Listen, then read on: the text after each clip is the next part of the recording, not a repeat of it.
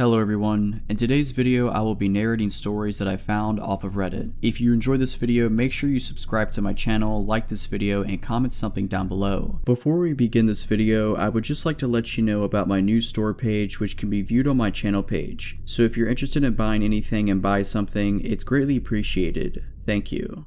But without further ado, let's get straight into these stories. It was the middle of summer and my parents had left for the weekend to go to our house in the Cape Cod. It's about a 2-hour drive away, so it's no big deal for them to leave me alone for a few days. My mom had some pulled pork and pasta for me to heat up to eat whenever I had some money if I wanted to order a pizza. Things were all good. The first night I was alone, I stayed up till 3 in the morning playing Xbox, so I woke up really late the next day. I checked my phone when I woke up and saw it was a little past 1. I had made plans to play some street hockey with my friends at 3, so I threw myself out of bed and stumbled into the shower. I take really long showers, so when my parents are gone I go mental. I was in there for about 45 minutes on my phone scrolling through Reddit and Twitter and whatnot, when I heard my front door open. The bathroom is directly up the stairs from the back door, and the thing is pretty loud when it opens and closes. I immediately froze, since obviously I was supposed to be alone. I waited for about 2 minutes, ears trained and trying to hear anything else. Nothing. I figured it was just the wind or maybe my parents were home early, so I turned off the shower, wrapped my towel around myself, and slowly walked down the stairs to check it out. Even though my house is old and each step on the stairs makes a super loud creak, I still took my time and tried to be as quiet as possible. I probably took 45 seconds walking down all 12 of the stairs. So when I get to the second to last stair, right before I could see around the corner to the kitchen, I take a little breath to compose myself. In my mind, I knew I was being stupid. There obviously wasn't anything in the kitchen. There's no way I wouldn't have heard another noise, and there's no reason for them to still be in the kitchen even if they were burglars or something in the house. After sort of mentally chastising myself for being such a wuss, I sort of chuckled to myself for being so stupid and just normally walked the last 2 stairs and turned the corner to the kitchen. Standing about 2 feet away from me in the middle of my kitchen is a man staring straight at me, perfectly still, with a massive smile across his face, just staring at me. The thing I remember most vividly wasn't his face or his smile but his arms. They weren't just at his side, he held them in the strangest, most abnormal position I've ever seen. They were where one would normally hold their arms, but he had rotated them to the point where they were almost completely reversed, as well as lifting them up and a little behind himself. Honestly, I think I almost had a heart attack right there. Looking back, I can realize how creepy the situation was, but in the moment I just took a step towards him and punched him as hard as I could in the jaw, sort of half slapping / pushing him towards the ground. The second I connected, I beelined up the stairs, dropping my towel in the kitchen with my heart beating out of control. I sprinted into my room and locked the door behind me. I quickly put a chair up against the doorknob like you see in TV. Almost without thinking, I immediately called 911 and nearly in tears told the operator what happened. As I sat on the floor of my room in practically the fetal position, staring at the door praying that a cop would be here soon, I noticed the light coming from the gap between my door had stopped. The guy was standing outside of my door. There's no words to describe the feeling I had. I was paralyzed with fear, watching the shadow across the bottom of the door shift in tiny ways. I stayed balled up, staring at the gap, praying the man would go away for what seemed like an hour. All the while, the 911 operator was asking, "Hello, sir? Sir, are you there? Hello?" I didn't want to make a noise, and even if I wanted to move my arms to bring the phone to my mouth, I don't think I could have. Eventually the light returned to the gap and I heard the faintest of footsteps, slowly creaking the wooden floorboards as he walked down the hall. It was silent for minutes as I just sat there curled up, unable to even speak. I heard banging on the front door and the sound of 2 officers entering my house. I finally felt safe, and I opened the door to the 2 of the men standing there as I almost cried. Nowadays, my parents don't even leave me alone home anymore, and I check every lock on the house before going to bed. Even working with sketch artists in a few lineups, the police never found whoever was in my house. I have no idea what he wanted or who he was, but regardless, let's not meet again, ever. I'm 29 now. This story happened 10 years ago. At the time I was jobless, and I found a job as a security guard in an office building. The office building was in a forested area, away from any busy streets, like secluded. The person who had the job before me had a car accident and apparently was paralyzed from the waist down. Nobody was interested in the job since you worked during the night and the office building was so big, it was just really boring. But hey, a job is a job. Once I started, a supervisor worked me in for a week, what to do, etc. This was my first night working by myself. I came to work and took the shift over from my colleague at 9 p.m. and he told me there will still be some people left in the building. Before I went up to the 15th floor, I closed the main entrance in such a way you could only exit when you're inside, so no outsiders could come in. After I did this, I went up to the 15th floor where these people still worked, to ask them if they needed to go anywhere else in the building, and if not, I could make my round and close off all the other floors, which I did. So I made my rounds and found nothing peculiar. I went back to my front desk. This was around 11:30 p.m. and the last people who were working on the 15th floor were just leaving, and the guy told me he was the last one to leave and wished me good night. Once the last person left, I went up to the 15th floor, checked all the offices and locked it down. I went down to my front desk again. Since there were no people left, I put on the alarms, which work on motion detection and also when you open a fire exit, on every floor, except the ground floor where my desk was. Within 5 minutes I put the alarm on all floors. The alarm went off on the 10th floor and there was nobody on the building. The rule is if an alarm goes off, you first call the security company before you take action. I told them I would investigate the alarm and I would call them back once I checked it out. Otherwise, if I don't call back, they would send a police car to check it out, just as a precaution. I checked the whole 10th floor and I found nothing. Went back to call the security company, telling them it was a false alarm. I kid you not, the alarm on the 10th floor went off like 7 times in an hour, and every time I checked the floor, I couldn't find anything out of order, or even that there was someone there. Since this was my first day working alone and the alarm went off so many times, the security company thought I was screwing things up and wanted to file a complaint to my boss, which would mean I would lose my job I just had for a week. In retrospect, the following was the dumbest thing I could ever do, because the alarm went off again. Since I didn't want to call the security company again and cry wolf, I went up to the 10th floor without informing the security company. The only thing I had on me was a mag light, since security guards in the Netherlands are not allowed to carry guns. I went up to the 10th floor, checked the floor, and as before, found nothing. The only difference now was I pretended to leave, turned off the lights, and stayed on the 10th floor, listening if someone was there. In about 5 minutes, I heard someone or something moving. I was relieved and anxious at the same time. Relieved I wasn't wrong, and that there was something on the floor. Anxious because of what was on the floor. I turned on the lights, and tried to sound as manly as possible, saying something in the line of, "I know there's someone here, show yourself." As you can imagine, no response. So stupid I didn't go down to call for help, but stupid me went looking to whatever it was I heard on the 10th floor. I walked to the office I heard the sound from, turned on the lights, and found a little girl who couldn't be older than 13 with long brown hair, in white pajamas, squatting and rocking front to back on a desk, looking straight at me. The scary thing was there was no emotion in her face or in her eyes. I collected my nerves and took the girl by the hand.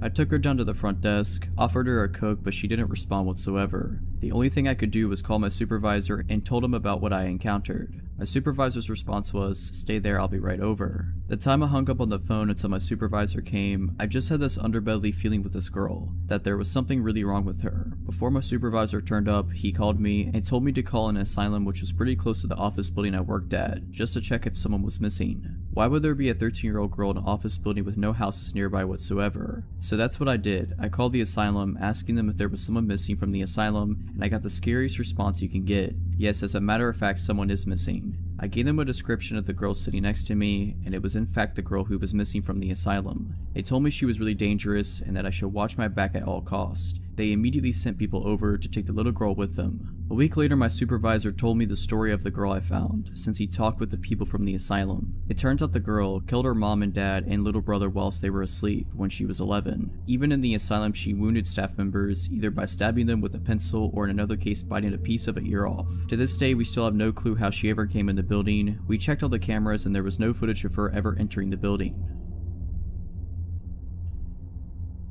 I grew up in a very safe, very affluent neighborhood. It was unheard of for anyone to lock their cars or houses, and when someone new moved to the neighborhood, it was mere moments before they were welcomed with open arms and open doors. Despite being surrounded by what could be described as one large neighborhood family, my mom was very particular about house rules being followed, one of which was never going out alone. Walking to a friend's house, 3 of us had to go, so 2 could walk home together after dropping you off. It was rare, but occasionally just 2 of us would be able to sneak out from under her watchful eye and run to the corner store a few blocks down for some candy or soda.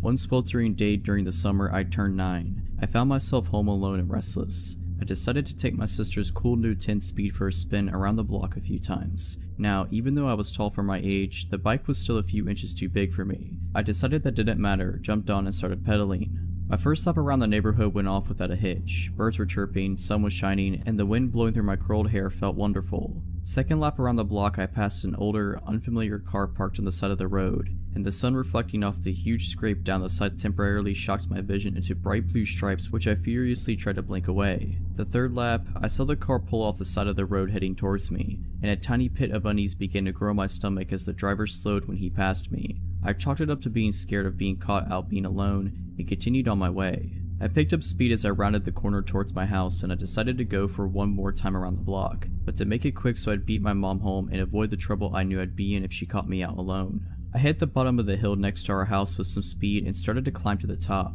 slowing more and more the closer I got. By the time I reached the top of the hill, I had to stop and catch my breath, teetering the too tall back at my hip.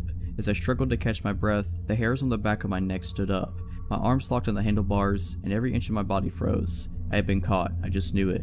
I heard a car creeping up behind me, and it just had to be my mom, but it wasn't. When relief should have washed over me, the unknown dread only deepened, further stiffening my frozen still limbs.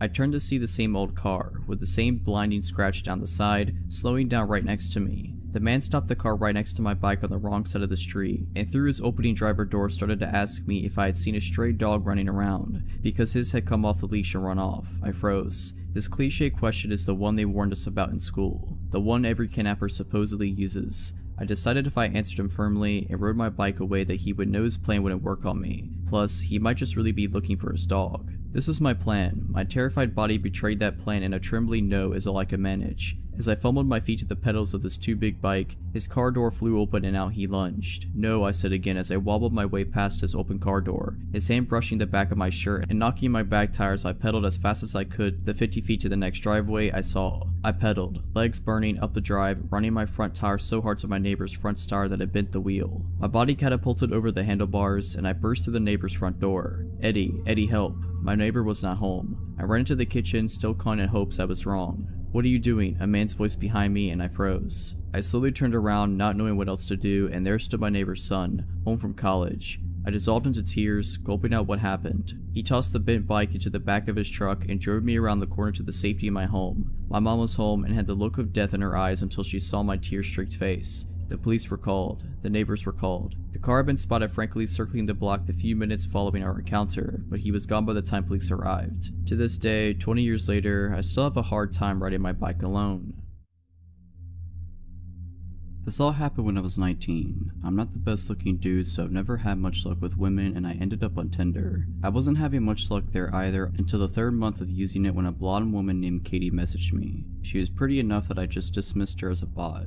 It wasn't until 3 days later that she messaged me again, which was odd because bots almost never messaged more than once. I clicked on her chat and replied, then looked at her profile. What I saw was pretty generic, but it definitely wasn't a bot's profile. We had been talking for like a month when she proposed the idea that I come see her. I was pretty reluctant as she lived nearly 8 hours from me by car, but I had to admit I really did like her quite a bit, and I had been thinking about asking her if I could come see her for a while now. After a bit more badgering from her, I finally said that I would take the drive to go see her. At this point, I had no reason to doubt she said who she said she was. We had video chatted every other week and called most days, and I just assumed I got really lucky. Things did get a little weird on the way there though. She kept messaging me, asking me where I was, and making sure I was still coming. At some points, when I took more than 30 minutes to respond, she would send me a slew of annoyed texts. Admittedly, I had chalked this all up to her being nervous about me coming to see her. I was pretty nervous too, so I couldn't blame her. I had a hard time finding the house at first. The directions she gave me were pretty confusing, and it was back through a series of gravel and dirt roads and a large thicket of trees. It was still about midday when I came onto an old-looking house.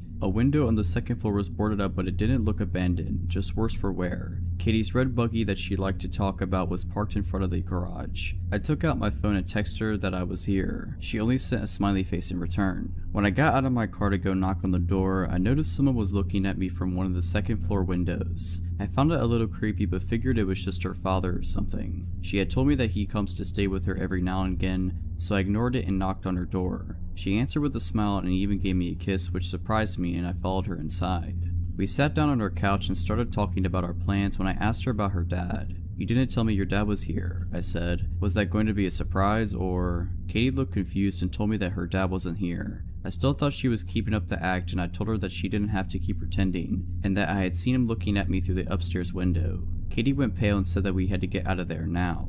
We both ran out to our cars, and when I questioned Katie, she informed me that her dad wasn't there and that she had been home alone until I showed up. I called the police, and while I was on the phone giving the address, Katie gasped and pointed to the window where I had seen the guy last. He was looking at us from out the window again. I got a better look of him, and he seemed older and frail, almost like he hadn't eaten anything in a while. He left the window after he saw that we saw him. The police took half an hour to show up, and the whole time Katie was crying and mumbling about how she was an idiot for not keeping her doors locked. When the police finally did show up, one started asking me and Katie questions and the other two searched the house. They came back out a little later and told me and Katie that, while they didn't find anyone, they did find that the back door was hanging open. Whoever it was had ran out into the woods, but the cops were sure the house was empty. After the cops left, Katie asked me to stay the night because she was too scared to be in her house alone right now. I gladly did, and we slept downstairs on the couch as Katie's bed was the room next to the one the man had been in. Katie had also brought out the shotgun that her father had given her but she never used. I told her it was fine, the man's gone, but she insisted, saying she'd feel safer if we had it out. I'm glad she did. Later that night I was still wide awake, watching TV. Katie had somehow managed to fall asleep. From the kitchen I heard the sound of a doorknob being turned. At this point I wasn't even scared, I was just pissed. I flipped on the light in the kitchen and pointed the gun at the kitchen door, and there he was. The guy that had been in the house before was standing on the other side of the glass door. He looked shocked, and I'm glad we had locked the door. The man unfroze and yet again ran into the woods. I woke up Katie and told her what happened and called the police yet again. When they arrived, they did a sweep of the woods and found no one yet again. They told Katie and me that it'd probably be a good idea to stay at somewhere else for the night. Me and Katie said our goodbyes. She was going to stay at our friend's house and I was going home. I left a little after Katie did, and I was on the phone with my brother telling him about what happened. My headlights were on. As I was talking, something caught my eye. That man was standing at the corner of the house just watching me. I gunned it out of there and didn't even bother calling the police again, but I did text Katie and she said she was going to call them again. I don't think Katie ever even went back into the house alone. I had to fly out to a small town I'd never been to in order to look for a place to live. I'm moving there in the fall to start grad school. My boyfriend flew with me, and before the trip I researched all sorts of apartments on Craigslist and set up a bunch of appointments. Our first appointment was in the afternoon in this sort of remote residential area. The landlord sounded fine over email and asked me to call him an hour before the appointment to confirm that I was coming. I called, he didn't answer, so my boyfriend and I started walking to the house and just hoped that he would show up. Maybe 10 minutes before the appointment, he called me. "Are you coming?" he asked. He sounded like an older man and had this very strange, slow way of talking, but I just thought that he was just older. "Yes, we're in front of the house now." He got extremely upset. "We? Oh yes, my boyfriend's with me. You never told me you had a boyfriend. You never said that." It had never crossed my mind to tell him this information. Since my boyfriend would not be coming to live with me, he was just helping me look for apartments on the trip. I told the man so, and after a very long pause he said, "I'm sorry, it's just sometimes people don't tell me when they're married, and it surprises me. I'll see you soon." Then he hung up. I told my boyfriend about what the man had said and he was immediately weirded out. He wanted to leave, but they were slim pickings in terms of real estate at this point, so I stupidly said that we had to stay, in case this place was the place. As we're discussing it, we see a man leave the house we're going to view. This man was young and extremely sketchy looking, greasy hair, furtive eyes. He took one look at us and ran out of the house to his car and pulled away from the curb with a screech. Okay, so now we're really weirded out, but this isn't enough for us to bail just yet, and as we look at each other wondering what to do, the landlord arrives. He's in his 50s, very tall and very strong looking. His eyes are completely blank and empty of warmth or emotion. He slowly walks up to us and says, "I'd shake your hands, but mine are dirty." "What from?" my boyfriend asked. "Work," is the flat reply. He asks us a lot of questions about me, completely ignoring my boyfriend. The entire time he stares into my eyes without blinking. What am I going to school for? What other places am I considering for living? Is my boyfriend moving to this town too? I try to give answers that are as vague as possible. Meanwhile, my boyfriend asks the landlord questions of the same kind, which he refuses to answer. Then he says, "Apropos of nothing, let me show you the basement." At this point, I should have noped out of there, but I didn't. I kept thinking this was an eccentric old man from a small town. We're city folk, and that we were just feeling paranoid. My boyfriend, on the other hand, wanted out of there, but he followed us as the man led us back to the house, away from the street to this sort of detached shed. He opened the door and we saw that there were stairs leading down into the utter darkness. He flipped the switch at the top of the stairs and the light didn't come on. Normally the response for this is, "Oh, the lights are out," or something like that, but he just said, and slowly walked down into the darkness. Then he stood there without moving in the dark and said, "Aren't you coming down?" "There's nothing to see if the light's out," says my boyfriend. The landlord just stands there for a long time, then slowly walks up the stairs and closes the basement door without saying anything. He took us into the house. Weird and increasingly creepy things ensued. The front door, the only exit to the house, locked automatically, and when my boyfriend tried to fiddle with it, the man got really upset and told him to leave it alone. He managed to get it open secretly though. The man kept trying to box us into small rooms and, according to my boyfriend, kept reaching his hands into his pockets, only to take them away when he caught us looking.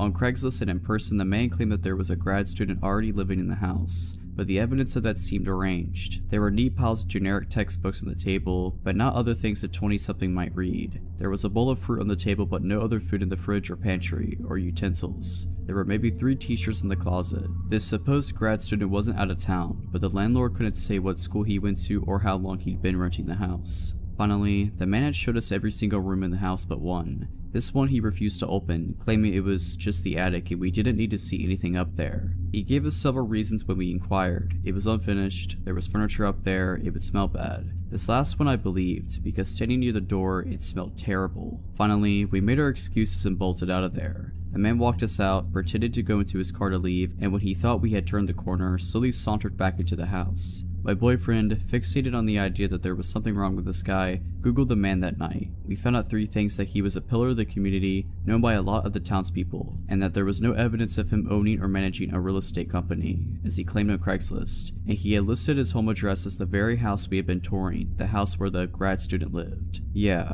we won't be renting this place.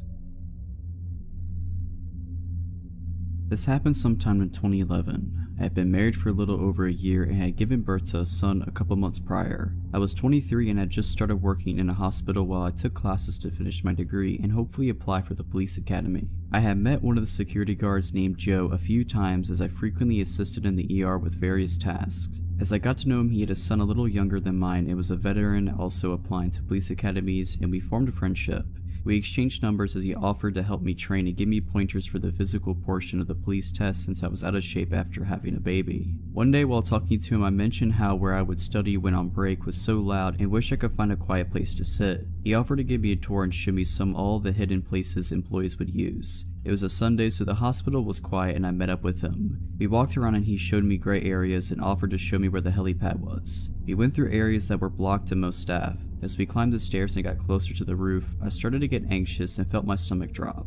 I couldn't explain it and felt fear as we got closer. I'll admit, I'm afraid of heights and thought maybe that was it, but when we got on the roof, the fear got stronger, but it was directed towards Joe. Something was off, and I had this feeling that at any moment he might try something and push me over the edge of the building. I just had to get out of there. Fortunately, at that moment, the phone I carried rang and my coworker wanted to know where I was and if I'd be back soon to help her with something. I told him I had to get back and followed him back out, making sure he was never behind me. After that day, I avoided Joe at work and would only keep text messages short. I felt bad at first, thinking I was overreacting because he had never done anything to me to make me feel that way. As time went on though, the texts became more frequent and he would try to ask me what I was wearing. I told him it was inappropriate as we were both married. I started seeing him more frequently and felt he was everywhere, just lingering like he was waiting for me. Finally, one of my coworkers, Stan, asked me about it and I confided in him what was going on. I told him how I was scared to report him because he was part of security. I also mentioned how I would see him sometimes when I would leave at night around midnight and was scared that one night he'd be waiting by my car even though he didn't know what kind I drive.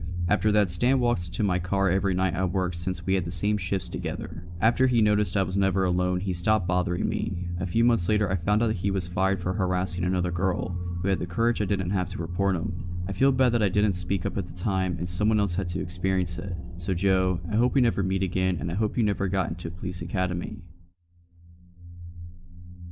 I grew up in a small town in the Midwest where you left your doors unlocked and came home when the street lights turned on at dusk. After moving away for college, I decided to move back to my quiet, sleepy hometown in one of the 2 apartment buildings. I'm living there for roughly 3 months when one night I go to sleep early on a Friday night. Now, I'm a reasonably hard sleeper, so when I wake in the middle of the night to noises, I'm immediately alarmed. I'm going to describe my apartment layout for a better understanding. As you walk in the front door, the kitchen is to the left and the living room is to the right. There's a hallway straight ahead with one bedroom at the end. A bathroom is to the left in the hall and my bedroom to the right. I get up from my bed, walk around the end of my bed, and peek my head out of the bedroom door. I look to the left to see my front door open to the outside hallway. There's a loud voice coming from my enlightened kitchen. From my vantage point, I'm unable to see into my kitchen. I froze. I come to my senses after realizing that I've stopped unconsciously breathing. I take a shallow breath to steady my mind and gather my bravery. There's no thought process about what to do at this point. I let my body and my instincts take over. I turn around and head back to the far side of my bed. I grab my phone from the nightstand and quietly remove it from the charger. Luckily, my bed frame is high enough for me to squeeze under without much difficulty. I immediately realize that there is no escape from my hiding spot if things turn south. I'll have to rely on luck to get me through this. I dial 911 and a woman answers and asks about my emergency. I briefly explain in a whisper that an unknown man is in my apartment and that I am currently safe.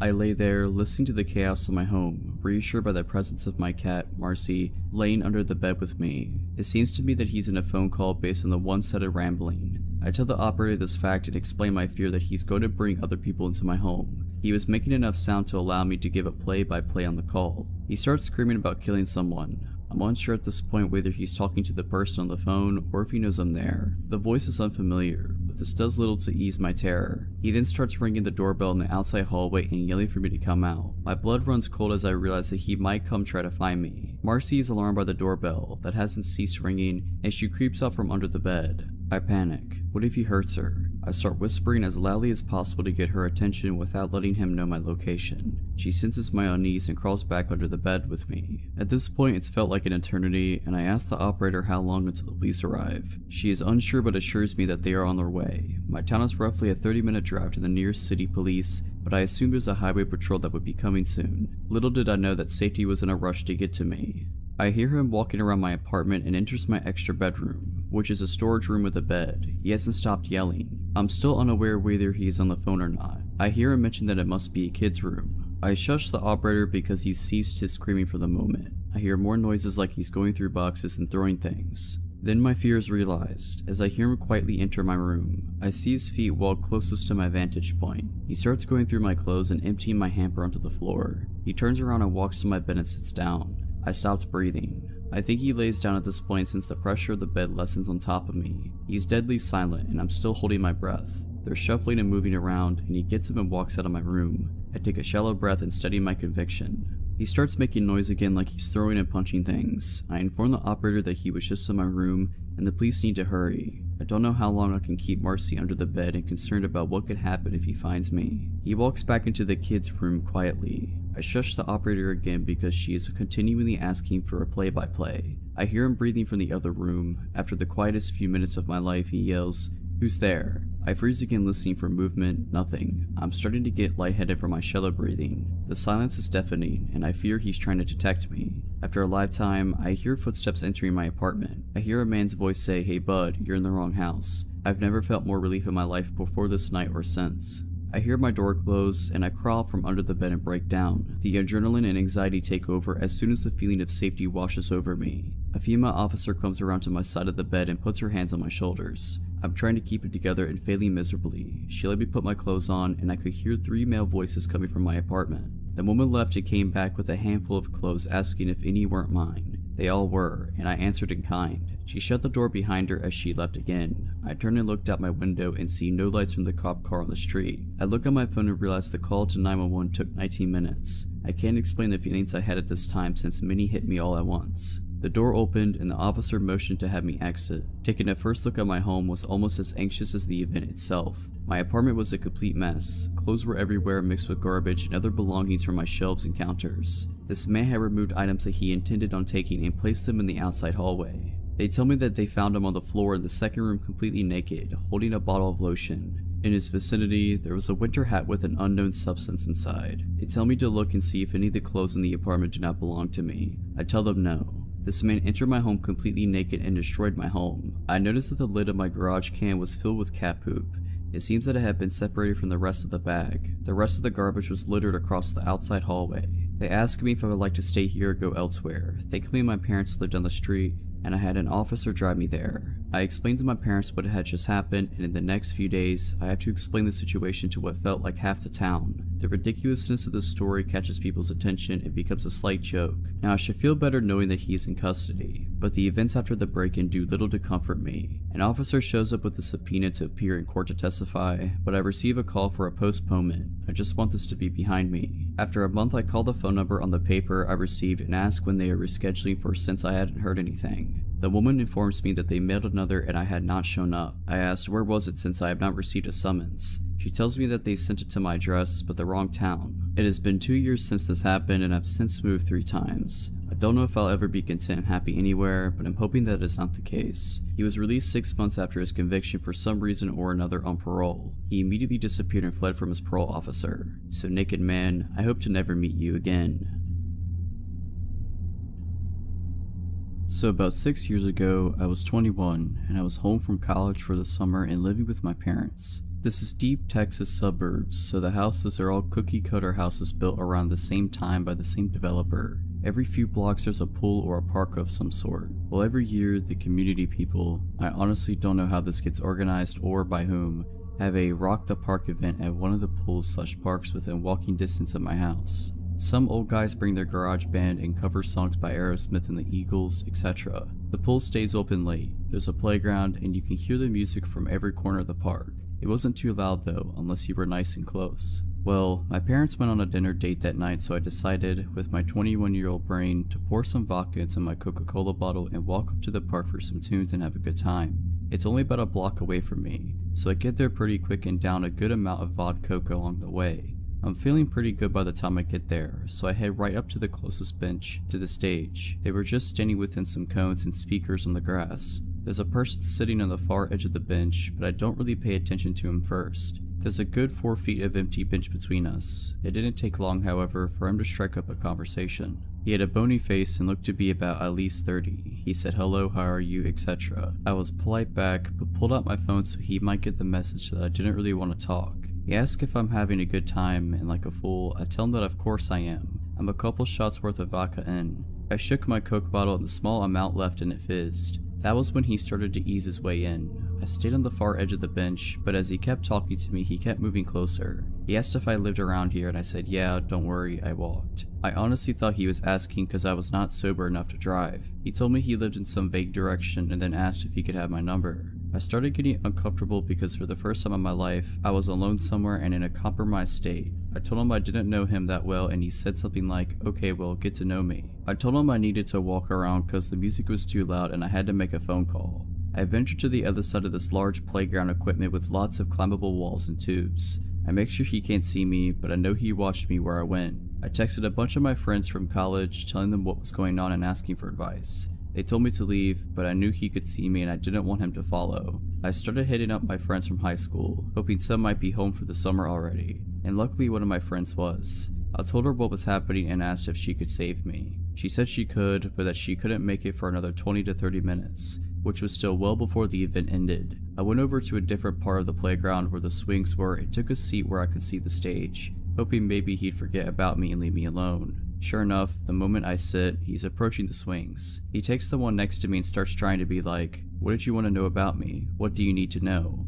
I was like, actually, I'm getting really tired. I am probably going to go home soon. I just want to enjoy the music a bit longer without talking. That was when he became adamant about walking me home. It was a suggestion at first, but the more I told him no and that I'd be fine, the more aggressive he got about it. My parents wouldn't be home for another few hours, so if I did go home and followed, he'd know where I live and have me alone. He asked which direction I lived in and I pointed in the opposite direction of my parents' house. He got up and took a few steps in that direction, then turned back to me like he expected me to follow. I told him that I wasn't ready to go home, but it became very clear that if I was walking home that night, he was coming whether I wanted him to or not. He stayed near me for the next 10 minutes or so until my friend arrived. I saw her car pull up and immediately got to my feet like, hey, that's my friend, and I sped off towards her car. She parked and got out and started heading back towards the park. I was like, no, hey, we gotta go now, but it was too late. He followed me and touched my shoulder. He said, hey wait, you promised to give me your number. I hadn't, but I felt rather trapped and figured that if I gave him a fake number, he'd be satisfied enough to let me leave.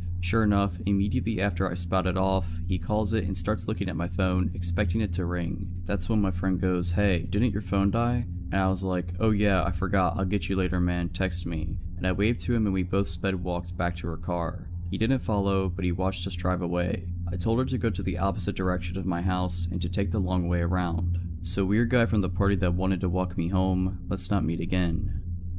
If you're liking this video, all I ask is that you make sure to subscribe to my channel and like this video. Thank you.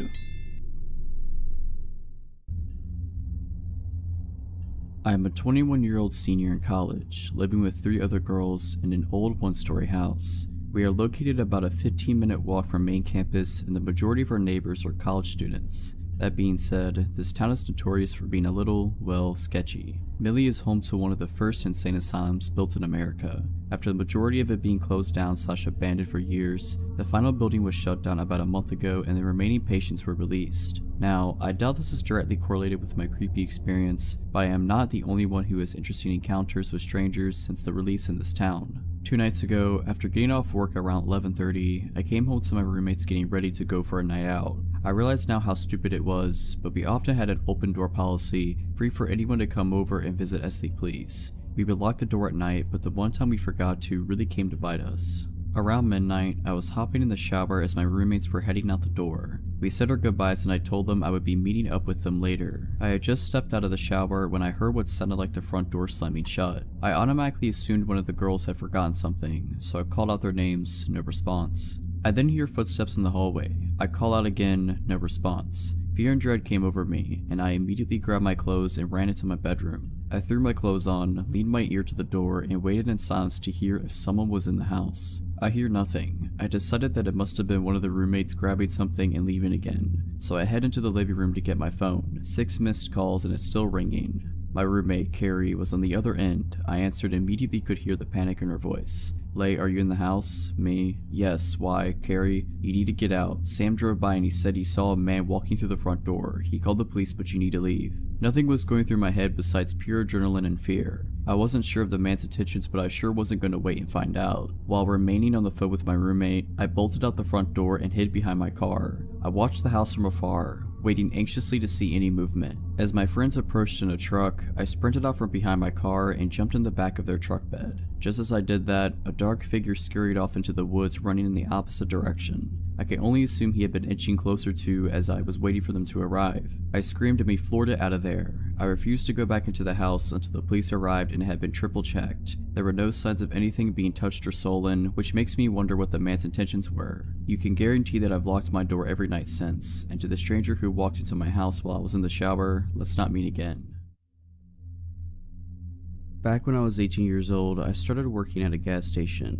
This was my first job. Near the end of my first shift, I was cleaning the hot dog rollers and a man walked in. He was rough looking, not in a bad way, but like he had been working outside all day. As soon as I set eyes on him, I got the gut feeling that I needed to stay away from him. Since I wasn't the one at the register, there was no reason for him to talk to me. However, the moment he saw me, he walked over and asked if I was new. I said yes, and he told me I was doing a good job and went on his way to check out. I noticed that he had a Jamaican accent, which was weird to hear since I lived in Michigan. Honestly, at that point, I thought that my gut was wrong about him. I was right the first time. During my next shift, he once again came in and again I was cleaning. He came over to me and I still got the bad feeling in my gut. He asked me how my day was and I told him that it was okay. He then looked at my hand. I was wearing my high school class ring and I put it on my left hand ring finger because I didn't want to scruff it up while cleaning with my right hand. He asked if I was married. I said no and I told him it was my class ring. He then asked if I was dating and I lied and said yes. He started asking me questions about my boyfriend, like how old he was, did I want to marry him, and if we were in a physical relationship. I told him I wasn't comfortable with answering that and he got mad but dropped the conversation. He would continue to ask me questions about my love life every time he would come in. After about a month and a half of this, I noticed that he would come in every day that I was working. This was weird because the days and hours that I worked changed from week to week. I asked my coworkers if he came in when I wasn't here and all of them said no. I also asked if any of them had told him what shifts I had been working, but again they said no. This honestly freaked me out and I'd start to feel nervous when I would see his car pull in. One day he tried to give me his phone number and I politely told him that I wasn't interested in it. He got mad and was telling me that I needed to take it. My coworker at this point told him that he needed to leave.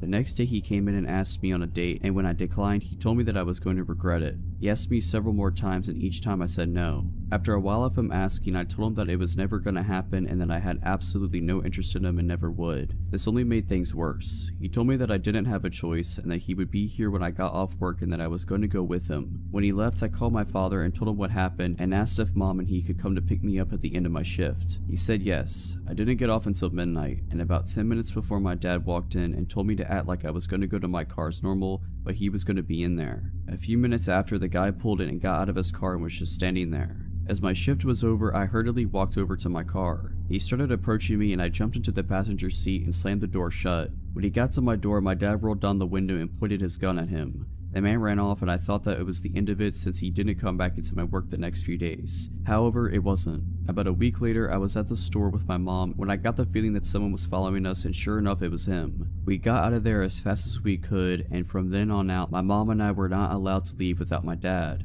Everywhere I would go he would show up, even when I went to my friend's house who lived about a half hour from me. We caught him driving by the house several times. My mother also caught him following her several times, which freaked her out. We contacted the police and told them what was going on, but they said there wasn't enough evidence and that there was nothing they were able to do. To this day I am still mad at the police for not doing anything. He started coming back into my workplace and I asked my boss to ban him from the store, but she said no. Later I would find out that they were friends, and that is how he always knew when I was working. I also believe that she was the one to give him my phone number, because it was around this time that I started receiving strange messages about how I looked, about my parents, and other creepy things. I got to the point where I was so paranoid that I wouldn't leave my house without my father. I had to have him drop me off and pick me up from work, and when I was at work, anytime I had seen a car that even somewhat looked like his, I would run and hide in the back room. Even my poor mother was paranoid and wouldn't go outside without someone with her. Finally, my father had enough and told me to quit my job and that he would help me pay the few bills that I had.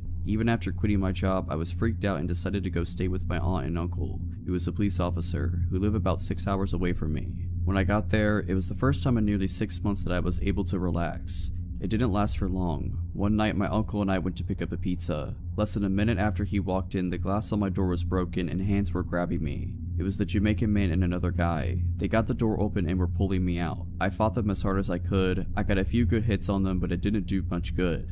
Thankfully, my uncle came out and both of them ran after my uncle when he announced who he was, and my uncle chased down the Jamaican man after I shouted which man he was. That day he was arrested. Later on, I found out that he was illegally here and was deported. It took me about 2 years before I would go anywhere by myself. Honestly, it wasn't until I got my CPO that I was comfortable going places without someone with me. So Jamaican man, let's not meet again.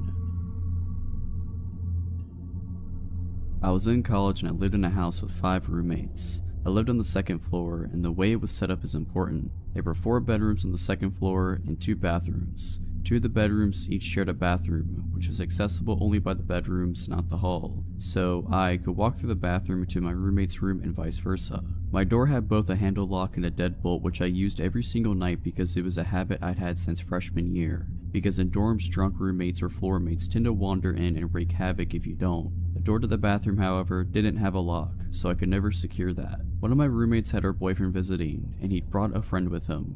I hadn't spoken to the friend or gotten to know him at all, and I didn't really have any opportunities to since I didn't hang out in any of the common areas of the house, and frequently didn't even sleep there because I was casually seeing someone at the time. My first interaction with him was about 2 days into his visit. I was coming home around 6 AM from the house of the guy I was seeing, and I walked into the living room. When I came in, the visitor was alone and shirtless in my kitchen, which is open to the living room. He didn't even say hello, he just angrily asked me, "Where were you?" which I was taken aback by, because he sounded like a jealous boyfriend, but I told him I had been at my boyfriend's house and he said, "You didn't tell me you had a boyfriend." Well, of course I hadn't told him, I've never spoken to him. I made a weird face at him and went upstairs and didn't see him again for the rest of the day. I slept in my own room that same night, deadbolt secure. I woke up at around 7 in the next morning to him entering my room from the bathroom. Before I could say anything, he saw that he woke me up and said, "Sorry, I was looking for the bathroom." I replied, "Well, you're standing in it, so," and he retreated and closed the door. I didn't think much of it at the time because I was groggy and I just fell back to sleep.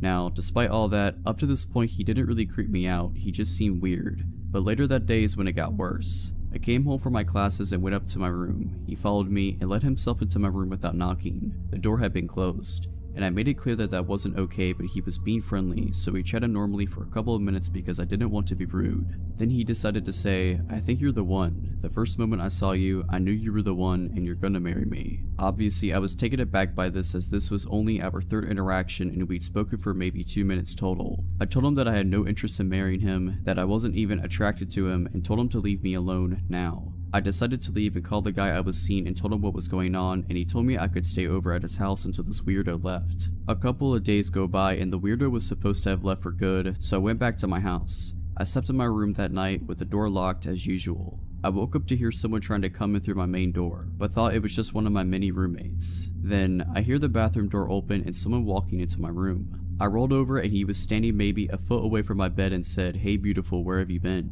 I said, "Weren't you supposed to leave? Why are you in my room?" He said, "I wanted to wait for you to come home. I couldn't leave without saying goodbye." And then he tried to climb into my bed with me and kept touching me while saying, "Scoot over, I want to say goodbye properly." To which I started yelling, "Get out of my room. I didn't invite you in. Leave now." I smacked his hands away from me and he got upset but left without much of a fight. I immediately left my house and went to my boyfriend's. The guy did finally leave later that morning.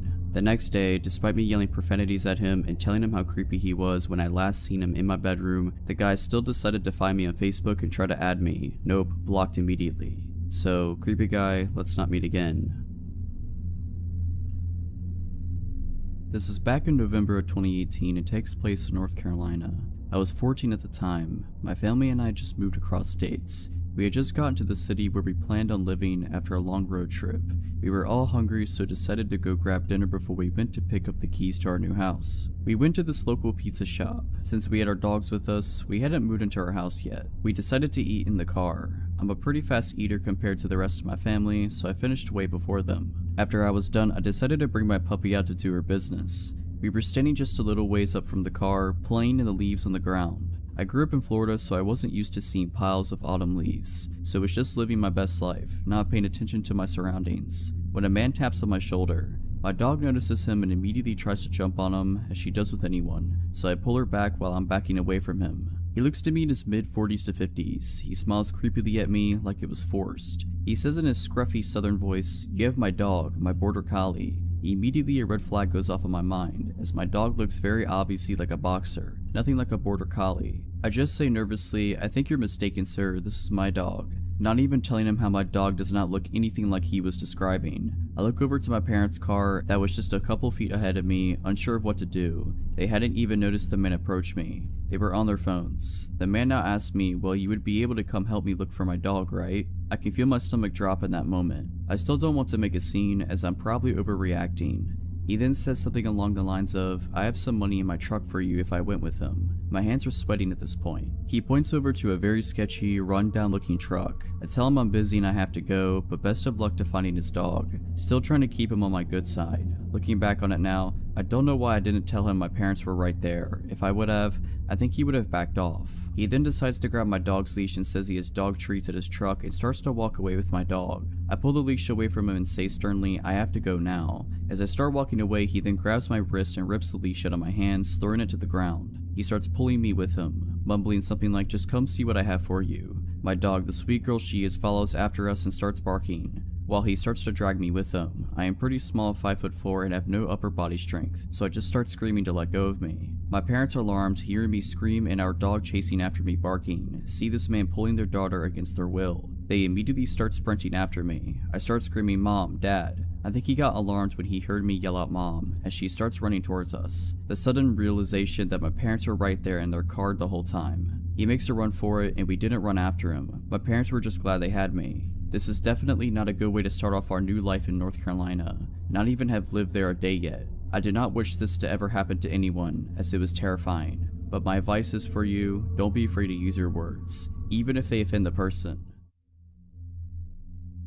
I like to begin by describing myself, because I believe it's relevant to the story. I'm 25, male, and a bit above average height. I have been doing sports 5 to 6 times a week since I've graduated high school: gym, running, CrossFit, squash, swimming, and any team sport my friends decide to play at any given time. My favorite hobbies are mountaineering, hiking, and bouldering. I've just recently purchased a new pair of high-altitude mountaineering boots because it's near the end of the summer season and they were on sale. The plan is to wear them in the Alps next summer on a few ascents. I live in a European capital, one that's surrounded by wonderful nature with many trails and opportunities for hiking.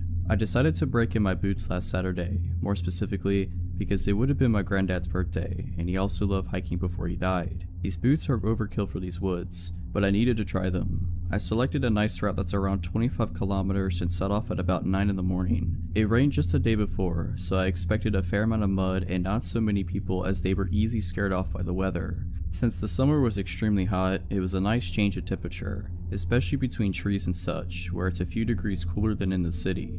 In the not so distant past, my dog would have definitely joined me on this hike, but she's turning 14 this year and she doesn't enjoy long distance walks anymore. My girlfriend had to do something for work on short notice, so I knew from the moment I woke up I would be doing the hike alone. The first half of the hike was perfect. The altitude difference along the trail is minimal, I barely broke a sweat, and I misjudged how many people would be out due to the storm the day before. I met at most 6 to 7 people during the first 2 to 3 hours, and most of them were cross-country runners. It's worth mentioning that I wasn't walking quickly. I stopped on many occasions to take pictures or study some animal tracks. There are deer and wild boars in these woods, nothing more menacing, not animals anyway, but I won't get ahead of myself. Between 12 and 1, the path ran into an actual road, one where cars can go. This road is asphalt, but deep in the forest and can only be used to reach certain landmarks that are also in the forest, so cars seldom go here. My trail required me to take this road for a few hundred meters. As I was walking along the road, I heard a car approach from behind me. It went past me, not too quickly or too slowly. It was an older, green SUV with a fresh registration. You could tell by the license plate. Probably an import. Anyway, I thought nothing of it at the time. Then I heard it come back.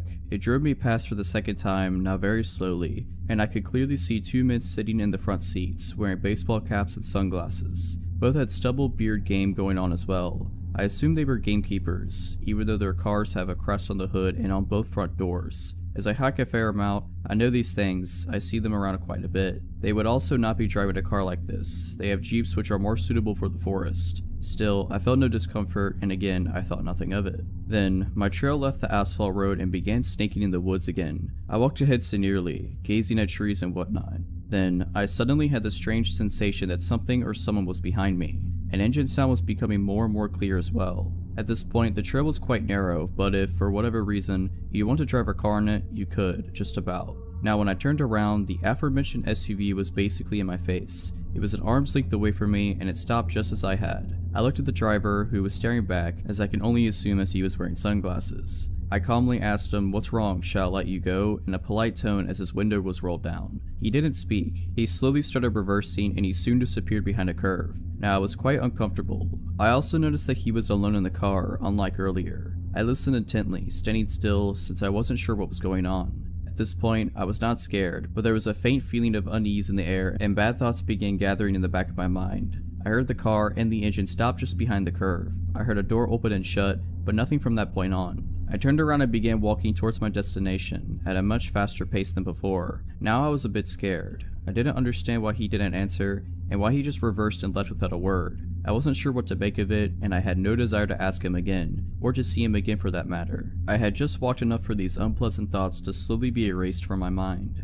As I had been drinking a lot of water as I usually do, I decided to use the bathroom. I saw a perfect spot, a very narrow path off my trail that led quite clearly to a little hunting tower. I walked over to the tower, put my bag down by the ladder that led up to it and began peeing. I was also interested in checking Google Maps to see where I was, but since there was no signal, I decided to check my map. I also had a sip of water. I had been camping there for a good few minutes before I headed back at the trail from where I deviated to pee. Right before I arrived back to the main trail, I thought to myself how extremely quiet it was.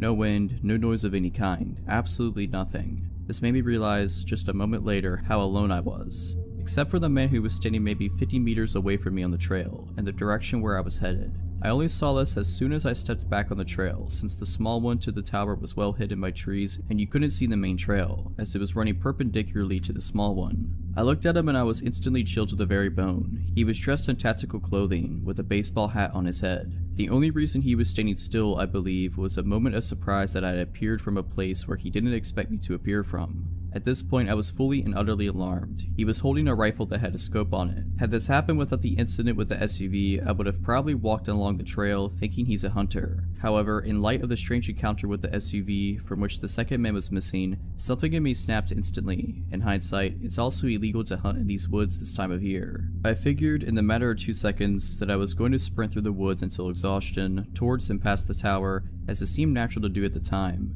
If there was no malicious intent on this man's behalf, or the others, he'll just think I'm an idiot and forget about me in 2 minutes. If I'm right, it's the best call I will ever have made. He began running towards me. Adrenaline blossoming within me, I began sprinting away. I sprinted past the tower and deep into the bushes, not sparing my legs as I was wearing shorts and a thermal jumper. I crashed through branches, small trees, and slipped on several occasions. I really did sprint until I was exhausted. It must have been several kilometers. I even crossed some smaller trails but didn't even bother to look either way. My pulse was a billion the whole time. I began checking my phone for a signal, but nothing. I was already really angry at myself for not memorizing the license plate. After a while I began power walking, but still off trail straight ahead in a direction that I knew would sooner or later lead me out of the woods. When my phone got a signal, I told the story to several people frantically, but no one took me too seriously. They said I was overreacting and whatnot. You must have misunderstood the situation. Finally, I reached a trail that led directly to a cute little town that borders this rather large forest. It felt like an eternity, but I walked the last kilometer to the main square, took off my jumper and put it in my bag. At least I looked a little different from far away. I waited for a bus that took me back to the station near my car, rather anxiously. After the bus ride, during which I studied each car on the road, I walked back to my car, got in and drove home. My dog welcomed me like I was coming back from a 2-year deployment. Dogs are just amazing. She must have felt that something shook me up.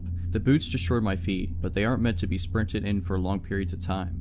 I called the Forest Gameskeeper's office. I inquired about whether they have such cars in service as the one I come across. They do not. Their gamekeepers also don't typically work in pairs. Like 99.9% of the time, they are alone. I told them my story and they took me a lot more seriously than my friends, but they assured me that the police wouldn't. No one could have been legally hunting in the area during summer either. I've been reading local news, but nothing extraordinary has been reported yet. I really hope nothing will be reported either. Gentlemen, in the empty forest at lunchtime, let's not meet again.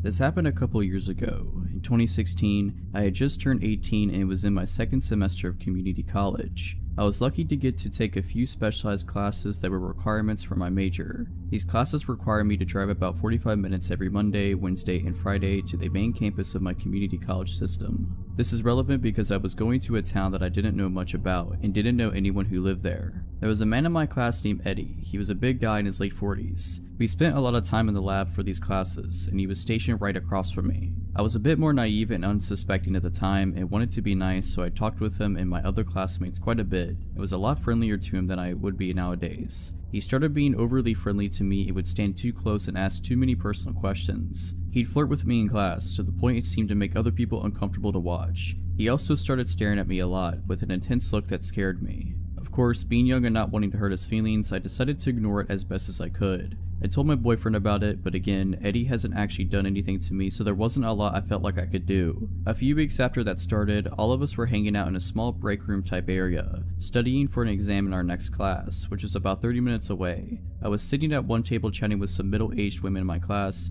and Eddie was at the next table over messing with his phone. I noticed that I was going to get something from the vending machine and stood up. As I did, he tried and failed to discreetly turn his phone toward me and snapped pictures of me as I walked in the machine, got my drink, and bent over to pick it up. I realized what was going on as I was walking back to my seat, with him still taking photos, and I shot him a look. He put his phone away and just sat there staring at me. I was trying to look pissed, but honestly I was just really freaked out. I excused myself from the table and called my boyfriend near tears, telling him what happened. He was angry and said that I needed to tell someone, but I said no, I didn't want to make a scene. He tried to comfort me as much as he could, but I had to go to class soon afterwards. Our last class finished at about 9 p.m. and since it was January, it was completely dark out when we all walked to our cars. I was actually texting one of my guy friends about what had happened when Eddie walked up to my car, stopped for a second, and looked at me through my windshield, then slowly kept walking, watching me through my driver's side window the whole time. He was parked nowhere near me and the wind chill was below zero, so he had to have made a point to walk by my car like that. I was terrified and with my hands shaking, I started my car and drove home as fast as I could, calling my boyfriend on the way and crying. After that, I decided I needed to talk to my professor about what was going on. I was so nervous, but I asked her the next week if I could talk to her privately when class was over. We went to her office and I told her about Eddie and what he had done and how he acted weird toward me. She told me that she had noticed tensed up and went quiet when he got close to me, and had noticed paying a lot of attention to me, and told me she believed me about the pictures. She was honestly amazing with how she handled it. She promised me that she would move things around where I'd be away from him in the lab and asked if I wanted her to talk to him about it. I said no, that I didn't want to make him angry, and she said that she'd respect that, but she was going to have the security guard stand at the door and watch me go to my car every night and that she'd tell the program director what was going on, but Eddie wouldn't know that I had talked to her. By the time we had got done, it had been around 30 minutes since class had ended and she offered to walk me outside. I'm glad that she did, because when we came out the elevator to the first floor, Eddie was sitting there in the foyer alone.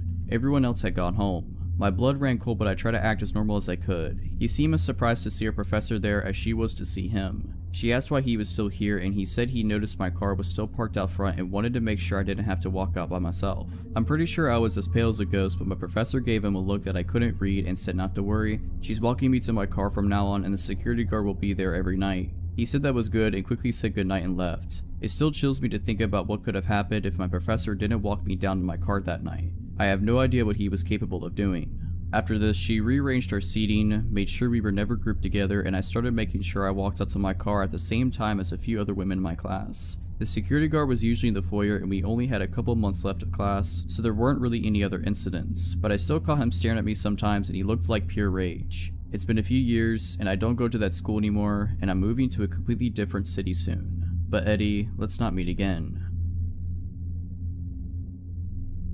I recently ran into an old coworker from our time we worked at the sandwich shop in the truck stop. We chatted for a while before he had to leave, but I started thinking about my stint at that place, specifically the creepy sandwich guy. In college, I worked some overnights at the truck stop. It was a pretty safe place in a smaller town, and there had only been 3 incidents in the 4 years the place had been open before I got hired in. 1 trucker got robbed, 1 group of ladies arrested for servicing the truckers, and 1 OD. I was never really worried, even though my coworkers seemed a little concerned that I was a young girl working overnights at a truck stop when there was only 1 other employee in the whole place. Usually it was really slow. Most of the time I'd get 3 or 4 truckers come in within the first hour. A couple people came in with the munchies and ordered 3 dozen cookies one time, but usually it was maybe 1 or 2 people an hour, if that, so I'd spend about 3 hours cleaning ovens, finishing dishes, deep cleaning the lobby, that kind of thing. And then I get to spend whatever time between customers doing homework. The overnight boss on the other side, the gas station side, was cool as long as everything was cleaned and tipped regularly. A few weeks before I inevitably left this place, a guy came in about 20 minutes before my shift was over, so it's about 5 AM by this point.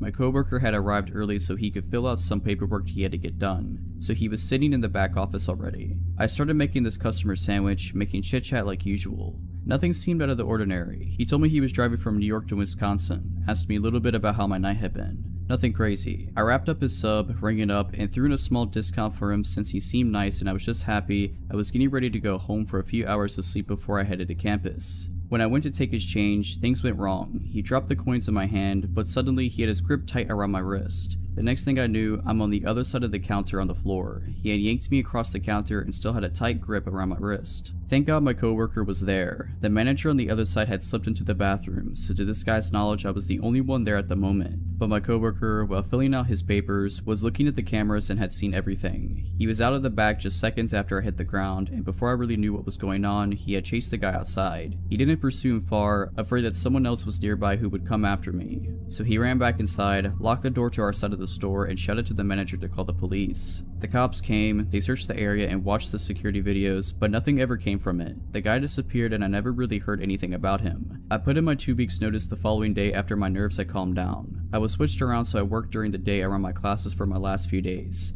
and they made it a policy that 2 people were to be working both sides of the truck stop on overnights from that point on. I still live about an hour and a half away from there, and honestly I haven't went back since my last day just because that memory is still in my mind almost 8 years later. So creepy sub guy, let's not meet again.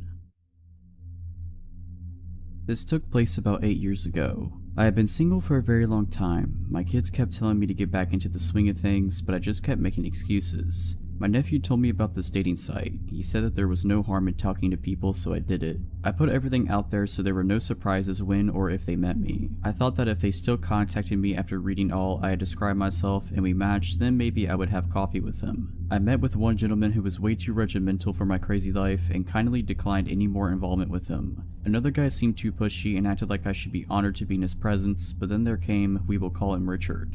Now please keep in mind I had very low self-esteem at the time. That being said, Richard seemed great. We carried on conversations for hours. He lived an hour and a half away, so all we could really do was talk to each other. We talked about our kids, dreams, goals. My daughter even friended one of his sons on Facebook. I was a secretary for some self-help meetings in my town, and he was going to school to be a counselor. Perfect, right? We talked for at least 4 months, but after a while, I noticed that he kept having small problems come up. Arguments with his mom with whom he was living, no money for gas, his truck broke down, his oldest boy was mad at him, just little things, you know? Not anything that would set me off, but it was his poor me to heck with it attitude. I tried to let that go and really be a positive influence in his life. His mother and boys loved me and told me that they had never seen him so happy. Time went on and we were still talking every day. I had an opportunity to come see him, and of course, my daughter went with me so she could meet his son in person as well. I took him and his son out to eat at the only little coffee shop in that town. He knew I was on a fixed income, but I paid anyway because he was going to school and didn't have an income as of yet. We had a good time. We met at his son's house in a hilltop town. We were having such a good time that we didn't notice that the snow was coming down hard and the roads were icing up, so my daughter and I stayed the night in one of the rooms. It seemed like the closer we got to his family, the more distant they became to him. It was odd. The next day the roads were clear, so we said our goodbyes and went home, but before we left, I received one extra hug from his son's mother-in-law. She whispered in my ear, "Don't fall for him." I thought that maybe there was something she didn't like about me. That came out of the left field. The next few days we didn't talk. I thought that was odd. Did I do something wrong? Someone from the self-help meeting told me that there was a man looking for me. She said he looked disheveled and smelled like alcohol. This wasn't a surprise to me because I helped quite a few people get back on their feet, and maybe this one fell off the wagon and just needed to talk. As I was driving down my street, I saw a truck in my driveway I didn't recognize at first. It was him. He found out where I lived and was sitting in the front of my house. At first I was happy until I looked in his truck and saw him slumped over reeking of booze. At that point my fixed mode set in and I asked him in for some strong coffee. He told me that he had a blowout with his mother and she kicked him out and his boys won't talk to him. I got him some clean clothes and told him to take a shower. I figured we could sort it out the next day. In the meantime, I was taking him to a meeting. He sobered up and agreed to go, but the whole time at the meeting my friends were acting like I had lost my mind. Did they see something I was blind of? He went back to my house and he seemed okay, almost too okay, like nothing at all happened. My son pulled me aside and told me he didn't like him much, but I thought that maybe he was just being overprotective. I should have paid more attention. We went to the store because I wasn't prepared for the extra mouth, and I bought 4 2-liters of soda, a gallon of milk, and 2 monsters for both of him and my son, some chips and other things for dinner. After we ate, we all watched some TV and headed off to bed. I let him sleep on the spare bed in my room, but in the middle of the night, he tried to get frisky. At that point, no. My grown kids were in the other room and something just didn't sit well with me. Like he wasn't the same man he was before. The next morning, my daughter came running out of the bathroom angry. She said in a loud voice, "Someone peed all over the toilet." He didn't say a word. Later, we were all eating breakfast and he started to let food drop out of his mouth onto the table and floor and was spitting food while he was talking. He took 3 2-liters and drank them back to back, letting some run down his chin. Then, yes, there is more. He took the remote and started to set future recordings for his favorite shows and deleting a few of my grandchildren's. He set recordings for weeks in advance. Wait, what are you doing, my friend? This is not cool. I told him, but he acted like I said nothing. Then he went to the refrigerator and told me that I had to go to the store and buy more soda and stuff because it was all gone. Like it was gone. He even drank my son's monster and the whole gallon of milk. One day, mind you, only one. At this point, my daughter was also livid, so she contacted his son and he proceeded to tell her that Richard's mother kicked him out because he wouldn't get a job and was stealing money and eating her out of house and home. His other son won't talk to him because he keeps asking for money and won't pay it back. He himself was mad at him for lying to me by telling him that he was going to school when he wasn't and using me as his next big meal ticket. Well, that was it. I got all of his stuff together and took it to his truck and asked him to leave. It doesn't end there. He had loosened some bolts on his transmission, making it impossible to move. He begged and pleaded for me to let him stay. He was at that point snot was coming out of his nose. He said that he just wanted to be close to me and if that meant sleeping in his truck, he would do that and he couldn't live without me. Well, no, I called his oldest son and told him that if they didn't come with a tow truck and get their dad, his fate was not going to be nice. They arrived 2 hours later apologizing for their father's actions. We found out that through his son that for many years he had gone through quite a few unhealthy relationships and took advantage of a lot of women that fell for his lies. He still tries to friend me on Facebook to this day. When I was 16 years old, I decided to surprise my parents with a bouquet of flowers for Valentine's Day. We've always celebrated this as a family holiday rather than a romantic one. I didn't have a car to drive to a florist, but my high school was within walking distance of a hospital boasting a gift shop that sells floral arrangements. Between classes during the week of Valentine's Day, I set off for the hospital by my lonesome, cutting across campus to walk through a network of side roads populated with specialty doctors' offices that kept odd hours. The sort of buildings where traveling doctors mainly hold surgery consultations or perform small procedures a few times a month. The trip there passed without incident. As I was walking back through said deserted roads with a vase of flowers in a tow, I noticed an unkept 1990s car close behind me. While my memory of the car is hazy, I am left with the impression that there were at least 2 men within whose faces I could not see. Initially, I assumed that the driver was simply afraid of hitting me, the reason they weren't passing by, so I made a point of dramatically trudging further into the grassy shoulder of the road, demonstrating to them that they could drive safely ahead. They still refused to pass me by, continuing to creep along behind at a slow pace. Beginning to suspect that the driver was more interested in me than a destination, I began to walk faster. The car confirmed my suspicions by matching my speed. Despite the impracticality of my shoes and the threat of spilling water from my vase, I commenced to run as fast as I possibly could. They hit the gas and again matched my speed. I realized at this point that the car was following me, that there was no one in sight to notice, and I needed to get away. I bolted into the first parking lot that I saw. The car turned in after me. Despite there being only 2 or 3 cars in the spacious front parking lot and there being no other sign of activity at the office, this car did not stop to park in the numerous spaces available there. The driver instead opted to pursue me in the partially under construction back portion of this lot, behind the office. It passed every available parking space to corner me against a pile of debris and rubble from the construction, coming to a diagonal stop less than 3 feet away. Before anyone could emerge from the vehicle, I somehow managed to scale the small prominence of rubble against my back. Base in hand, it jumped from its peak to land painfully on the other side, which fortunately was a plot of undeveloped land within sight of my high school campus. I took a quick peek back over my shoulder to see if they were still in pursuit, but the car had sped off after it reached the top of the rubble pile and was nowhere in sight.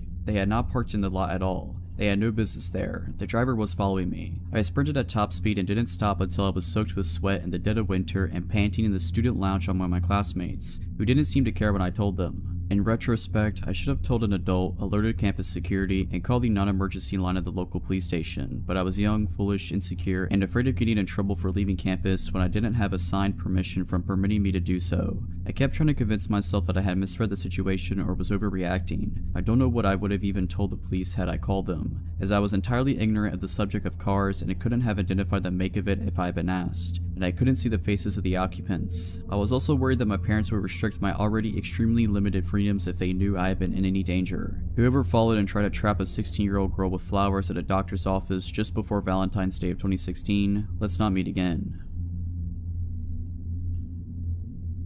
So when I was in probably 2nd or 3rd grade, we had an early dismissal. For those of you who don't know, that's when school goes for longer than half a day, but we still get out an hour or so early. I remember sitting silently in class working on math problems when the phone rang. I joked to my friend next to me that I hoped it was for me. We all watched the teacher answer the phone because we knew that 90% of the time it meant someone was leaving class. When the teacher's eyes met with mine, I suddenly got pretty worried. My teacher said something into the phone and then asked me, "When are you getting off the bus today?" I thought this was really weird. My mom knew I would be getting home because she had to leave work early so she'd be home when I got home. I just told the teacher the normal time. The teacher talked for a few more seconds and then hung up the phone. I asked her what it was about and she told me that my parent just wanted to double check what time I got off the bus. I didn't really think about it too much for the rest of the day. Later I got off the bus and walked home without incident. When I walked in the front door, my mom asked me about my dad and took my coat. I remembered the look on her face when I asked her, "Why did you call the school to see what time I was getting off the bus?" She looked shocked. She said that she hadn't called the school. I told her the whole story and she immediately started making frantic phone calls. I knew that something was wrong. I watched some TV while my mom talked. About 20 minutes later, my stepdad came home early from work. About 10 minutes after that, a state trooper pulled up. I was pretty scared because I thought that somehow I was in trouble. The state trooper asked me a few questions like, "Has anyone tried to talk to you while you've walked from the bus stop? Have you seen anyone parked at the bus stop who didn't have a kid get into their car? Has anyone tried giving you a ride?" The answer to all of his questions was no. I had never seen anyone suspicious as we lived in a pretty nice neighborhood and it was mostly old retired folk who live around us. My mom asked me to go upstairs to pack my bag as it was my dad's weekend for visitation. When my dad got there to pick me up, he was questioned pretty heavily by the state trooper. I had been eavesdropping from upstairs. My mom called me back down and I left with my dad for the weekend. My dad ended up teaching some basic self-defense, which I thought was pretty cool. I never heard anything about the situation and eventually I forgot about it. Fast forward to today. I was watching a horror movie when I then remembered the whole incident. I asked my mom about it and what she told me chilled me to the core. She told me that someone had called my school posing as my dad. This man knew my dad's full name, my full name, and my mom's full name. He kept saying that my mother wanted him to pick me up from the bus stop because she wasn't going to be able to leave work early. The school didn't even bother calling my mother. I believe that the only thing that saved me from being abducted was the fact that I had told the man that I'd be getting off the bus at the normal time, which was around 3:15. I had actually gotten off the bus at around 1:45. So creepy guy who wanted to abduct me, let's not meet. If you're liking this video, all I ask is that you make sure to subscribe to my channel and like this video. Thank you. For context, I am a 19-year-old girl and was taking summer classes at a community college this summer. One of the classes I took was public speaking, which met Tuesdays and Thursdays. This guy, I don't even know his name, immediately gave off weird vibes. To get from our classroom that was on the second floor, he had to go down a hallway, down a stairwell to the first floor, through the main lobby, and out the sliding doors. He started waiting for me after class and followed me all the way down this route to my car. Didn't matter if I pretended to be on the phone, had both earbuds in, kept my head down, literally power walked away from him, gave him bare minimum responses, etc. He would wait for me, follow me / try to walk with me, and the whole way would be talking to me and asking me questions. Like asking me about each of the cars I drove to the school, since my family has to share cars. Even after I suddenly dropped I had a boyfriend. So he definitely knows my car. I got a very bad feeling after a while of this happening and told the class's professor. She immediately took it seriously, notified camp security, and told me to always stay after class so she could walk me to my car. However, true to form, the guy stopped showing up to class for at least 2 weeks or so I thought it was fine and that the crisis was averted. And it was, until one day he showed up to class again. As soon as I saw him enter the room, my heart dropped. During this class, I slipped a note to my professor telling her he's the kid in the blue shirt, and she told me to hang around after class. I did, and so did the guy and another female student. Before he tried to talk to the professor about why he should pass the class despite never showing up or doing the work, the professor asked me and the other girl to wait in the hall. From the hall, we could hear him yelling aggressively at the professor. He eventually left and came out into the hallway we were waiting in and pointed at me and said, "Wait for me." Mind you, I have no idea who this kid is. I instantly got the creeps and rushed back into the room to tell my professor, who was equally creeped out. Having overheard our conversation, the other female student came back into the room approximately 10 minutes later and told me and the professor that the guy was just standing in the hall waiting for me. The professor called campus security multiple times, phoned the front desk multiple times, but she received no responses. So we took it to our own hands and came up with a plan to leave the classroom together, pretending to be in a very deep conversation with each other, walk past the guy without even looking at him, and walk down the stairwell to the main lobby. His eyes bored into us as we passed him, and we entered the stairwell. He stood up and followed us. The professor and I exchanged looks of terror but kept her cool act up, stopping at the main desk in the lobby and pretending to converse with the secretary. The guy passed us, still staring at us, and walked out the sliding doors where he was out of our field of vision. We literally had to track down the campus security ourselves and tell them everything that had happened, and my professor was furious. After we saw security camera footage of him lurking around, she contacted the local police because she and I both had that very strong gut feeling that this kid was not right and that we weren't safe around him. So that public speaking class was from 3 to 5 p.m. and I had another class from 6 to 8 p.m. So I would usually drive to Wawa or something in that hour gap. However, there was no way I was going anywhere because I knew the guy was waiting for me to do so. For over an hour me, the professor, security, and secretary, tried to figure out who this kid was. None of us knew his name because he literally didn't come to class, there weren't photo IDs next to the class roster, and approximately half the original class stopped showing up so we couldn't use process of elimination. All we had was the security footage of him. I was escorted to and from my next class into my car at the end of the night. The security officer asked me to point out my car, and when I did, he said, "Oh wow, so he was parked right next to you." Confused, I asked what he meant and he told me that he had been watching more security footage and the guy got into the car parked right next to me, waited in there for a long time, and then eventually left. The thing is, I knew for a fact that I hadn't parked next to anyone when I arrived at the school because the lot was practically empty since it was summer. After finally getting home that night, I was the only person home for a few weeks, go figure. Local police did drive-bys by my home all night in a well check. When I returned to the school 2 days later for my Thursday classes, I was informed of chilling information. Footage showed him waiting for me in his car on Tuesday after our shared class, which I had already been told, but it also showed him coming back to the parking lot at around 8 p.m. when my last class got out and sitting in his car. I never told him about my schedule or any other classes I was taking. This whole time, my public speaking professor was filing reports, making complaints against the school for their incompetency, and even got a lawyer because she felt so uneasy about the kid that if he showed up again, she would walk out. I was in contact with the president of the entire college, the director of security of the entire college, police, etc. for days. They told me that he was banned from campus and everyone was on watch for him, and that if he was spotted he would be asked to leave. Until the director of campus security, middle-aged man, called me and told me that he identified the kid and talked to him, via telephone call mind you, and he told me that the guy, and I quote, just wanted to be my friend, and told me that whatever I was doing with the guy, you know, literally running away from him, probably made him think I was flirting with him. My professors were absolutely furious and excused me from physically attending class for the rest of the semester. I still don't know his name, and I hope I never have to learn it. My New Year resolution 2012 was to get in shape again.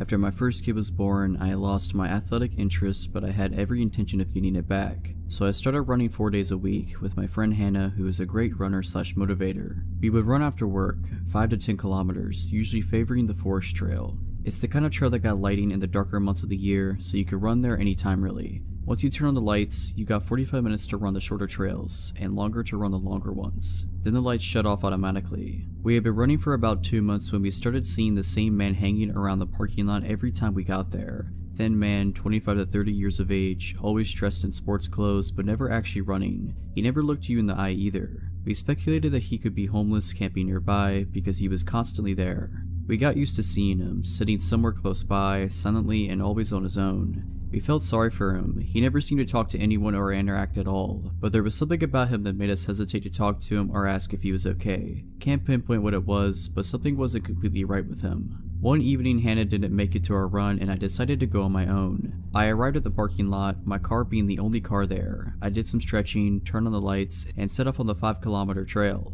I hadn't seen the thin, silent man when I started my run. Perhaps it was getting too cold to sit there now since it was autumn, dark, and getting closer to the freezing point. He must have been here though, somewhere in the shadows, because when I got to the top of the first steep hill, I could hear heavy breathing somewhere behind me. I look over my shoulder and I see him. He is running like a man obsessed. In regular shoes, not running shoes, with his arms moving in a really strange, stiff manner as he was made of metal. His hands like arrows, straight in an upward-inward angle, sort of like a sprint but more extreme, moving like a robot. He had never done anything to harm me, or anyone else as far as I knew, but the look in his eyes alone was enough to let me know that I needed to go. I started running faster, trying to create distance between us, and I could hear his heavy breathing getting even more strained. I ran like my life depended on it, adrenaline pumping through my body and giving me new strength.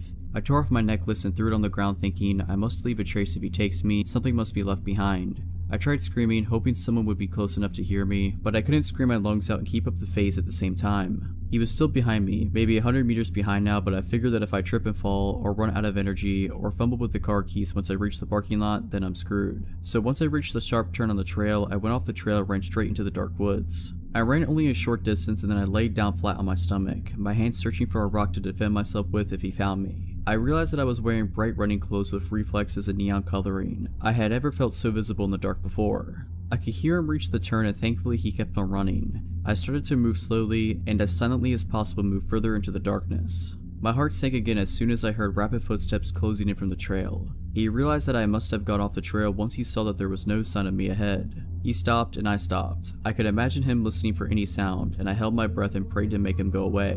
After a while I heard him say something in a language I didn't recognize and walk off. I didn't move. I feared that he would wait for me by the car and realized that I had to get off the trail and onto the main road and stop someone. I couldn't go back to the parking lot. I started to make my way further into the woods, knowing that I would eventually end up on the last part of the long trail and close to the main road. The lights on the trail suddenly shut off. That made me calmer at first. The dark was a comfort and protection, but then after only a few moments it switched on again. This could mean that another person had just started their run and soon I would have someone there to help me, or that he was out looking for me. I decided against waiting to find out and continued my way towards the main road. It was dark and I fell multiple times, my clothes getting wet from the damp vegetation and I started to get cold. After what felt like a lifetime, I could see the 10-kilometer trail ahead and I knew I was close to the main road. Soon I could hear the traffic. Once I made it to the road, I must have looked like I had been in a terrible accident. Blood from several small cuts from the falling and my clothes dirty. My bright runner's shirt soon attracted the attention of a passing car. My waving and desperate shouting made it stop. The driver, a 40-ish man with his 2 kids in the backseat, spent the next 10 minutes or so trying to make sense of what I tried to say between the sobbing and the crying. He asked if I wanted to lift back to the parking lot and I told him no, please take me home instead. At home, my husband insisted on going to the parking lot to retrieve the car and calling the police. My husband went back for the car. The driver's seat window was smashed and my phone was gone. So was the photo of my daughter that had been hanging from the mirror. I don't know what he was trying to do or why he chased me the way he did, but the look in his eyes, there was no doubt he had bad intentions. So creepy forest trail man, let's never meet again. This is a story from when I was 18. I'm 25 now. My mom and I were regular attendees of our local church. We both attended different midweek groups. I met with some of the younger ones, and my mom went to one with some of the middle-aged people. Anyway, my mom's group was about half a mile from our house, and we didn't own a car, so she would often walk there on our own. for the 7:30 start. This was fine in summers because it wasn't getting dark until around 9ish. When her group ended at 10, she would call me and I would start walking/running to meet her to walk her home. We would usually meet not too far away from her group, but we would always stay on the phone until we met. On the night in question, all was usual. She called, I got my trainers on, and locked the house and began jogging to meet her. I usually ran because it was good training for my rugby. In order to meet my mom, I had to cross up her local park and go through a dark patch of trees behind some of the local houses. It was usually just before these trees that we met. Anyway, I'm running and my mom's walking. We are talking about her evening and who was there when she suddenly says, Joe, hurry up, I think someone's following me. My heart rate goes through the roof and I start to panic, so I start sprinting still with some way to go until I meet her. I tell her to stay calm and keep her updated on my position. My mom is tough but short. I hear my mom scream through the phone and also hear it in the distance ahead. Get away from me, what do you want? I don't have any money and you can have my phone if you want. This panicked me. I ran like I had never run before. The distance I had to cover usually took me a good 45 to 60 seconds to run, but I did it so much faster. By now I can see them in the distance. My mom's screams were piercing through me. I could see the guy has her by the hair and is dragging her about. She was fighting him all the way. I shouted get off of my mom and charged in. He was tall and lean but had hardly any weight to him. What happened next is something of a blur, and only through me and my mom talking about it have we come to some conclusion on what really happened. And the guy's injuries, of course. He saw me and immediately let go of her. She fell to the ground sobbing and tried to run. I caught him fairly easy and took him to the ground hard. My mom says I took him clean off the ground before smashing his head/shoulder into the ground. He grunted and we rolled, but I beat him up. It's at this point that I blank out, but apparently I hopped over the guy, headbutted him, and repeatedly beat his face. Someone from the houses behind had heard the screams and called the police. One guy from the street was a policeman and had come out to investigate. I remember him dragging me off the guy, and it was then that I saw the blood and scratch marks on my arms. He had clawed me, but I hadn't noticed it. The police arrived quickly and we had to be interviewed by them, which is all still a bit blurry. Apparently the off-duty cop had thought I was the attacker, as I suppose anyone would have seen me beat up the guy. The guy was on their records as a thief. He had mugged a girl in town not that long before. When police interviewed him, he claimed that he was just robbing her, but I'm not sure. He's in prison now, thankfully. You never think of bad stuff will happen to the ones you love until it happens. So, guy who attacked my mom, let's not ever meet again. In 2012, I worked at a tanning salon in a strip mall. It was across the street from a Walmart that was always crawling with strange people. The strip mall that my salon was located in was poorly lit at night. There was a sushi restaurant and an AutoZone, but other than that, the other stores were vacant. We were open until 10 p.m. while the other two businesses closed around 8 or 9. The salon was never overwhelmingly busy, so there was always only one person working at a time. My best friend also worked at the company, and the salon she worked at was a 15-minute drive from mine. This detail is important later. I'm a night owl, so I worked the 3 to 10 p.m. shift every weeknight. At some point in time, I started getting strange phone calls at 8 p.m. every night. It started off strange, but nothing to be alarmed about. The first time he called went something like this. Caller, hi, I'm conducting a survey on women's shopping habits and I figured calling a tanning salon run by women would be a good place to start. We also send out a gift if you participate in our surveys. Okay, caller, do you typically wear jeans, yoga pants, leggings, skirts, shorts, or dresses? Feel free to list which of each you wear. Me, I wear all of those. Caller, great. Now when you wear dresses or skirts, do you ever wear pantyhose? Me, not unless it's winter. Caller, so how many tights or pantyhose do you own? Me, I have no idea, like 5? Caller, that is great, so would you be interested in us sending you some free pantyhose? Me, I'm not really interested, I don't wear them enough to care. Caller, okay, totally understand. Would it be okay if I call you for a survey in the future? Me, sure. Caller, when do you typically work? Me, every weeknight. Caller, okay, great, talk soon. I shouldn't have given some random person my work schedule, but they were already calling my job, so there was no denying this person could find me if they wanted. Honestly, I didn't think anything weird about the call at the time. Later in the month we had a store meeting and the weekend sales associate said she had gotten a few weird calls from a guy breathing heavily and asking her questions. She didn't go into details, so I didn't make a connection. The next few times he called me, it seemed normal enough. One survey was on skirts and skirt length and brands. The next was about dresses and their lengths and brands. He kept offering to send me pantyhose though. I kept telling him I don't wear them. He always said, okay, I just want to make sure I am offering them after every call as it is protocol. Then the last survey he called to have me do really scared me. Caller, when you wear dresses and skirts, do you wear panties? Me, yes. Caller, what material are they? Silk, satin, cotton, lace? Me, I'm not really comfortable with this. I think I'm done with the surveys. Caller, come on, I just want to know what you wear under that dress. I'll bring you some panties and nylons right now. Me, no thank you, please do not come here, goodbye. I hung up and freaked out. I called my friend at the other salon and told her about what just happened. She told me the same guy had been calling her location trying to talk to girls about pantyhose and panties too. She said he had even described to one girl what she was doing while she was on the phone with him. The salon she worked at had glass front windows with a desk facing toward the window. My salon also had a glass storefront with the desk faced the wall. The next few nights were not great. He realized we weren't picking up the calls anymore unless he blocked the number. We had to answer blocked calls because if it was another customer and they complained, we would be in trouble. He started changing up the time of night he called, spoofing numbers, etc. His calls were getting creepier and creepier. Heavy breathing, telling us what we were wearing, saying he was picturing our panties. Really creepy stuff. I was afraid to be at work. I made sure to be on the phone with my friend from the other salon every night for my last hour or so. One day though, the calls just stopped. My salon had a waiting area by the desk when you walked in, and then it had a very long hallway with 20 rooms. The last 2 rooms were the spray tan rooms, which needed to be sprayed down each night at close. At the very end of the hallway was a door leading to the dumpsters in the back. To the left of that door was the washer and dryer for used towels and such. This particular night, 20 minutes to close, a weird guy walked in. I had the most intense feeling that this was the creep.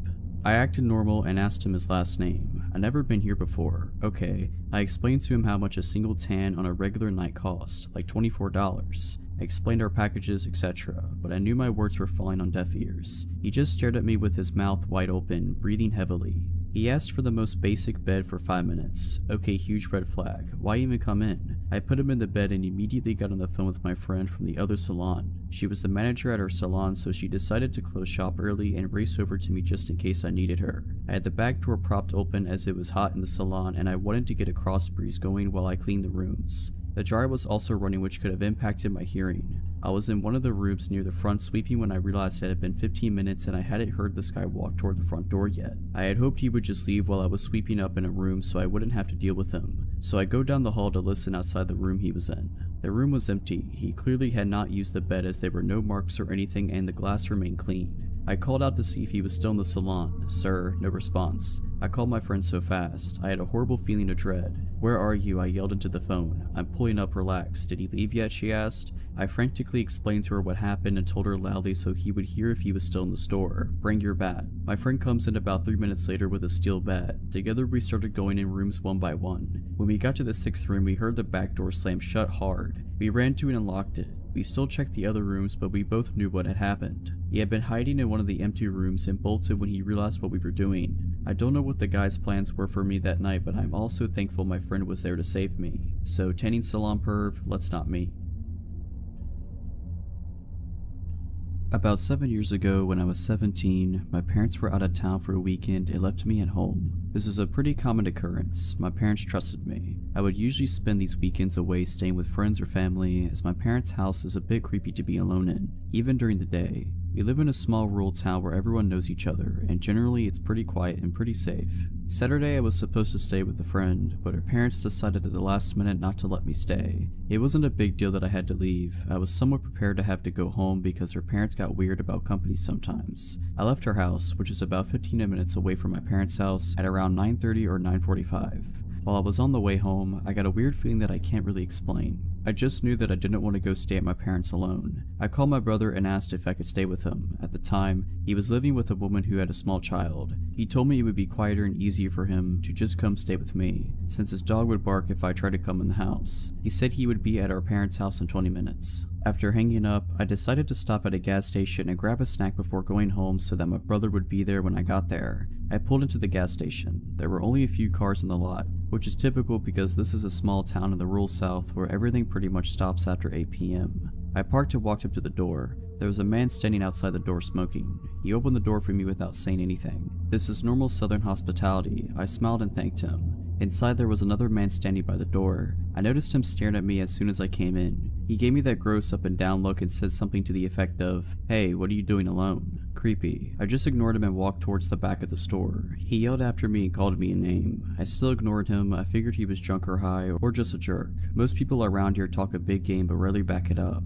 I wasn't scared, just annoyed. I got my snacks and paid at the counter. When I walked back up to the door, both of the men were gone. I was happy to not have to deal with any more catcalling. I began walking across the lot towards my car, which was probably around 100 feet away from my door. As I was walking, I looked down on my phone to see if enough time had passed for my brother to be at my parents'. When I looked up, the guy who had hit on me was standing at the pump staring. I looked at him for a second and continued walking. "Hey, you know you're supposed to answer a man when he speaks to you," he said. I remember saying something snarky back to him and getting in my car. He looked pissed at my sarcasm. I locked my doors as soon as I was in the car, started it, and was thinking of nothing but getting home to eat my snacks and hang out with my brother. I put my car in gear and realized the man had disappeared. I looked around before pulling out of my parking spot, only to realize that both men were sitting in a car facing mine across the lot. They were both staring at me and talking, occasionally even pointing toward me. I just stared at them, defiant and pissed. I didn't want them to think they scared me at all. While we were sitting having our staring contest, the man who had opened the door for me smiled and gave me the finger across the throat gesture, as in, "You're dead." I rolled my eyes and pulled out the gas station, annoyed. To my dismay, they pulled out behind me. I hadn't been scared up until this point because, as I said, most people here are a lot of talk with no follow-through.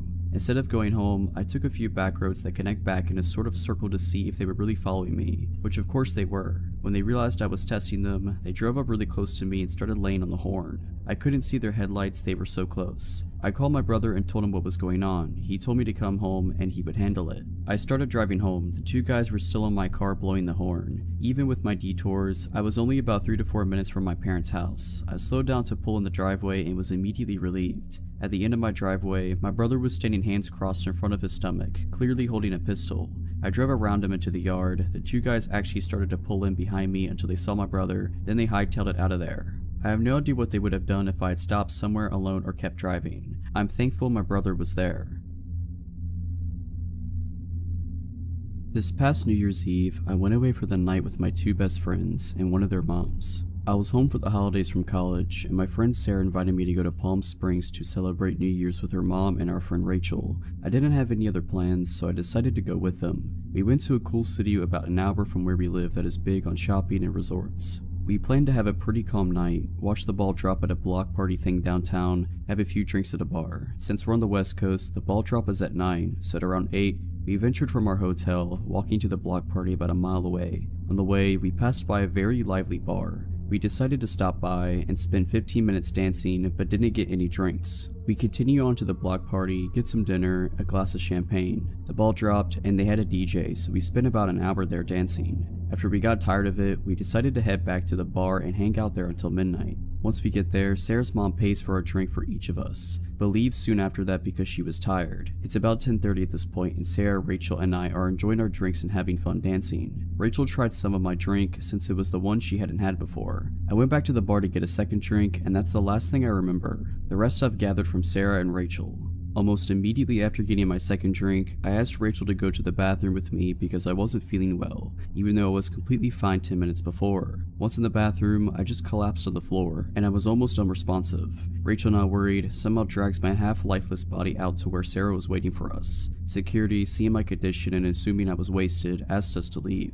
Sarah and Rachel decided to take me back to the hotel about a half a mile away. By this point, I was unconscious and there were barely any sounds escaping from my mouth. They saw someone leave the bar at the same time as us, who was walking near us, but they were preoccupied with trying to keep my lifeless body off the ground. At one point, I threw up all over myself, the both of them, and the sidewalk, etc. The next part of the story we had to get from Sarah, and Rachel doesn't have any memory of this. Still struggling to carry me, the man they saw leave the bar approached them. He was hitting on Rachel, trying to get her to go grab a drink with him. She was very agitated and told him to leave. Her friend needed help right now. He didn't take no for an answer and continued to follow us down the street, asking if they wanted to get drinks with him, if he could help carry me and such. A middle-aged woman witnessing this came up and told the man off. Something along the lines of, "Stop harassing these young women or I'm going to call the police." He left after that. Next, by some miracle, an EMT and his wife enjoying the holiday ran into us on the street. He checked me out to make sure something wasn't majorly wrong and then carried me the rest of the way to my hotel and into the room, since my friends could barely hold me up. They thanked him profusely and him and his wife left. This is where Rachel's memory kicks back in. 5 minutes later, they get a knock on the door, and it's the EMT and his wife again. They came to let us know that a man followed us to the hotel, and they just saw him pop the gate and start to make his way to our room. My friends called hotel security, but they were unable to find him. My friends didn't get a glimpse of him, but I'm sure it was the same man from earlier. I spent the rest of the night vomiting everything in my body, and dry heaving after that. I woke up the next morning in a pile of pillows and blankets on the bathroom floor. My last memory was at the bar getting a second drink, and my friends filled me in on everything that had happened. Feeling bad, I thought I must have drank way too much, but I had never blacked out before in my life, and the amount of drinks I had, 2 in 2 hours since I didn't get to drink my second at the bar, didn't add up to me being completely unconscious. We decided my first drink had to have been drugged, since Rachel had some of it and had no memory of our walk home, even though she was fully functional. I'm sure that man that was talking to Rachel and then followed us back was the one that slipped something in my drink. To this day, I don't really know how it could have been slipped something. I got my drink from the bar and never set it down. My best guess was that it was already in the cup. Thankfully, I had good friends and kind strangers protecting me that night. This happened back when I was in 4th grade. It's always stuck out to me as odd, but when I became an adult, it dawned on me just how dangerous it was. I had been invited to a friend's birthday party, which was to be held at a popular pizza joint that had a bunch of arcade games and stuff. This pizza place was right next door to a small movie theater, and the movie Titanic just had come out, so there was a decent amount of people in this part of the shopping center. My mom had to run some errands and pick up one of my other brothers, so she dropped me off along the way. She said she was going to stay until others arrived for the party, but I knew she had a lot to do. The place was familiar to me, and I knew my friends were either already inside or would be there shortly, so I just told her to drop me off and I went inside. My mom had also arranged a ride home for me from one of my friend's parents. No one had gotten there yet, so I had to look around at the different games and then went outside the restaurant to wait for my friends to show up. There were a bunch of people outside the theater, lined up waiting to get inside for the early evening showing of Titanic. That's when I noticed that a couple, a guy and a girl, were standing by a car smoking cigarettes and looking over at me. A chunk of time had passed, probably like 20 minutes, and I was super confused why my friends hadn't showed up yet. I knew for a fact that I was at the right place and that I showed up at the right time. I was going over all the reasons why they might be late when the cigarette smoking couple came over to me and started talking to me. They asked me what or who I was waiting for. Obviously at first, I was hesitant to talk to strangers, but they looked to be my oldest brother's age, late teens, early 20s, so I had been around older people and wasn't too bashful or shy around them. Conversationally, I explained to them I was waiting for my friends to show up for my birthday party, but they hadn't showed up yet, and they were all pretty late. The couple made some other small talk. They told me they were wanting to see Titanic, but when they showed up, all the tickets had sold out for the showing they wanted, so they were just going to hang out until the next showing, which they had successfully gotten tickets for. After a little while longer of waiting and talking with this couple, they asked if I was hungry. I said I was, and they offered to buy me pizza. As a hungry kid who was seriously looking forward to pizza, but was unsure if the party was still going to happen, I wasn't about to pass it up. We went inside and ordered and sat down. I ended up hanging out with this couple for a long time. They were being super nice to me, gave me money for the arcade games, bought me as much pizza and soda as I wanted.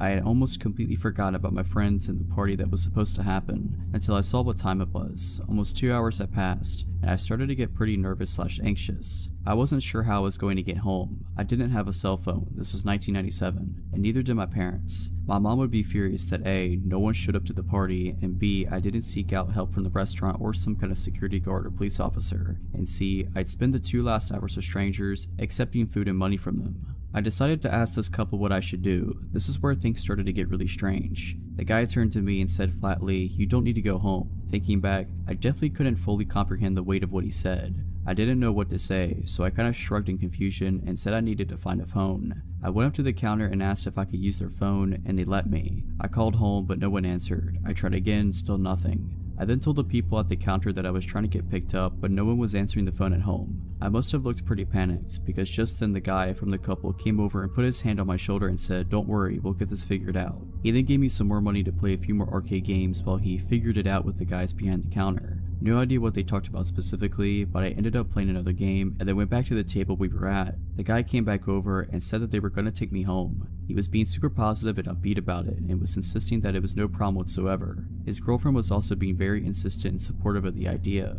Part of me was super hesitant because I was taught stranger danger and all that, but the other part of me was wanting to believe it was all really innocent, and I was really grateful that these people had been so nice to me, fed me, and kept me entertained. They had even missed their movie to stay with me. I said that I wanted to try calling home a few more times. So over the next 15 to 20 minutes, I tried calling home a bunch, but there was still no answer. I decided that I would say yes to these people and have them take me home. Again, I was young, impressionable, naive, etc. The people behind the counter must have been seeing this from the more rational side and realized something seriously fishy was going on. One of them had gone on break and called the police to come over and address the situation. Policeman shows up and comes over to figure out what's going on. I don't remember everything about the conversation, but what it ended up coming down to was who was going to take me home. The couple was still really insistent. Thinking about this as an adult, I find it strange that the cop was even considering letting this whole thing to be an option. As an adult, there is no question in my mind that the cops should have shut the conversation down and taken me home, but for some odd reason, they let me decide. I felt like I was being pressured. I remember going back and forth in my mind. These people had been so nice to me and had hung out with me, and I didn't want to be rude, and I also felt really intimidated by the police officer. I remember this part as if it was yesterday. As I was thinking, the cop went over to talk to some of the guys behind the counter, and while he was away, the guy from the couple looked at me with a smile and asked, "Do you want to go with him or us?" I told him I would go with them.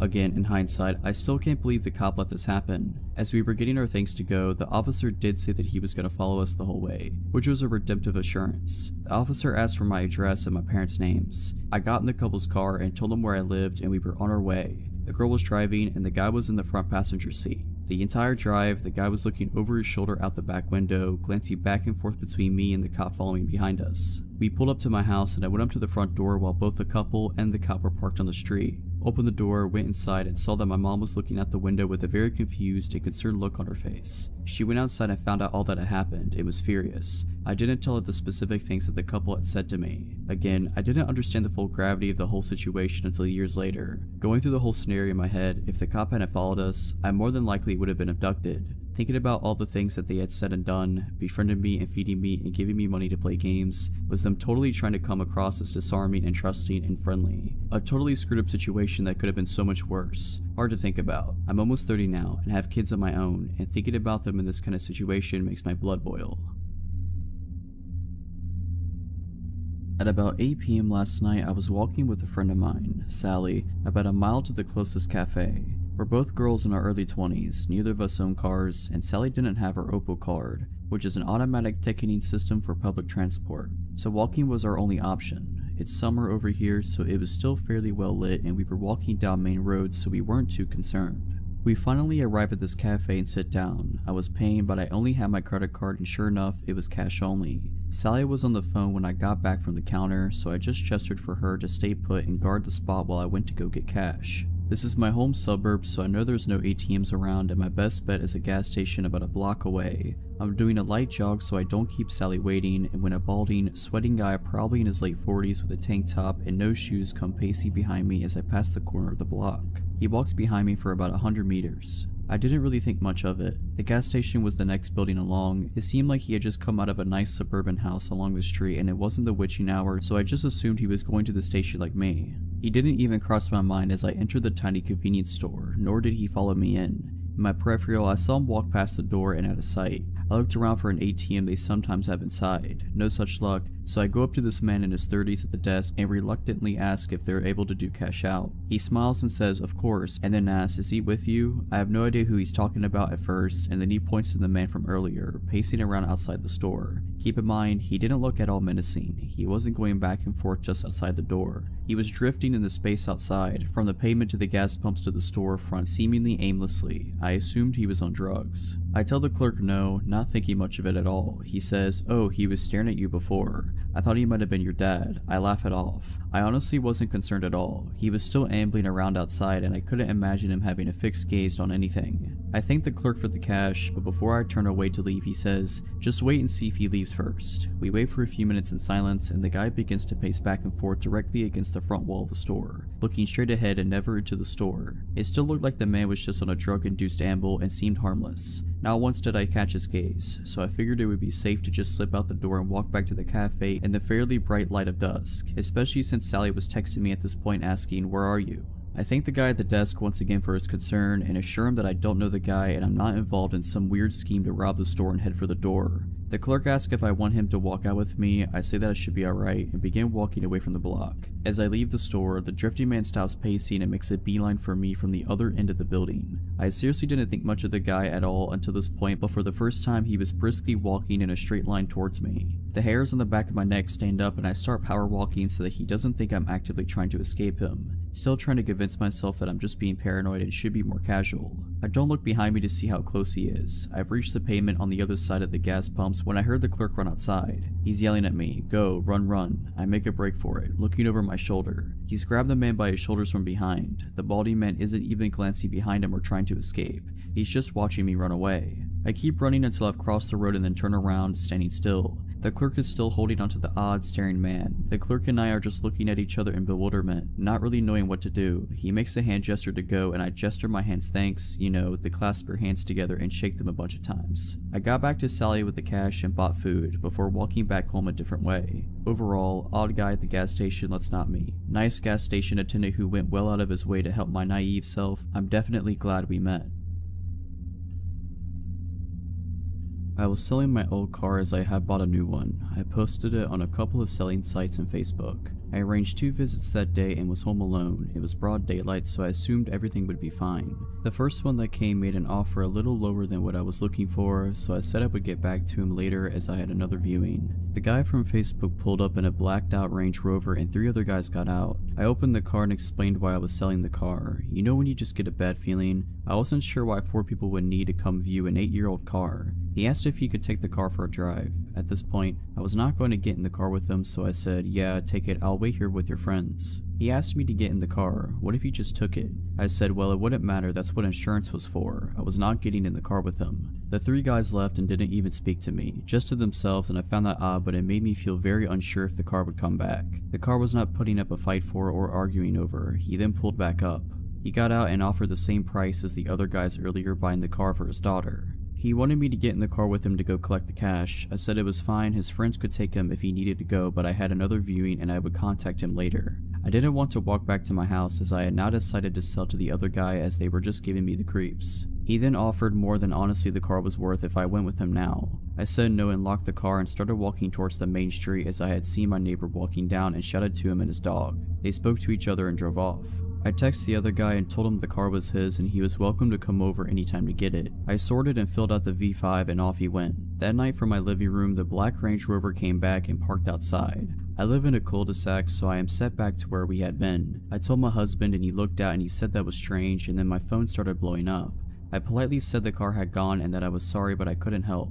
The car drove off and came back again 30 minutes later. This happened about 3 times that night and was a bit strange, but thought nothing more of it as the next few days nothing happened. On the Friday 4 days later, I finished work early and get back and get the dog ready to go out. We were going to head straight to the park and run like the wind. As I got to the end of the cul-de-sac, the same car pulled up and one of the guys jumped out and said hello. I held the lead tighter and my dog was thoroughly unimpressed. She gave a bit of a grumble and he asked if he could pet her. I said no, she's a guard dog and doesn't like to be touched, and went to walk up to me. He then grabbed my arm and the dog latched into his forearm. Q was screaming there was only one other guy with him in the car and he jumped out and started to shout. This is the most placid and loving dog you will ever see, and to be honest, it was a warning nip, as if she had meant to really hurt him she would have gone through the bone. His friend was shouting and pulling him away. I called her back and got her to sit with a few neighbors and came out when they went towards their car. I haven't seen their car since, but honestly I wouldn't sell something that meant someone had to come to my home online again. So a stranger who clearly wasn't interested in the car, let's never meet again. If you're liking this video, all I ask is that you make sure to subscribe to my channel and like this video. Thank you. When I was 11, my single mom, 9-year-old sister, and 6-year-old brother moved into a beautiful, older, craftsman-style house. I heard it was around 80 years old back then in 1994. Soon after we moved in, we found out it was infested with cockroaches. I've never seen anything like it. You turn on the lights at night and they'd scatter from every surface. We had to store all of our food that wasn't canned in the fridge, so they wouldn't get into it. We tried bug bombs and professional exterminators numerous times with no effect. Those things really can survive a nuclear war. Anyway, they weren't the reason we lived in the house less than a year before fleeing for our lives. I remember my mom discussing our next door neighbor's creepy son with my grandma. He was in his 20s or 30s. She'd been doing dishes one day and looked up to see him standing directly on the other side of the kitchen window, staring in at her. Normally, she would have kept something scary like this from us kids, but about at that time, she told us to tell her if we ever saw him near the house, and we weren't allowed to play outside. So, one afternoon we were all doing some spring cleaning, when my brother said he found a cigarette butt in the upstairs toilet. Weird, since nobody in our family smokes. Being a dumb little 6-year-old, he flushed it before telling our mom. I still remember her trying to get the entire story out of him, being upset that the evidence was gone, and thinking he might have been mistaken or maybe he'd picked up a butt somewhere outside of curiosity. She soon dropped it and we mostly forgot about it. I think it was a few weeks later. My brother was spending the night at our grandparents and my sister and I were the only ones upstairs. Our mom's bedroom was downstairs. My sister heard a sound like a screen door slamming, but she insisted it came from in the house and she was freaked out. I told her it was just from outside and to go to sleep. A minute later, we heard a strangled cough coming from just outside our bedroom door, a man's cough, and sounded like he was trying to keep from making noise. I whispered that we needed to get downstairs. We sneaked out of the room and I had the irrational urge to turn on the light in the bathroom, which was just across the hall from our bedroom, and check to see if anyone was there. Then just as strong of a feeling to get away from the bathroom and get downstairs now. The scariest moment of my life was when we were creeping down the stairs in the pitch black. It was a spiral enclosed stairway with walls, the perfect place for someone to hide. The stairway light was burned out and the wood steps were creaky, so it was terrifying making our way down. We got downstairs and woke up our mom, panicked that there was a guy upstairs in our bathroom. She started to tell us to go back to bed, but could see we were seriously scared. She went over to the bottom of the stairway to go up and show us that there was nothing to be scared about. Then she just had strong of a feeling to close the stairway door and lock it now. She did, called the cops, they found nothing and didn't really take us seriously. The next day, she called a PD detective friend of hers from high school to come over and inspect the house. Remembering the cigarette butt in the toilet, she had him look at the upstairs bathroom window. It was a high, narrow rectangular window, not very big but just wide enough for a person. Who knows how many times the intruder climbed our roof to get in and was upstairs while we were sleeping across the hall.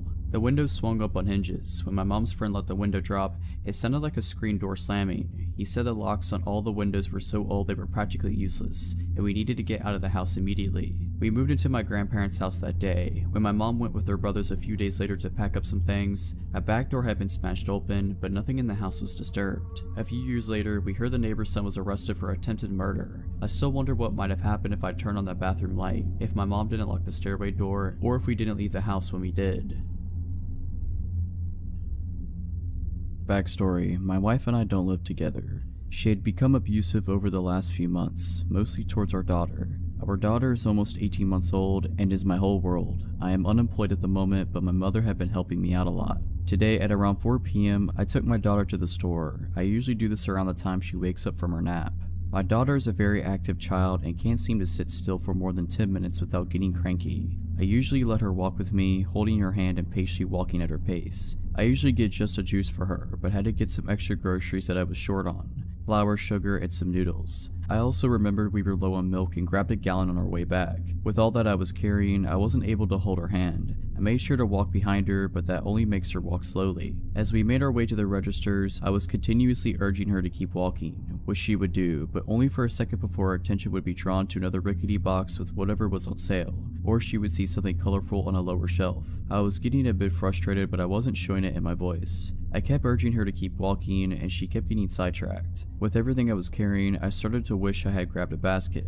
At the front, their customer service desk holds register 1, which was thankfully open. I want to take the time to mention that my daughter is very fond of saying hi and waving at everyone. I set everything up to get rung up, but the service attendant was busy with the return of the customer service area, so I had to wait. The entrance to the store is to my right. The only exit door is behind the service desk, which leads into the small foyer before leading to the other doors. As people enter, they have to pass the customer service desk. I was being fatherly to my daughter, trying to entertain her with patty cake and the itsy bitsy spider. While we waited for the cashier to check us out, my daughter would frequently wave at people passing and say hi in her squeaky toddler voice. Some people would smile and wave back, while others would stop to adore her. At this point, I'm used to people doing that. The lady was ready to check us out, and I told my daughter to hold my hand, since I wouldn't be looking her way. I had to pull my wallet out to retrieve my debit card to pay for the groceries and let her hand go for a moment. I kept looking her way to make sure she wasn't wandering off. The lady went to hand me my receipt when she all of a sudden yelled at someone behind me. "What are you doing with his daughter?" She bellowed as I turned to look at a man who had picked her up and started running towards the entrance doors. I was shocked. The doors didn't open since they were a one-way set of doors, and the cashier quickly picked up the phone yelling that she was calling the police. I was stunned to the point of immobilization, but quickly realized what was going on.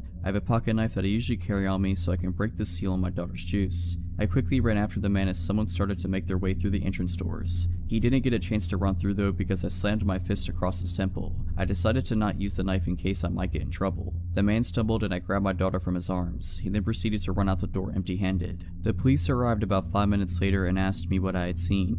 I explained that I hadn't seen the man's face since he had long hair and a beard. He was also wearing a hoodie, which wasn't that much of a surprise. They took the statement of several witnesses, including the cashiers, and had already had other officers searching the area. Someone had said the guy had ran behind the building, but the officers didn't find anyone. The police took us home and then asked more questions like, have you seen him before? Do you know anyone who looks like this man? And they proceeded to ask about the home life. CPS had been over earlier in the day to discuss my wife's mental health plan, and the police had been here earlier as well. The officers asked if we needed any groceries or anything. I told them no.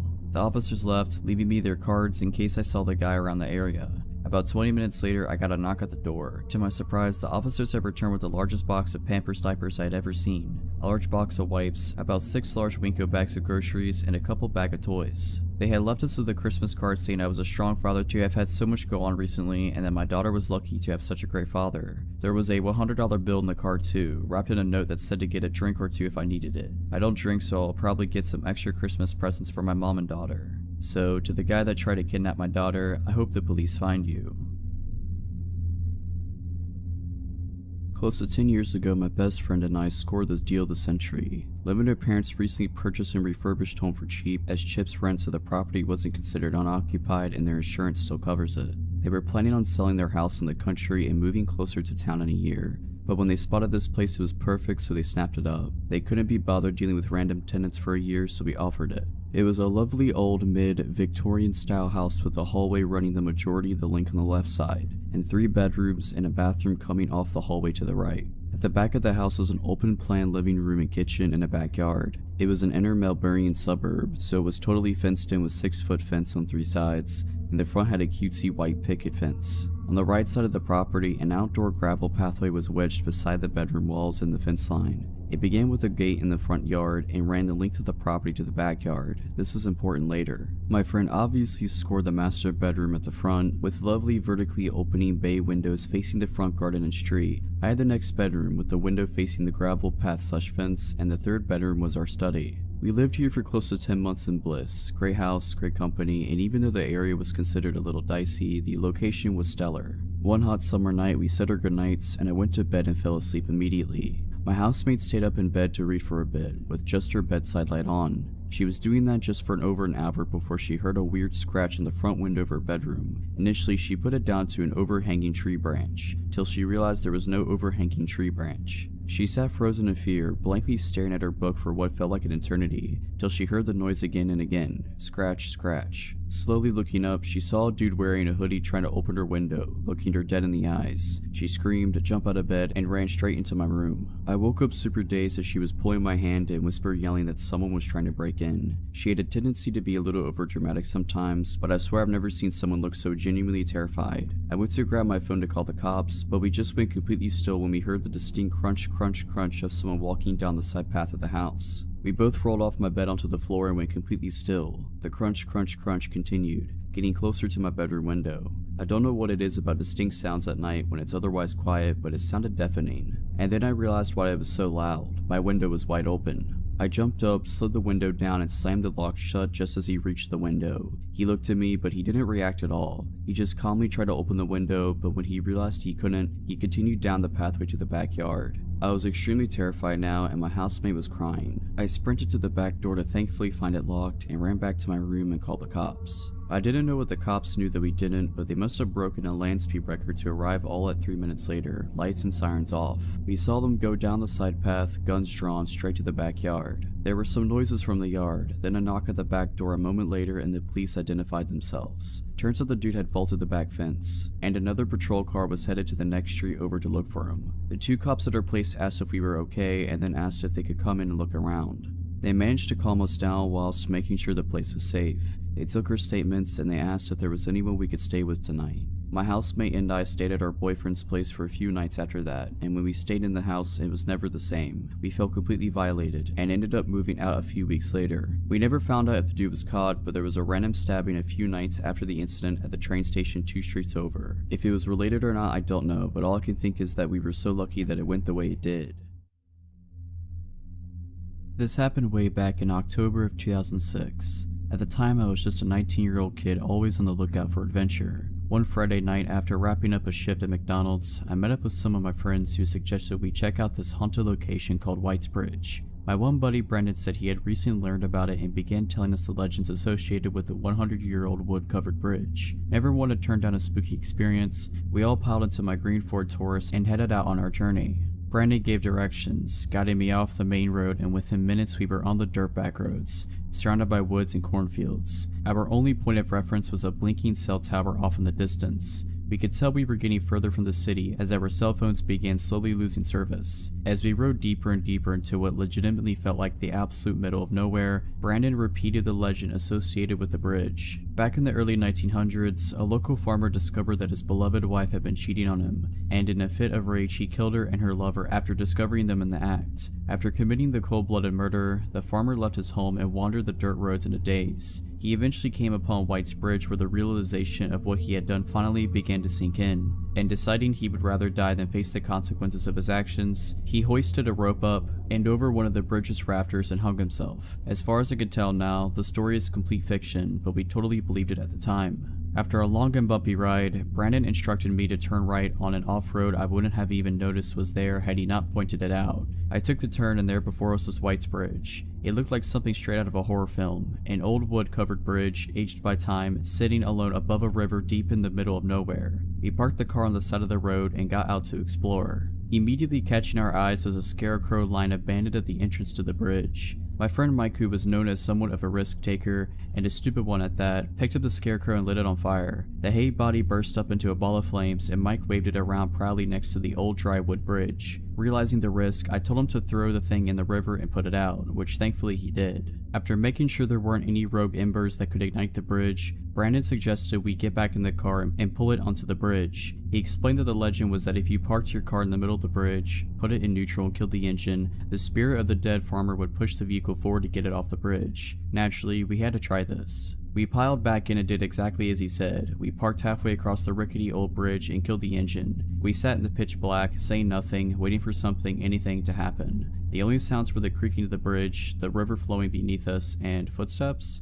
Suddenly, the back driver's side door opens and a woman abruptly enters the back seat, cramming in next to my two friends back there. She looked to be in her late 20s/early 30s, long straight black hair, slim, and wearing a plaid shirt and blue jeans. It's been a while, but this is essentially how I remember the conversation going. "I saw your fire signal for me," she said. Wait, what?" I replied, totally freaked out and at a complete loss of words. "I'm so glad you came. My boyfriend's car broke down that way. I need a ride back." My brain was doing its best to compute the situation. "I'm sorry, but who are you?" I asked. "What are you doing out here?" I told you. She responded curtly. "My boyfriend's car broke down over there. Can you please just give me a ride so I don't have to walk all the way back?" She was pointing ahead, towards a narrow road that forked off to the right on the other side of the bridge. My friend Mike, the scarecrow burner, and ever the gentleman added, "I mean, if you need a place to stay, you're more than welcome to come crash at my place." I got plenty to drink and I interrupted him. "No, lady, listen, I'm sorry, I don't know who you are. You just got in my car and this is all really weird. I'm sorry, but you have to get out." She glared at me in the rearview mirror. "If looks could kill, I would have been done for, but you signaled for me." She responded in an irritated tone. "We weren't signaling for you, get out." She let out an angry sigh and got out, walking back in the direction from which she came and disappearing into the night. I started the engine right up and looked at my friends. They all had looks of disbelief on their face. Without saying a word, I put the car in drive and slowly rolled forward and off the bridge. We needed to turn around and go back across the bridge to get to where we had come from, and the only way to do that was to pull onto the side road that the woman said her boyfriend's car had broken down on, and then reverse. As I pulled onto the side road, my headlights illuminated the 3 posted signs that I hadn't been able to see from the bridge: "No trespassing, private property, and do not enter." Looking up the road, there was no sign of the woman. Wherever she went, it didn't appear she went that way. I didn't want to stick around though, so I backed up and crossed the bridge again, and from there began the journey home. We didn't have much to say on the ride home. I think we were all equally stunned, except for Mike, who asked if he knew anyone that would be awake at this hour that he could score some weed from. I visited White's Bridge a couple other times after that, but nothing of note happened in my subsequent visits. Sadly, some people burned down the old White's Bridge some years ago. It was rebuilt, but from what I hear, it's just not the same as the original. I don't have any plans to go and check it out. To the strange lady who entered my car out in the middle of nowhere at 2 a.m, let's not meet. This happened in 2019. I was in my second year of college and living in a townhome about a 10-minute walk from campus. I lived with 2 other girls at the time, but they were all back at their parents' house for the holiday. I work in healthcare and was working Christmas this year. A little bit of backstory. There used to be 4 of us living there, but one girl had moved out due to issues with her boyfriend. He was a jerk who abused our kindness and allowing him to stay there, was only supposed to come every so often but basically ended up living there. We told her she needed to kick him out after an incident with him one night after he got physical with her and verbally abusive with the rest of us. She wouldn't listen and we told her we would have to talk to the landlord then. Long story short, she ended up moving out and left on bad terms with us. At this point, it was affecting everyone and we didn't feel safe with him there, etc., so she moved out. Okay, so back to the story. It was Christmas Eve and I worked the next day, so I was getting ready for bed, locked the doors, turned the lights off, and went downstairs where my bedroom is. I was scrolling on my phone for about an hour. It was Christmas Day at this point, when I heard what sounded like the chairs in the kitchen move. The kitchen is right above my bedroom. I thought maybe I was hearing the neighbors next door as we share the same walls and sometimes they can be loud. But I remembered one of them texting me and asking me to bring in a package they were expecting while they were all gone at home. The noise was short-lived, so I brushed it off. Next thing I know, my bedroom door is being opened slowly, but my phone screen is lighting up my scared jaw-drop face, so I can't act like I'm asleep. Where I'm laying in bed faces directly to the door, so we're just looking right at each other. So there I was laying in my bed while this guy has 1 foot in my bedroom with the door cracked open. It felt like an eternity, but in reality it was probably more than like 10 seconds of us looking at one another. He slowly takes his foot out and closes my door. I sit there just in complete utter shock. I couldn't make out what he looked like as my eyes were adjusting to the dark again from the phone screen. All I could see was a backwards baseball cap. I knew I had to call the police, but my anxious self knew if I called, it would alert my parents' phones that I called. Me being dumb, I was like, well, I don't want to make them worry. Also, I was scared he might still be somewhere in the house, and I didn't know what he would do if he heard me call. So I texted the guy I was seeing at the time and tell him, some random guy just broke into my house and came into my room. He snapped me out of it and told me to call the police, and so I did. The dispatcher asked me if I felt comfortable to go unlock the front door for them so they didn't have to break it down, and I told her no way, I don't care if the door is broken, I'm not going up there alone. A couple minutes later I see flashlights shining through my window. I hear the police knocking at the door and announcing themselves. They got in and asked me where I was. I came out of my room and they came and got me. They told me to wait on the back porch while 2 of them searched the house and 1 stayed with me. They didn't find anyone and I said nothing looked like it had been taken. They even tried to get fingerprints but were unsuccessful. They then started asking me questions and informed me that the back door was unlocked and had no signs it had been broken. I told them I had locked it. Luckily the guy I was talking to stayed with me that night, but I still couldn't sleep. I kept having to go check every inch of the house over and over. I placed chairs under the door handles on the front door, back door, and my bedroom.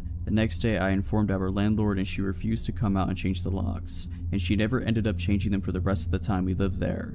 Every time I go to bed now, I triple check all the doors have been locked, doesn't matter where I am. I have a dog now and he helps my anxiety of intruders, as well as a recent purchase of a Ring doorbell. I believe it was our old roommate's boyfriend. I think they may have made an extra key for him because he was basically living there, but I don't understand why he didn't do anything to me, the house, or our belongings. If it were someone random, I don't know why they wouldn't have done what they intended, and that could be many different possibilities. I don't know what their intentions were that night, but to the man who broke into my house on Christmas Eve, let's not meet again.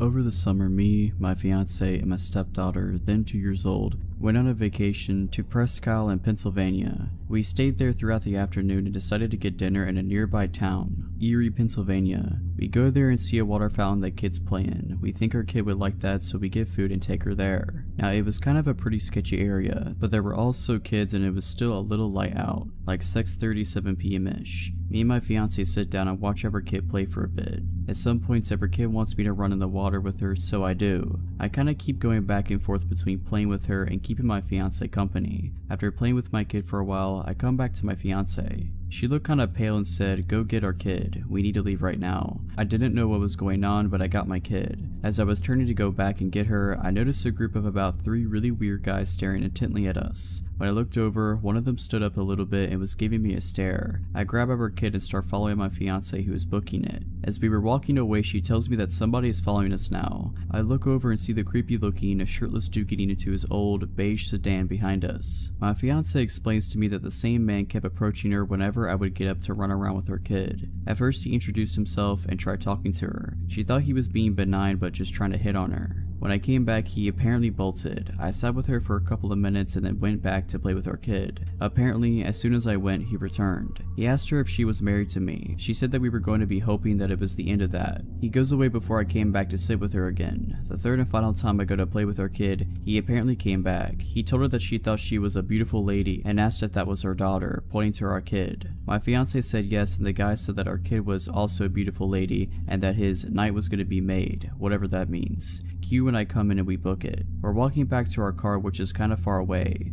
Erie in general was pretty abandoned outside of the park, and we noticed the car pull out and start driving extremely slowly in a street parallel to us. At this point, I don't think he knew we saw him. My fiance's freaking out, and I tell her to wait near the vestibule of a closed Starbucks where we weren't in this guy's vision. We stayed there for about 5 minutes and I was watching the roads, not seeing anything. We continue walking but are still on high alert. I found my car parked outside of a McDonald's and we're now power walking to it holding our kid. I look behind and lo and behold, the same beige car going at 3 miles per hour just barely inches out from the side street so I can see it. As my fiance and the kid are getting in, I turn around and stand at the back of the car and shoot this guy the death stare. After looking at his car for about 10 seconds solid, he peels out and speeds off past us, nearly hitting me. Not sure what this guy's problem was. I assume that he wasn't tailing us for any good reason. Afterwards, I bring up the 3 guys that were staring at me. My fiance said that the pervert following us was sitting with them when he wasn't coming over to her and saying creepy stuff. During college, I dated a fairly well-known and talented local musician named Tim. In the beginning, he was a loving, attentive, charismatic, seemingly normal partner. He made me mixtapes, cooked me my favorite meals, and dedicated songs to me at open mics around town. However, over the course of our year-long relationship, his mental health severely declined. He had the ability to appear lucid and normal around other people, but in private he began suffering delusions, compulsively lying, and creating art that focused on themes of murder. I was worried sick and his condition was exhausting, but I did my best to be kind, understanding, and supportive. I loved him and believed that he shouldn't have to struggle with this mental illness alone. One time he vanished without a trace for a full day. I found his apartment empty, lights on, front door wide open, phone on his nightstand. I took a few deep breaths and called all around the city for hours before finally discovering he had been involuntarily checked into a mental hospital. I did my best to be strong for him, seeing him every day during supervised visitation hour, bringing him his favorite books to pass the time, and holding him as he sobbed that it was all a mistake, that he did not belong there. It was surreal to see my boyfriend surrounded by visibly insane long-term psych ward patients. In retrospect, none of the staff ever told me the real reason why he was there, and I was too polite and naive to ask. Our relationship ended a few months later. I found undeniable evidence that he was cheating on me and, secretly relieved, confronted him. I told him to leave my apartment and never come back. He cracked. The gentle Tim I had known and loved melted away to reveal a new dark persona. He threatened to off himself with pills unless I took him back, but I was so extremely done that I called the police. They weren't much help, but Tim left. I blocked him everywhere and never contacted him again, but he left me insane voicemails from different numbers for weeks afterwards. I was relatively unshaken and things returned to normalcy. I graduated and got a sweet job in the same cool college city. 6 months later, I woke up to concerned texts from mutual friends saying that they didn't want to freak me out, but Tim was off his meds, clearly manic, and was posting a newly written song all over his social media. His best friend, who hadn't been in touch since before the breakup, sent me an apology along with a screenshot of the lyrics. That got my attention. The song was pretty explicitly about my murder, but in a sort of clever, disguised way. I checked his profiles myself from a friend's account, and he was posting dozens and dozens of totally insane rambling statuses, most of them about me. They flip-flopped between flowery love prose and murder imagery. His friends were reacting with concern, but a few egged him on, probably thinking he was just venting about his ex. I decided it'd be best to continue ignoring him, but I saved screenshots just in case. A few days later, while at work, I looked up from my computer to see Tim enter into the far side of the studio. My blood turned to ice. He was talking to my creative director. It looked cordial enough, and I saw Tim begin to casually scan the studio. I ducked down and bolted into my favorite project manager's office, slammed the door, and unleashed upon her what it must have been a nearly unintelligible explanation of what was happening.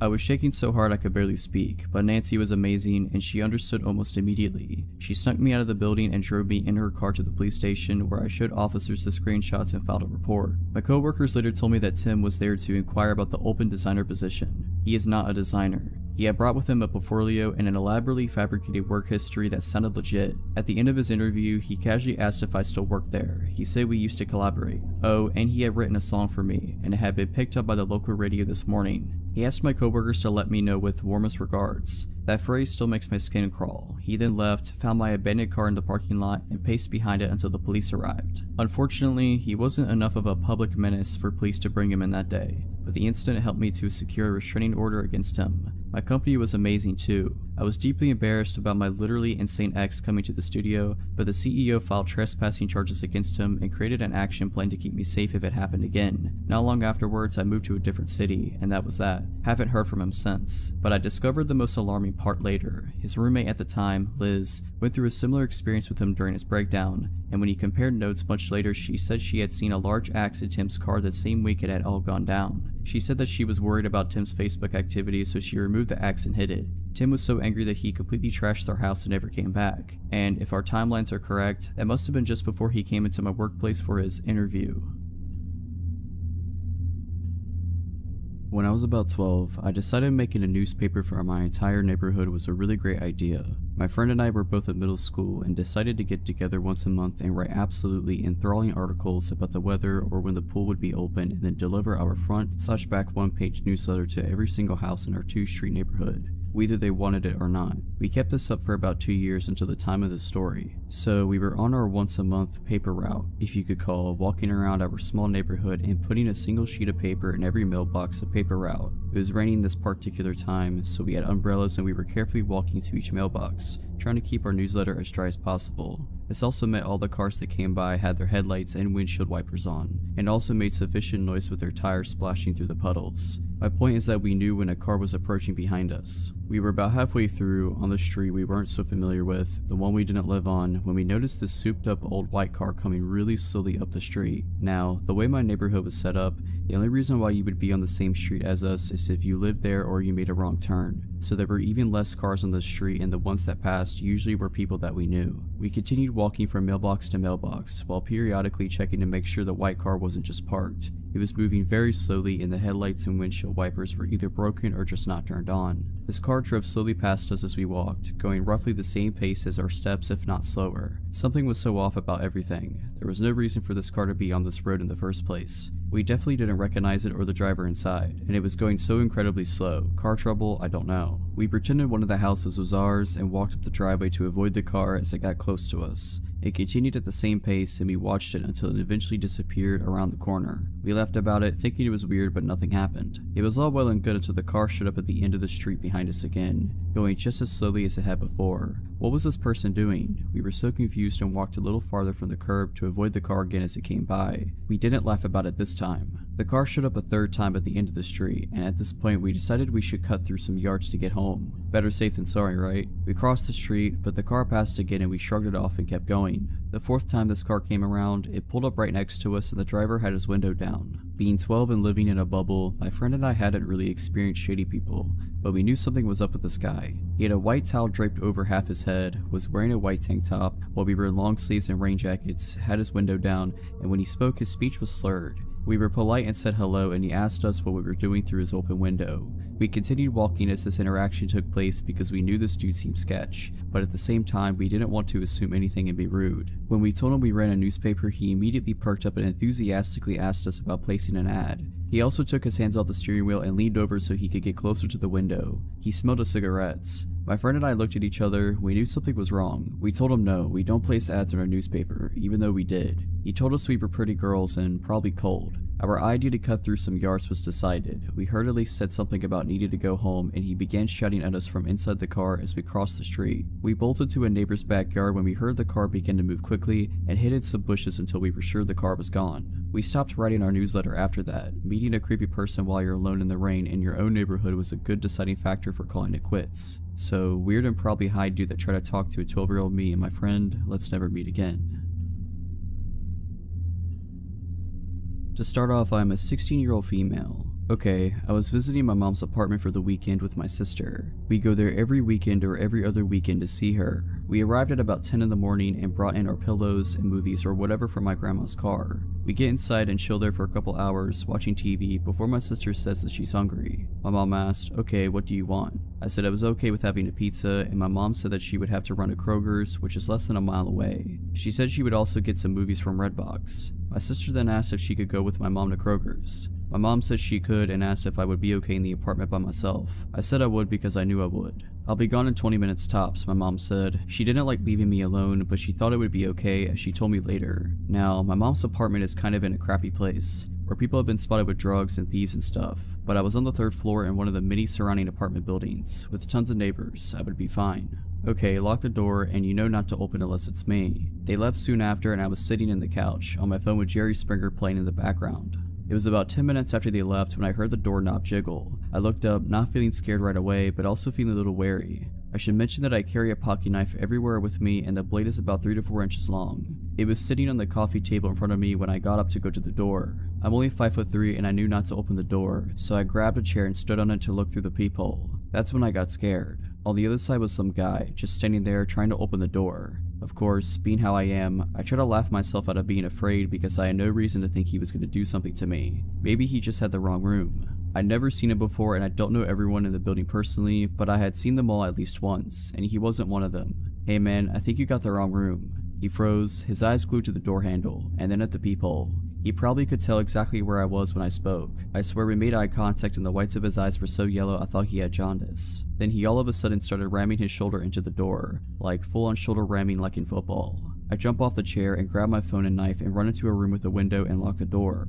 I call my mom's friend who lives in the apartment building across the street and start crying hysterically and said, "Jess, someone's trying to break in, call the cops, bring Chris, please just get over here." She didn't even hesitate, "I'll be right there." Within seconds of hanging up, I call my mom. The guy is still hitting the door and he's yelling in frustration now. My mom picks up after a few rings and I tell her what I told her friend and she was coming with Chris and she needed to get here quick. She was frightened and yelled that she was almost there. By the time I saw Jess make her way down 2 flights of stairs and across the road with her boyfriend, my mom was flying down the road and was there within mere seconds of me calling. They all race inside and I hear everyone yelling in the hallway. I unlock the door and peek outside of the apartment and see Chris holding the guy against the wall while my mom hugs me and Jess is screaming at him. Long story short, the police arrived and took my statement, and the man first denied it by saying, "I thought it was my room," but then he ended up confessing that he wanted to see me and talk to me because he thought I was pretty. The police officers had him in handcuffs and ran a background check on him, and what came up wasn't surprising. He had a warrant for an assault charge on a woman and had been arrested for kidnapping.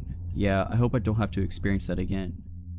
I was 19 years old and the only female working at a shop specializing in automotive batteries and things of that nature. I had been working there long enough to realize that most of the clients were male and oftentimes made for some awkward situations. For instance, I would get talked down to and patronized quite a bit or flirted with to the point where I would be somewhat uncomfortable. However, this never really bothered me. One day during a particular busy rush, a very tall man who was maybe in his mid-30s came through my line. This guy had some very strange energy. He seemed a little off. However, it was my job to be professional and assist whoever came through my line. I brushed aside the uneasy feelings. I just wanted to ring this guy out and getting through the rest of the line that was now trailing out the front door. I greeted him and talked to him as I would any other customer while I was processing his transaction. Things were going fine until he realized I was almost done. He started stalling, making up weird excuses as to why he couldn't use certain credit cards, how he needed me to put his battery on hold and he would be back, etc. I told him that I would hold it for him and that he could come back whenever he found the time. I figured he would leave at that point, but he just stood there and just stared at me. Now that I think about it, he was more staring through me than at me. I was a bit uneasy but kept my polite, professional demeanor.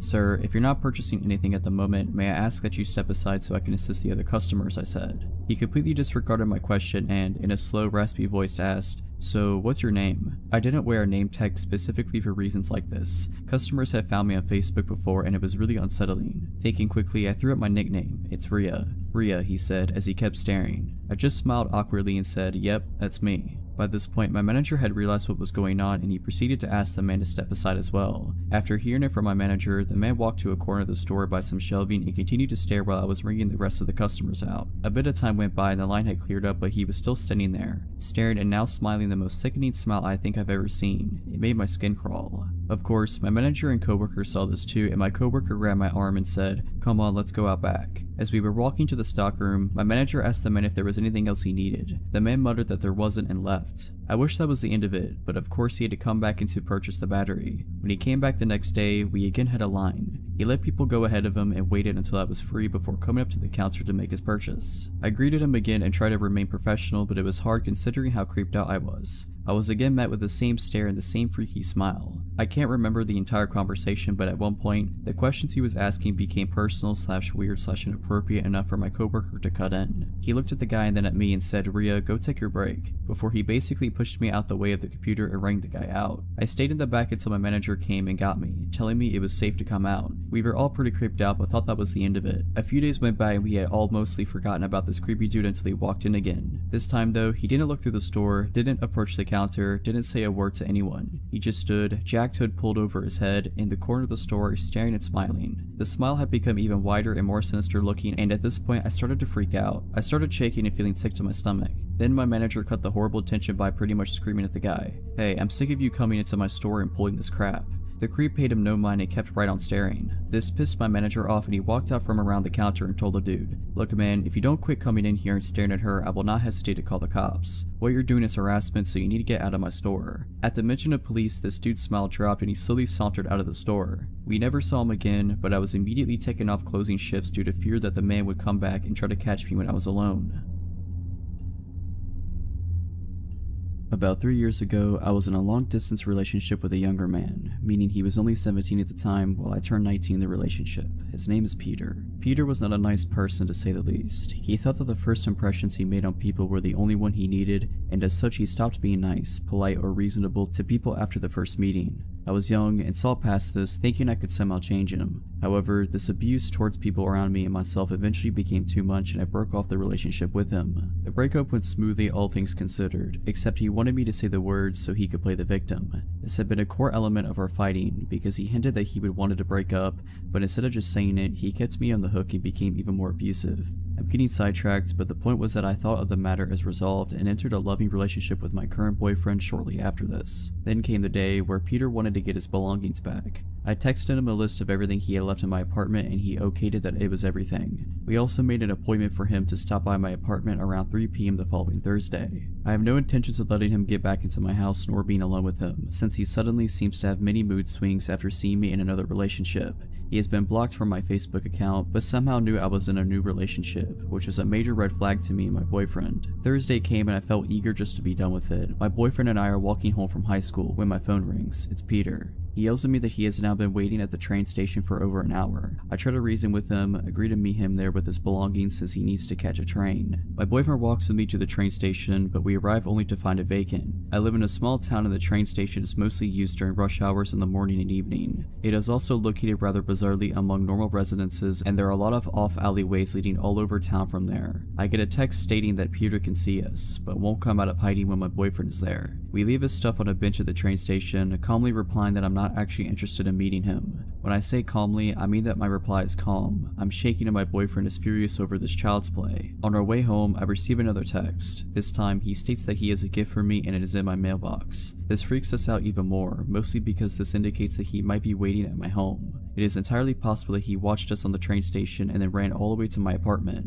However, there is no trace of him and nothing except a bill in my mailbox. By now, we figure that he is acting out of spite and proceeds to ignore the bombardment of texts, calls, and so forth that follows that day. After a while, life returns to normal. Then I get another call, this time from my ex-elder brother who is worried about his sibling. Apparently he has disappeared, taking one of his brother's gas pistols. I am speechless, but since I haven't seen anything, I shake it off as another childish act. The same day my boyfriend sees police officers walking around the basement staircase on the exterior of the house we lived in, while doing some grocery shopping. He did this every day around 4 p.m. The next day we are contacted by my boyfriend's mother. In the newspaper, there is a description of an unnamed young man from the same town as Peter, who has been arrested for attempted robbery of the pizza place I lived above. He was armed with a knife, a gas pistol, and lighter fluid, while stating that he was not attempting a robbery but was there to visit his ex, presumably me. Contacting the police, I discovered that he also had a mask, fake papers, and a wig in a duffel bag, which he had thrown down in the staircase when, around 4 p.m., he had jumped a fence and tried to enter the pizza place. This means that my boyfriend went out our front door, while my ex was hiding right beside the front door armed. I have never been that freaked out before. The sad truth is that my ex never got charged with anything because he is a minor,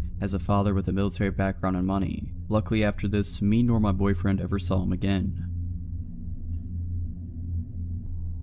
So this happened when I was in 7th grade, a 12-year-old kid. At the time, it was just my mom, my brother, and I living in a rental in a rundown low-income area. We moved in during the summer before the school year started, and we were welcomed by our next-door neighbors, which wasn't too uncommon, but not super common at the same time for that area in Oregon. My mom worked 8 a.m. to 5 p.m. every day, so my little brother and I would ride the bus home every day from school. My cousin would also sometime ride back to my house with us, and her parents would pick her up later. Important for later. One day when I came home, I noticed our small laptop we owned was gone off the counter. I figured my mom had moved it. Later when my mom came home later, we determined it was missing and that a lot of other things were missing, like my iPod and wallet and my mom's safe with her handgun in it, and lots of family valuables. We called the cops and reported a robbery, and they came to investigate. They determined the person probably slid through the doggy door leading into the garage and then entered the house through our unlocked garage door. Cops stayed in their cars on the curb all night and said they would stay on watch for our house more than normal. I was terrified all night, and my brother and I slept in my mom's room. The next day we locked all our doors. It was Wednesday and it was a random half day at my school, so I rode the bus home around noon, and my cousin came with, while my brother went to a friend's house for the afternoon to hang out.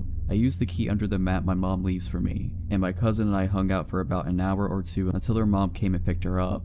After she left, I hear the doorknob of the closet right next to the front door slowly open, and out comes the skinny, what looked like a 35-year-old man that I recognized as our next door neighbor. He seemed to be constantly shaking, intense eyes, had a really unhealthy look to him because of the extremely sunken face. Terrified, I'm in the living room just standing looking at him while he looks at me, with a surprised look on his face. I think he thought everyone left when my cousin did, until his face changed to an amused smirk when I believed he realized that I was alone in his house. He begins to walk towards me while I stand there shocked, not sure what to do. He grabs me really hard on the shoulders. He seemed crazy and excitable with his intense eyes. I instinctively jump and buckle my knees to allow my full weight to be the force that rips me from his grip and fall down. He then bends down for me when I heel kick him as hard as I can. He then yells and falls to his knees. I use that time to run past him to my front door. I open it and run to a kid I rode the bus with's house about 6 houses down. He and his mom were there and she called the cops and my mom while I waited. The cops got to the house and he wasn't there but had managed to steal a few more small valuables. I gave my testimony that it was our next door neighbor, and he was later caught the same day selling some of our stuff at the pawn shop in town. He ended up being a crystal meth addict, stealing our stuff to sell and pay for his addiction. He was super weak from all the drug abuse, which is probably why I was able to get away from him. He also was apparently somewhat high when he spontaneously decided to attack me, being that I was alone. He had apparently watched us for a few months, learning our schedules from when we left and got home. He took the time to take the key from under the front door mat while we were gone, get a copy, and then put the original back under the mat for my brother and I to use when we got home. The cops were surprised he was smart enough to do that, as he seemed to be mostly dim-witted with everything else due to the drug abuse. Either way, I testified against his physical attack, and he got a few decades of jail time, being that he was already on parole for drugs. I was terrified and slept in my mom's room for the next year. About 25 years ago, when I was in middle school, 7th grade, I had a real bad problem with bullies. I couldn't handle the ridiculing I took while riding the school bus, so I started walking 3 miles to and from school every day. The path I walked was pretty safe, mostly on a sidewalk and always on a busy road, with the last 2.5 miles being a straight shot directly to the school. Back then, there wasn't a stigma attached to kids being outside on their own, so this wasn't deemed unsafe or noticed by anyone, or so I thought. I lived alone with my father, parents being divorced, and my mother saw me on weekends. He didn't see any harm in the walking, and my mother wasn't aware of the bullying or the walking. I did not want her to know, so I continued unimpeded for over half the school year. Now, I wasn't really an active kid, and I sure didn't like having to walk 6 miles every school day, so I assumed this was the motivation for the error I was about to make. One day on the way home, a car pulled up on the shoulder and stopped, about 100 feet ahead of me. That car looks familiar. Hey, it's my father. He's gonna drive me the rest of the way. I started to jog up to the car, seeing him in the driver's seat waiting patiently.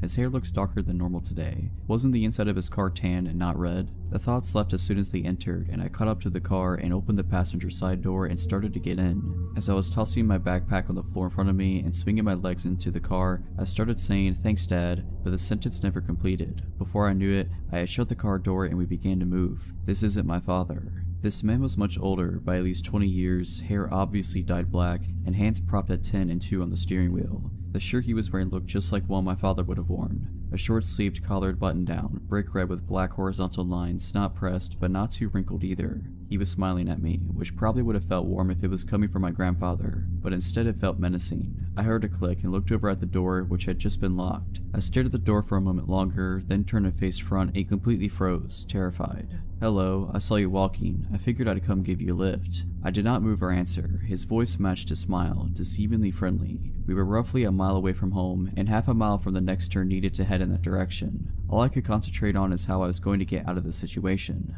"Are you on your way home?" This snapped me a little out of my zone. "Yes, I want to go home," I answered. "Stay calm, talk normally, don't act scared." "Where is your house?" "I can take you there." Feeling just slightly relieved, I told him to take the next right turn. I felt myself begin to breathe, and I realized how tense I had been. My body relaxed slightly, and I finally moved and wrapped my hands around my backpack straps. We started to come up on the intersection, and I pointed ahead, reiterating that this was my turn. Okay, but if you want, we could take a ride instead. It sounded like a question, but it didn't feel like one. The dotted line for the turn lane had begun, but he did not get over. Instantly, I tensed back up, and my grip and my gaze on the backpack straps tightened. Through strained muscles, I choked out that, no, I really need to get back home. He swung the car into the turn lane and began to make the turn. Wide-eyed, I glanced up and verified that yes, indeed, we were making the turn. Are you sure? I'll make sure you get home before anyone realizes you're gone. Grip tightening further, I abruptly stated that no, I need to get home now. My father's expecting me home now. He's waiting. I just hoped it sounded more convincing than it sounded to me. We completed the turn. Sigh, okay, maybe next time, we can meet at the same place tomorrow? Yeah, tomorrow's good. I just need to get home today, now. My eyes were firmly trained on the road ahead of us, hoping that if I just focused on the direction to home, I would get there. The turn into my neighborhood was approaching, and I informed him, again pointing towards the direction home. The next few moments were silent. As we came upon the turn, I reminded him, and to my slight surprise and incredible relief, he made the turn. For the first time, I had more hope than doubt. My old neighborhood consisted of mainly apartments, but in the back were a block of townhouses, which is where I lived. If you were unaware of the layout of the complex, the townhouses might go unnoticed. Right before we got to the area where I lived, I told him here, stop here. He pulled over to the side of the road in front of an apartment building. He unlocked the door and I hurried out of the car, backpack still in hand. I began to close the car door behind me. See you here tomorrow, same time? I paused for just a second and risked another look at the man. Still smiling, still terrifying. Yes, tomorrow, see you later. I finished closing the door and hurried off. I swung my backpack on the right way and briskly walked into the opposite direction of my house. I could hear the car still idling behind me, and it wasn't until I was able to turn off that road and leave his view that I heard him start to move. He had to drive up to where I was walking to turn around, and I glanced back as he was making an awkward turn, instead of going around the block to leave. He caught my gaze and gave a slight wave before driving off.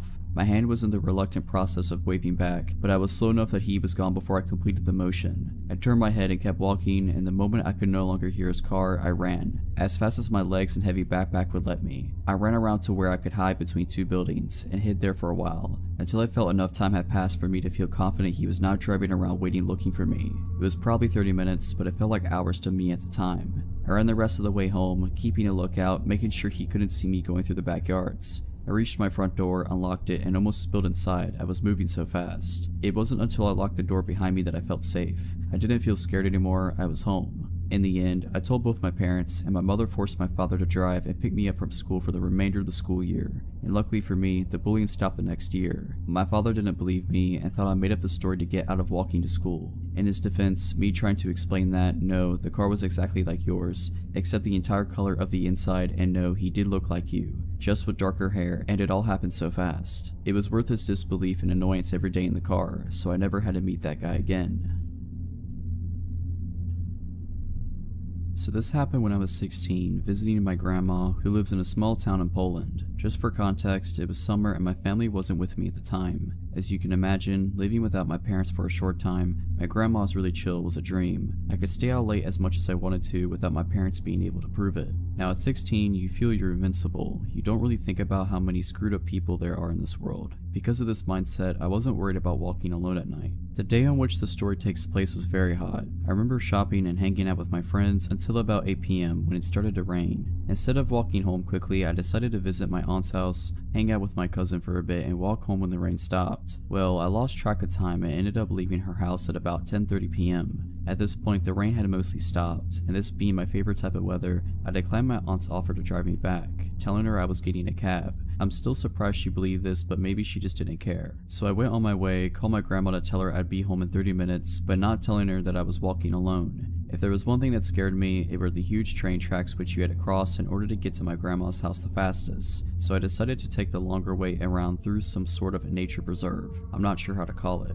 I enjoyed my walk through the light rain until the long metal bridge came into my view. Just as its beginning, I saw a man. It was a small, quiet town, so it wasn't common for the people here to be out this late, but I wasn't scared immediately. I only saw his back, but he looked like every other guy you'd pass by on the street. He didn't seem to notice me, and I didn't really care. I got distracted by looking at the trees to my left, but when I came to the beginning of the bridge, the man was nowhere to be seen. I suddenly stopped dead in my tracks and got an ominous feeling. This man couldn't have already been out of view. It would have been impossible for him to move this fast. He would have had to run, and I definitely would have heard him running on the metal bridge. At the end of the bridge, there was a small path that led under it, which was hidden by thick bushes. I got even more scared by the thought that he was hiding there, waiting for me. I slowly started to walk backwards, not taking my eyes off the bushes. I hid behind a tree and decided to wait a few minutes to see if he was hiding there. After about 10 minutes, my biggest fear came true. Suddenly, the man emerged from the bushes, looking in my direction. He was holding something big and shiny. I could make out in the dark that it was a knife. My mind started racing with 1,000 questions. How did he see me? Why didn't I see the knife before? Where was he hiding it?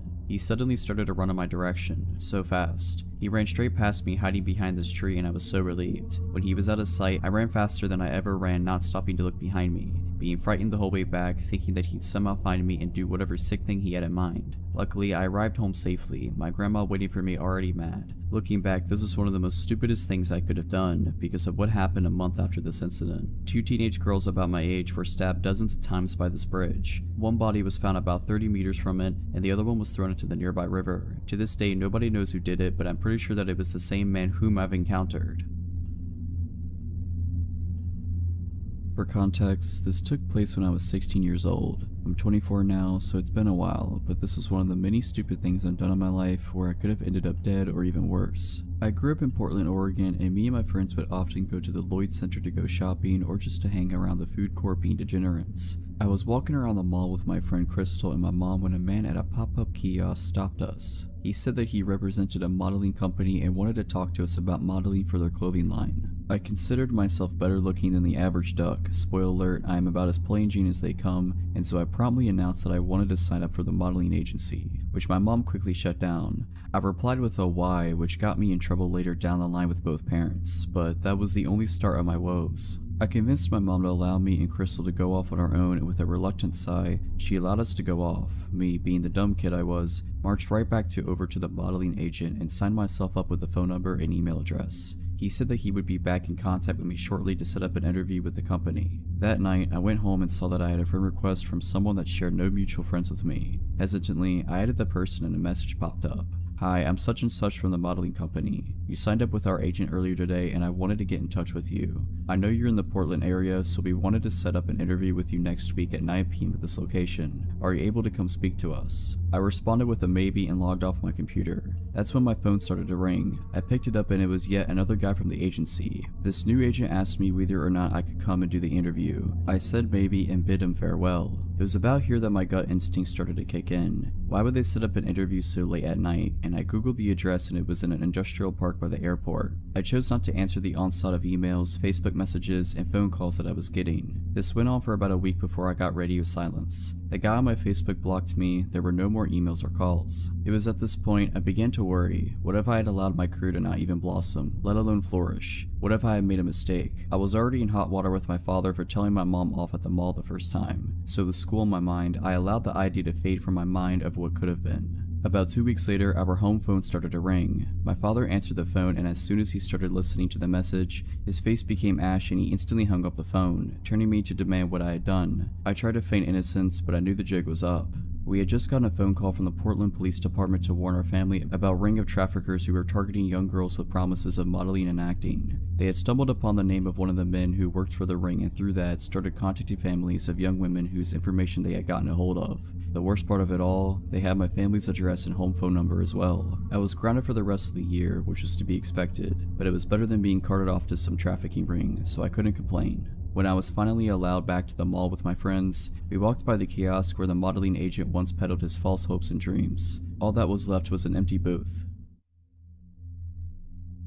This happened about 4 years ago. I had just graduated from high school and was a month and a half into summer break. Needing money for college, I began working full-time for the school district I had just graduated from. Due to a music festival I wanted to attend as well as monetary concerns, I did not go with my family to North Carolina, which was fine by me. What 18-year-old doesn't want a house to themselves for a week? Furthermore, my parents' house is out in the country, so I had little to no fear about my neighbors complaining about parties or being bothered in any way whatsoever. But I was wrong. I often take the back roads home home from my friend's house, but on that night I decided I wanted some McDonald's, so I took the main drag and came home on a different route. This way takes you past a mechanic shop not a mile away from our cul-de-sac. It was between midnight and 1 AM, and as I passed the mechanic shop I noticed a car's lights turning on, or should I say light, for this car had only one headlight working. I remember thinking that it was strange that this car all of a sudden turned its lights on as I was passing, and began to become even more concerned when it pulled out behind me. But I tend to be paranoid by nature, nothing serious, but I always question if the person behind me is following me and whether they mean me harm, so I brushed this off as an unfortunate coincidence. But as I neared my street and the car was still tailing me, I started to become freaked out. I looked at my gas tank and my heart sunk as I saw I was on E. Either I pull up my street and go home, or I risk driving around some and seeing if this dude follows. Yet that option held the risk of my car running out of gas and leaving me stranded on the road, and I figured I'd rather take my chances on my own soil than on the side of some dark and lonely country back road. So I turned onto my street only to have my heart sink when the one headlamped car makes the turn right behind me. At this point I know I'm screwed. With nothing left to do, I began pulling up my driveway. It's a hill about 100 yards long. To my utter horror, they began to follow me up. Looking back, I should have called the cops, but there was no love lost between law enforcement and myself, and at the time, I was too caught up to even consider calling them. If my family would have been home, this would have never happened. I could have called my dad and he could have grabbed his gun, but he, along with the rest of my family, were gone, 12 hours away at the beach. So when they began to drive up my driveway after me, I stopped to put my car in reverse. They responded by reversing as well, yet they stopped at the bottom, effectively blocking my driveway. At this point, I pulled forward again only to have the same jig and dance happen. They followed, I reversed, they reversed, and sat at the end, blocking my escape. I quickly pulled up and turned my car around to come at them head on. By this time they were halfway up my driveway, the furthest they had come up.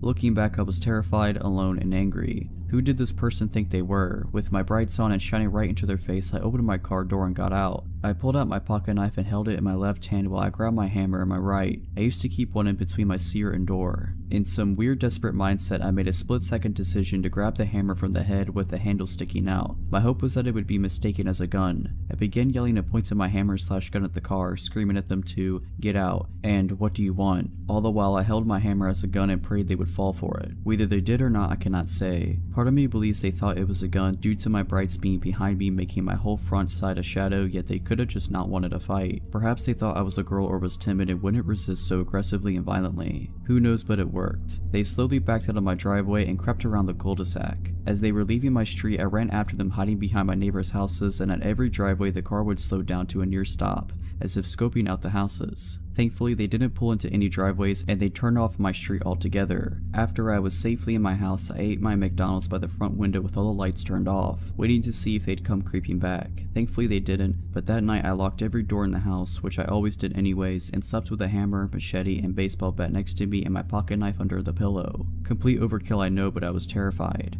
Now I know where my dad keeps his gun, so if it ever happens again, I'll be better prepared.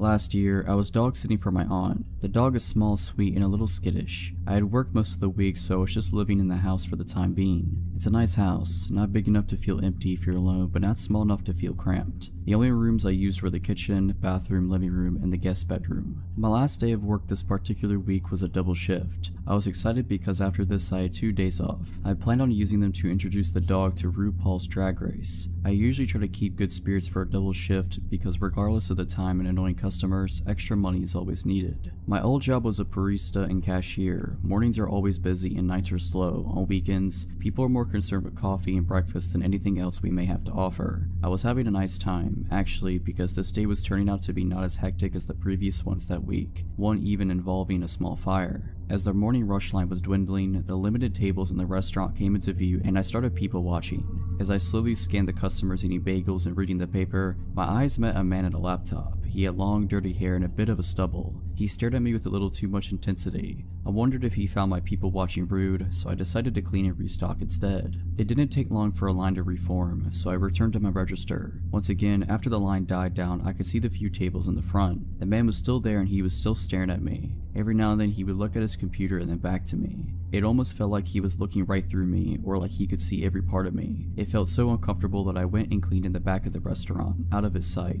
After the next rush, I took my break and sat far away from the man. He was out of sight and I was out of his. When I came back from the break, the man was gone. My manager asked if I had interacted with him at all. I told her about him making eye contact with me, but that nothing else really happened. She told me that the man had been watching 18+ content on his laptop and she had asked him to leave. So that was weird enough. The man had been watching that and stared at me. I really wish that this is where the story stopped. Hours passed and the rest of the day was entirely normal, despite me and a few female coworkers feeling a slight edge. We were in the process of closing, which is actually a process I really enjoy. We're well in and I'm almost done with my assigned jobs when my manager comes up to me again. She informs me that the man had found his way back in the restaurant at some point and she found him hiding in a back corner. She chased him out by threatening to call the police. She knew that earlier in the day, he seemed to be paying attention to me. She said I could finish up whatever I wanted or needed to, but afterwards she strongly advised me to get home as soon as possible. She also offered to walk me to my car. I took both offers and quickly got my things together and clocked out. My aunt's house was not far from work.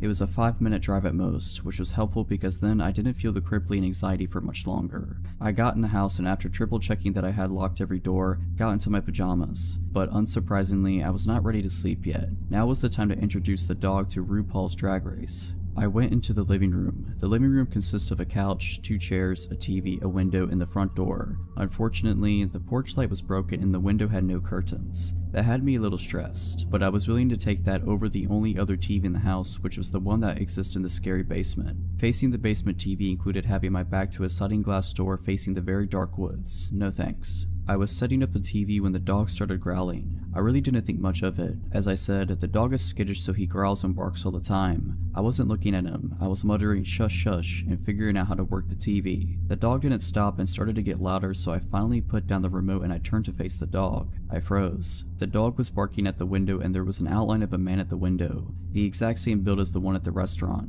I screamed and luckily that was enough for the man to run away from the window. I stood there frozen for a while. The dog had calmed down but I hardly felt safe. So I went into the kitchen, grabbed a big knife and called my mom. She did not advise calling the police, my mom never does, and instead came and spent the night with me. I told my aunt.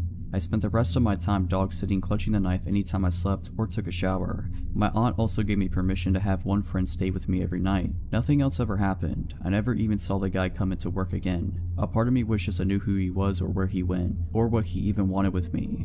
I'm glad he was a coward and that all it took to scare him off was my scream and an extra small dog. The year was 1995 and I was 16 years old. I lived in a 3-bedroom, 2-bath house in a middle-class suburban community with my mother, 2 younger brothers, and our 140-pound Doberman, Turbo. From the front door of our house, relevant, you could see directly into our living room, which had an open concept floor plan with the kitchen and dining room. Our couch was on the wall directly in front of the front door. It was the summer between my sophomore and junior years in high school. My brothers and I spent a decent amount of time outdoors. I suppose anyone paying attention knew who lived in our house, and I suppose they knew that the only adult was gone when the only car was gone. However, prior to the man showing up at the house, I never noticed anything off, and I never noticed anything afterwards, so maybe we were just a random target. It was a Saturday and Mom and the boys had run to the grocery store. In Nevada in the 90s, almost no one had air conditioning, so to cool off, you would open up all the windows and doors and use fans. On this particular day, I had the back sliding door and front door wide open to get a cross breeze. Neither screen door was locked. I was napping on the couch in full view of the front door in shorts and a tank top, with unlocked doors. In my defense, there was 140 pounds of protective dog muscle on the floor next to me, and probably only for that reason am I alive. Around the approximate time I expected my family home from the store, Turbo began barking. Assuming he was barking their arrival, I told him to shush and try to go back to sleep. Turbo continued to bark, becoming more and more intense and even aggressive with his barking. Finally, after 5 to 10 minutes of Turbo refusing to quiet and my family never coming in from the car, I sat up, realizing something was wrong. A man who I didn't know stood, seemingly frozen, staring at my frenzied and barking Doberman. Assuming that the man had some appropriate business at my home, I hurried the 10 steps to the unlocked screen door, constantly shushing Turbo. I apologized for my dog and for not hearing his knock. He never knocked. The man explained that he was from the phone company and he was here to check our lines. He never took his eyes off Turbo. Turbo never stopped snarling. I leaned forward far enough to see the street. Only unmarked, privately owned cars lined the street. I looked at the man who was dressed in tennis shoes, jeans, and a t-shirt. I was 16 and dumb enough to nap in front of an unlocked door, but I was no fool. Phone company personnel A. Always wear uniforms, B. Always drive company vehicles, and C. Don't come without being called, and D. Don't work weekends. I looked at the man who had yet to look up from the 140-pound dog that was now foaming at the mouth. I grasped the screen door handle and held it. This got his attention. He met my eyes as I said, "You have 30 seconds to show me identification or I'll open this door." I don't even think he made an incoherent an excuse as he ran away. I fell to my knees and hugged Turbo. I then gave him all the meat in the fridge. I believe with absolute certainty that I would have been attacked if we hadn't had him. I like to think that if I hadn't had a huge, overly protective dog, I would have been in the habit of locking doors. But what would a screen door latch do against an intruder? And that creep stood there and watched me for 5 to 10 minutes. Perhaps he was paralyzed in fear, but maybe he was working his angles and only Turbo's insistent display of his willingness to kill anyone who threatened to be changed his mind. That's my theory. Turbo is long past, but his legacy lives on, and 2 loving, loyal, and lethal when necessary dogs sleep in my room every night. For context, I'm a 5'3", 24-year-old female and working as a programmer for an IT company in the Philippines. Now the area where my office is in comprises of 3 buildings. Building A, where my office is in, Building B, and Building C. To get to the other building, it would take you like around 10 minutes to get there. Important for later. This happened to me a year ago around the end of February until March. I just got out of a bad breakup at the time and I really intended it just to focus on myself and not meet anyone yet. I just got out of work and it's around 7 PM on a Friday night and went to my usual waiting spot, which has benches and is located at the back of our building near the entrance of the underground parking. For our company shuttle, and Omar, shuttle dispatcher, is there. Now, I've known Omar for 2 years and is someone I consider now as a friend, and we would often chat about our lives, even the breakup with my ex then, and joke around. He's a 40-plus-year-old guy and he gives out this big fatherly vibe, so he's really someone that I trust. That night, he was there and with someone new that I didn't recognize. Our conversation went like this. Omar, oh hi. Good thing you're here. I would like you to meet someone since he told me he already wants to meet you for a long time now. And then this guy stood up and shook my hand. I greeted him as just to be polite, and this new guy, let's name him Ray. He's average looking and a little shorter to my height, 5'1" I think. And he instantly gave off an all 5 as soon as I shook his hand. I thought that would be the end of it, but he proceeded to talk to me for a few minutes while I wait for my shuttle to arrive. Omar has purposely left me and this Ray guy so that we could talk and get to know each other. I'm actually puzzled at this point because, 1, I have no clue who this guy is and why he would be so eager to meet me, and 2, I clearly told Omar before that I'm not into meeting anyone just yet. But for the sake of being polite and nice, I talked to Ray, but we never reached any personal questions, exchanging numbers, social media accounts, or even telling him my full name. I just told him my nickname, and I left it just as that when I finally got on the shuttle. Fast forward to a week and Friday again, I got off at work and the same time, and surprise surprise, Ray is there again with Omar and a security guard. They were chatting, but as soon as I came, Ray instantly greeted me, and at this point, I'm a little creeped out as I expected our encounter would only be a one-time thing. I just said hi and brushed him off and sat on the benches to wait for my shuttle again, and of course, as this guy doesn't seem to know the definition of personal space, sat beside me and talked to me again, but this time he's asking for my cell phone number. I told him off and clearly said that I'm not giving out my number to strangers, and just giving him one-word answers just to give an impression that I wasn't interested at all. He would ask, why wouldn't you give your number? I just want to be friends. And I could see it in his face that he was getting frustrated every time I told him I wasn't giving it to him. This happened while Omar and the security guard was looking at us from afar, but this went on until I got on the shuttle again.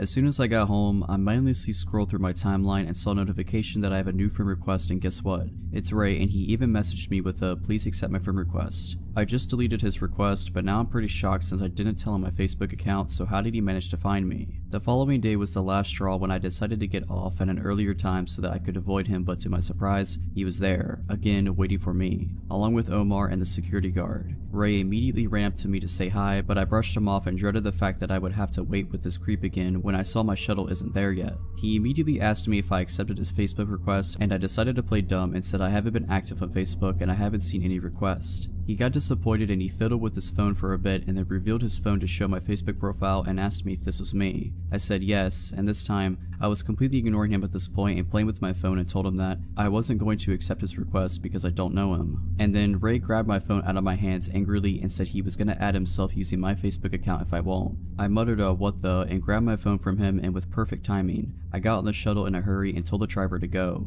At this point, I could confirm that this guy could be stalking me and now knows my daily schedule and social media accounts. I reported this incident to my manager and told her how this was already happening for some time now. She was surprised that I didn't report it earlier, but I blamed it on my lack of assertiveness and fear that I might be overreacting to his advances. We reported the incident to office security and told them what happened, and they couldn't do anything at first as, 1, I need actual evidence about my allegations to him, and 2, I only knew Ray by his first name and they would need more information than that. I didn't bother to ask where he's from or if he is even working in our office/building, which is dumb of me and I should have asked in the first place. My manager then decided that I should be at least accompanied by some of my office mates to confirm the situation, and the guys volunteered to accompany me every time I got off work. They accompanied me for a couple days, and no matter what time I got out, Ray was there to harass me. I felt bad for my office mates as they had to deal with his BS as well. First instance, when he saw I was with my office mates, I could see the visible anger in his eyes, and he would try to butt in our conversation even if we were ignoring him. At one point when I'm talking with my office mates, he let out an exasperated sigh and said, "Can I talk to you for a second, please? What do you want?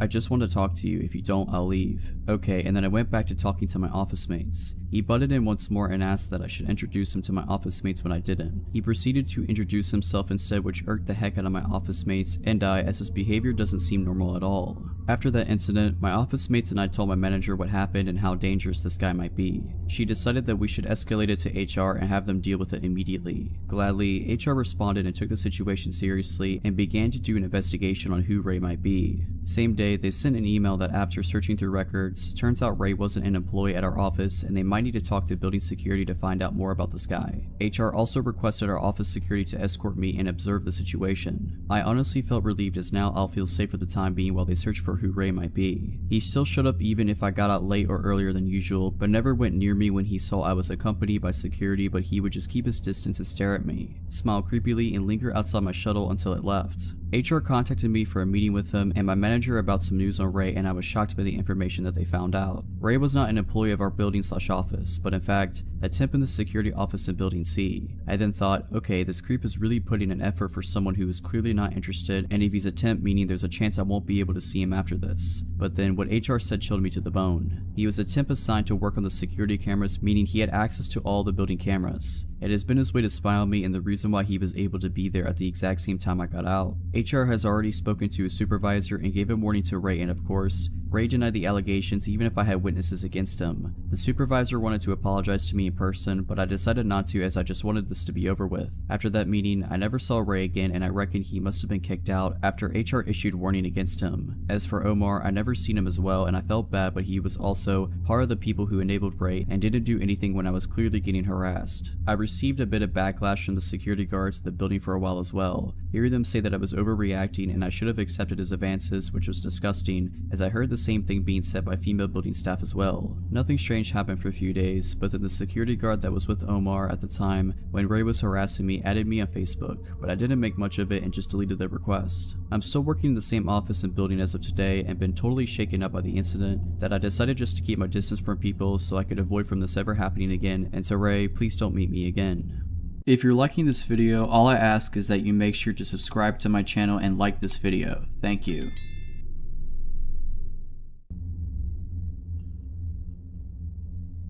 This story is of my brief friendship with a guy that near stalked me, and I'm sharing it for some closure, I think. I started my freshman year of college at a university in my hometown that's pretty nice. I'm not going to share too much about it, but it has a smaller amount of students but enough that you don't really run into people often. I lived on campus and I was only 17 at the time. I had Tinder, of course, as I was fresh out of a relationship and looking to experience new things in college. I matched with this one boy, Asher, who seemed nice enough, pretty socially awkward, but I never really minded because I have anxiety issues myself and I'm really sympathetic to it. Because of that, I ignored a lot of warning signs I shouldn't have. We texted for a while and he seemed really nice and caring. He wanted to know a lot about me, which I wasn't too keen on sharing, but I told him the basics and we texted kind of regularly. He lived on campus as well and invited me to hang out. At that time, things didn't seem too sketchy, so I was completely down. When I first met him, that's when things started to get uncomfortable. We hung out in his dorm, which is pretty standard overall. I got cozy with him on his couch. I'd say almost cuddling, but not quite. Still, really standard. When we started talking more, I realized how uncomfortable things really were. He kept making comments that just put me off, but I tried to ignore them. Things like, I've never really cuddled with anyone before, sorry if I'm doing it wrong.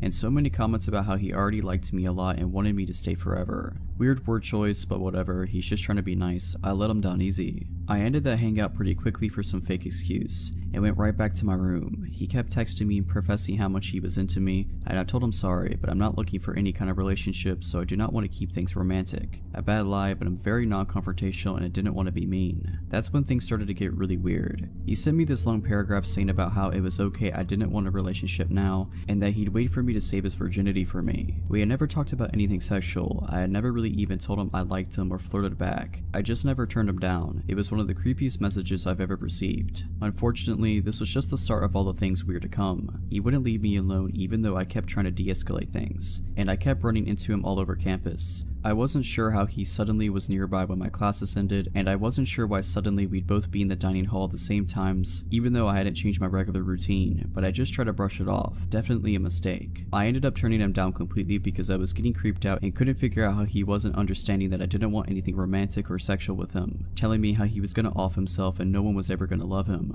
I've been in a manipulative relationship in the past, and I recognized that behavior right away and shut it down. I told him I couldn't be friends with him, and in my head that was that. He didn't reply for a while, but when he did, everything broke loose. I was luckily out of town at the time for a concert, so that made me feel a lot better. He went off, sent me paragraphs after paragraph about how horrible of a person I was, and how I needed to get put in my place, etc. I could handle that, I just ignored it. Then once the regret set in, he made it his mission to win my love however possible. He apologized profusely, told me how he couldn't be all alone and I was his only friend, and how much he loved me. Whatever, terrible, but I didn't care about that. Then, I guess to prove his dedication, he did the creepiest thing yet. First, he told me he was outside my room. We did not live in the same dorm building, and you can't get into the buildings unless you live there. I don't know who let him in. I wasn't there, and my roommate was out, so that was okay. I texted back at that point and told him to leave and how wrong and creepy that was, and he pulled out his last resort. He just sent me screenshots of my contact in his phone. On Apple devices, you could fill in tons of information and have a note section. Everything was entirely full. He knew my home address, my room number on campus, my parents' and brothers' names, my pets' names, my schedule. It was terrifying because I'm a fairly private person. My Instagram is my only social media and I do not share that much on it. I don't think I'll ever find out how he discovered all that about me. I blocked him on everything right away and reported him to school. The school did nothing at all. I still see him on campus, but it seems like he doesn't care about me anymore gladly. I was around 16 years old when this happened to me. It was just me and my dad at our house, and since he was a businessman that traveled frequently, I was left home alone quite often. First of all, I'm gonna try to do my best to describe you the layout of my house so you can better understand my situation. My house is pretty small since it's just my father, my dog, and me living in it. There's a long hallway full of full-size windows separating my dad's room and mine. Our dog loved to look out the windows, so we always kept them open enough for her to look out. I'm the last room at the end of the hallway. In between the two rooms is my bathroom and a spare room. All the rest is irrelevant. Let's get to it. It was around 11 p.m. when the worst night of my life began. My dad was passed out in bed after a long day, and I was mindlessly dancing around my house getting ready for bed. I just hopped in my shower, not knowing what was coming ahead, when my dog starts aggressively barking up a storm. I walk out the bathroom and go out and explore. I head to my room to throw some clothes on while my dog is still barking. Months before, I'm not sure how I managed to break my door handle, but you don't have to twist the knob to open it. All it needs is a small push. Scared, I barely managed to put a shirt on when my dog opened the door. I looked to see her enter my room, while in the midst of barking, that's when I saw it. There's only one window that has vision to the opening in my room, and in the corner of it I saw a face. It was dark, so I took a second to comprehend what I just saw, but when I finally realized it, I screamed. My dad owns lots of guns, so when he heard me scream, he ran out with a pistol. He asked me what happened and could barely mutter what I saw. He ran outside to see if the man with the terrifying face was still near. We stood out there for maybe a minute scanning the area. A man was casually strolling towards us from the opposite direction from about 100 yards away. I knew it was him. I got that feeling in my stomach that you can't mistake. It was like he was trying to cover up that he was there by coming from a different direction. But he didn't fool me. You better stay away from my daughter. You see what I have here, you know what this does. Holding up his gun, I could have sworn my dad was gonna shoot. The man brushed these threats off easily. My dad and I went back inside. He went back to bed like nothing had happened, but I could not sleep a wink. I kept thinking he was gonna come back and hurt me because of the threats to him. We called the cops the next morning and they came and scoped out our house. He looked around the house trying to calm me down, but I was still pretty shaken up. He went to the front yard and that's when he saw it. In front of the windows in the long hallway there were small bushes, nothing much. The cop from outside went to the window that had view of my room and there it was. If he tried to tell me the news without making me more upset, he failed. There were incidents in the dirt right in front of the window. That meant he knew where he needed to look for you, and it seems as if he had come here more than once because of the broken pieces of bush and the divots in the ground. Turns out he was the nephew of my old neighbor and he had been staying there for months. Never arrested, never got in trouble, probably barely got a slap on the wrist. But at least he's gone now. How long had he been watching me? I'll never know. All I know is I keep my door shut and I never keep the blinds open. To begin, I've always had this feeling that someone was watching me ever since I moved into my family house 8 years ago. At first I thought I was just being paranoid, but I could not help looking over my shoulder when I would walk to school or to my bus stop. When I would walk to school, I was always scared in the mornings when it would be dark during the winter or fall because where I live is just vast country lands. I live in Canada, and although not much crime happens in my neighborhood, I never could rid myself of this eerie feeling. Even when I would come home from school, being home alone did not help. I would triple check my windows and locks to make sure everything was locked. However, in my basement, our garage door would never fully lock since the door hinge was broken and detached from the door, therefore it would never properly close. I always told my dad to fix this door, but because he would always go away for work, he never found the time to do so. Stupidly, I thought nothing bad would happen since my garage needed a 4-digit passcode to get in. Now my theory is that he knew the passcode of my house, therefore he had free reign for 7 years to go through my things. At first I thought I was being forgetful. Maybe I was the one who misplaced my underwear somewhere. Maybe I was the one who misplaced my favorite top, or maybe my dad accidentally donated it. But I should have known better. During my 4 years in high school, he never really contacted me. It was when I went to university that things started to change. Since I live in the countryside, I decided to go to a university an hour away. My dad did not want me to live on residence because he didn't want to leave the house unattended for long periods of time. So we came to the conclusion that it would be the best if I drive to and from school. Now I would leave for university very early in the morning, around 6 a.m, and come back around 6 p.m. at night. I stopped being aware of my surroundings at this time because I would be tired from my 12-hour days, and now that I wasn't walking alone, everything would be fine. When I would come home from university, I would find certain things moved in my house. I am a neat freak and I like things a particular way in my house. When little things like my makeup or candles would be moved, I thought it was odd and would frequently bring it up to my dad, but he would just say that it must have been me who was doing it, but it wasn't me. During my 2nd and 3rd year in university, I started getting weird notes in my mailbox. The writing on these notes looked almost childlike and it would always be written in blue ink. I have those country-style mailboxes at the end of my driveway where the little red flag goes up whenever we get mail. From my way back from university, I would always check the mail and sometimes I would find these letters. The letters would never be long. In fact, they would only be 1 to 3 sentences that would contain odd questions like, "Where are you? I wonder what you do while you're away from home. How do you find university? It must be tiring driving that long.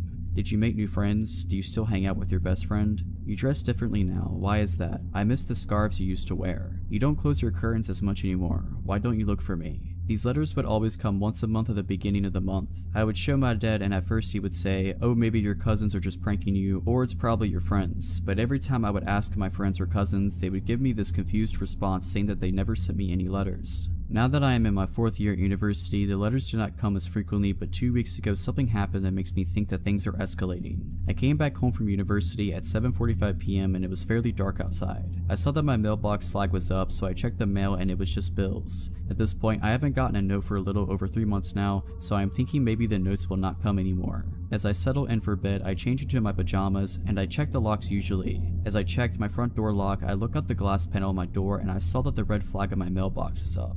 It's 10:30 at night, so no way the mail could have gotten dropped off, and plus I just checked the mail. I call my dad and tell him about it and he said not to freak out and that maybe one of our neighbors accidentally got our mail and just dropped it off since this happens frequently. I stay on the phone with my dad and quickly run down my driveway to check my mailbox. As I open the mailbox, I feel my heart drop because it's an unmarked manila envelope. I quickly run back inside and open the manila envelope, and although there is no written note, I find something more disturbing. It is a pair of my old blue panties that I haven't seen in years. At this point I scream and my dad tells me to hang up and call my aunt, who is a police officer. My aunt comes over and checks the inside and outside of my house, but she can't find anything. She tries to jog my memory and ask if I know anyone who could be doing this, but I honestly have no clue. My aunt told me to keep any more letters I get and she has been staying with me the days my dad is out for work. I just hope that we're able to find whoever this is.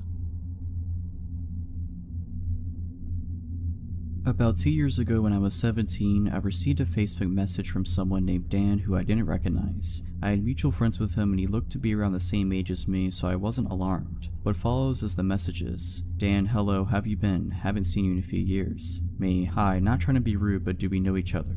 Dan, yeah, you really don't know me? I didn't respond. Dan, wow, real nice way to treat a family friend. Me, sorry, I just don't recognize you. Dan then sent a picture of me and him together from when we were little. And I mean really little. Like I looked maybe 2 or 3 and he looked 5 or 6. Me, oh wow, did our parents used to be friends or something? Dan, I was your neighbor. You really don't recognize me. Come on, I didn't move that long ago. He had in fact moved a long time ago. At least 12 years ago. So I honestly feel like it's not that uncommon for me to not recognize someone who I hadn't seen or talked about since I was 4. Anyways, the conversation continued like that. I apologized for not remembering him and just started catching up.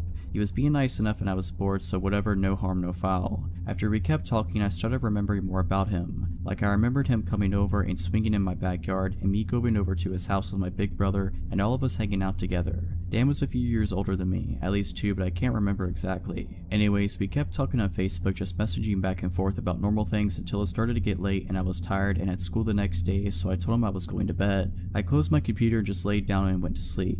The next morning I woke up to a bunch of messages from him. Things like "Good night beautiful" and "Sweet dreams," "Message me when you wake up," "Are you asleep yet?" "Can't wait to talk to you." Literally there was almost 50 messages. I was creeped out, but I opened the messages and glanced through them and just didn't reply. On my phone I have it set to where I don't get notifications from Facebook Messenger. At the time I was in a lot of group chats with different team sports and group of friends, so it was just easier to at the end of the day check my messages versus getting a ton of notifications all day long. Some point during the day I had gotten more messages from him that I just hadn't noticed while I was at school. He was saying stuff like, "Do you still live at insert address here?" I did still live there. "Does your mom still freak out about you hanging with boys?" My mom has never freaked out over boys. "Let's go out and catch up. Let me take you out and treat you right." It just kept going on and on with really random questions that weren't necessarily threatening but just somewhat creepy. He then talked about wanting to go on dates even though he didn't even live in the same state anymore that I live in, so I have no idea how he would have planned on going on dates with me. The messages just kept continuing over the next week, him telling me he wants to go on dates and asking me really weird questions about my mom, my brother, and my house, and then he started asking about his house that he used to live in. I didn't reply to any of his messages, but I was getting at least 50 a day. Eventually I brought it up to my mom and just asked her if she remembered Dan from next door. Her face completely drained of color and she got super serious all of a sudden and she asked me why I was bringing him up.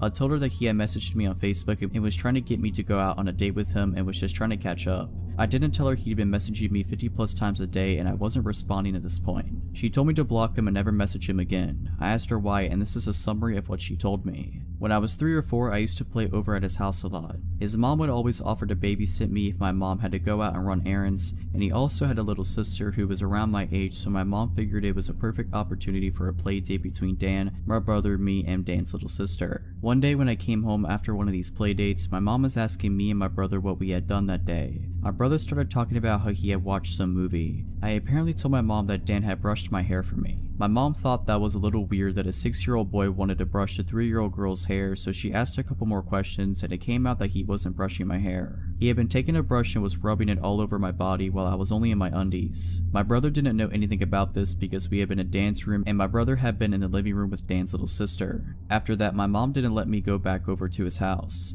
Apparently when my mom confronted his mom about it, a huge fight broke out. Not physically, but a screaming match. It turns out that Dan had been doing similar stuff to his little sister, but it had escalated farther than that with me. My mom threatened to report them to the police or Child Protective Services. She did both, but before much could be done, they moved out and found somewhere else to live. They were renting the house. After hearing that from my mom, I immediately blocked Dan on Facebook. I wasn't quick enough, I guess, however, because he messaged a bunch of my friends on Facebook asking about me and had changed his relationship status to taken and in a relationship with me. He then followed me on Instagram and found my Snapchat somehow. He liked and commented on almost all of my Instagram pictures and sent me a bunch of Snapchats. I quickly blocked him on both and luckily he never figured out my phone number. Luckily I haven't heard from him since. We were both 16 and 13 respectively. My sister and I were home alone while my parents were out of state for a couple of days to attend the funeral of a longtime family friend. Our grandfather lived only a couple miles away and was originally supposed to babysit us, but he trusted my sister and I would be fine, and he would be on call if anything were to go bad. Well, of course, something did. Just our luck. It was around 10 p.m. or somewhere close to that on the second night and I was upstairs in my bed trying to sleep after a long day of biking around with a couple of friends. My sister suddenly came running up the stairs, which she almost never did unless she was in a hurry for some reason. She came into my room and was frantically talking to someone on the phone. I lied there in confusion while she talked. I don't remember exactly what was said, but when she hung up, she hugged me and told me that everything was alright and that Grandpa was on his way. What had happened was that my sister was sitting outside on our stoop talking to a friend of hers on the phone when a pickup truck came rolling onto our driveway. My parents don't own a pickup, so I immediately threw up a red flag. Once she saw a man get out carrying a duffel bag, that's when she came running inside and called our grandfather. My grandfather may have been 60 at the time, but he's no pushover. Being 6'4" and having the strength of Godzilla with a demeanor to match when it comes to protecting his loved loved ones. He also owns firearms, which I wouldn't doubt for a second he would bring alone in case something really hit the fan. We also lived in an area where the police would take a bit of time to reach, which is another reason why my sister called him and not the authorities. Suddenly, we hear what sounds like a door being kicked open downstairs. Almost immediately afterwards, we began barricading my bedroom door, since none of the bedroom doors had locks on them at the time. Once we're done, she looks at the window while I sit there, covering myself with my blanket. All the while we hear footsteps downstairs on our hardwood kitchen floor. My sister then looked around my room and asked if I had a bat or something, which I did in my closet. My Louisville slugger that I used when my parents made me play baseball when I was in elementary school. I also had a hockey stick, but who would use that as a weapon unless in a very circumstantial situation? She rummaged through my closet and found it, then stood next to the door while I ducked down behind her, thinking maybe I should grab the hockey stick, but it's much less intimidating than a bat. Unless this burglar has some sort of PTSD associated with hockey, then this is the ultimate weapon. We then hear the sound of a gunshot followed by a man yelling out in pain. The sound of both I can still hear even to this day when I think about it hard enough. My sister and I are standing by the door, almost sobbing, when about a minute later, we then hear my grandfather yell out our names, asking if we were alright, to which we both yelled out simultaneously that we were. My sister and I pulled the dresser and various other objects out the way of my door, and we both went out into the hallway. We heard my grandfather on the phone with 911 as we stood at the top of the stairs. When the police and ambulance arrived, the man who had broken in was taken out on a stretcher, to which I later learned was shot in the abdomen. My grandfather had come in through the same back door and found the man in our kitchen looking through drawers. When he came at my grandfather with one of our kitchen knives, that's when he was shot. The man almost died from blood loss, but ended up surviving, and I hope he's learned his lesson, both through being incarcerated and by being shot in the abdomen and almost losing his life. But, of course, you never know with certain people, especially the nefarious ones. This all started my sophomore year of high school. I was 15 and at a new school, so I didn't have many friends yet. I was in that phase where I thought I needed a boyfriend to have validation, so I was actively trying to find a date for the homecoming dance. A classmate suggested a junior in one of her classes, whom I will call David, to be my date and got him to ask me out. He seemed nice, so I said yes, a decision that would haunt me for the next 2 years. David and I had fun at homecoming, so when he asked me to be his girlfriend, I said yes. It's important to know that he was quite the loner. He was very much into science and often spent alone conducting experiments in his room and even at school at times. I just brushed it off as him being quirky and figured I shouldn't get in the way of his passions. But it wasn't long before I realized there was much more to his nice guy facade. Over the first several weeks of our relationship, we would talk over the phone and David would make increasingly inappropriate comments about things he wanted to do to me. I was 15 at the time and he was 17, so not only was I incredibly uncomfortable, but he was also nearly an adult making these comments to a younger girl. I kept telling him I wasn't comfortable with the things he was saying, but he always laughed it off as me being prude. I was fed up after a while and finally threatened to break up with him, and that finally made him stop. I should have recognized the red flags and bailed at that moment, but again, I was dumb and felt I wasn't worth anything unless I had a boyfriend. Although the inappropriate comments stopped for the time being, he would still become increasingly possessive and downright obsessed over what I was doing at all hours of the day. He would intrude on conversations I had with my friends and want to know things that frankly weren't any of his business. One day when I was getting into the shower, he called and my dad told him I would call him when I was done. Instead of simply waiting like any rational person would do, he called a total of 4 times over the next 10 to 15 minutes to see if I was out of the shower yet. I began to feel suffocated, but every time I asked him to back off, he would cry about how depressed he was and that he only wanted to talk to someone to feel like he was wanted. I always fell for it like the dummy I was, but now I recognize the clear manipulation that it was. One day I finally had enough. I broke up with him in person at school and he bawled like a child. I didn't let it get to me this time, however, and firmly told him that I didn't want to be his girlfriend anymore. Although he couldn't get his way, he still somehow convinced me to stay friends. I know I was an idiot, but things didn't end there. Over the next several months, David kept trying to get me to go out with him again, even going as far as to cry in front of other people to garner sympathy. Fortunately for me, David had earned a bad reputation throughout his school year, so no one really believed him. He would even try to trick me into a date by subtly suggesting we go see a movie as friends, which I always got around by inviting my friends to come along too. They knew what he was doing and never turned down the chance to help a girl out. In the last few weeks I spoke to him, he would sit on the phone for hours on end, literally begging me to take him back, and thankfully I held on strong and kept refusing. One night his brother actually called me telling me he was crying hysterically. Eventually it came to a point where I told him I didn't want to hang out anymore, because it was clear that he would not stop until I became his girlfriend again. He agreed to not approach me anymore, but I wouldn't be writing this story if it ended here. The very next day at school, David came up to me like nothing had happened. I once again reminded him of the conversation we had the night before about how we agreed to not hang out anymore, but he acted offended that I would even suggest such a thing. Eventually, my friends and I convinced him to leave, but of course it didn't stop there. For 2 weeks straight, he would follow me around school, call my house and my cell phone. For 2 weeks straight, he would follow me around school and call my house. This was the days before smartphones, so blocking his number wasn't as easy. I tried to get help from the school staff, but the vice principal basically told me that there was nothing I could do because he wasn't trying to hurt me. I was frustrated, but thankfully David seemed to back off when it was clear that I wasn't going to give in. That is until I got another boyfriend.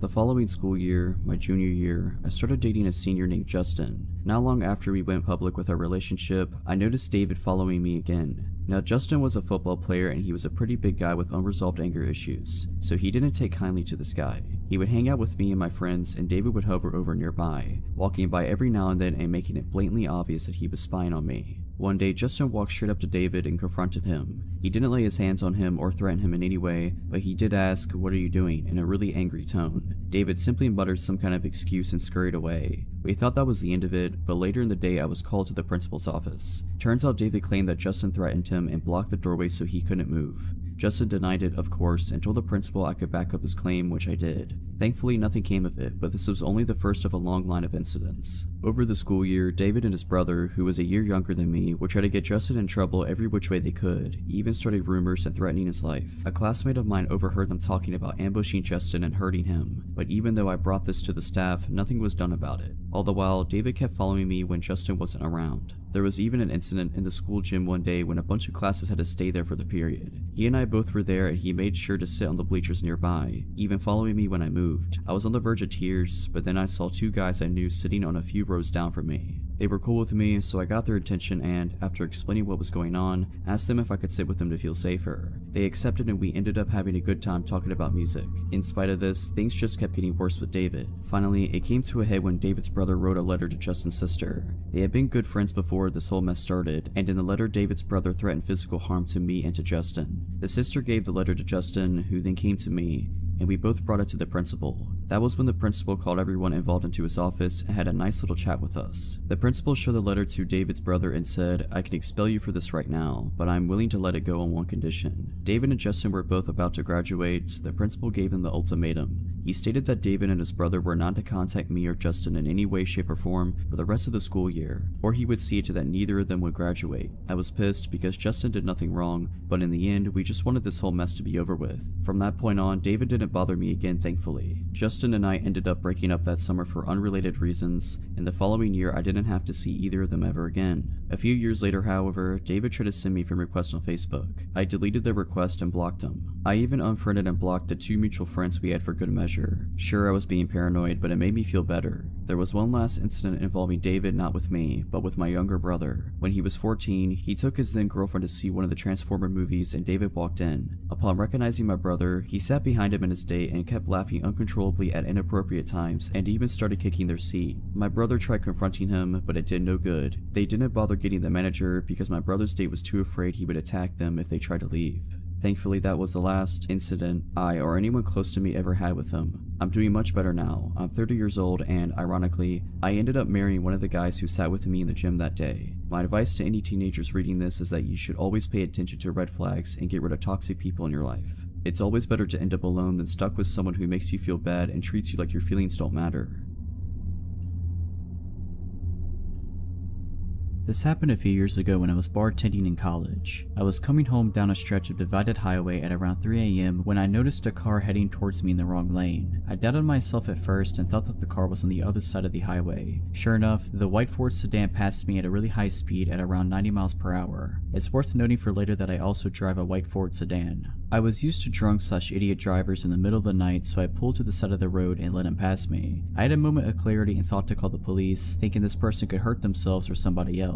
The dispatcher answered, and after telling them which road and exit/mile marker I was at, told me they would send a car. The state police station was only a few exits away, so I figured they would send somebody and I would just drive home. As I headed back onto the highway, I noticed some lights a few miles behind me. I live in a more rural part of southeastern Pennsylvania, and traffic at 3 a.m. tends to be truckers and cops. The car gained on me as I was getting up to speed, so I stayed in the right lane and waited to be passed. Instead, they flipped on their high beams, making it uncomfortable to drive, and rode my tailgate. At this point, I thought I was going to be pulled over by the police. I drove a white Ford sedan and had just called out a different white Ford sedan, so I grabbed my registration from my glove box. Suddenly, the car behind me audibly slammed on the brakes and stopped in the middle of the highway. They must have shut off their car because the lights went out and I saw what looked like the same Ford sedan from earlier. Still, I thought this may have been a police car. They had a roof rack, and it could have looked like I had reached for a gun in my glove box or something. I panicked and called 911 for the second time and asked the dispatcher if they had sent a cruiser to investigate. The dispatcher was a little curt with me and assured me that they sent somebody out. Dispatcher, we have sent a trooper out to find the car, sir. Me, I only ask because somebody is following me and acting weird. It could be a cop, and I think I freaked them out by getting my registration. Dispatcher, are you pulled over? Me, no, they didn't turn on the lights. Dispatcher, let me try to get the trooper we sent out. As she was talking, the car again sped towards me and stopped inches from my bumper. Again, their high beams were on, and again, they slammed their brakes. I told the dispatcher, I'm pretty sure this is not the police behind me. The car sped to my bumper again and turned their high beams on, this time laying on the horn. Hearing this, the dispatcher asked me what was happening. Dispatcher, what's happening? Did you honk? Me, that's the car behind me. I don't think it's a cop. Dispatcher, I'll try to get the trooper again, but I don't think that's him behind you. For some reason, this is what shook me. Before that, I was thinking I would get pulled over and maybe get a ticket. Up until then, I was going to the speed limit and trying to avoid getting pulled over. I told the dispatcher, I don't care if I get pulled over, I'm speeding, and if they put their lights on, then I'll pull over. I started to accelerate and the person behind me just kept up with me. The speed limit was 55 and they kept on my bumper the entire time, but this time they were swerving. I tried to signal for an exit then bail on it, but they followed. At the next exit, I took the off-ramp and continued onto the on-ramp, and the car behind me followed the whole time. I thought about trying to go to a Wawa gas station, but the dispatcher and I thought that it would be unsafe. She was calm and talking to another person trying to send police to me. The other person, maybe a supervisor, asked if I could drive to the state police station. Realizing that I was one exit away, I told her I was coming there and she said that she would have troopers meet me outside. As I pulled off to the exit, the car followed me. I blew a few red lights trying to get to the police station, and the car tried to pull into the other lane to pass me or pull up alongside me. Once the police station was in view, I put on my turn signal and the car slammed on its brakes again, turned off their lights, and turned into a parking lot.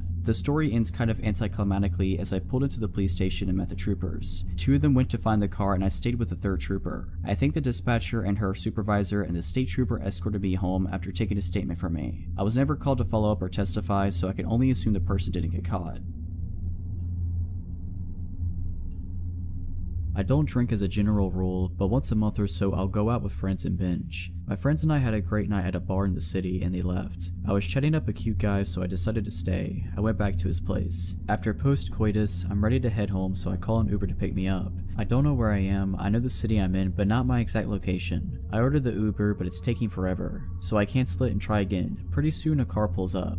I drunkenly mumble something like, "Is this the Uber?" and I hop in. Mistake. Ubers apparently are supposed to have some kind of marking on their vehicle. The guy pulls away and starts driving. We're chatting, I'm fumbling for a cigarette, and the next thing I notice is that we're headed for the highway, but in the opposite direction of where I thought we needed to drive, and we're going at a solid 90 miles per hour. Then I get a call from an Uber driver. He's there and I'm not, because I'm in the car with someone else. I start texting my friend, frantically counting off mile markers for her. Then I realize that's going to do jack, because she's probably drunk too, so I call 911, but I realize this guy is crazy. He's refusing to let me out of the car, so I've got to do it on the sly. It's been about 40 minutes now. I'm terrified. I don't know where I am. I don't know who this is. We're driving at over 100 miles per hour, weaving in and out of traffic. This guy is trying to get me to hang up my phone call, and also smoking pot, so I don't want to do anything that might provoke a violent reaction from him. I start chatting to the 911 dispatcher as if it's my friend, praying that they'll catch on. "Hey girl, it's me. Yeah, I'm with someone right now. We're driving past highway exit." "No sweetie, it's not my Uber. I thought it was, but it's not. It's a shame you can't come and meet me and bring friends." Thankfully, the operator catches on. He gets me to stay on the phone while he sends cops, and we develop a code. If I see cops, I'm supposed to casually put my hand out the window, which looks semi-normal because I'm smoking a cigarette. We pull into some random little housing complex, and he busts out some powder and forms two lines. I now have confirmation that he does drugs, which means he's probably emotionally volatile. I relay this to the operator in code, "Oh girl, I wish you were here right now. This guy just busted out the coke. You'd love it. He's taken a really big bump, man after my own heart," etc. Pretty soon I can see the lights from the cop car, so I start waving my hand out the window. At this point, I don't care if he's on to me or not. I don't know if he has a weapon, but I slump down on my seat just in case things get hot. The cops surround us, get him out of the car, and then, once it's safe, they extricate me as well. They whisk me to the hospital for a drug test and evaluation, and that's where my story ends. On my way to the hospital, as I'm explaining all of this to the officer, I find out that of the guy's 40-ish years on this earth, he's been in federal prison for 30 of them, for violent offenses. I want people to learn from my mistakes, and if nothing else, call 911 and stay on the line. If you're liking this video, all I ask is that you make sure to subscribe to my channel and like this video. Thank you. For background, I'm a 24-year-old woman living in Australia and work at an establishment that caters for an adult audience. One night, as my shift is coming to a close, one of the patrons asked me to buy a drink, which I accept because employer policy. I talk him up to a couple of expensive drinks for the two of us, have a quick conversation, and make my excuses about my shift being over, but he should come back to see me soon. He starts to gaze at me and it feels uncomfortable. He stands up and with his creepy grin asks to walk me to my car. I know never to put myself in that position, I politely decline and I tell him I might see him next time. I walk out past our biggest bouncer and the guy doesn't follow me. Great, nothing extraordinary, just standard par for the course of my profession. But sadly, this isn't where our story ends. For this creep, it's only just the beginning. I'm off for a week after that night, but when I come back into work, I'm told a patron has been coming in every night for the last week asking for me. Says he wants to buy me another drink. Naively, I think, oh great, a bigger pay this week, and get set for my shift. The night rolls on and who should roll in but our man of the hour, and he asks for me. So I saunter over and he buys me a drink. The whole thing I'm sitting there with him, he just has this creepy grin on his face. Not like a normal creepy grin, that's just normal. No, this is the kind of grin where he knows something you don't and is very pleased with himself about that fact. So we're talking and I'm getting him ordering himself drinks and trying to upsell him where I can. About half an hour goes by and I make my excuses to leave so I can try to spread the tips around. But this guy isn't having it. He won't let me leave and the more I insist the angrier he gets. He's practically hissy at me by the time I give a look to one of the bouncers, who promptly comes over and diffuses the situation, giving me an opportunity to walk away. Great, crisis averted. Wrong. Bouncer doesn't throw him out, just gives me a buffer so this guy starts following me around the place, even attempting to walk into an employee-only area, which is where another bouncer finally notices and kicks him out. I finish my shift and walk over to my car. There he is, I kid you not, sitting on the bonnet of my car. How he knew it was my car I will never know. He wants me to give him a ride and tells me how pretty I look. He's spewing greasy slimeball creep lines at this point and I'm not interested. I try to give him a hint nicely and decline to give him a ride, but again he just turns to me and grabs me by my arm insisting I give him a ride. I tell him to screw off and jam my key in his shoulder as hard as I can. He lets go and I push him with all my might so he falls down. I jump in my car, lock the door, and shove that key in the ignition. He's back up and banging on the window angrily to let him in. And I mean hard, so hard I think his hands or my window might break. I gun the accelerator and I'm out of there. When I get 5 minutes down the road and I'm sure I'm not being followed, I pull over to the side of the road and call back to work. I tell them what's happened and alert them that the other girls need to be careful leaving tonight. As I hang up the phone, I break into tears. I eventually compose myself, pull back onto the road and head home. I cry myself to sleep. Next morning word has gotten around and owner calls me to make sure I'm okay. I assure him I am, but he insists I take some time off in case this creep comes back. He wants to put some distance between us. Makes sense. A week goes by, then two, he's coming in every night asking about me and being told I quit and don't work there anymore. I lie to get him to stop coming in, you know, but he just keeps coming in and asking, clearly not buying it, and then suddenly 2.5 weeks in, he stops. Great, I am really needing money at this point, so I'm happy to be able to go back to work the following week. Time goes on and everything seems to go back to normal. Same old chances, but the good kind that leads to higher paychecks. Abusive guy doesn't come back in, I'm happy. I start being forgetful though. I think I leave a door closed when I leave the house, but it's open when I get back. Lights on or off, food left out, things ending up in different places than I remember putting them sometimes moments before. I'm losing it, but it's probably just the stress of everything that's gone down. One of my close friends who works with me reassures me that it's normal after being grabbed like that and it will pass. This keeps up for a month until one day I head out to work, get 15 minutes down the road and realize I forgot some clothes I'll need that night at work. I head back home only to find the lights in my front room on and the TV visible as on from the outside. I really am losing it. Good thing I came back, I guess. I head inside, grab my stuff, make sure to turn the TV off and the light out and head to the door. Suddenly I freeze. There standing blocking the door is the creep that grabbed me. I'm stunned, jaw dropped on the floor. Then after what seems like a lifetime of standing in silence staring at each other, him smiling, I scream what the, I'm screaming for him to get out and ask him what he's doing here, how he knows where I lived, all in one jumbled mouthful of confusion. He just stands there with that smile on his face while I'm loudly freaking out but stupidly not moving. I start gasping for air in a mixture of panic attack and bewilderment, then he decides to speak in my wake. The words ooze out of him and leave me chilled. Welcome home, honey, you're back early. A switch goes off in my head, I throw everything I have on me at him and sprint to the back door. I'm out ski. I leg it faster than I have in my life, screaming bloody murder as I go. I hide in some bushes around the corner, tears running down my face, gasping for air. I check my pocket and my keys are still there. No phone though, I threw that at the stalker creep along with everything else. I sneak back to my house, jump in my car and nope out of there. I head to work, tell them what's happened and call the cops. Cops head to my house and send others to my work. Stalker guy is gone, but when they turn up, they search the house and turns out he's been living in my crawl space space. I'm paranoid that's what all those doors and lights and misplaced things was about. I pack up whatever I can fit in my car while cops are still there, that they'll let me take, and I drive. Haven't been back since. I moved states, knew everything.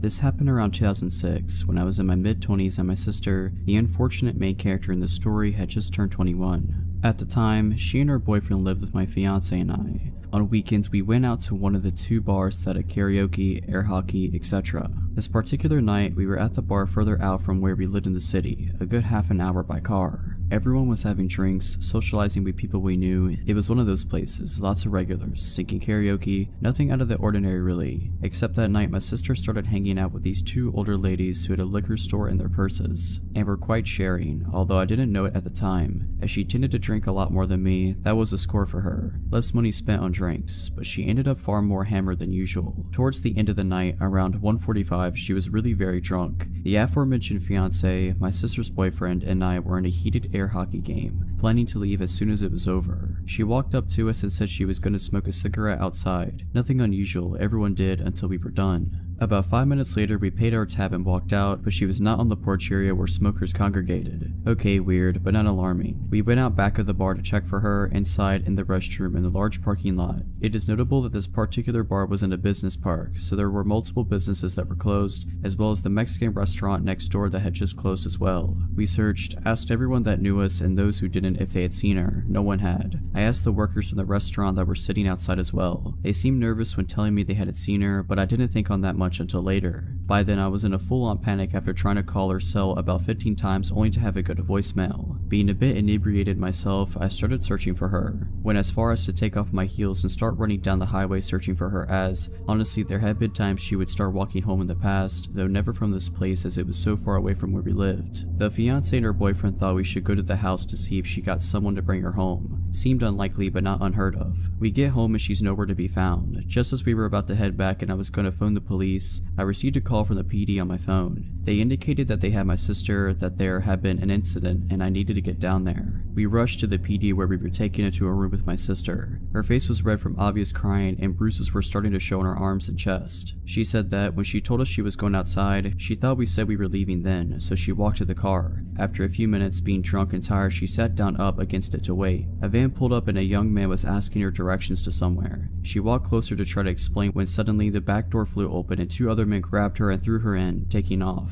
They were rough with her, hitting her a few times while holding her down, saying they only wanted money. They snatched her purse from her, breaking the straps and searched it, quite haphazardly as they didn't find the $30 she had in it. After driving around a bit speaking in Spanish, she couldn't understand they pulled out a gun, making sure she saw it and put a bandana around her eyes, telling her that they'd let her go. She was driven to some woods by a neighborhood she did not know. The door was opened and they pushed her out, telling her to run, that if she took the blindfold off or turned around, they'd shoot. She ran and ran. Eventually she did take the blindfold off and came to the first door she saw, beating on it and screaming for help. The police were called, she was picked up, and now we are back to my being there, hearing what I feared had happened. Report filed, police did a search and did locate the bandana she ripped off, but as she was so intoxicated and terrified, she was not able to give a clear description of the van other than white older model or the 3 occupants other than young Hispanic men. The investigation turned up nothing as no cameras caught any of this. We even had detectives in our home who said, look, we need the truth. If you got drunk and just went home with someone and didn't want your boyfriend to find out, we will file charges against you. Aside from the bruises, broken person, or trauma, there was nothing concrete to go on. That was unpleasant. I am still fairly convinced someone at the restaurant knew something given their suspicious behaviors when I asked about her, but the police were never able to find that link. All said and done, the guys were never found. Eventually we just moved on, in different states. It's now just a story in our lives. It still makes me sick thinking of what could have happened, but thankfully it didn't.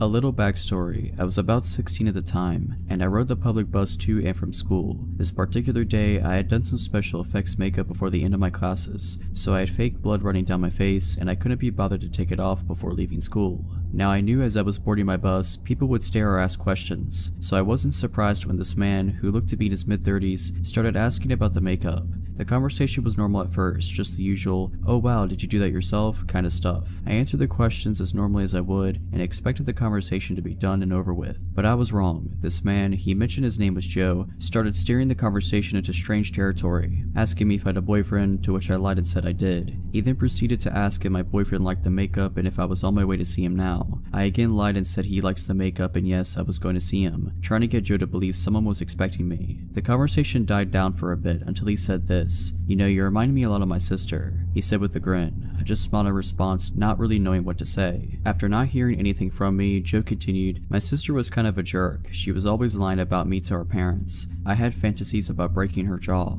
Now at this point I was terrified. My bus stop was still another 20 minutes away and I just wanted to be out of that situation. Seeing that what he said made me uncomfortable, he switched the subject, telling me about where he worked and what he does there. I just nodded along to what he was saying, remaining silent the entire time. Closer to my bus stop, he says to me, "Why don't you come to my house? I have a freezer full of pizza and ice cream. Maybe we can hang out for a while." To which I politely declined, seeing my boyfriend was expecting me. Finally, I get to my bus stop and quickly get off the bus, speed walking all the way home, all the while calling a friend to inform them of what happened. Things were fine for a bit after that. I switched my bus route so I wouldn't run into him again. But one afternoon, I had to go to a store that was on my old route. I was nervous about getting on that bus again, but was happy when I didn't see Joe. I did my shopping, and as I was leaving the store, I saw Joe standing out by the door staring at me. The second I was out the doors, he walked over to me, a grin on his face, and wrapped his arms around me. I pulled away from him, telling him I was very busy and had to go. He then asked, "Well, what are you doing? I have time, I can tag along." I was very persistent, saying I really couldn't, I had to go, and I walked away, heading into a neighboring store that I knew would be busy. Sure enough, Joe followed. I ignored him as I made my way down a heavily populated makeup aisle, keeping my attention on some cheap lipsticks in the hopes he'd get the hint and leave me alone. I was wrong. Joe reached over my shoulder, grabbing a red lipstick as he leaned in close and whispered, "This color would look gorgeous on you. I can't wait to see you wearing it." He then placed the lipstick in my basket and walked away, leaving the store. I remained in the store for about 20 minutes after he left, afraid to leave and make the walk home. After I mustered up the courage, I put the lipstick back, put away the basket, and called a friend to stay on the line with me until I made it home. Now I don't know if he followed me home or not, but I can say that after that day, the motion detector porch lights started coming on at night, and I started hearing knocks at my bedroom window. Thankfully, I moved shortly after and haven't seen Joe since. This happened 2 summers ago while I was house sitting out in California for an older couple I had met at a conference for work. It had seemed like a dream scenario. The couple wanted to vacation in Hawaii for 2 weeks, but didn't want to board their cats, and I had been chatting with them about wanting to visit California again, where they happened to live, because I had loved it for the first time I went, and we figured that we could mutually benefit if I came out and house sat for them. So I flew out there and they showed me around for a few days, taught me how to take care for the cats, 2 of them, one that was extremely shy and I barely saw, which is important later, and their plants, gave me access to their house and cars. These people were so generous, and before I knew it I had dropped them off at the airport and I was on my own. At first, it was really the dream vacation. I was staying in Oakland and making forays into San Francisco, Sonoma, Monterey. In the mornings I could walk out the front door and shortly be hiking the paths surrounding nearby Mount Diablo, and I was just ultra content with the world. I was so enamored by the area that I had actually started looking into taking some steps to relocate out there even. But then one day, about halfway through my final week there, when I got back to the house I felt really odd, almost like I shouldn't go inside. I shook it off and went inside anyway, because it was getting late and I needed to put out dinner for the cats. Once I was inside, I forced myself to ignore how off I felt, and I made some food for myself, went to bed, and was shocked to find the shy cat hiding under my bed and crying. This was the first time I had ever seen her close up. The entire time I had been there up to that point, she never left my host's bedroom unless she didn't realize I was around. Again, I ignored feeling weird and just assumed she had decided I was okay and went to bed. I did start locking my bedroom door that night though. I also remembered that about halfway through that night, I thought I heard someone walking around in the gravel outside my window, but after listening for a bit I didn't hear anything else and went back to sleep. The day after, in the morning, I still felt a little odd, but kept up with my plans for the day. I drove out to a little musical festival in Sonoma and went clothes shopping and had an overall great day. When I got back to the house though, I found the front door locked in a way that I hadn't left it. Basically, my host never locked the deadbolt, only the lower second lock, and that's the only lock my key worked on, so I never messed with the deadbolt, but it was definitely locked. So I had to call my host and find the hidey key, which, to their credit safety-wise, was buried like a whole foot underneath a bush outside and had definitely not been unearthed for a long time. So I used that, went inside, and kept the key with me just in case it happened again. And it did, but with a different door. This time I had stepped out into the garage to get a drink, and when I turned around to go back into the house, the door was shut and locked. I could use my normal key on that door, but I was still getting pretty bewildered. My own cats are whack, so I think in my mind I was trying to come up with a way that the cats could be locking me out the house, but I was coming up empty. I decided I must have been misunderstanding how the locks worked and just wrote it off and started checking and triple checking locks when I went out of the house or into the garage. That night when I went to bed, the really awful feeling of unease was still there, and so was the shy cat, who was clearly unhappy to see me, but also wouldn't leave my room. But again, I just locked my bedroom door and went to sleep. The next morning I felt awful, nausea, body ache. I had no desire to leave the house, so I decided to stay in and Netflix for a day. This vacation stay was like a full 2 weeks, so I didn't feel like I was in any hurry to get all the touristy things in anyways. But as the days went on, I started to feel that feeling of wrongness again, and it morphed into feeling incredibly watched. Around mid-afternoon, it got to the point that I was so uneasy that, even feeling awful, I decided to get out of the house for a bit to shake it off. I was getting a bit low on food, so I went to the grocery store and bought a couple food items that I didn't think would hurt my stomach, and then I left. When I got to my car, I started crying and my entire body was telling me not to drive back to the house. I couldn't not though, because I didn't want to neglect the cats, so I drove back, parked in the driveway, and convinced myself after about half an hour to just go open the front door. Once I did that, I thought I would get over it and would be able to go in and at least feed the cats, and then maybe I'd go get a hotel room after, but my body physically would not let me inside. It was like I was stuck in the entryway. I then made a deal with myself. I would yell into the house saying I had already called the police and that they were on their way. In panic logic, I figured that would make anyone in the house leave, so I faced the inside of the house, looking down the hallway towards the bedrooms, and I did just that. The second I had finished saying, "They're almost here, so if you want to avoid being arrested, you need to leave now," the light in my host room turned on and I heard some banging. I immediately hightailed it back to the car, called the police for real, and proceeded to have a mental breakdown while talking to the dispatcher. Once they got there, they checked the house and didn't find anyone. The double doors in my host's bedroom were left wide open. I'm so glad the cats didn't get out, and there was a pile of food wrappers in the corner behind the blinds, so they said it looked like someone had been there. What makes it so scary to me is that nothing was taken, and that based on the shape of the house, that would have been the perfect vantage point to see me in the living room as I stayed home sick. To explain this, the house was in an L shape, and from the windows into the garden that were in my host's bedroom, you could see into the living room windows. Also, the minute the police were gone, they said they couldn't prove anyone was there, there were no signs of forced entry, and we couldn't get a hold of my host immediately to verify if anything had been taken, etc., which once they were back, they verified that nothing had been taken, so they said they'd patrol a bit but nothing else. The shy cat was right back into my host's bedroom and I didn't see her again until I left to go back home. So basically, I think the intruder had been there at least 2 days, forcing her to choose between two strangers and leading her to choose the one that was at least a little less strange, me. It messed me up pretty bad, especially because they didn't catch the person and didn't seem to have any desire to look, and I still had to stay in that house for the next 3 days. Nothing else odd happened and I didn't feel off the rest of the time I was there, but the damage was done. I've never felt completely safe in a home without doing a complete search before bed since, but I am extremely glad my gut spoke up. I guess I'd rather have some residual anxiety than be dead.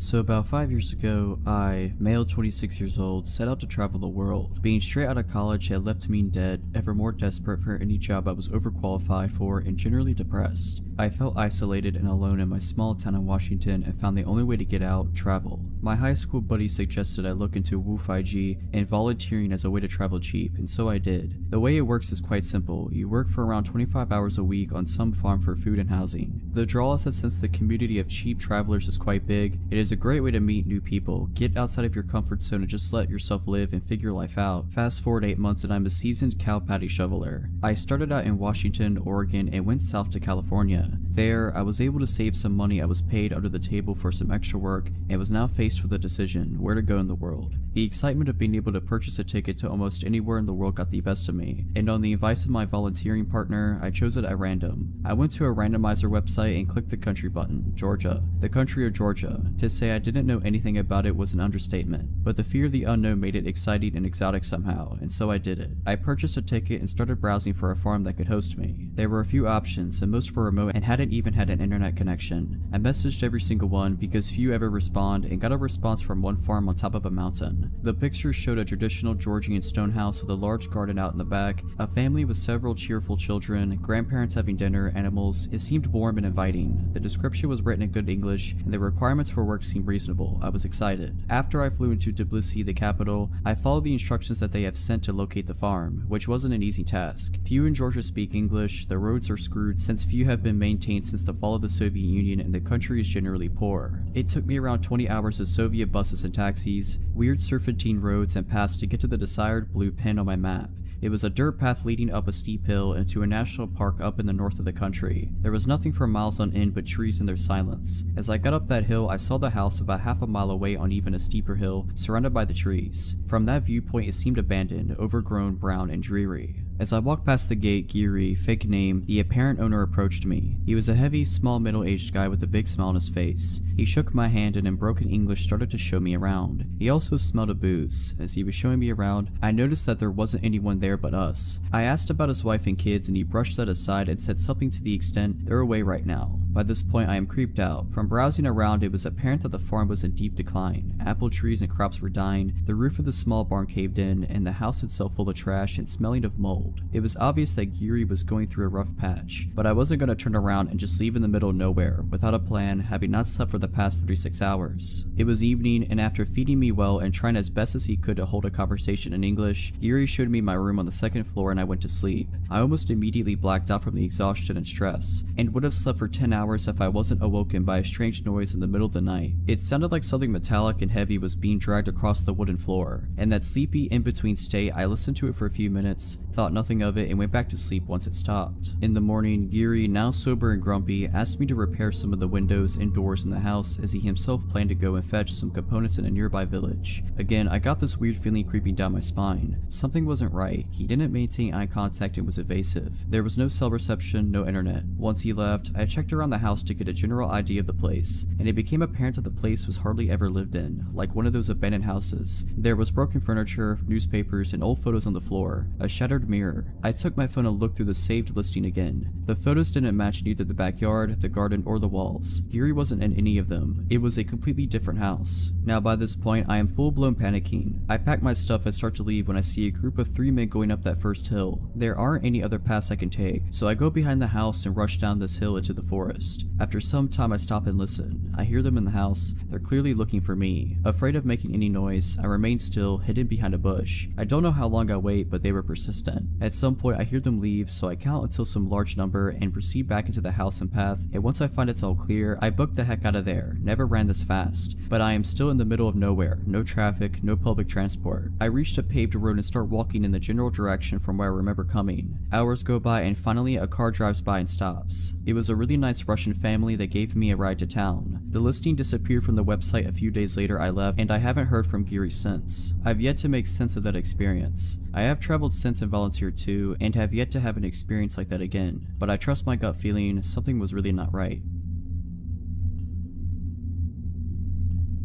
More than a few years ago, I was working as a burlesque entertainer in a gentleman's club. It was idly sitting at the end of the bar one night when a couple came in. Not unusual. I had no contact with them and thought nothing of their being there until later. A few days after that night, the doorman handed me a piece of paper that had 2 names and phone numbers written on it, Laura and Richard. I was supposed to call one of them, so I called Laura, who told me they had been the couple who'd been at the bar the other night, and they noticed me and thought I'd be perfect for a part in a movie Richard was producing. Would I be up for a meeting? Of course I would, who wouldn't? I was told Richard would pick me up the next night at 7 and to wear something wild. 7 o'clock came the next evening and I was ready in a white lace dress with ostrich feather trim when Richard showed up outside my building, so I went down, introduced myself, and got in the car. We agreed to go to a local bar I knew well from the meeting, but first we had to go back to his place so he could pick up some contracts he'd forgotten, so off we went. He went in the house and came back out with a few manila envelopes and an open bottle of beer, a brand that I didn't drink. Plus, it's against the law to drink alcohol in a vehicle here, so I stuck the beer into the window well of his Jeep and we went to the bar. At the bar, he showed me what were supposedly scripts from this movie he was producing. In some contracts, it looked pretty legit. Richard was very nice and I was interested. I had made some plans to go out later with my soon-to-be boyfriend, so I excused myself to go call him on the bar's payphone, and took my Corona that I'd ordered at the bar with me to the bank of phones. As a dancer, I'd been taught by the other older girls to never let your drink out of sight. My boyfriend wanted to get going to another club, so I went back to the table where Richard was and told him I had to go. He didn't like that and tried a few different things to get me to go to the movie set with him, saying I could meet Mickey Rourke and check out the set, but all I really wanted to do was meet my boyfriend, so I declined, took Richard's card, and left. I never heard from Richard again, but a couple of months later, the police came around to the bar I was working at. They had 2 big books of mugshots and a stack of Polaroids with them, and they wanted to talk to all of us about a predator couple who had been setting up meetings with dancers by saying they were in the film industry, then drugging them. They showed me the 2 mugshot books and asked if I saw anyone I recognized in the pictures, and I immediately identified Richard and Laura. They then showed me the Polaroids, which were trophy pictures of the couple in the act of attacking the poor drug girls, and asked if I knew any of the victims and where they might find them, in order to talk to the girls. I only knew a couple of women in the photographs, but there were a lot that this had happened to.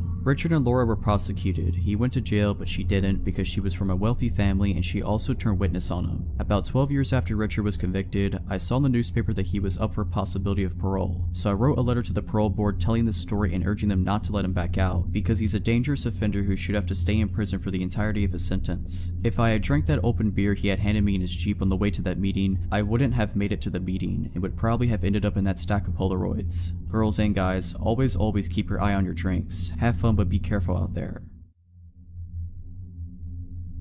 So this happened about 1.5 years ago. I moved to Los Angeles 3 years ago. First time living on my own and I love it. Even with everything that happened, I still love living here. So I'm a smoker, on average about 3 to 4 cigarettes a day. So thankfully I'm only at a pack, like every 5 or 6 days, whatever. Math isn't my strong suit. Anyway, I live in a non-smoking building so I have to step outside when I want to smoke. The first time I saw this guy, he was outside my building, sitting next to a dumpster. No big deal, probably just another neighbor I hadn't met. His name is Oz. The first time I saw Oz, I was having a cigarette outside and he just glanced over at me every once in a while, but that's it. 2 days later, it's like 11:30 p.m. and I'm heading downstairs to smoke. I look at the lobby of the building and see someone underneath a blanket behind some chairs. I see a cord going behind the blanket bulge, so I immediately assume someone's in the doghouse for the night and charging their phone. I have my smoke, head back upstairs, and go to sleep.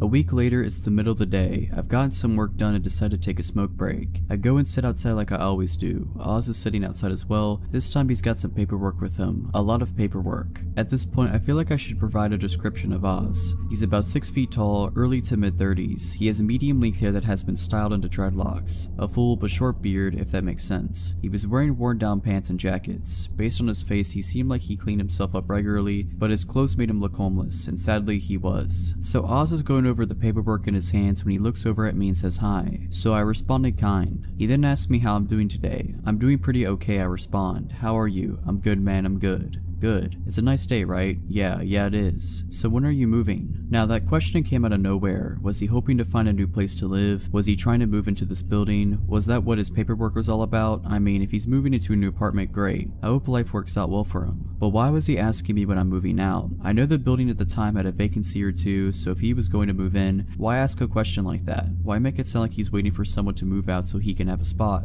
My brain asked all those questions in less than a second of Oz asking me that. After a couple seconds of being stunned by Oz's question, I just said, I'm not moving anytime soon, man. My cigarette was over by then, so it was time for me to go to my apartment. Another week later, I go see a friend stand up set, and when I get back to my apartment at like 10 p.m., I see 2 police SUVs outside my building with lights on. I go inside because if there are 2 police vehicles already there, I can't do anything, so might as well stay out of the way. The cops are talking to one of my downstairs neighbors, and I can't catch anything they're talking about. 2 days later, notices have been put up next to the mailboxes that say, this man is not allowed in this building, and it has a photo of Oz. Turns out the blanket bulge I saw was actually Oz, when he somehow managed to get inside the building and sleep in the lobby with an electric blanket. A couple of months go by and I don't see Oz. I honestly forgot about him by that point. When finally one day, Oz is there again, sitting outside the building with somehow even more paperwork. This time when he sees me, he's almost immediately hostile. So when are you getting out of here? What? I want my apartment back, man. I don't know what you're talking about. You stole my apartment and I want it back. I was so confused by this. I snuffed my cigarette out and went back into the building. This exchange pretty much repeated itself every few days for the next 2 weeks, each time making me more and more uncomfortable. On weekdays, I would get home very late, like anywhere between 11:30 p.m. and 2 a.m. Oz never had a predictable pattern to his appearances, so I started getting really nervous about going home. Like, I wanted to avoid going home so I could avoid being accosted by Oz. Finally, one Saturday after lunch, I step outside and have a smoke. Oz is there, and this time he's mad. He's saying that if I don't get out of his apartment by the end of the day, he'll get me. That shook me up a lot. I got back inside and stayed there. Around midnight, I decided to step outside and have a smoke, hoping against hope that Oz isn't there, but lo and behold, Oz is there. Wizard. He's sitting by the dumpster again, and I go to the opposite direction to inhale smoke. I see Oz go up to the stoop and stand in front of the door to the building. Great. When my cigarette is done, I head to the stairs to get into my building. Oz steps to block me from getting to the door. Excuse me, I say as I try to go past him, but he stops me. You ain't getting in here, he says. Why? Because you don't live here. Yes, I do. No, you don't, man. You don't live here. Yeah, I do live here. Now please move out of my way. Maybe if I stay kind, he'll let me go home, but no, he doubled down. Nah, man, you can't get in here because you don't live here. For the last time, I live here. Prove it, man. You got paperwork? Yes, I have a lease. Where? I was getting really irritated at this point, so my answer started becoming really cold. Like I was getting pretty rude to this guy. I don't carry it with me everywhere I go. Now move aside and let me in. No, now you need to get out of here. Move. Nah, now you need to get out of here or I'm calling my security team. No, you need to move or I'm calling the cops. Do it, man. My security guys are already on their way. They're gonna screw you up. At this point, I was already stepping away from the door and pulling out my phone. I called the non-emergency number because in the moment I didn't feel threatened by Oz, but I should have called regular dispatch instead of non-emergency. Cops got there about half an hour later and Oz was still there. The cops came and got out of their car. One cop was holstering their nightstick and dropped it on the ground, then holstered it properly. The two cops that showed up separated and talked to Oz and I separately. I tell my cop that I was just trying to get back into my building. He's blocking me. He's been harassing me lately saying I need to move out. Oz, however, had a very different story. He claimed that I stole his apartment from him, stole his credit cards, and stole his insurance payouts. The apartment he claimed I stole from him isn't the apartment I live in. The cherry on top of this lack of a sundae is the part where he accused me of throwing dog water on him. An actual water bottle filled with a mixture of dog spit and water. That's the guess I have as to what dog water is. First he claimed I threw it up at him while I was standing on the sidewalk and he was on the stoop. Then he claimed I was on the fire escape above him and literally poured the water on him from above. Thankfully the cops knew immediately that this was a lie, but because I guess no actual crime had been committed, all they could do was tell Oz to go away. He was not happy about it, but he did. I hoped that Oz would not come back after that, but sadly I was wrong. Oz did come back just one last time. A few days later, it's the middle of the day and I'm walking downstairs to inhale fire. As I step outside, I see two cops, Oz and one of my downstairs neighbors. Oz and my neighbor are separated and giving statements to the cops. When my neighbor is done, his name is John. I go up to him and ask him what happened. John then shows me his elbows, both scraped up and lightly bleeding. One of his knees is also lightly cut up. Oz also had a couple of bruises and light cuts on him. John tells me that as he was trying to enter the building earlier, Oz was standing right outside and tried to force his way in. John stopped him and tried to tell him to leave. The two got into a small fight and the cops were called. I decide to sit outside with John while everything is being figured out and while John is waiting for his wife, a nurse, to get home and look him over. The manager of the building is called and helps the cops to look at the security camera footage for the front of the building. After looking at it for about 10 minutes, the cops and manager return. Sadly, the fight took place outside of view of the cameras, so it became a case of he said, so all the cops can do is tell Oz to leave once again. Since then, I have not seen Oz anywhere near my building, and a sign has been put up outside the building stating, "This building is not open to the public, no unauthorized entry," which is both comforting and disconcerting. This event took place quite a few years ago, so unfortunately I don't remember everything that happened, but I remember nearly all of it. Anyways, this happened when I was around 4 to 5 years old and on Easter Sunday. My family always gathers at my grandmother's house to celebrate holidays, birthdays, etc. So as we do every holiday, my mother and I started our hour-long trip to her house. My mother prefers to live away from all the city commotion, which explains the long drive. We were probably around 20 minutes away from our destination when my mom noticed that we were a little low on gas, so we pulled into this old, almost rustic looking gas station with just a handful of customers inside. It was red and white with a few festive decorations outside and lots of Easter stickers on the two large glass windows that were on either side of the door. My mom, having taught me not to talk to strangers nor open the doors for anyone but her, trusted me enough to leave me in the car alone as she went inside briefly to pay for gas. She told me she would be right back before going into the gas station. It felt nice that day, so the windows in the car were down so we could feel the breeze while driving instead of the AC. While I was waiting on my mom, I remember adjusting the colorful paper clippings in my Easter basket next to me, then looking out of the backseat window. When I looked over, I saw a tall, older man, maybe around 30 or 40 years old, approaching my window. He crouched down slightly and looked at me. "Hi there, what's your name?" I remember him saying. At this moment, I remembered that I wasn't supposed to talk to strangers, so I told the man that my mom says I shouldn't speak to strangers. He then replied with, "Well, we could be friends then. My name's Charlie, and now that you know, I guess I'm not a stranger now, huh?" At the time, I thought he was right. In my mind, I thought, since a stranger is someone you don't know, this man wasn't a stranger anymore because I knew his name. The man and I had a short conversation that I don't quite remember. All I remember is him telling me that I had a nice Easter basket. At this point, I started to get a sick feeling in my stomach, but being a child, of course, I didn't know why. My mom then walked out of the gas station and noticed the man immediately and began approaching the car quickly, asking the man what he thinks he's doing. The man seems to panic and he pulls my door handle violently. He quickly realized that it was locked, thankfully, and proceeded to reach into my window and grab me by one of my wrists and attempt to pull me out. This obviously scared me a lot, causing me to panic and pull him against on instinct. This caused him to let go and take off running. My mom quickly ran to the car and I unlocked the doors. She grabbed me and pulled me into an almost painful bear hug, then inspecting me closely, repeatedly asking if I was okay. I ended up with a slight bruise/redness on my arm where he grabbed me, but other than that I was just shaken up. The reality of what had just happened set in at this moment, and I remember just crying and holding onto my mom right after I said I was okay. I don't remember anything after this point, but I recently asked my mom about it and she said that she called the police immediately after. To this day, my mom still says that this was the most frightening moment of her life and claims that if she had gotten there any later and came back to an empty car, she wouldn't have been able to live with herself.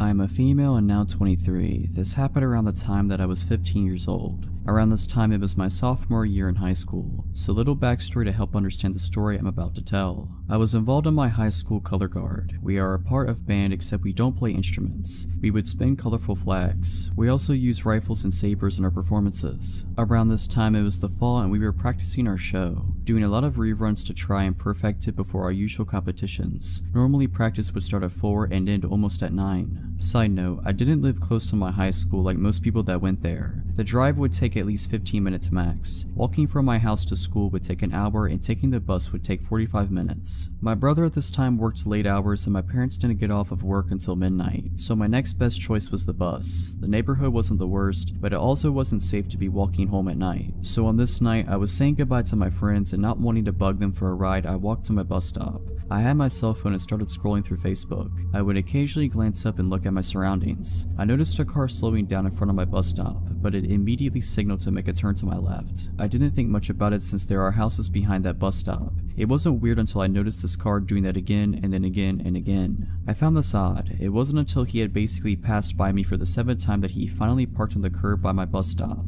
That's when I got a good look at him and that I took in his appearance. This happened a couple of years ago, so my memory isn't great, but I do remember he was Hispanic and reminded me a bit of an uncle of a friend of mine. He spoke his first words to me that sent me panicking. To translate what he said to me in Spanish, it was basically him saying, "Hey, come over here, do you need a ride? Hop in, I'll take you." He kept saying that for a good 5 minutes and then suddenly drove off. I then let out a breath I didn't know I was holding in. I was trying to calm myself down and tell myself it was over, but I knew it wasn't and I was right. His car showed back up and the thing about my bus stop is that there is a house behind it, except before the house there is a good amount of space with just dirt. Cars can actually go in this space and I've seen it before. He parked behind my bus stop. At this moment I was already thinking about how to get out of the situation. I was frozen in place, not fight or flight but freezing. The worst thing to ever do. At this time this big guy was close by and was walking his pit bull on a leash. In my frozen state I knew this was my only chance if fought to get the words out. It was my only chance to save myself and I'm so glad I spoke out. "Excuse me, could you please stay with me? That man in the car right there won't leave me alone. I'm very scared. Please stand by my side." My words choked up and I was shaking at this point. The guy was kind-hearted and agreed. He stared down the man who at this point had his window up and began reversing. He drove off and the guy stayed with me till my bus came. At this time it was 9:59. I know that some of you might ask, why didn't you go back to your high school? Well, at this point no one was really there. Mostly everyone had been picked up. I had a cell phone but no one was going to be able to pick me up. This was my only transportation and that time I didn't know about Lyft or Uber. I'm not even sure if it was a thing back then. Overall, I'm just happy to have been saved by that kind-hearted guy. Because of him, I am here and able to share this story of mine. I'm still shaken up at the memory of it because of the scare it gave me. After that incident, I asked for a ride for the remaining of that season. Sometimes, even when you don't want to bug people with rides, it doesn't hurt to ask. It's better to be that annoying person than finding yourself in my situation. Stay safe when taking the bus at night. If you're liking this video, all I ask is that you make sure to subscribe to my channel and like this video. Thank you.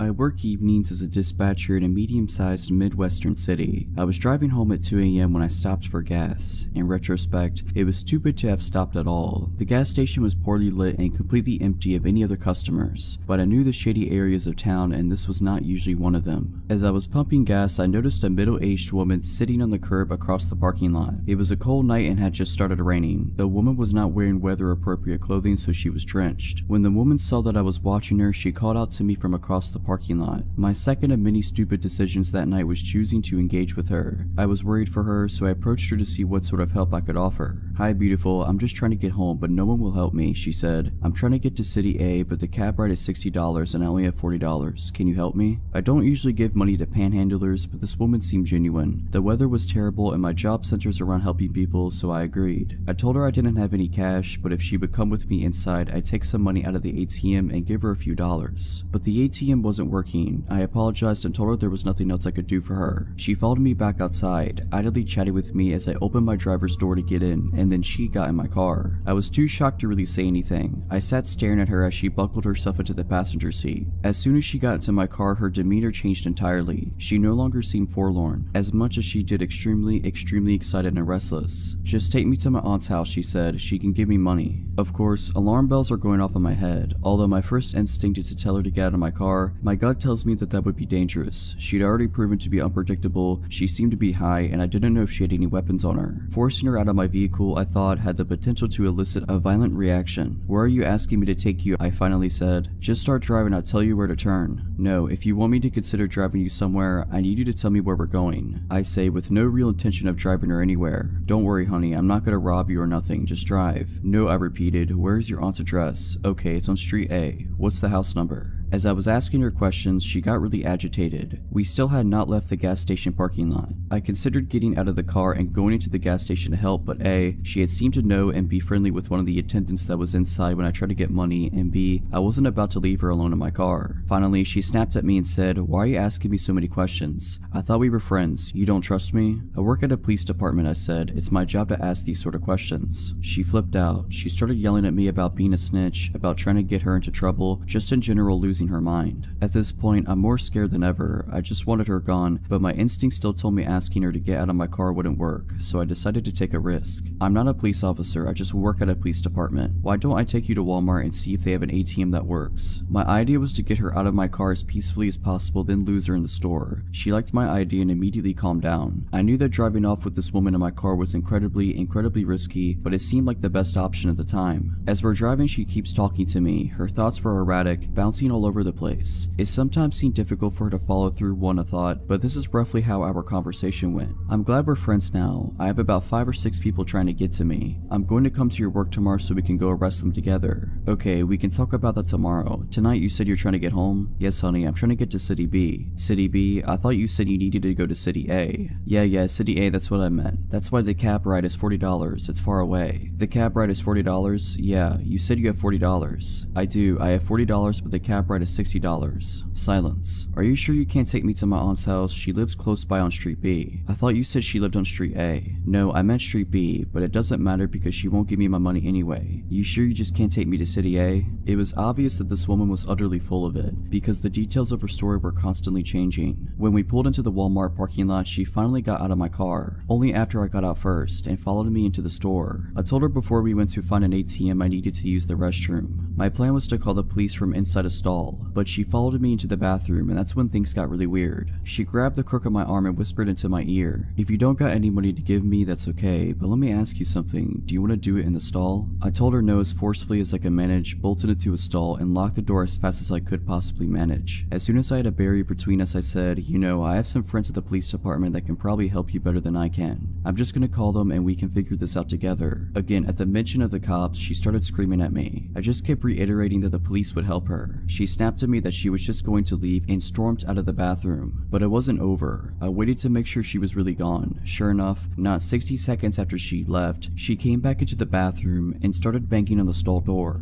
And she said something that scared me more than anything else. "Hey, come back to your car with me. I left my beer in your car." I blatantly tell her that no. I saw her get into my car and she had absolutely nothing with her other than the clothes on her back. After that, she left the bathroom again and didn't come back. I waited a good 5 minutes before exiting the bathroom. I immediately found a manager who called the police for me. Thankfully, I was in a different police jurisdiction from the one I work in because I was mortified at how entirely stupid I had been the whole night and would have died of embarrassment if any of my coworkers had responded. The officer that responded took my statement and advised me to be more careful in the future. He said that sometimes panhandlers turn violent, and that just recently there had been a report of a woman who matched my description assaulting a good Samaritan that had stopped to try to help her. I definitely learned a lesson on stranger danger, and I'm lucky to have come out not harmed. I'm glad my stupidity didn't kill me.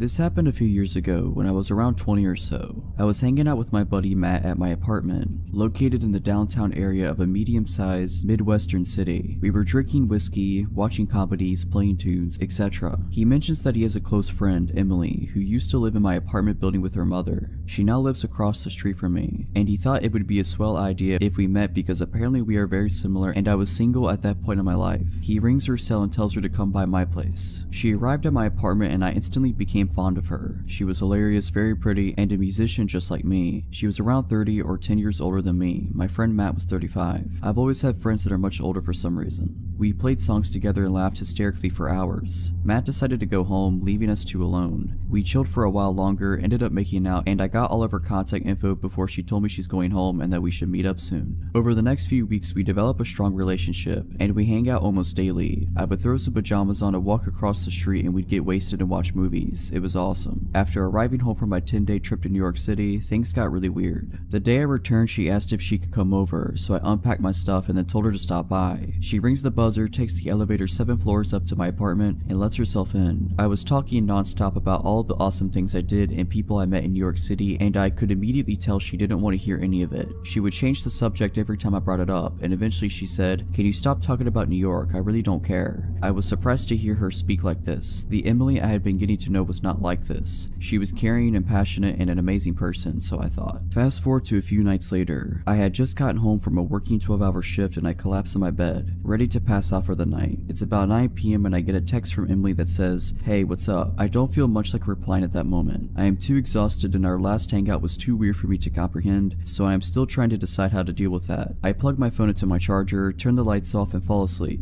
Bang, bang, bang. I wake up to somebody pounding on my door and screaming at the top of their lungs. "Open the door, let me in now." My entire apartment reeks like cigarette smoke. I grab my phone from beside my bed, my heart beating a million miles per hour. 27 missed phone calls, a bunch of text messages, all from Emily. I scan through the text while she's still at the door screaming, trying to break my door down. The most recent text from her is a long one claiming I'm a bad person for not responding to her text earlier, and that she's coming over to beat me up. For not doing so, she still had a key to the building still from when she used to live there. I get out of bed and nearly having a panic attack and try to decide what my next move should be. Should I open the door and calm her? Should I call the police? Should I just ignore her? I decide to open the door. She begins wailing on me, swinging her arms trying to hit me. She was smoking a cigarette and there were 3 cigarette butts on the ground next to her. Smoking indoors was prohibited in my apartment building. She was very obviously on some sort of drug. She kept screaming at me, telling me how awful I am for not responding to her text message, slurring her speech and losing her balance. I was somehow able to calm her down and I took her to the roof of the apartment building, which had a pretty nice little enclosed picnic table area. We sat beside one another. She was quiet now finally. She kept asking me how I could be such a jerk and that I need to explain myself. The look in her eyes was pure evil as she spoke to me in a calm demeanor now. I said to her, "Emily, I don't ever want to speak to you again after tonight. This whole scenario is absolutely insane. You need help. Let me walk you home." I take her home and return to my apartment to attempt sleeping, at which I do not succeed. A couple days later, I return home from work and there is an envelope taped to my door. I open it and it's a handwritten letter from Emily apologizing and saying that I'm a beautiful human who doesn't deserve an evil person like her in their life. There was a literal candy bar attached to the envelope, one that I had never heard of that she always told me I needed to try. I never spoke to her again. From what Matt tells me, which, by the way, he always knew she was a problematic person, she's a heavy user of crack now and is working as a food runner in a restaurant nearby.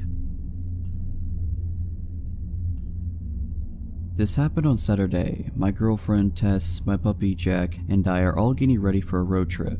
We're planning on meeting some friends at their house and then starting the trip from there. On our way to their house around 11 a.m., a white car with all tinted windows cuts us off and brake checks us close enough that I had to slam the brakes and swerve to avoid an accident. In the immediate fury, I honked and flipped the driver off. I wish I hadn't done this. Immediately, the driver rolls down his window and waves his hand over. He slows down to go back to the other lane so that our cars are parallel to one another. The driver is gesturing wildly and yelling at us while we continue driving down the avenue. I proceed to make gestures to calm down and then try to ignore him and continue driving. He continues driving next to us. Eventually, I try speeding up and he revs in front of me and tries brake checking me again. At this point, I swerve to the other lane and he again slows down to match my vehicle's speed. He is still gesturing and screaming while I try to ignore him. Suddenly, he reaches in his lap and I notice he is holding a glass bottle. He throws it and it shatters at the side of my vehicle. Tess is hysterical at this point and the pup had hidden under the passenger seat. I go into adrenaline mode and try turning into different streets as the chase ensues. He is following close behind mind when he throws another glass bottle that shatters against my back window. I tell Tess to call the police as we speed down a 2-lane street and up a hill. She calls 911 as I come to a stop at the light at the top of the hill. The guy chasing us slows down to a stop behind us. Suddenly, he hops out of his vehicle, and in my rearview mirror I see him reach back into his car and grab something and puts it into his shorts. He begins walking towards the side of my car as the car in front of me drives away. I noped out of there, slammed the gas, and turned into the next avenue.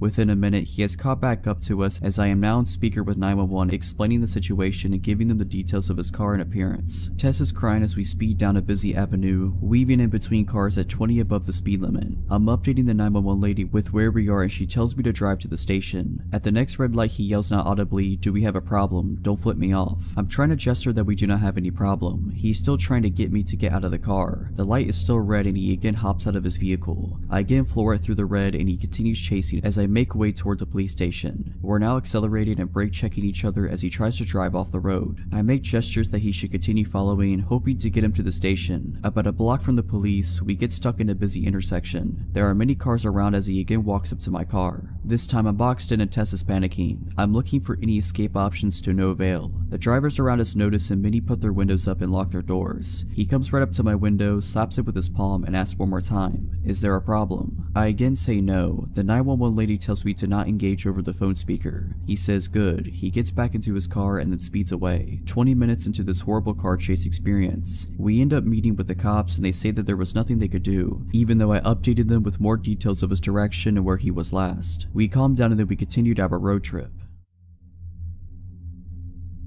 So a 20-year-old female, lived in a shady apartment complex in an otherwise rich, suburban area for 3 years. This story is about a neighbor that I'll call Bob. A little backstory: me, 18 years old at the time, and my then 16-year-old sister used to babysit all the neighborhood kids. These kids considered us their friends, and it got to where they seemed to have a radar of when me and my sister went outside. They'd come out and talk to us, and we let them ride our skateboards and such in the parking lot. The kids were ages 8 to 13. So one day we were outside with them and we were joined by a stranger. He stood between us and our car, towering over us. He introduced himself and asked us to sign a petition he made up.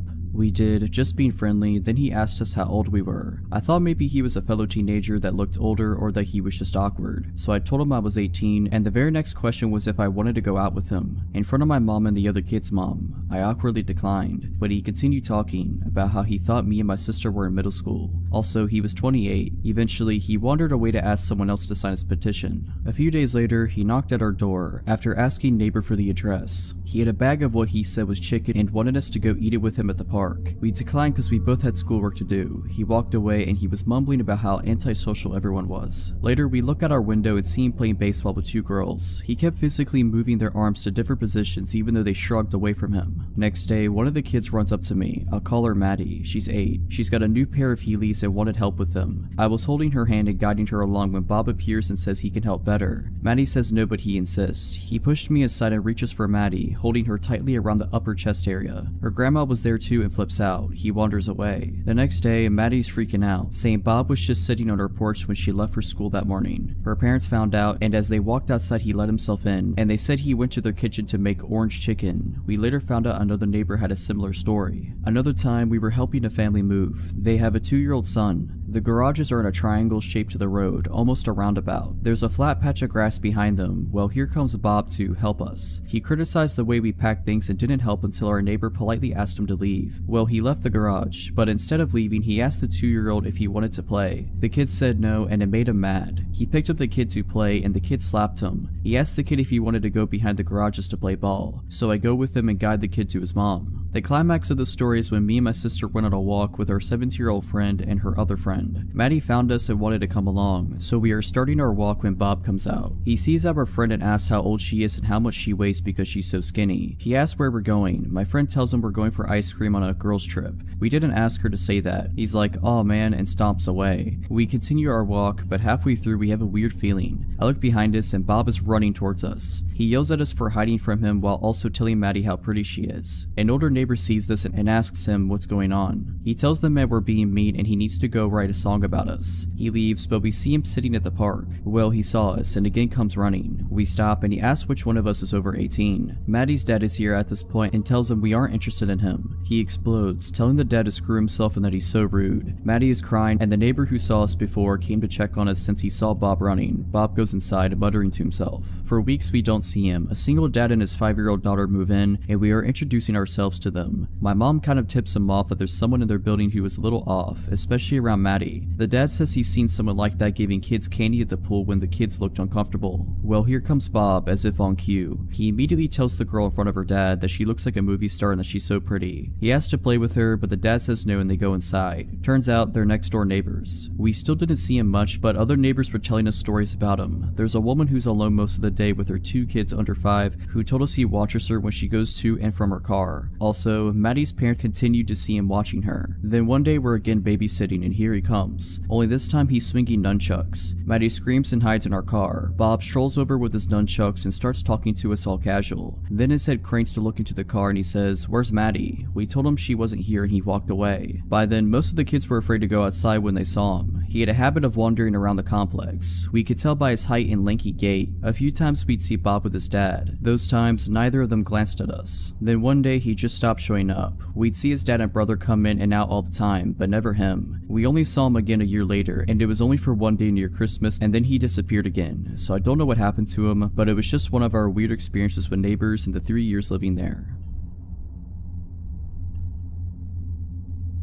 On Friday afternoon, I got a call from my friend named Sarah asking if I wanted to meet her and another friend named Lisa at Dunkin' Donuts as we hadn't seen one another in a while. Dunkin' Donuts is a 15-minute walk from my house, so I decided I would walk. Besides, the weather was fine. I got to Dunkin' Donuts and found where Sarah and Lisa were sat, so I went to join them. As we were chatting, I noticed that my sister, Alina, was sat at a table in the corner of the room with her friend, Jess. For some context, my sister and her friend are both 18 years old. My sister still lives with my parents, whereas I live alone. I excused myself from the table and went over to Alina and Jess's table. They were sat at a table with 3 seats, so I went to sit down and said hey. They both jumped a little bit, but then looked more relieved than anything to see me. Immediately, Alina whispered to me, "Don't look now, but the guy in the blue shirt, I think he's following Jess and I." I glanced over and saw the middle-aged man sat at a table facing away from us. He's passed our table a good 5 times in the past 20 minutes to go to the bathroom, but he walks slower as he passes us, she continued. I told them that they were most likely being paranoid and that there was nothing to worry about, but for their peace of mind, I offered to leave with them so they wouldn't feel as worried. I walked back over to my table and explained the situation to Sarah and Lisa. Both of them laughed it off and assumed my sister to be paranoid. Literally about a minute later, I saw the man get up from his seat and walk towards the bathroom. My eyes followed him and sure enough, he walked extremely slow past Alina and Jess. In fact, it was almost comical how obviously slow he became. Both Alina and Jess looked in my direction and I nodded to show that I had seen him walk slower. About 5 minutes later, I went into the toilets. On my way, I passed Alina and Jess and told them I was ready to leave whenever they were. They both agreed that they were ready to leave now. I told them that I was just going to go to the bathroom and that we could leave after I had done my business. Alina had come in her car, so she was gonna give me a lift back. I went into the toilet stall, did said business, washed my hands. I was walking down the corridor back into the main eating area when Alina and Jess rushed into the corridor. I asked them what's up and they explained that another man had joined the strange creeper men and that the men were both pointing and staring at them, so they rightfully felt unsafe. We walked back into the eating area. I put my money on our table and explained to Lisa and Sarah that I was taking off and I would explain what was going on when I got home. We all got into Alina's car and left the creeps in the car's rearview mirror. After a 2-minute drive, we reached my house. Just then I remembered that I had been meaning to return something I had borrowed from my mother, so I asked if Alina could drive me to my parents' house as she was going there anyway. I jumped at the car to get what I needed when my phone rang. It was Alina. She explained that a car had driven past and had pulled into a driveway. She said the driver of the vehicle was the creep from Dunkin' Donuts. I looked out of my window and sure enough, there was a car which didn't belong to the owner of the house parked on their driveway. I got the girls into my house and locked the door. I instructed Alina to take a photo of the car and its license plate, and I told Jess to call 911 as she gave the operator more information than what I could. Alina took the photos and we sort of gathered around Jess as she was speaking to the operator. She had finished telling the story and I heard the operator assure us that the police would be at my house soon. A few minutes passed and there was a loud knock at the front door followed by a loud voice shouting, "It's the police." We all did a sigh of relief as I went to open the door. Jess told the operator that the police were here and she hung up. I was in the process of unlocking the door when I thought to look through the spy hole at the top of the door. I peered through and it wasn't a police officer, it was the same guy. I froze in fear and I didn't know what to say. We didn't call the police. I managed to shout back to the man through the door. Elena and Jess were both confused as to why I said this. "We had a call, sir." The man shouted back, "You have the wrong address." I yelled back and informed the girls that it was the creep at the door and not a police officer. Both were rightfully shocked and extremely scared, as was I. I was about to tell Jess to call the police again until I heard the sirens. "Sir, you have to let me in." The man shouted again. This time I didn't answer. He was pounding on the door. His commands for me to let him in turned into begging and pleading. I heard the police car pull up and some commotion outside. An actual police officer knocked on the door and I let him in. Yes, I checked the spy hole first. The police officer took the man into custody while another police officer took Alina and Jess into the dining room for some brief questioning. I called my parents and Jess called hers. Both were here extremely quickly once we told them what had happened. The man was found with a kitchen knife on his person and some other weapons in his car. Who knows what could have happened if I hadn't looked through the spy hole first. Both my sister and her friend are fine, just shaken up after the whole incident.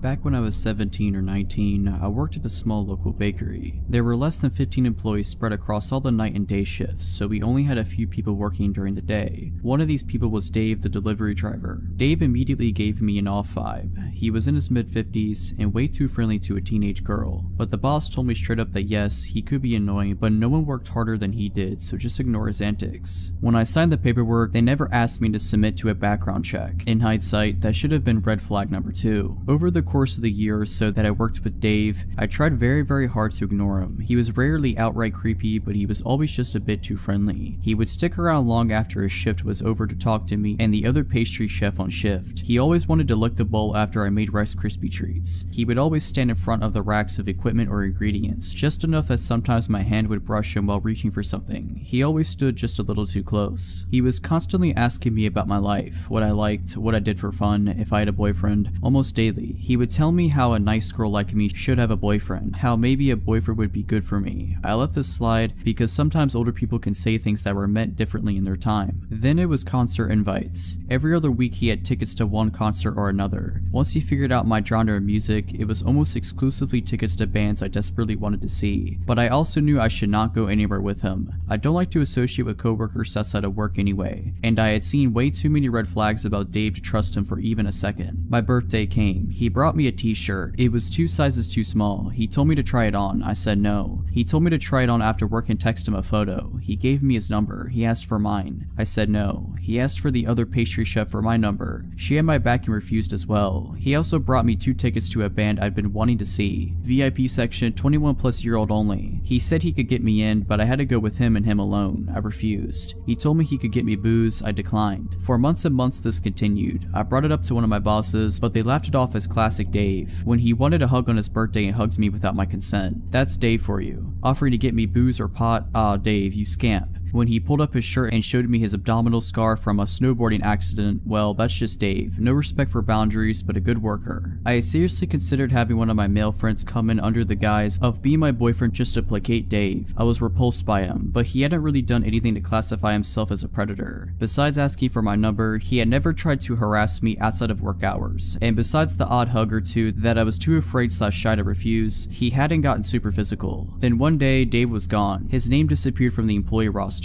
My boss asked to see me in the office. She informed me that Dave was no longer employed at their business. Dave had been fired. Dave was fired because Dave was a convicted offender. Davey here had 2 counts of assault and 1 count of kidnapping a minor from the mid-90s, about the time I was born actually. They had never background checked him, and when they contacted a friend at the police department, they found out that Dave had been lying on lots of paperwork, hiding the fact that he was a convicted felon and not notifying anyone when he moved. Once they brought this information to the police department's attention, they had a few more charges to add. They found out because apparently he had been stalking and harassing one of the clients he delivered to, showing up at her home when he should not have known where she lived. After his termination, Dave showed up to work one day. He had a weapon, but I never found out what he had. They told him to leave or the police would be called. He ended up leaving in handcuffs. I am so thankful I wasn't there that day. Another little tidbit, the police officer my bosses knew had been in the PD for a while and knew one of the officers who had arrested Dave in the 90s. That abdominal scar was from a run-in with the cops and he got injured trying to climb over a fence. That was a few years ago, but sometimes I still think about how badly things could have gotten had I gone to even one of those concerts with him. This happened when I was a bartender about 4 years ago, but I think about it often and has changed the way I operate throughout life. I now refuse to go to any store alone after midnight. For the story's sake, I will tell you that I was 25 and a blonde at the time. On a busy Friday night, I was bartending with the bar manager and he had noticed that they were very low on some bar necessities after the dinner rush. Lemons, limes, bitters, that kind of thing. So I was sent out to go to a 24-hour grocery store down the road to pick up the odds and ends that we would require to get us through the weekend. I picked up everything that was asked for me without trouble at the store, until I got to the liquor aisle. There were two country-looking guys that were probably around my age in the aisle, and they were staring at me and whispering to each other in a way that made me uncomfortable, as I assumed they were making comments about me. All pretty innocent so far. Before they could approach me, I grabbed what I needed very quickly and power walked to the self-checkout. I really booked it out of there because when you're a bartender, it's kind of like you are on stage and are required to be charming and interact with people that you otherwise absolutely wouldn't be able to tolerate unless you're getting paid to. Thus why I am not a bartender anymore. I get to the self-checkout and the two guys are on me. I'm scanning my stuff and they use the scanning station next to me. I get a better look at them now that they are right next to me. One is taller, muscular, and average looking. The other is shorter and more plump. They both looked dirty and their eyes were completely bloodshot, not sure if they were high on something or had already been drinking for a while. They continued to stare at me and our eyes awkwardly met, so I did just a polite smile to them. The taller one starts trying to talk to me. Hey, looks like you're ready to party, huh? I replied with something like, yeah, something like that. It's not for me though. They walk closer to me and ignore their responsibility to scan their items. Oh, must be for your boyfriend, huh? I flash a polite smile again and roll my eyes slightly, like this is your hint that I'm not interested. The taller one continues to try to talk to me.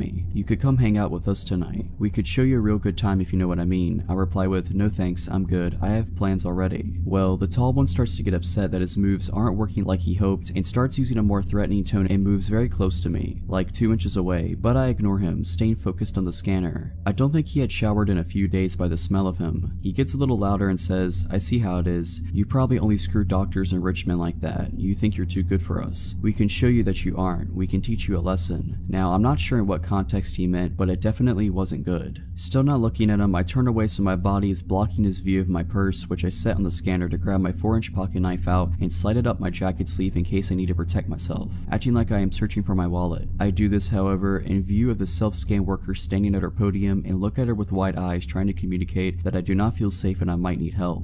I turn back to the machine and slide my credit card to pay, while the creepy and hostile guys are practically standing on top of me. The machine malfunctions and starts beeping. The lady worker comes over immediately and the guys standing next to me change their expressions from, I am planning to torture you for a couple of days and toss your body in a creek, to, just your friendly good old country boys making polite conversation over here. They actually try to act like I knew them and we were friends so the worker wouldn't be alerted to their ill intentions. They tried joking with the worker saying I was stealing something, and that's why the machine went off. The worker was definitely not buying it. She was a 6+ foot tall woman with some muscle on her, by the way. I wouldn't mess with her on my best day. Anyways, she presses a few buttons on the screen, shooting the guys a very unimpressed look when they were trying to act charming, and cancels the order completely. She turns to me and says, I am sorry for the inconvenience, ma'am. This machine seems to not be working correctly. Why don't you gather your things and I will bring you up at an actual register. She puts her hand on my back and gives me a wide-eyed look, like I gave her a minute earlier, letting me know that she sees I am in danger. I pick up my things to follow her to a register that is near the security office. The guys linger around the self-scan, still glaring at me, and eventually complete their purchase, but stand at the exit assuming they are waiting for me. I felt like I would be walking to my death if I made my exit in that moment. The worker keeps a close eye on the guys and scans my items. As she's scanning, she tells me that there wasn't really anything wrong with the machine I was using. It just misread my credit card. She said, I had a bad feeling about those guys from the moment they walked in, and I then saw them getting aggressive towards you. I already rang security to be ready to walk out to the parking lot and make sure you left safely when you were ready to leave. Then I saw you take that knife out and put it up your sleeve, getting ready to protect yourself. As much as I'd like to see you show them they picked the wrong chick to mess with, I'm glad I was able to pull you aside and make sure you are safe.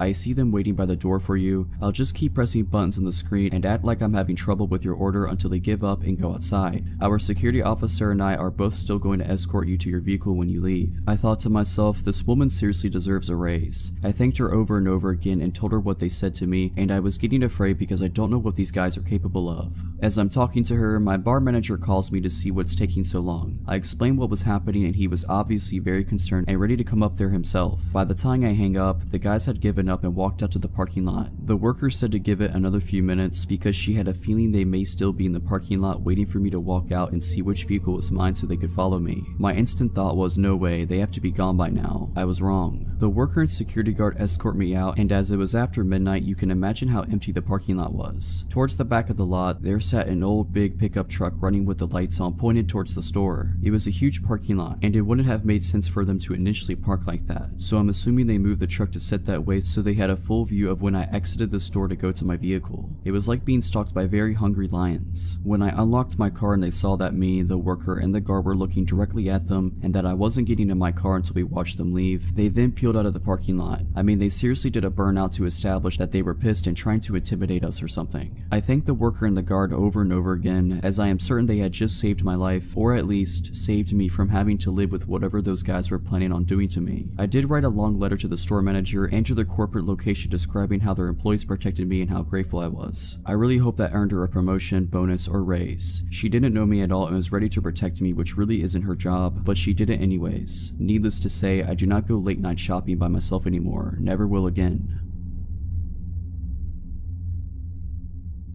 This is my brother's girlfriend's story. She doesn't have a Reddit account, but I told her about this subreddit and she wanted to share her story because it's creepy but also a good lesson to learn from. I go to a school in a big city that is one of the least safe cities in the US. I chose this school for nursing and definitely not for the location. I live in a row house off the campus with 4 other girls. Cheaper and nicer than dorms, or so we thought. I guess you get what you pay for. We're all sophomores in college. As you would guess, we go out and drink, come back to do things we don't remember. We had just started our rent in August. 3 floors plus a basement which was padlocked by the owners. Understandable, we would definitely have parties down there to avoid immediate cleanup. The house was great, amazing location to the school and work. I am a CNA who works odd hours, important for later. It was not expensive and in good condition. I had never lived with that many people before, just one roommate, so before we definitely knew if one of us had misplaced or changed something. I started to notice my snacks were either half gone or completely gone. I was getting annoyed, but a house with many people, it's too much work to go and figure out who ate what, so I ignored it. Slowly, we started making comments about someone eating our food, but passive aggressively. We all just let it go because none of us want a whole house fight. I work until about 11 in the NICU. I get home at about 11:30 mostly on weeknights. I started to notice pants left out or snack wrappers around. I thought it was odd cause none of my roommates had done that before, but just thought, oh, they probably drank a bottle of wine then went to bed and forgot all about this. Again, my roommates started making comments. This time we started to ask because it was getting annoying that all of our food would disappear and things being left out. I knew it was one of them, but no one wants to admit that they ate someone else's snacks in college. We chalked it up to the girl who always smokes and eats her weight in food. She swore it wasn't her. This went on for about 2 months. It got more obvious that someone was clearly taking everyone's food. It definitely had to be the girl that always smokes. I see her eat her whole snack pantry in a night. Come to find out it was not her. One night at work, I was about to get off, but a situation happened and I ended up leaving about 12:30. I took the bus home. I got home and was about to collapse. I wanted to go to bed ASAP. I walked in the front door and the stairs are directly in front of you. You can also see down the side into the kitchen. I walked in and saw someone in the kitchen but was way too tired to say hi. I thought it could end in like a 30-minute conversation about nothing, so I went straight upstairs. When I got to the second floor, I noticed all of my roommates' doors were closed, which always means they're either all in their room for the night or asleep. I got a weird feeling, just something that made it click. I texted our house group chat asking if anyone was in the kitchen. I felt stupid for even asking. 2 responded no, and they said the other 2 had been asleep. I knew it wasn't any of my roommates down there at that moment. I dialed 911 but didn't press call. I crept into my roommate's room across the hall. Thankfully, she didn't have her door locked. I whispered telling her I think someone is in the house. She gave me the widest eyes ever and almost looked like she was going to cry. She didn't suspect anything like I had, but for reference, there was a shooting in the house 2 doors down only weeks earlier by an intruder. She mouthed to make the call. The whole time we were dead silent. We didn't hear anything at all. I was starting to think I was seeing things after such a long day at work and was regretting that I dialed, thinking I'm going to look like an idiot when they show up and I was just exhausted and dreaming. We explained what's going on and they said that they will send someone ASAP. That actually does mean right away since it is a big and dangerous city. The police showed up and I didn't even want to go downstairs. floors, but the operator confirmed it was them, so I did. The police come in and look around. I'm thinking, I look so dumb right now. They ask if there are any other floors. We tell them technically the basement, but it's padlocked, so not really. They check the basement just in case, and well, they were right. A man had been living in the padlocked basement. The lock was pulled off the hinges and just kind of propped against the wall. We never looked at that though. We rarely went out back. The guy had taken a comforter out of the hall closet and had a mattress from somewhere in his clothes. He was the one moving and eating all of our stuff. He would come out in the middle of the night and do it. He started getting more comfortable. I'm not sure if he was drugged out and forgot to clean his tracks or if he didn't really care. Me and my roommates have pretty consistent schedules during the week, probably letting him think that any time after about 12 was good to come out. We never slept with our individual doors locked, and that's what freaks me out the most. He had access to any one of us at any moment, and we had no idea. A little backstory. When I was 19, I lived with my mom in a ranch-style house on a road that backed up to a large field. On the other side was the main highway. About a half mile down from me was a loony farmer, and about a mile on the other side of me was pretty much a drug house. I guess someone used to live there, but it was run down. I will say that they were pretty quiet. Other than those two houses, we were isolated. At the time, I was working full-time and going to school full-time. One of my classes ended at 10:30 p.m. I often wouldn't get home that day of the week until about 11:15ish. I was driving home one night and I noticed some guy walking down the road. He had a yellow shirt and track pants. I remember his outfit because it was weird. It wasn't weird to see people walking down my road because of the whole drug house thing, but I instinctively looked over at him when I drove past. He turned and smiled and waved, which freaked me out. So I speed the half mile home and pull into the driveway, weirded out. I made sure all the doors and windows were secure and then sat on the couch to be a paranoid freak and wait to make sure the dude walked past my house. Except he didn't, and there was another guy with him, dressed in darker clothes. They actually walked up my driveway and started playing around with my car, testing the handles and stuff. In my hurry, I forgot to grab my phone from my car, so I was kind of worried that's what they were after until the guy in yellow started approaching my door. I'm freaking out, so I go and wake my mom up. She's bleary and I'm trying to explain the situation when we both hear the doorknob turn very slowly. Good thing it was deadbolted. She got out of bed, walked to the door, and then yellow shirt knocked. I perched up on the couch so I could get a good look at him and his friend, still in the driveway. The porch light was on because of the sensor. Yeah, my mom said, "You dropped your wallet." I told my mom that I had my wallet, it was in my purse. So she calmly told him that she had her wallet and it was too late to be knocking on people's doors. I remember perfectly what he said next, even though this was about 6 years ago. Okay, I'm not a bad guy, just so you know. We were all pretty still. No one moved, not even the guy at the door. Not even when the porch light went off. Then he tried the handle again. My mom told me to call the cops so she could get the gun, and I told her I didn't have my phone. So she walked to the kitchen to grab hers from the charger. She handed me the phone and walked to the bathroom. I stared out of the window into the backyard. Then she went to her room to grab her Ruger. I was talking to the cops and explaining the situation all while watching the two guys, explaining that they were two suspicious guys at our door when my mom came back out and said, "One in our backyard too," which explained why she had looked out the bathroom window. She glimpsed him from the kitchen and went to get a more discreet look. My mom walked back over to the door with her gun and loudly said, "If he tries the handle again, I'm just going to open the door and shoot him." I don't know why she said that instead of waiting for the cops to arrive, but the guys took off down the road. I told her and she rushed to the bathroom, where the guy apparently in the backyard saw his friends running down the road and sprinted off too. They were going in the direction of the drug house. The cops searched our house and our yard and went to the drug house, where they found 5 dudes hanging around. One was the yellow shirt guy and I'm assuming his friends were with him. They did get arrested and nothing weird like that ever happened again, but I was on edge for a while. I still make sure the doors are locked at all times every day, even though I live in a much nicer area now.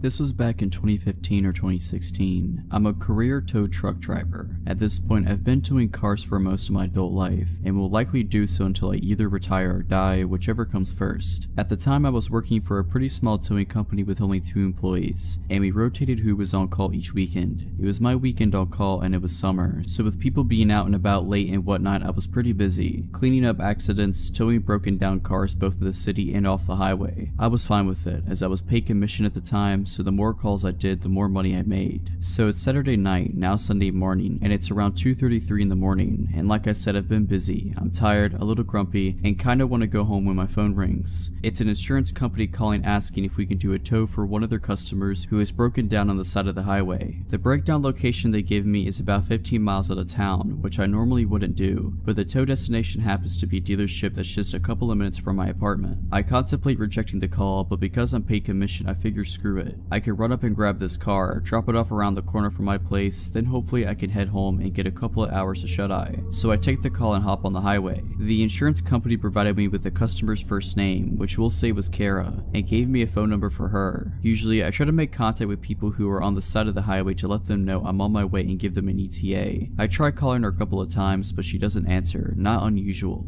After a short while, I see hazard lights up the way on the shoulder, so I turn on my strobes and start slowing down. As I approach, I notice that not only is there the late model car that I'm looking for, but there's another car on scene as well that doesn't have its hazards on, but it's parked in front of the car I'm meant to tow. This is annoying but not uncommon, as I need to be able to get in front of the disabled car in order to load it, and sometimes people don't realize that. But because the other car is there, I instead pull up behind both cars. You do this so that as the tow driver, you're the one that has to make the weird maneuver of pulling off the shoulder and back onto the shoulder, and that the other car just has to drive straight forward on the shoulder. Otherwise, if I pulled up in front, then the other car would have to go around me, and it's unprofessional and unsafe to make them do that. Standing in the trunk of the late model car, which is now directly in front of me, are a man and a woman. The woman is probably in her early 20s and dressed to the nines for a night out. She's about 5'1" or 5'2". She's wearing tight leather-ish or something pants, a halter top, long black hair. The man is probably around 5'10" and skinny, maybe 150 to 160 pounds, wearing a dark hoodie and dirty jeans. They're standing very close and facing each other. She has her arms crossed and he's leaning down talking to her. I step out of my truck and approach them both, introduce myself.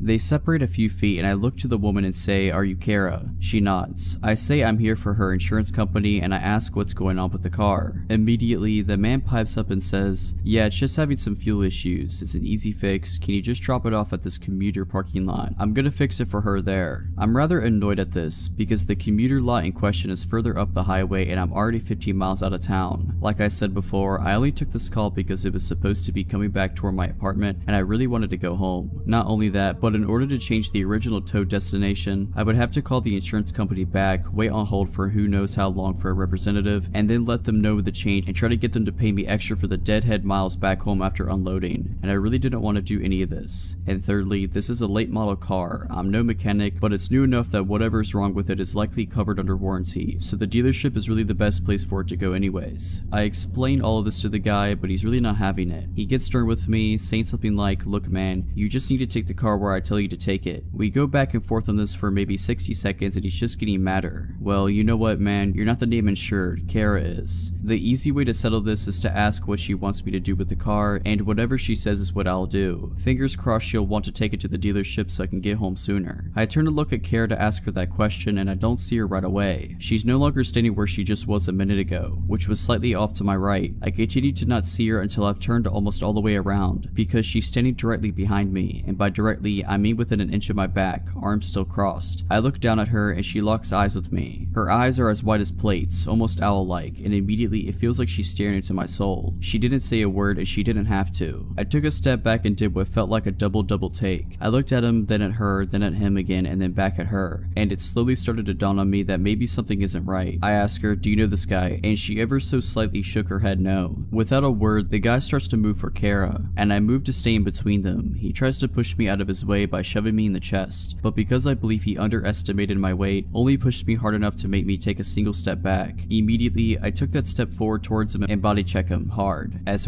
I could, hard enough to completely knock him over basically onto his back. Because we rotated during the back and forth push bit, Kara is now in front of me to my right, somewhat between me and the guy who's trying to scramble to his feet. I reached out and snatched the poor girl up by her waist, spun her towards my truck and yelled for her to get into the driver's side, and she does so. I turn back to the guy who is standing up again at this point and he's breathing hard. He gets right up in my face but doesn't do anything, just breathes at me. I stare him right in his face and tell him, "You need to go." I'm shaken now and I'm absolutely terrified. I don't know if he has a weapon, I don't know if he's gonna try to fight me, and I don't know what I would do if he did. After probably around 15 seconds or so, which felt like eons, he kinda huffs a bit, smiles one of the creepiest smiles I've ever seen, and starts to back off. Sucking his teeth and rubbing his hands together, he slowly walks backwards a few steps, then makes his way to the front car, gets in and drives off. I stayed motionless, watching him until I could no longer see his taillights. I got Kara's car loaded up on the tow truck, and as we made our way to the dealership, she told me through tears that her car had shut off while she was driving, and she pulled onto the shoulder and called her parents because she was on their insurance. Her parents made the call to the insurance company, who eventually dispatched me to her location. While she was waiting, a bit after she made the call, the guy pulled up in front of her and walked up to her passenger passenger side window to try to talk to her, asking if she needed help, etc. And she told him she was fine, that a tow truck was coming, and that she didn't need help. He persisted and she tried to tell him off and eventually tried to roll up on the window. Apparently he stuck his arm in the window and got the door unlocked and opened the door. In fear, she jumped out of the car, leaving her phone inside, and ran to the back of her car and stayed put there because it was in the line of sight of traffic. Apparently he was pretty lewd with her, and whenever she tried to go back to the car, he would prevent her from getting in. Several minutes later I showed up. Who knows what would have happened had the timing been any different. Her parents were waiting at the dealership when we arrived, and she told them what had just happened. Her parents gave me a $20 tip, which was all the cash they had on them at the time, and Kara gave me a very tight and clearly heartfelt hug before I left. I never saw her again.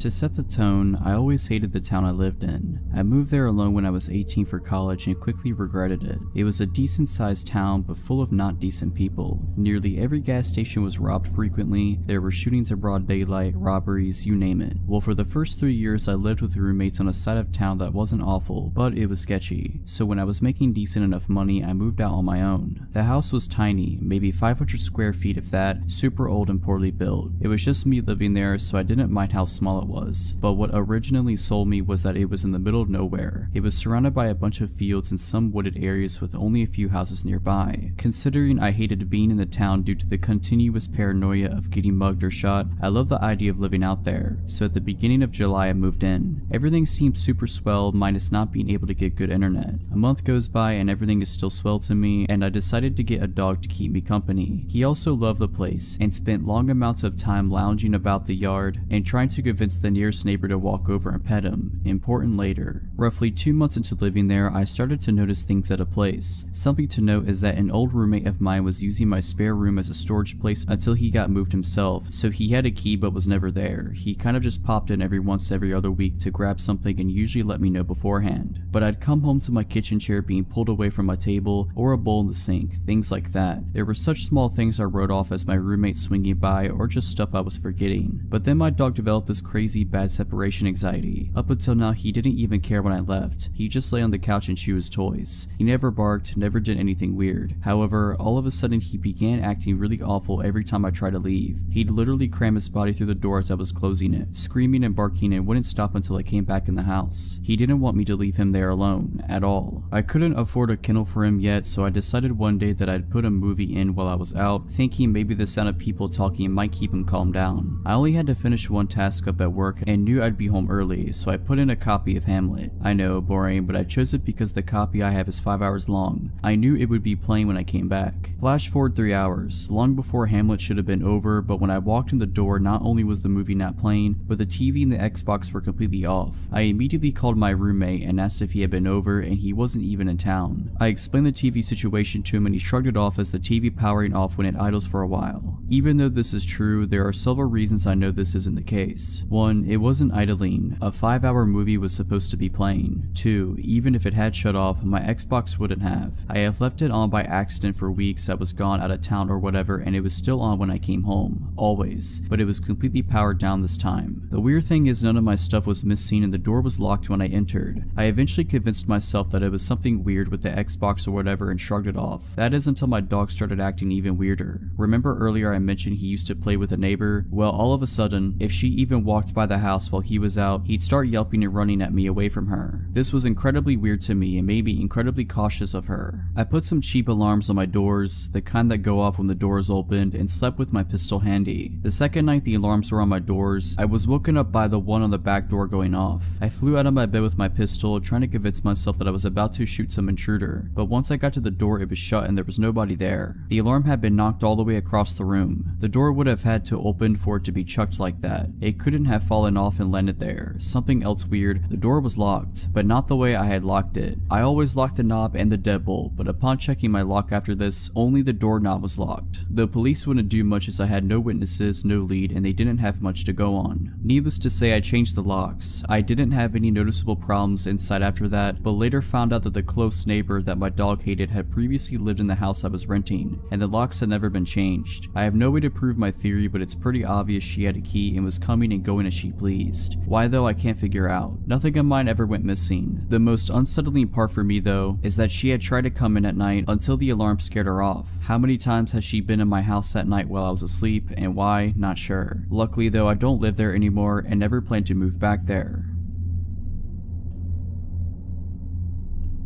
A while ago, I was staying in an upscale hotel in the safe area of a large Midwestern city. I am a 16-year-old female and I was in a room all by myself with my parents a few doors down. In theory, this isn't unsafe by any means, but I had bad luck on this particular trip. Our first night there passed without incident. Me in my room, my parents in theirs. I watched a pay-per-view movie and ate way too much from the snack bar. I didn't have any reason to feel unsafe. The next morning, we did the usual tourist stuff that one does when visiting a new city. As we ate a breakfast in the hotel restaurant, I noticed a man who looked to be in his 60s staring at me for an abnormally long amount of time. I ignored it and chalked it up to him thinking I looked like his granddaughter or something. The next night, my parents allowed me to meet up with a friend for dinner who lived in the area. He met me in the hotel lobby and we had a nice dinner and then went back to the hotel for drinks. Yes, I am underage, I had a drink, my bad. Coincidentally, the same man who had been eyeing me earlier was at the bar. This time, I knew I didn't remind him of his granddaughter. Even with my buff guy friend next to me, his eyes traced my body. I felt unsettled and mentioned it to my friend Ethan, who glanced over and also seemed really weirded out by how obvious this guy was leering. We left the bar quickly and by now it was around 12:30 a.m. Ethan walked me to the elevators of the hotel and once I pushed the button, I left. I wish I would have asked him to stay, because no sooner had he walked away that my creeper came rounding the corner and stood there waiting with me for the elevator. I felt so uncomfortable knowing that he would be seeing what floor I was going to, but it hadn't occurred to me to get off on a different floor at the time, and even if it did, he planned on following me, so it would have been just as bad a move. When we were in the elevator together, I tried to keep my eyes averted from his, but they literally bored into my body. He kept trying to step closer and I kept backing up, too scared to even speak. What freaked me out more was that he hadn't pressed a separate elevator button, so he planned on getting off when I did. When I got to my floor, I almost ran to my room, and the guy just stood at the end of the hallway, waiting to see where I was going. I stayed in my room for 15 minutes until I was sure he was gone before I told my parents what had happened. They were freaked out and told the hotel staff, but there was no sign of the guy and it was really late, so I just locked my door and tried to get to sleep. I had almost drifted off when I heard a knock at my door. I obviously wouldn't just go and open the door at nearly 2 a.m. Instead, I turned on a light and froze. At this point, my intuition had kicked in and I knew it was the guy. I was near tears, but the knocking kept continuing, harder and harder, so I finally shouted and asked who it was. The voice that replied to me was the most chilling thing I had ever heard. High-pitched but growly, almost giggly, and so disturbing I could barely describe it. "It's hotel staff. Please let me in." I was terrified. A look through the peephole confirmed that it was the same creepy old guy. I locked myself in the bathroom and called my dad's phone. He has a habit of always keeping his ringer on, so he answered me almost immediately, and I tried to tell him what was wrong through my tears. The guy before I managed is at my door, and what happened next gives me nightmares. My dad naturally went into superhero mode and opened his door to find the old man in just a robe, whacking it. It's pretty obvious to piece together what he was planning. My dad slugged the dude in the face and made sure he didn't move an inch while my mom called hotel security. We pressed charges and the guy's in prison now.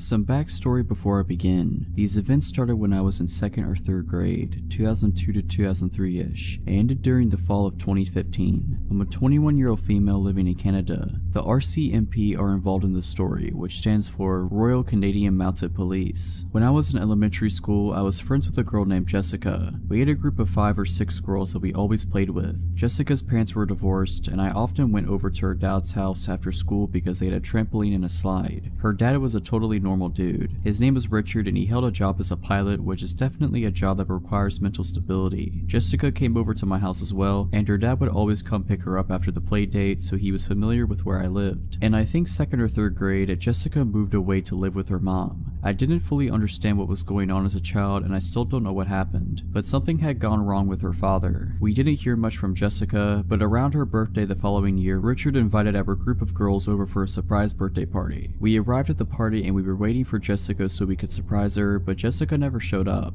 We were just hanging out with her dad for a while. As a child, this didn't seem as weird as it does to me now. When our parents picked us up, we obviously told them what happened, and we didn't hang out with Jessica or Richard again. After that, some of the girls started receiving presents from Richard at their homes. I never received them, but my mother told me about it years later. The presents usually consisted of cheap jewelry and notes. I have no idea what the notes said, but I'm not sure if I want to. After this, Richard goes away. My mom later told me he was in a mental institution. Years go by, I completely forget about the whole situation. Then, in the winter of 2013, I was out of town for a cheer competition. I was scrolling through Facebook one night when all of a sudden a new group chat popped up with 5 girls from my elementary school. I had not kept in touch with any of them, so this was weird. The chat was about how they had received messages from Richard on Facebook. I checked the other folder of my Facebook messages, and sure enough, I had some too. I had a variety of messages that did not make a lot of sense, including some strange poems. Many of the messages were descriptions of dreams he had about me, though some of them were nonsense. Others were understandable enough to come across as violently threatening. I don't feel comfortable sharing some of the more explicit messages, but here are a couple of the shorter and less scary messages. Hi little girl from not long ago, pristine of pristineness, I want you, I want you, I want you. We're gonna have planets to go to someday provided you don't melt them first. I'm so proud of you, stay happy, and I haven't found a way to keep you all off my mind. I clicked on Richard's Facebook profile, and his whole profile was dedicated to his 5 girls. He didn't have any friends added, so clearly nobody had seen it. Unfortunately, we didn't have very good security settings on Facebook. He had saved dozens of photos of us, and then reposted them with nonsensical and inappropriate captions. The captions ranged from essays about his love for us, to a one-sentence caption that simply said, "She is so ugly." Here are some of the shorter photo captions. Emily, hopefully and not too soon I'm gonna find out your address, and I'm gonna show up as a man that knocks on your front doorstep and bite your bottom lip off before you can say a word. Kiara, because of my initial euphoria, turns into sucking depression when I realize that there is nothing I can do about anything beside you because you're inside me and I can't get you out of my mind. I love you so much. Melissa, can I paint your picture? I want to lift you around to see how heavy you are and we'll go for a drive on Hollywood Drive with the windows rolled down so we can get a crystal clear view. We were all freshly 18 at the time and didn't know what to do, so our moms contacted the RCMP. They told us not to block Richard on Facebook, but not to reply as the messages could be used as evidence. He continued to send us messages every single day, and we shared the screenshots with each other in the group chat and sent them off to the RCMP. He had several different Facebook accounts that were all variations of his name, along with one randomly named Esteban. One of the girls got in touch with Jessica to find out if she still had contact with her father. She only saw him on supervised visits every once in a while. She was very embarrassed and apologized a lot. She was a super sweet girl, and obviously none of us were upset at her in any way. Eventually, Richard was charged with 5 counts of criminal harassment. He pled guilty and went to jail for around 5 months. When he got out, there was still a no contact order in place, meaning that he could not contact any of us girls or come within a certain radius of our homes. He was not allowed to use the internet either. I'm not sure how all of this works, but this is what the constable handling the case told me. However, not surprisingly, he started contacting us on Facebook again. He went back to jail for breaching his probation. It was the summer of 2015 and he got out again. I started receiving more messages. I immediately wrote on the group chat to see if the other girls had gotten anything. They hadn't. It was just me. I immediately contacted the police. It seems they had forgotten to include my name on the no contact order. He knew not to contact the other girls, but thought it was still safe for him to contact me. This time things got worse. I had just started working at a new job, and being the idiot that I am, I had my workplace public on my Facebook profile. One day I came into work and there was a package waiting for me. I was obviously confused because I would never order something to be delivered to my work.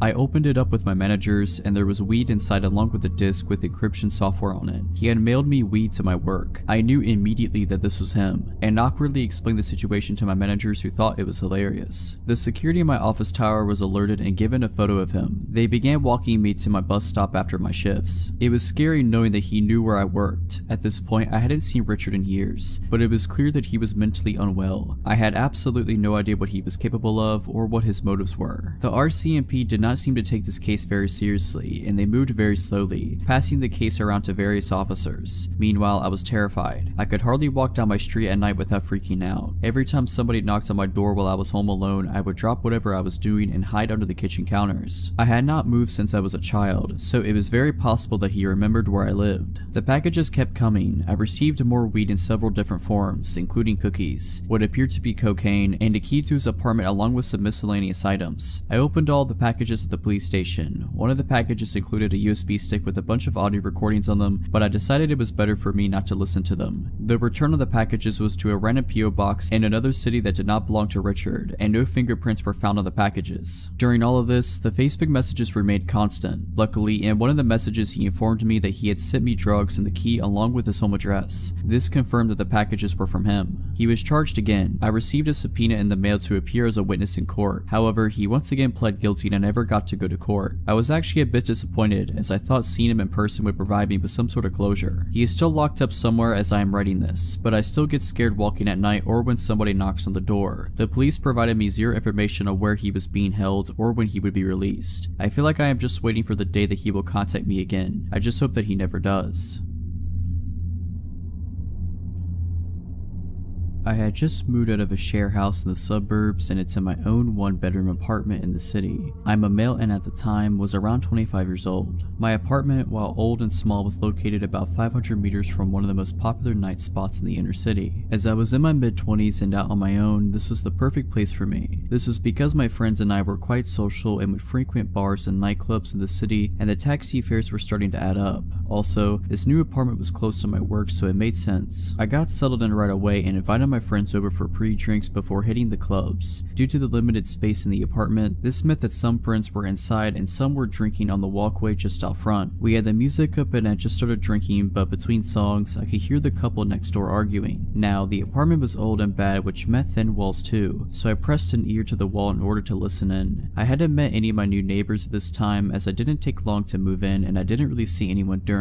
I was curious. Judging from what I could determine while eavesdropping, they were a gay couple in their early 30s. One of the men was yelling at the other to go next door and tell us to keep it down. The other was arguing that it was just a housewarming and to let it go for the night. Since I didn't want to cause trouble, I marshaled everyone outside to start making our way to the nightclubs, leaving my new neighbors in peace. Later that night, I came home alone as I was tired from the move. I decided to let my friends carry on partying without me. I arrived at my door and proceeded to fumble around for my keys when I looked up to see a man standing in the walkway in front of the next apartment smoking a cigarette. He was tall and thin with brown oily hair. I noticed that he also had a cut lip and a faded but still visible black eye. I said, "Sorry about the noise earlier," correctly assuming he was my neighbor. He replied, "Nah, you're alright man. I'm Chris by the way." I shook his hand. I noticed his knuckles were red and a little bit scratched up, so I knew something was off.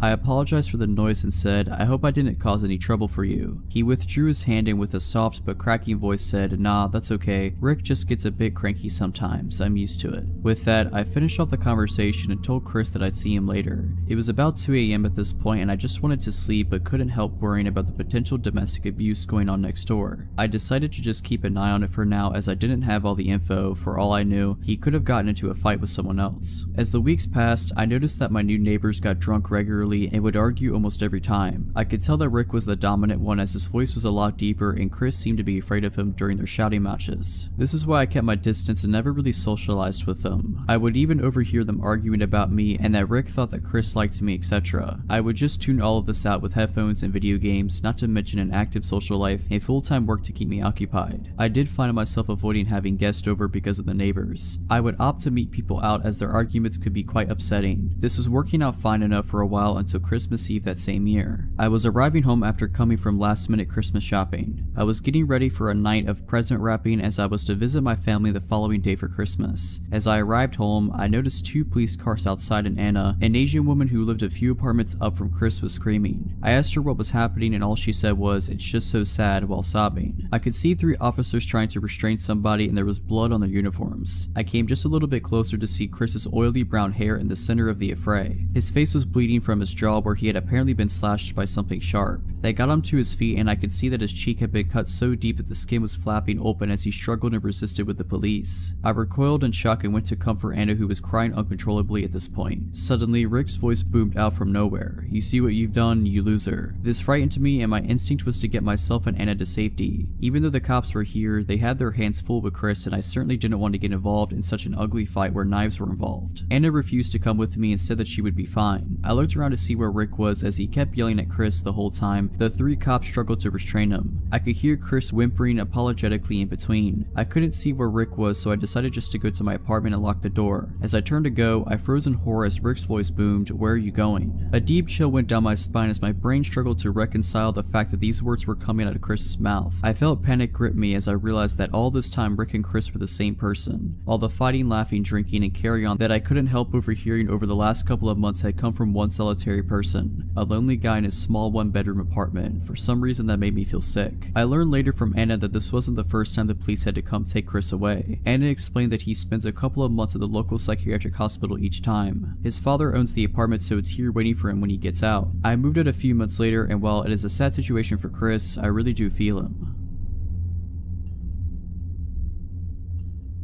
Today was like any other, just another ordinary day, working by myself in the store, checking out customers, stocking shelves, and my moments away from the register. A normal day. At some point while on register, I greeted a man with a large dark beard, bald, and wearing glasses as he came through the door. He immediately smiled and got that surprised look on his face after seeing me as if he had just found his next victim. Eventually, after about an hour or 2 of being on register, I'd pretty much cleaned the store out of my customers and moved on to stocking candy. The man before with the beard approaches me with a smile and holds up a large white trash can. Excuse me. Yes, I reply, glancing up from the box I'm stocking. Are there any more of these in the bag? This one doesn't have a lid, he says, gesturing to the large trash can in hand. Oh yeah, I can check for you. I smile and turn away and head toward the stockroom. I notice he's following me and think nothing of it, but glance down the aisles for any other customers as I walk, immediately taking note of the store's emptiness. Well, I guess it's just us in the store, I think to myself. Moving through the stockroom door, I'm quickly relieved this guy stops at the entrance. I'll be right back, I say as I make a turn around some full rolltainers, which due to just receiving a truck, our stockroom is full of them. They stand very tall and are like giant movable walls, but very heavy mind you. Being short myself, I don't have to move them much to make a path through and see what's on them. So after only a minute, I've made myself a little path, having 3 heavy ones on my right and left and in front of me. I decide to give up my search for trash cans. Sign, I go to turn around and inform him of my defeat, only to find he's in my tiny path of walls. A very tight squeeze for a man of his stature, standing directly behind me. Find them? No, I don't think I have any. I try to laugh and avoid acknowledging the creepy situation. I'm in a very small area with walls at my back and sides towering over myself, and this very robust man standing in the way of my only exit. In a room very far from any customers with no cameras and no other employees in the store. I'm helpless and increasingly growing scared at how this man isn't moving to let me out. I go to voice that I need to return to work after a solid minute goes by, but I am not able to get out a single word before he says in this creepy, almost shy voice, "You're just the cutest little thing, did you know that?" Within an instant, I'm scared and feel ill attention from this guy. Surprising myself though, I choke out without thinking. I just heard my bell. What? He looks confused but doesn't budge. I just heard my bell. There are people up front who need to be checked out and are looking for me. I stand nervously knowing full well neither of us heard the familiar ching from the service bell I keep on register. But what about my trash can, he asks, stepping forward but taking a glance back toward the trash can. And again with lightning thinking, I blurt out, "I'll mark it down half price, no big deal," laughing and trying to act like nothing is out of the ordinary. I slip by him, seeing my opening at his turning around. I try my hardest to walk away, pretending to be calm as I exit the stockroom, then sprint to the front of the store the moment I was out of sight. He wound up leaving without purchasing the trash can. So, creepy guy who I expect to pull something like that again, I hope you and I don't meet again. If you're liking this video, all I ask is that you make sure to subscribe to my channel and like this video. Thank you.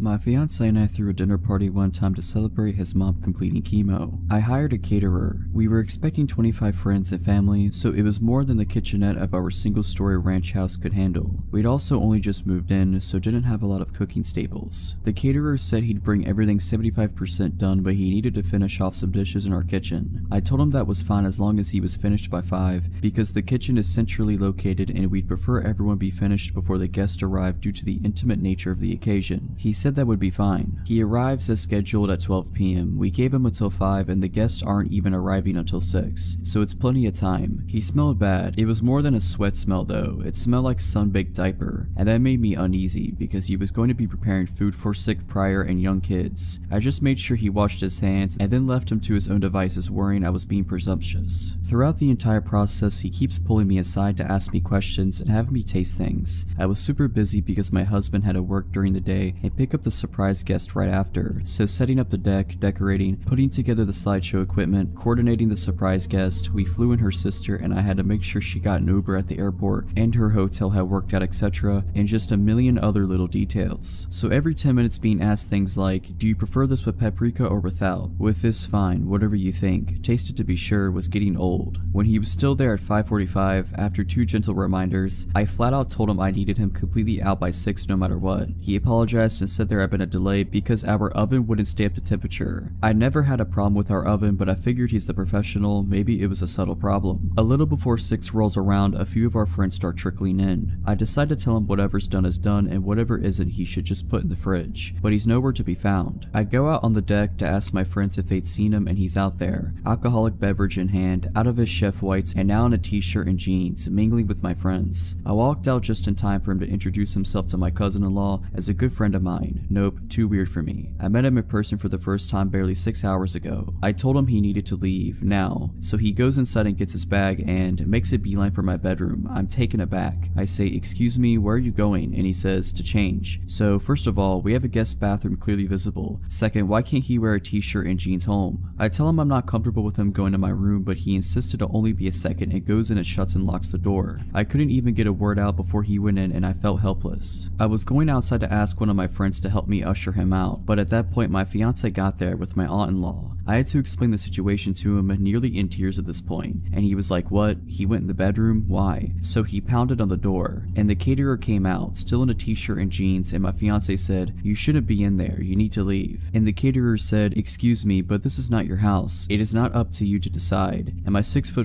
260-pound fiance tells him, yes, actually, it is his house, and puts a hand on his back and guides him to the door. The caterer says, I thought she lived here, referencing me, and he says, yes, my fiance lives here with me. And the caterer goes nuts. He turns to me and screams, you lied to me. I have no clue what he's talking about. He starts yelling about how I led him on and calling me more names. I don't know who he thought the man in the pictures with me around the house was. So my fiance says, oh no, you won't talk that way in my house. Find the door. And the caterer goes in the kitchen and starts throwing the trays of food out of the refrigerator and onto the floor. At that point my fiance realized 2 of his brothers, both currently offensive linemen at the college level, had come in and were on the deck. He signaled to them and they came inside and he basically said, this guy's harassing my fiance. They helped my fiance out. The party then went on as planned, but I insisted we just order pizza and throw out all the food he made. My fiance and friends kept saying, isn't that a bit much, but I was insistent. We went out late drinking with his brothers and got home around 3:30 a.m. and passed out in our room. At around 5 a.m. I was woken up to the sound of the door opening. I figure either we forgot to lock the door in our drunken stupor and it blew open, or one of his family forgot their keys or something in the house and didn't want to wake us. His parents and his local brother have a key, but his parents never ever let themselves in when they know we're home, and his brother had even more than we did and was definitely not awake and driving around at 5 a.m. It wasn't nearly windy enough for the door to have blown open. It had been tranquil all night. So I wake up my fiance and whisper, someone just came in the house, and he said the same thing. Probably my brother left his wallet or something. I figure I'm being paranoid and try to put it to rest when I hear a loud crash sound. With that, my fiance was up and on his feet in one movement. He told me to lock myself in the closet and call 911 while he went and looked around. As I was pulling out my phone, we hear in that distinct accent, hello, and I realize it's just this insane caterer. I'm not worried about this caterer physically overpowering my fiance, or me for that matter, so I charge right out there. The caterer is shirtless and clearly on something. He's taking the pictures that are of just me off the wall and holding several in his arms already. He lunges toward me when he sees me. My fiance gets between me and him and I call 911. My fiance tells him cops have been called and it is in his best interest to get off the property. The caterer says, no, I have to make sure your fiance is okay. And I say, what? Why wouldn't I be okay? And my fiance rightfully says not to engage with him and feed into it. My fiance stays between me and him while I climb out a window. He watches as the caterer throws photos of us on the floor. My fiance didn't want to subdue or touch him in any way, so the caterer couldn't make any assault claims. He's begun to destroy our kitchen at this point, and when the cops come in, he has a butcher knife.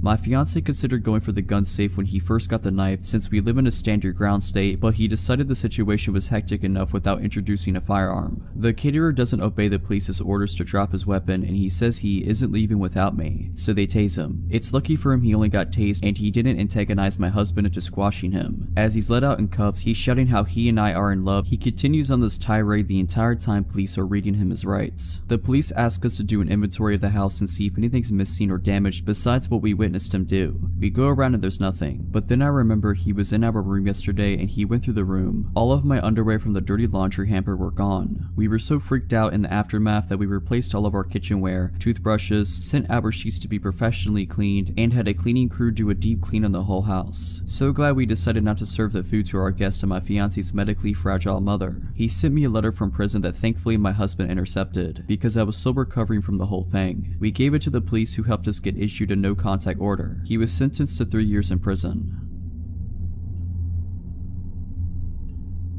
This happened in May of 2015 in California, which will help those of you who are familiar. I had graduated college in June of 2014, moved back into my old hometown, and started a consulting company with my boyfriend, which is going very well. We had just finished a contract in the Bay Area, and were beginning a new one about 8 hours south in Torrance. He moved down there first to start setting up, while I took care of loose ends at our closing contract before moving down to meet him. The day comes and I pack my car and head down south to I-5. For the uninitiated, it's a straight highway with little in the way of scenery aside from the occasional strip mall, and its monotony has a reputation for putting drivers to sleep at the wheel. I pass a strip mall with gas and a fast food joint and decide to fill my car and my stomach. I go to park in the food venue's parking lot, but it's completely full, so I park across the street at a hotel, which at the time I didn't think anything of. I go inside and eat my meal, then cross the street to get back to my car. I'm well into the hotel parking lot when a pickup truck pulls down the aisle and cuts off my path and stops, with the passenger side facing me. The driver is alone and a clean-cut white male in his mid-30s. I don't remember anything about him except that he looked very generic and buttoned up. The way he pulled in front of me to block my path didn't initially set off alarm bells, as he has done it pretty organically. He rolls down the window and the dialogue follows. "Excuse me, miss, but could you please tell me where the grocery store in town is? I'm sorry, I'm not from here, so I couldn't say." "Oh, where are you from?" Good question, I don't know, not here though." I didn't say that to be rude. I had just moved through so many cities at that point and was on my way to a new one. I wasn't sure how to answer. He laughs and makes a joke, then asks me where I'm headed. I mention that I'm moving. I will say he was very charismatic, and at this point I just think he's trying to flirt with me, and if I hadn't been so exhausted or in a relationship, on another date it might have worked. He makes another comment about how unpleasant moving can be, and then gives a warm chuckle and extends his hand to shake mine and goes, "Well, I'm glad I got to meet you. I'm Scott." If you recall, the truck is in front of me with the passenger side facing me. I actually take a step forward to grab his hand, and then got the delayed response of every alarm bell that should have gone off earlier. I'm in a hotel parking lot. He asks me a question that establishes I don't know where I am, another question that establishes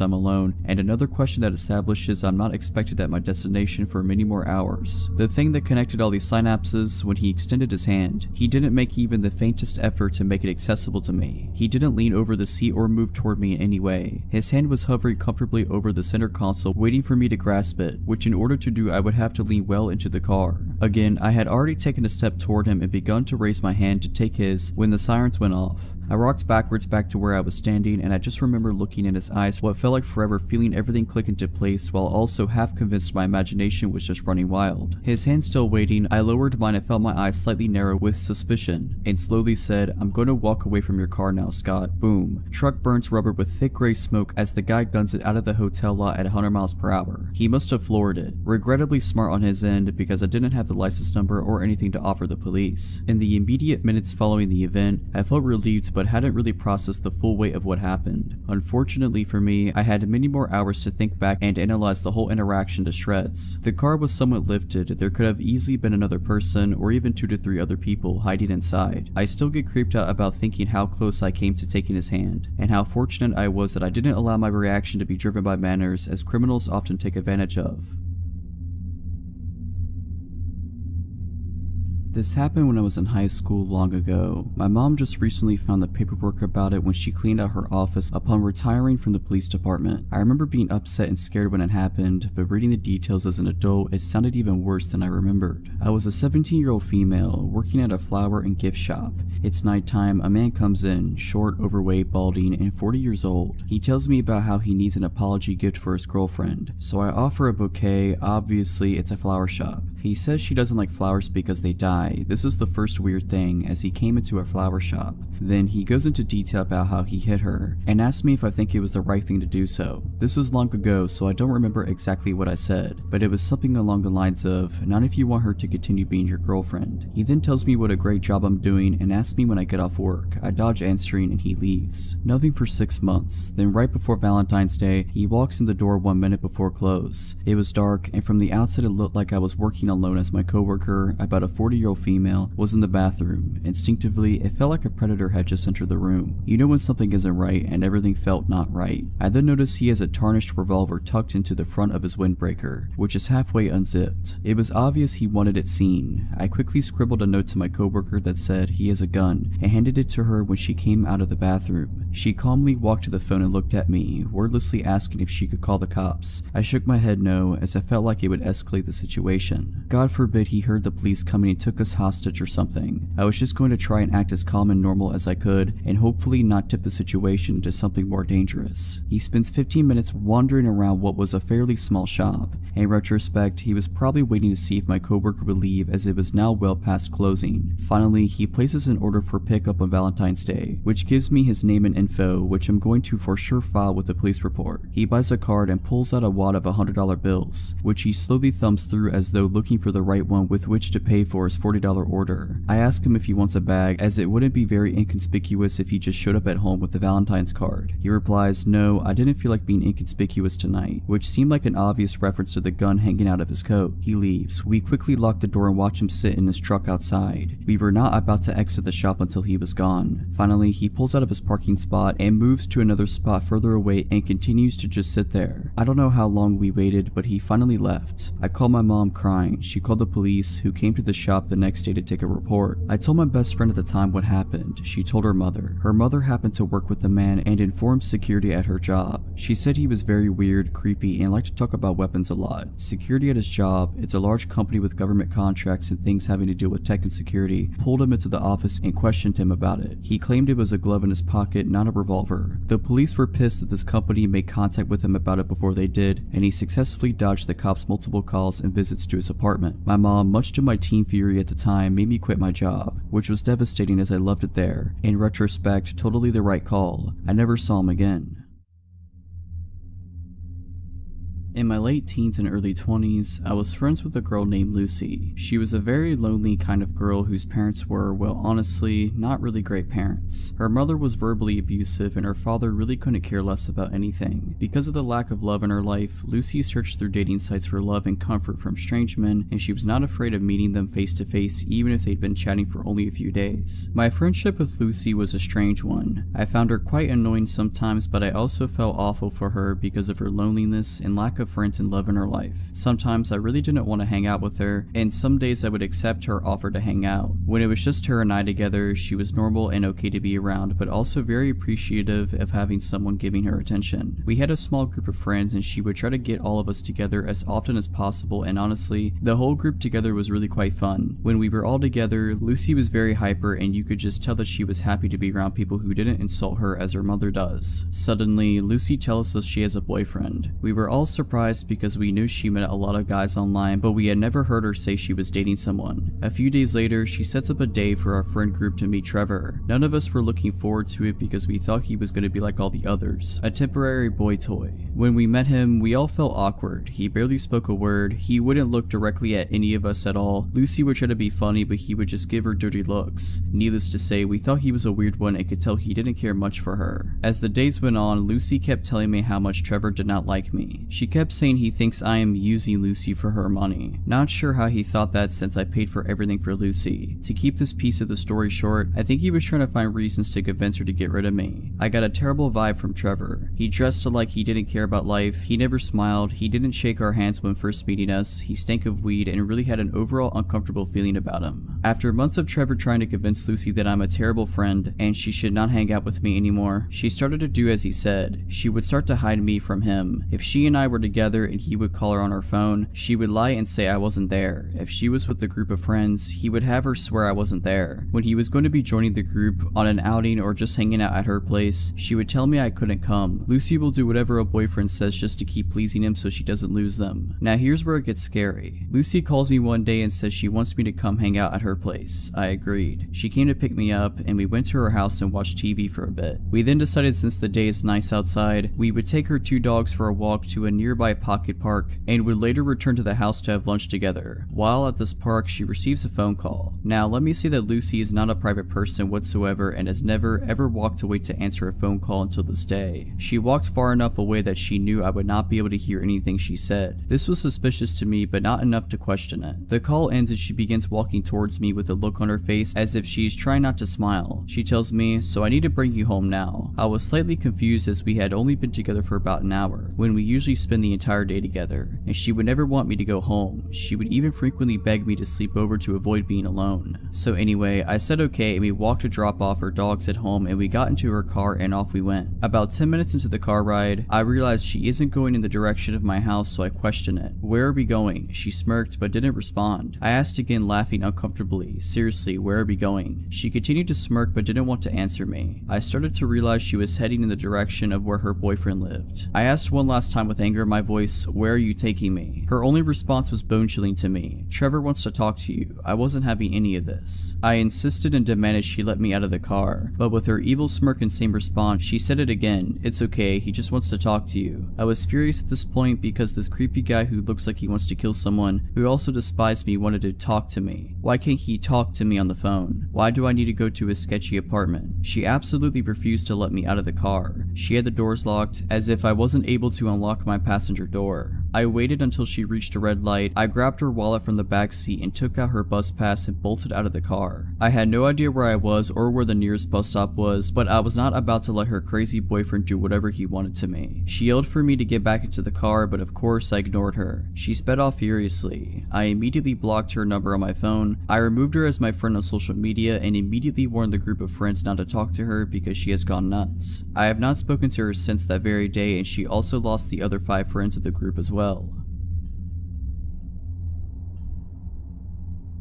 I've recently moved into a new apartment 3 weeks and I'm starting to share it with my sister. The only reason we know properly is a single mom who lives in the apartment next to us. Ever since we moved in, she's been giving us advice and helping us out with things, etc. We don't know any of the other neighbors properly yet. Today I was out with my friends, and after that I went to get my sister so we could go out for some food. We got home around 10 p.m. My sister and I got into our PJs and were sitting around watching TV when our buzzer rang. I jumped up to answer it and it turned out to be our neighbor, a single mom. I asked her what was up and she said that our dad is asking for us downstairs. Straight away my stomach dropped. I immediately asked her if she's sure he said that he was our dad. The reason I asked this was just to make sure that is what she actually said, but she replied that yeah, he said he was our dad and he was asking for us. The neighbor then asked me if she could let him up to our flat, but I told her no. I wanted to shout out to my sister, but I didn't want to worry her right away, so I asked the neighbor to not let him come up yet, and I heard her repeat this to him. I couldn't hear anything for a few minutes and I started to get really worried. At this point, my sister comes up to me and asks who it is. I called out to my neighbor a few times, but she didn't answer. It must have only been about a minute, but it honestly felt like ages when she didn't reply. I was about to tell my sister to call 911 because I was starting to panic and I didn't know what was happening out there. But then she came back on and told me that he was gone. She then came up to our flat and explained what went down. She said that she was walking back to her flat after finishing work and she saw a man by the buzzers. At first, she assumed that he was just someone who lived there, but when he noticed her walking up, he asked us by name and asked us if she could let him up to our flat. She asked him who he was, and he told her that he was our dad. Obviously, she buzzed us and told us first, since our neighbor doesn't know us that well, so she doesn't know what our dad looks like. She said that because we were young and on our own, and she didn't want to buzz an estranged man up to our flat. She said that her mom instincts kicked in when she heard me being hesitant to let him up to the flat. She said that apparently after he heard me say that he got really pushy with her and started trying to move her out the way. He kept on saying to her, "It's okay, I'm their dad, let me in, I'm not gonna do anything." She started arguing with him and told him that if I don't feel comfortable letting him in, there's no way he's getting in. He then got into the car and rode away. Now this is the reason why I hesitated. We haven't spoke to our dad since I was 16. We even considered getting a restraining order from him at one point. He's not even our biological father. father, but we were legally adopted by him when I was 9. He was very abusive. It got to the point where me, sister, and my mom had to leave him in the middle of the night. He was always really controlling, and after we left, he would secretly follow us around and leave threatening voicemails on the phone. I found out that he has a criminal record, as well as I believe he was convicted of manslaughter in the 80s. I have no idea of the backstory behind that, and I honestly don't really want to know. Like I said, we haven't from him since I was 16, which was 3 years ago, and as soon as she said the word dad, I almost had a panic attack.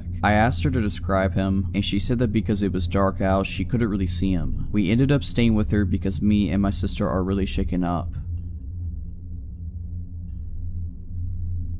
This happened a long time ago when I was around 15 or so. I'm 25 now. Back then I was really into singing and dancing with my friends, and I was introduced to K-pop as a result. This was way before K-pop became noticeably mainstream, so whenever events relating to it came up, we got very excited. There was a global audition for one of the big companies in my town, and my 3 friends and I decided to go. I was the only non-Asian girl in our friend group. I'm only mentioning it because this pertains to the story later. The K-pop fandom back then was pretty much the same as now. People of various ethnicities were into the idol music genre. We all knew the likelihood of getting into the industry was super low, and for me even more so, as I wasn't of Asian descent. But I knew that going in. That wasn't the point of us going though. We just loved being in proximity of something important to the genre we enjoyed. Just kids having fun. By the way, I looked pretty young for my age then, and wearing pigtails this day didn't help with that either. So we get dropped off and meet up at the audition place, a community center of some sort. We kind of dilly-dally around a bit until we have to line up for our respective auditions, i.e. singing, dancing, etc. I was going to go sing, so I was mentally preparing myself in the crowded space outside of the audition rooms. That's when out of the corner of my eye I see a tall, older, maybe 40 years old, white man beginning to approach me. I remember thinking,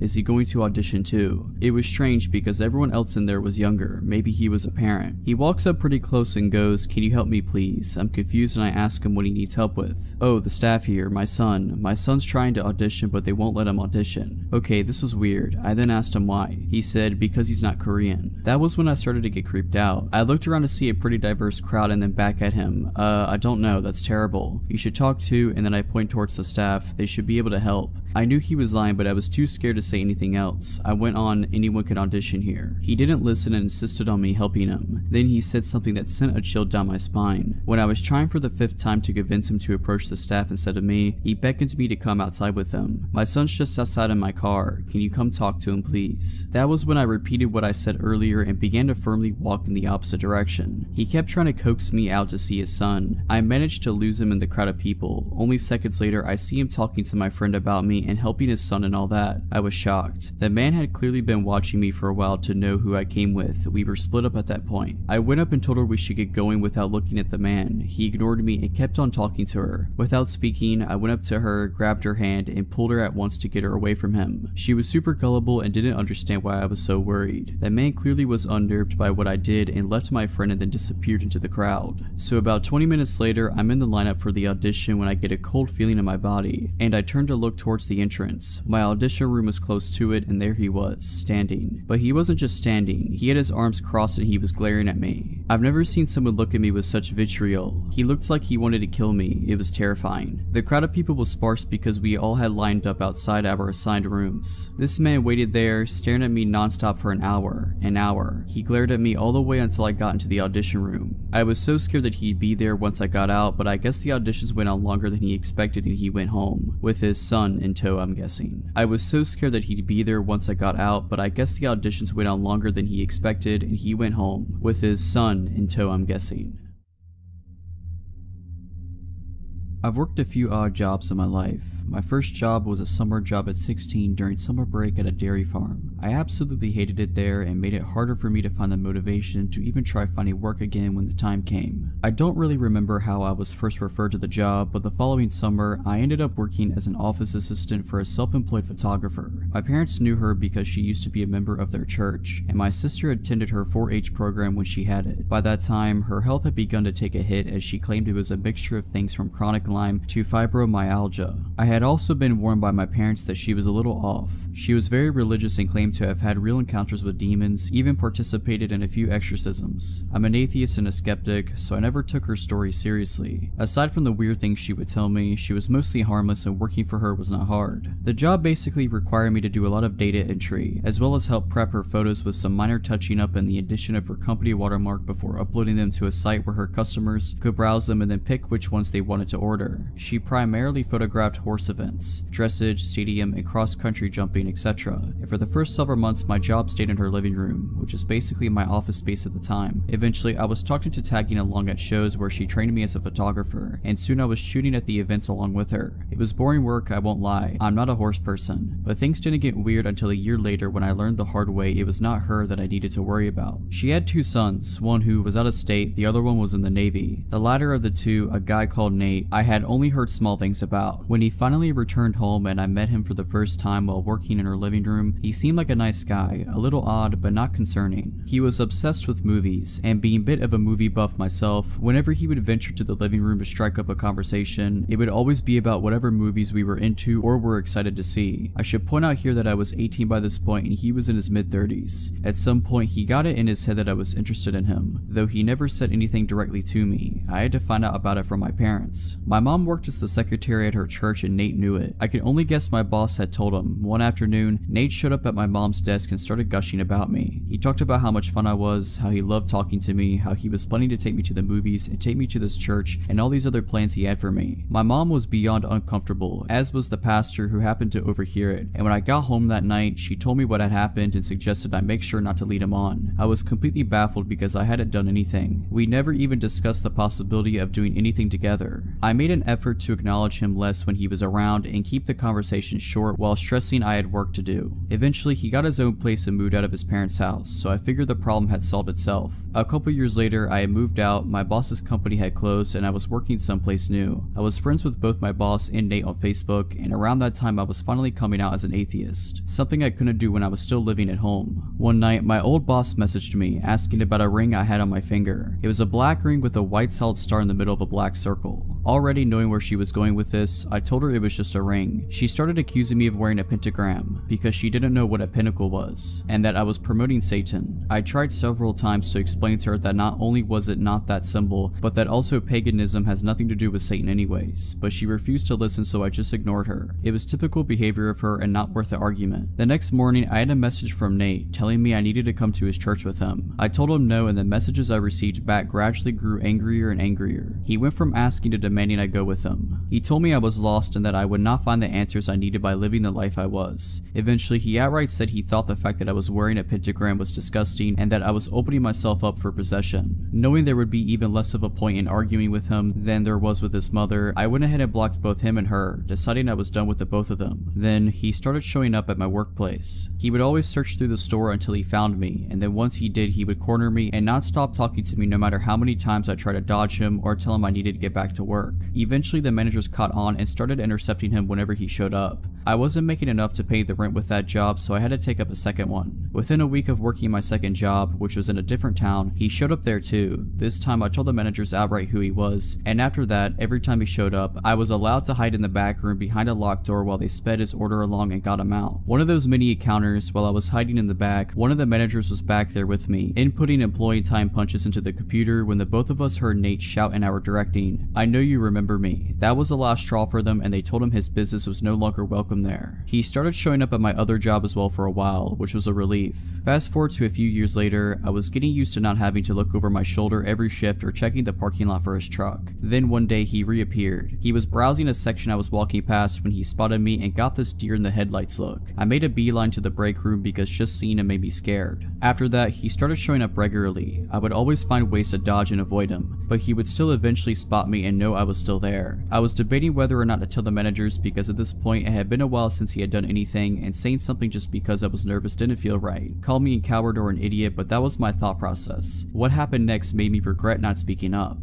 It was bound to happen eventually, but one night he managed to catch me while I was at the customer service desk. He approached me and said hi, and I immediately started to look for someone to signal over so I could make a break for it. But before I could say a word, he said something that made me feel sick. "How's your little girl doing? She's 3 now, right?" I looked at him horrified. I had him completely blocked from all of my social media. I had his number blocked. I was living at a new address, and I had not seen or spoken to his mother since she confronted me about my ring. I had not told either of them I was a parent now or that I was married, and I was not friends with anyone who knew them, but he knew. "How's your husband doing too?" he asked when I didn't answer. "He's good, he's a good man," I said, trying to reinforce the idea that I was not available to him and that I had no desire to have anything to do with him. "Where does he work?" At this point, I felt like I was going to pass out. Thankfully, another employee approached just to gather some reshelves, and I got out of there. As I was leaving, he called out behind me, "I'll see you again, we'll talk. We'll go out and do something together, we will." I reported him to the managers, telling them everything about the encounter, including all the information he had on me and my family that he should not have had. They were able to pull up his face on CCTV. I haven't seen him since the incident with my managers. I think he may have gotten scared off. Turned out one of my coworkers used to work with him too at a different job, and she also made a complaint about him to the managers. I don't know what they did with that information afterwards, but I know he hasn't shown up since. It sounds like they plan to call the cops if he sets foot in the store again. With 2 employee complaints of stalker-like behavior, they refuse to ignore that.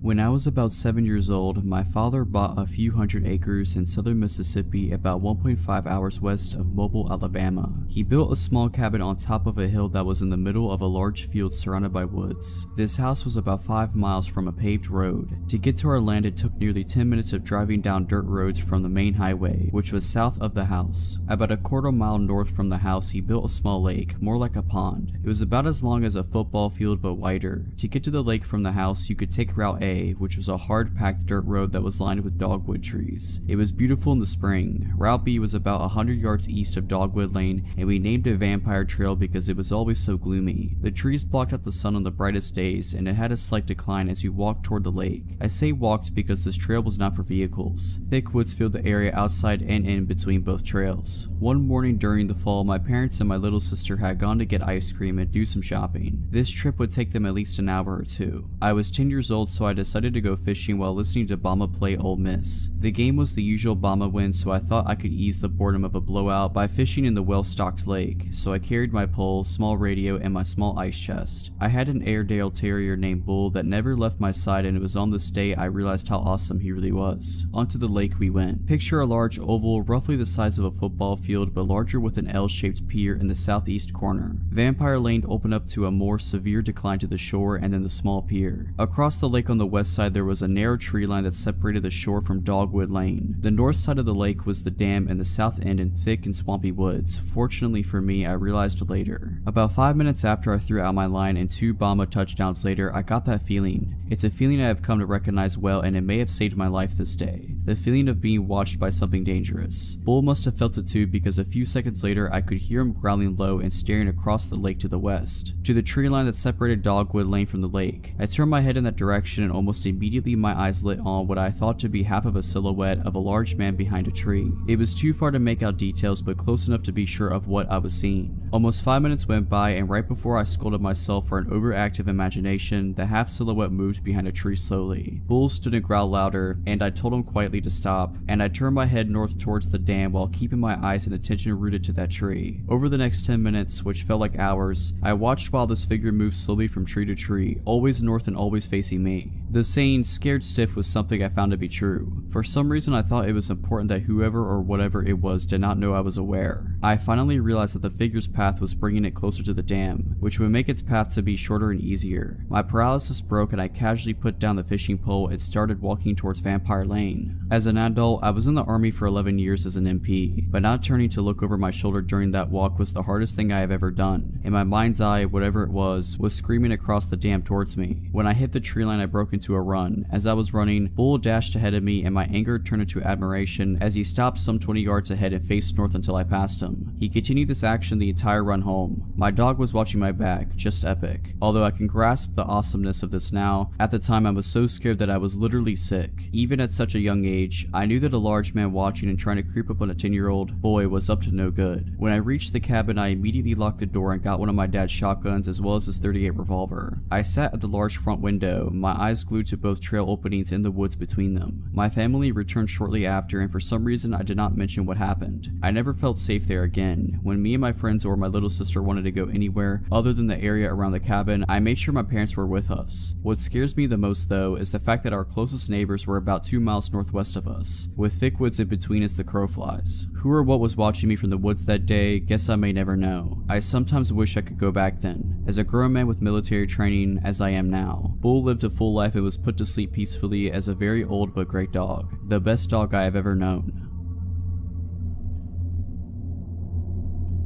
This happened a few years ago, and since then it has made me look at people very differently. I used to work in a strip mall out in a fairly rural area. Most people are recognizable even if you don't know them personally. People from out of the area frequently stop on their way through to other towns, so it's not like there are never out-of-towners, just that they might be easy to spot. Like in many places, we have a few homeless folks that hang around the shopping center, and they occasionally ask people for change or food. It could be a nuisance, but the folks that worked at the shops kind of kept an eye on them to help them out or to keep track of how they are doing. There's this one guy, let's call him Shane, that over the course of years has slowly gotten in worse and worse shape. He would be filthy and was clearly not doing well mentally, and was usually intoxicated. He always had several layers of clothing, and the pants that he wore on the outside of his other pants always sagged, making it hard for him to walk. He'd go missing for days and then show up again. We'd wonder what happened to Shane and ask around a bit, and a few days later he'd appear again. He was always so dirty. I always wished there was a way we could get him some help, but I didn't really know what to do. One day I was out in a major city that is about 80 or so miles away from where I work. I happened to see a well-dressed, very well-groomed gentleman that looked exactly like Shane, but at that moment I figured my eyes were deceiving me. This guy has an expensive looking shoulder bag, a new iPhone, and an Apple Watch. We were both in line at a popular food truck, and it was usually a long wait to order and get your food. Most people just mind their business and scroll on their phones while waiting. This guy, on the other hand, is staring daggers at me. I keep avoiding looking that way, but I keep glancing to see if he's still there, and at the time I want to look at him because I'm so curious about how much he looks like Shane. I glance his way and I have to stumble back because he's practically right up against me. He has such intense eyes. He sort of whispers to me, but really intensely, and tells me he knows where I'm from and what shop I work at. He gets closer and I can tell he smells good, and I can even smell his minty breath. I ask how he knows and he just smiles. I ask again and he smiles brighter, exposing a perfectly clean set of teeth, minus one tooth. I'm almost positive Shane is missing that tooth. I edge away, feeling more than a little uncomfortable. His order gets called up, but they say his name is James. The next few days I don't see Shane anywhere around the shopping center, and I ask around and no one had seen him for a few days. Someone says they hope he's okay, another person shrugs and says they wish they could do something to help him. The next day he is here, filthy as ever, grimy teeth, dirty fingernails, and wearing all his layers. He sits on the curb outside my shop and asks people for change. I decide to venture out and confront him. I'm 100% sure it's him, but I don't understand how he could get so filthy and smelly in such a short time. I ask him if he was in the city, and he looks at me through bloodshot eyes and mumbles that he'll kill me if I tell anyone. This takes me aback and I look at him puzzled. He slurs again that he will kill me if I tell anyone that he's not actually homeless. He starts to get worked up, but I ended up calling the police because I didn't know at that point what he was capable of. He wandered off and I haven't seen him since. If you're liking this video, all I ask is that you make sure to subscribe to my channel and like this video. Thank you. This story takes place late around 1:30 a.m. when I get the call. A very drunk friend of mine, Claire, is begging me to come pick her up and give her a ride home soon. The bar is closing soon and she's too drunk to drive home. The bar she is at isn't too far from my house, about a 10 to 15 minute drive, but the issue is that she lives like 35 to 45 minutes on the other side of town. Claire has been extremely nice to me in the past, and I did owe her a solid, so at about 10 to 2, I grab my keys and my concealed carry and leave the house. I get to the bar at around 5 past 2, and she's sitting outside on a bench by the doorman. I pull into the parking lot, which is pretty empty since the bar is closed, and I assume the cars remaining were the workers who had yet to leave. I get out of the car and start walking to Claire, who is kinda slumped over. I was hoping she wasn't passed out drunk, and when I got to her, the doorman asked me if I was her ride. I told her yes, showed my ID for proof, and what he said next was of some concern. He kinda pulls me in and says, "Hey, I was supposed to leave when we closed, but I have a strong feeling your friend was roofied. She's been on the porch drinking all all night and some guy kept hovering around her. I assumed it was a boyfriend or whatever, but she never turned to talk to the guy. She was either drinking or chatting with other girls around her. Well, anyways, she chugged her last drink, came up to me and told me you would be coming to pick her up, and she asked me if she could sit by me, and she told me she felt very dizzy and sick. I told her sure, hoping she just drank too much, and she passed out right after she sat down. After that, I couldn't see the guy anymore, but I didn't want to take any chances. So visibly concerned, I thanked the guy profusely, and he even helps me carry Claire to my car. Midway to carrying her, she's kind of coming to, like someone just waking up after a surgery. That really groggy, not knowing where they are, talking of nonsense kind of talking. I don't remember exactly what she was talking about, but I'm sure if I wasn't on high alert about her possibly being drugged, it was some funny stuff.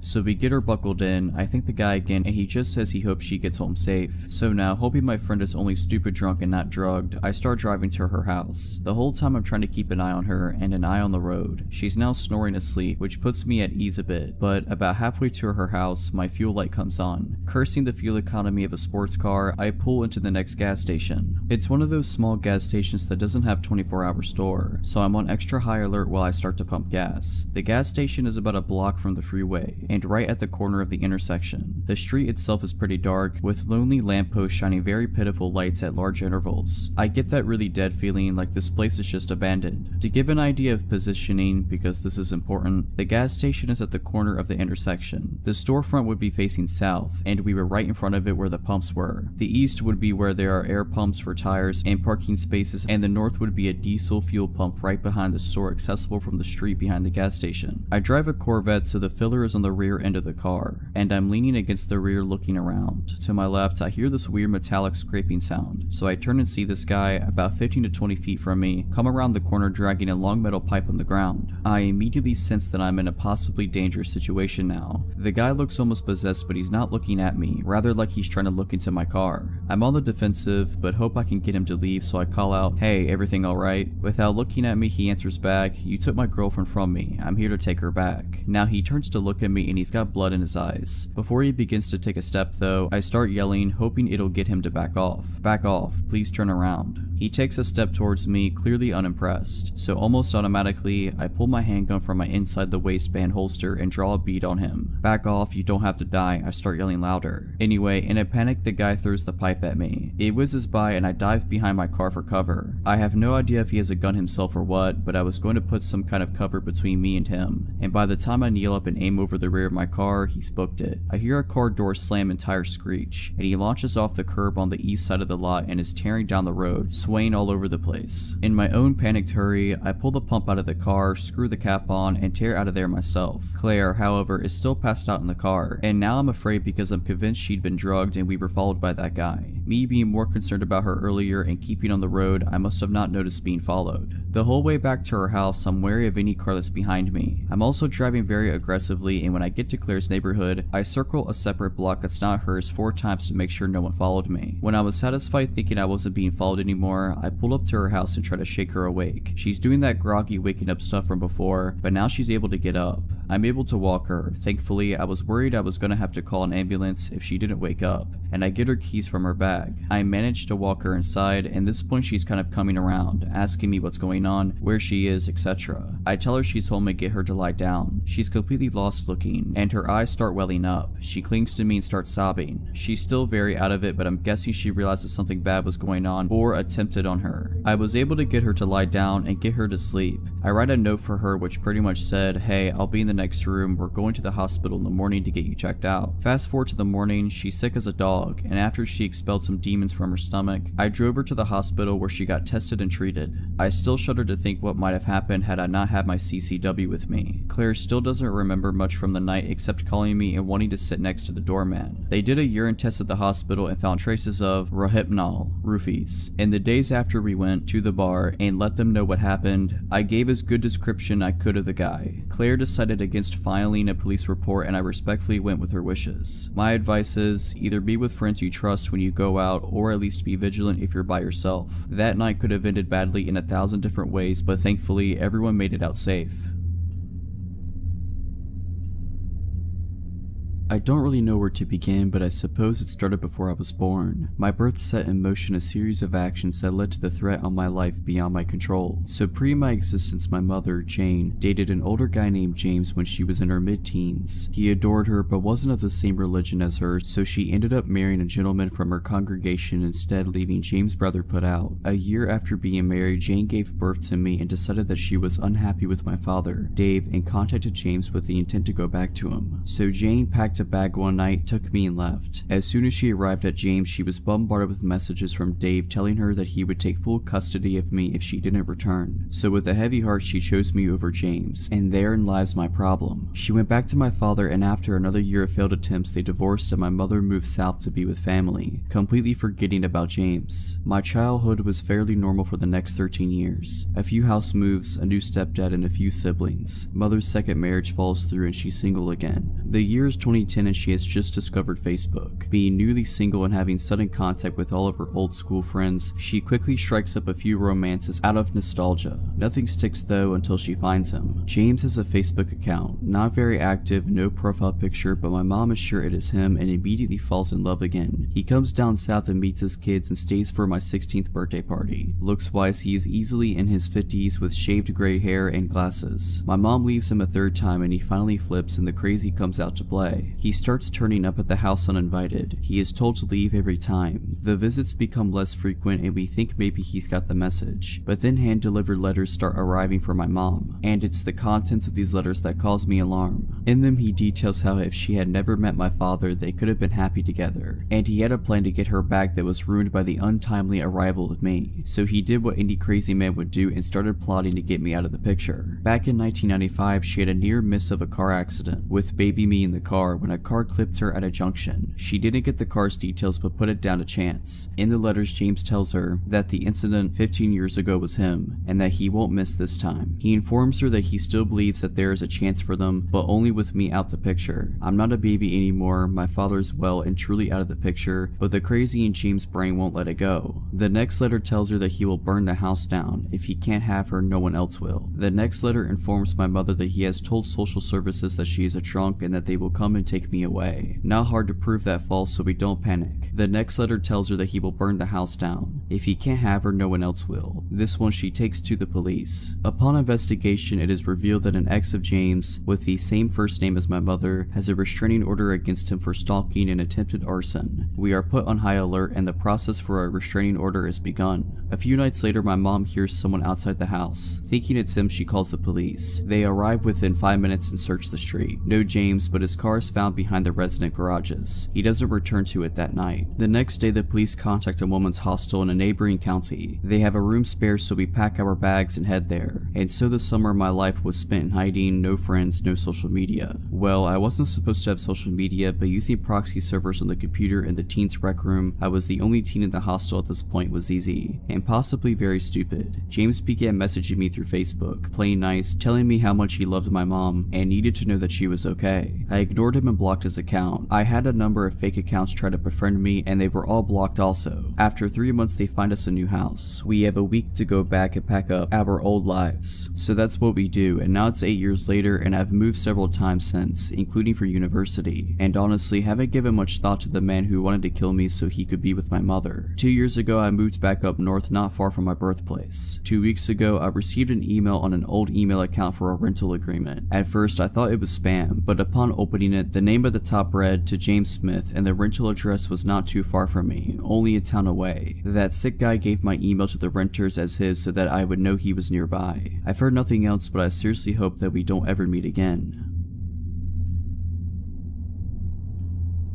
This just happened to me a few nights ago and I am still shaken up, so bear with me. I am a female bartender at a small cafe that doubles as a venue. During the day we serve coffee and lunch, and at night we have a full bar with bands, comedy shows, etc. On this night, there was an open mic comedy show. Not a lot of comedians showed up, so we ended up closing up shop early and I was ready to go home. I had a patron come in and order a single beer during the comedy show. He was acting nervous. I get customers that are shy or don't want to talk to people, so I didn't think much about it. He sat down, sipped his beer, and watched the show. Since we closed early, everyone was pretty much gone and I wanted to lock up and clean so I could get home. After I escorted the last couple out of the bar and got ready to lock the door, I see the man from earlier walk down the back hallway and into the men's restroom. Not even a minute later, he burst through the door yelling, "Hurry, come back here, I need help." I stood at the opposite end of the hallway and asked him what was wrong. "The toilet is overflowing, there's water all over the floor, help me clean this up." I could tell that something was wrong and I replied, "It's okay man, it happens, I'll mop it up, I'm just trying to close it up right now." He continued to argue with me, trying to get me to come into the bathroom with him as I stood about 20 feet away down the hallway. Finally, he walks towards me very aggressively and tries to grab my arm. "You need to come back here now," he says. I immediately put my hands out in front of me so he cannot come any closer and I tell him he has to leave. He walks outside and I lock the door behind him. I check the bathroom and it is completely spotless, no water on the floor at all. I flush the toilet and the urinal and they are both working fine. I start to get nervous and I take my large pocket knife and clip it to my waistband of my pants just in case. As I'm cleaning our espresso machine and putting toppers in the liquor bottles, I hear a tapping noise. I look up at the front of the store, which is one big window that has a few curtains covering it. The same man is tapping on the window, waving at me and laughing like a maniac. I watch him walk over to the door and pull on it. It doesn't open since I had locked it after he left. He starts screaming and pounding on the glass, saying, "Open the door, I'm gonna kill you." Fight overcame flight at this point and I walked around the counter and about 6 feet from the door. I pulled out my knife and locked eyes with him and yelled, "I'm calling the cops, get out of here." He smiled and walked out of the view of the window. At this point, all of my adrenaline had crashed. I locked myself in the office and called 911 crying, explaining that I'm alone and a man tried to lure me into the bathroom and was outside trying to get into my bar. I waited an hour and a half, no police showed up.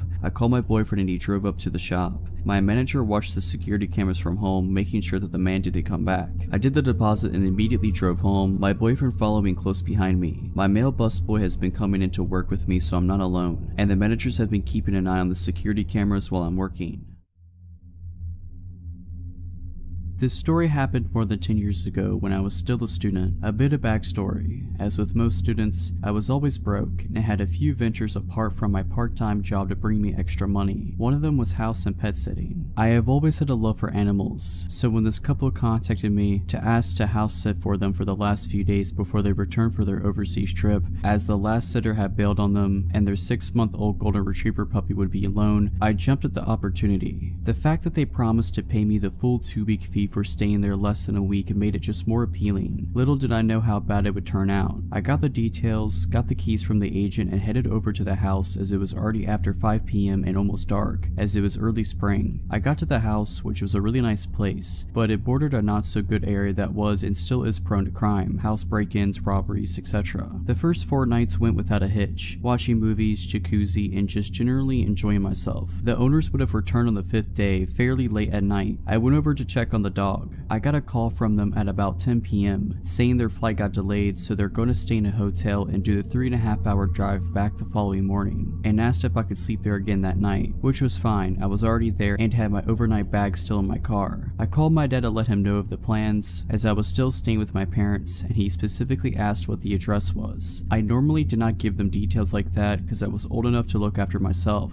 I still believe to this day that probably saved my life. I eventually got to bed about 1 a.m. and it felt like I had only slept 5 minutes when I was awoken to a window breaking, and I could hear movement and what sounded like footsteps running down the hallway. The first thing I did was grab my phone and just hit redial. Thanks to my old Motorola phone, redialing was as simple as pressing one button, as my dad was the last number that I had called, hoping that he wakes up from the call. I then dropped the phone in between the headboard and mattress in case my dad picks up and he can hear what is going on. I had barely done that when the first guy stormed through the bedroom door. I could see a silhouette and he had a knife in his hand. When he saw it, he raised it and came at me. Now, one thing to those that are unfamiliar with South Africa and the crime, robberies and house invasions usually are very brutal and violent. People get murdered or tortured if they are in the slightest retaliate or don't cooperate with the robbers. Out of instinct, I raised my legs back when he came at me, and when he came within reach, I kicked both legs out as hard as I can. When I kicked and made contact with the guy, he completely lifted off the ground and shot into the wall. Luckily, the knife shot out of his hand as well. Before he got the chance to get up, I was on top of him, driving my right knee into his face and in return, his head into the wall. I knew that my life depended on it, so I put in some extra force. The guy dropped like a sack of potatoes, but before I could get up, I heard the sound of a pistol cock and I froze. It felt like all the blood drained from my body and I just became numb. He stood like that with the pistol against my head for probably less than 10 seconds. I did not move, and he eventually said in very broken English to get on the bed, face down. I panicked, but thought if he wanted to shoot me that he'd already would have done so I did as he said. He threw a blanket over me, and I turned into a fetal position with my back against the wall, just so if they wanted to stab me that I had my legs and arms in front to protect my body. Now by that time, I had forgotten that I had called my dad, and the guy that I had need is still down. I heard a third guy come into the room, and I could hear what sounded like Portuguese to me. I could not understand what they said, but I recognized it, as we used to go to Mozambique on holiday a lot, and that is the main language spoken there. The one guy tried to get the guy that I put down off the ground, while the other started to ransack the house, shoving valuables into a big bag. It was about at this time that I heard tires screeching, and a car approaching at what sounded like Mach 2. The car skittled to a halt right in front of the gate, and I heard someone scream. It was my dad. The three inside the house panicked and ran out the back door and tried to jump the fence. My dad opened fire, shooting in their general direction. I grabbed the house keys and pressed the gate remote, and my dad called the police while he came in. I met him at the front door, and we walked out to the car to wait there for the police. It took them over an hour to get there, some excuse of no vehicle available. By that time, I had calmed down and started to look for the dog. I could not find her anywhere. I grabbed a flashlight from my dad and started scanning the surrounding yard, and as I got to the corner, I could see her laying on the ground. I got to her and saw she was dead. Later autopsies revealed she was poisoned, and the police found pieces of meat laced with poison near the fence. Poisoning is pretty standard practice in my country for dealing with dogs at a house or area that is targeted for a break-in or robbery. I was fuming and so sad. The police was also pretty useless and had a I don't give a crap attitude, and barely took our statements. By that time, it was starting to get light, and I retrieved my bag, phone, and locked the house as good as I can without touching anything, and drove home behind my dad. Only when I got home, I got the story from my dad's side. He said he answered my call, only to hear the shouting and what sounded like fighting going on, and when I did not respond, he flew out of the house and raced over. Luckily, he asked me for the address the previous night, and he knows the area well to know exactly which house it is. Now, my dad got there pretty quickly, and he said he stayed on the line the whole time, only hanging up when he stopped at the gate. My parents' house is about 6 miles from there, through a residential area. It's normally about a 20-minute drive. The call duration was 7 minutes and 13 seconds. I met the detective there later that day, gave my statement, they took fingerprints, etc., and the owners got back about the same thing. The rest of the day was a blur, as I came down from the shock and adrenaline. Now, that is not where the story ends. About 7 or 8 months later, I got a call from the detective telling me they caught the guys. The one that I had need apparently was the leader of the group. He had 4 counts of murder, I think 8 to 9 for attempted murder, multiple assaults, aggravated assault, over 100 house break-ins and robbery. I was shocked. The detective told me that if I had not taken him out first and fast that night, I would have definitely not gotten away so lightly. Now, this is also not where the story ends. 3 days later, I get another call from the detective saying that I should be careful, as he had escaped from custody and they have not caught him yet. I was not worried too much, as the robbery wasn't at my house, and I had changed cars, so he would probably not find me. Also, I got my firearm license and carried my pistol on me 24/7. I did not hear anything after that until about 2 years later, when I saw the detective in the grocery shop.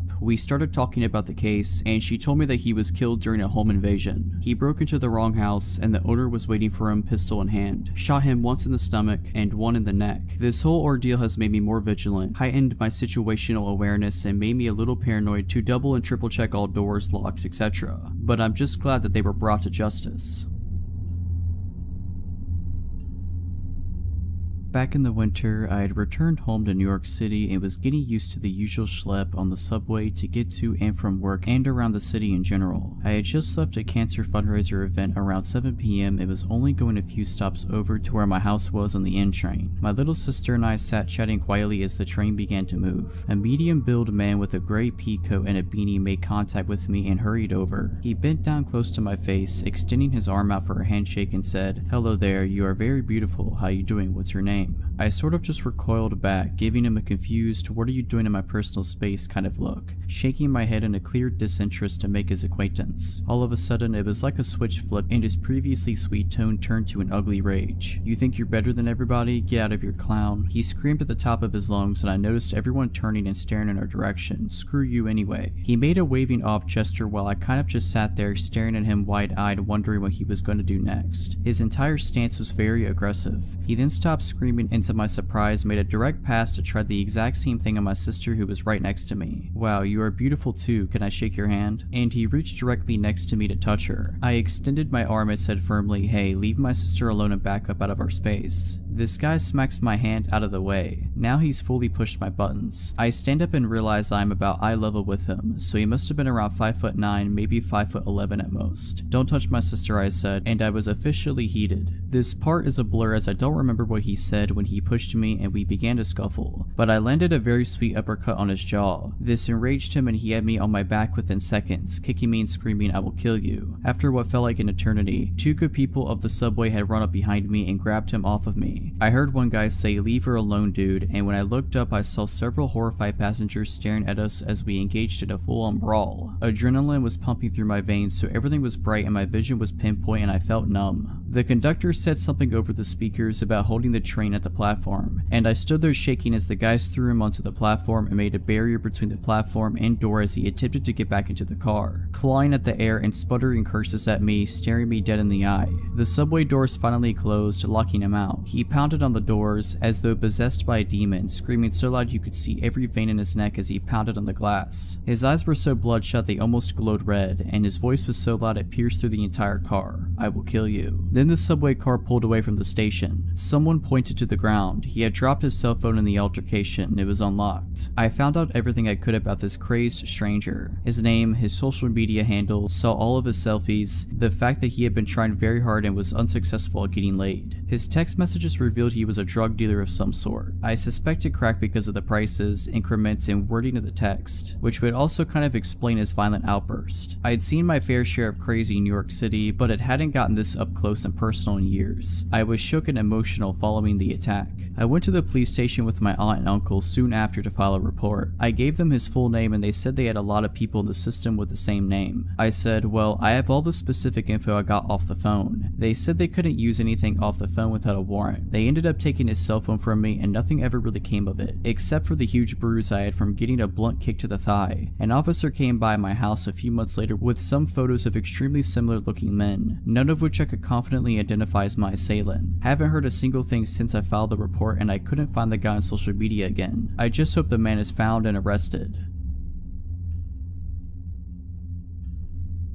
So, a little backstory. I was a dancer for 6 years. I have worked in many cities and clubs. At the time of the story, I wasn't a rookie. I was well versed in the industry. At the time this took place, I was like 20 or 21. It was also in Texas at one of the upscale clubs. I never imagined something like this would happen in this place, but apparently I was wrong. I started my shift at about 6 p.m. I like to get there early, meet with some of my regulars before the crowds come in. It was like 8:39 and this really good looking guy came in with some friends. They were all older, like 40 to 45. I grabbed some of my hustle friends and we went and sat with them. It wasn't hard to convince these guys into a VIP room with a bottle service. But this is where it kinda gets weird. The guy I was talking to wanted a separate room for just us. I thought maybe because his friends seemed rowdy and wanting to party hard, he wanted to have a more relaxed area. I wasn't complaining because this meant I wouldn't have to share my cut of the room, so stupid me saw dollar signs and went with it. We get some mixed drinks and shots. Now a lot of the guys that come into strip clubs really want to let loose and brought drugs as well. These guys had just about everything besides crack, meth, and heroin. I was definitely a party girl at the time too, so yes, I partook in some of these. So at this time, we were all hanging out in one room together. I took a little hit of coke off the back of my hand and continued drinking. After we were all hyped up and ready to party, my guy pulled me into the other room. This guy was like 6'4", obviously worked out a lot and was attractive. I, on the other hand, without my heels was 5'6" and was like 120. I sat down in his lap and I started talking to him and laying down my moves to get him to empty his wallet basically. We were having a really good conversation and my bouncers were really good about checking up on the girls in the rooms because they were pretty secluded on the second floor. After about 20 minutes of talking, something something snapped, and all of a sudden he literally put his hands around my neck, lifted me up and slammed me against the back of the couch. The couch backs were tall and padded, so it wouldn't have been heard on the other side, plus with all the music. I was literally frozen in fear. After almost 3 years of dancing, I had never been in this situation. He started calling me names, spit in my face, and his grip on my neck would get tighter when he would feel me take a deep breath like I was going to scream. Luckily, there were also VIP rooms across the large overlook, and a bouncer noticed me kicking and flailing. I faintly remember, like all the bouncers, running into the room. They had to pry me out of his hands. When I was finally back sitting on the couch, they had him on the floor outside the room, and his buddies acted like they didn't even know him. My manager grabbed me and carried me like a baby to the dressing room, asked me if I needed any medical. I said no, I was just really shaken up.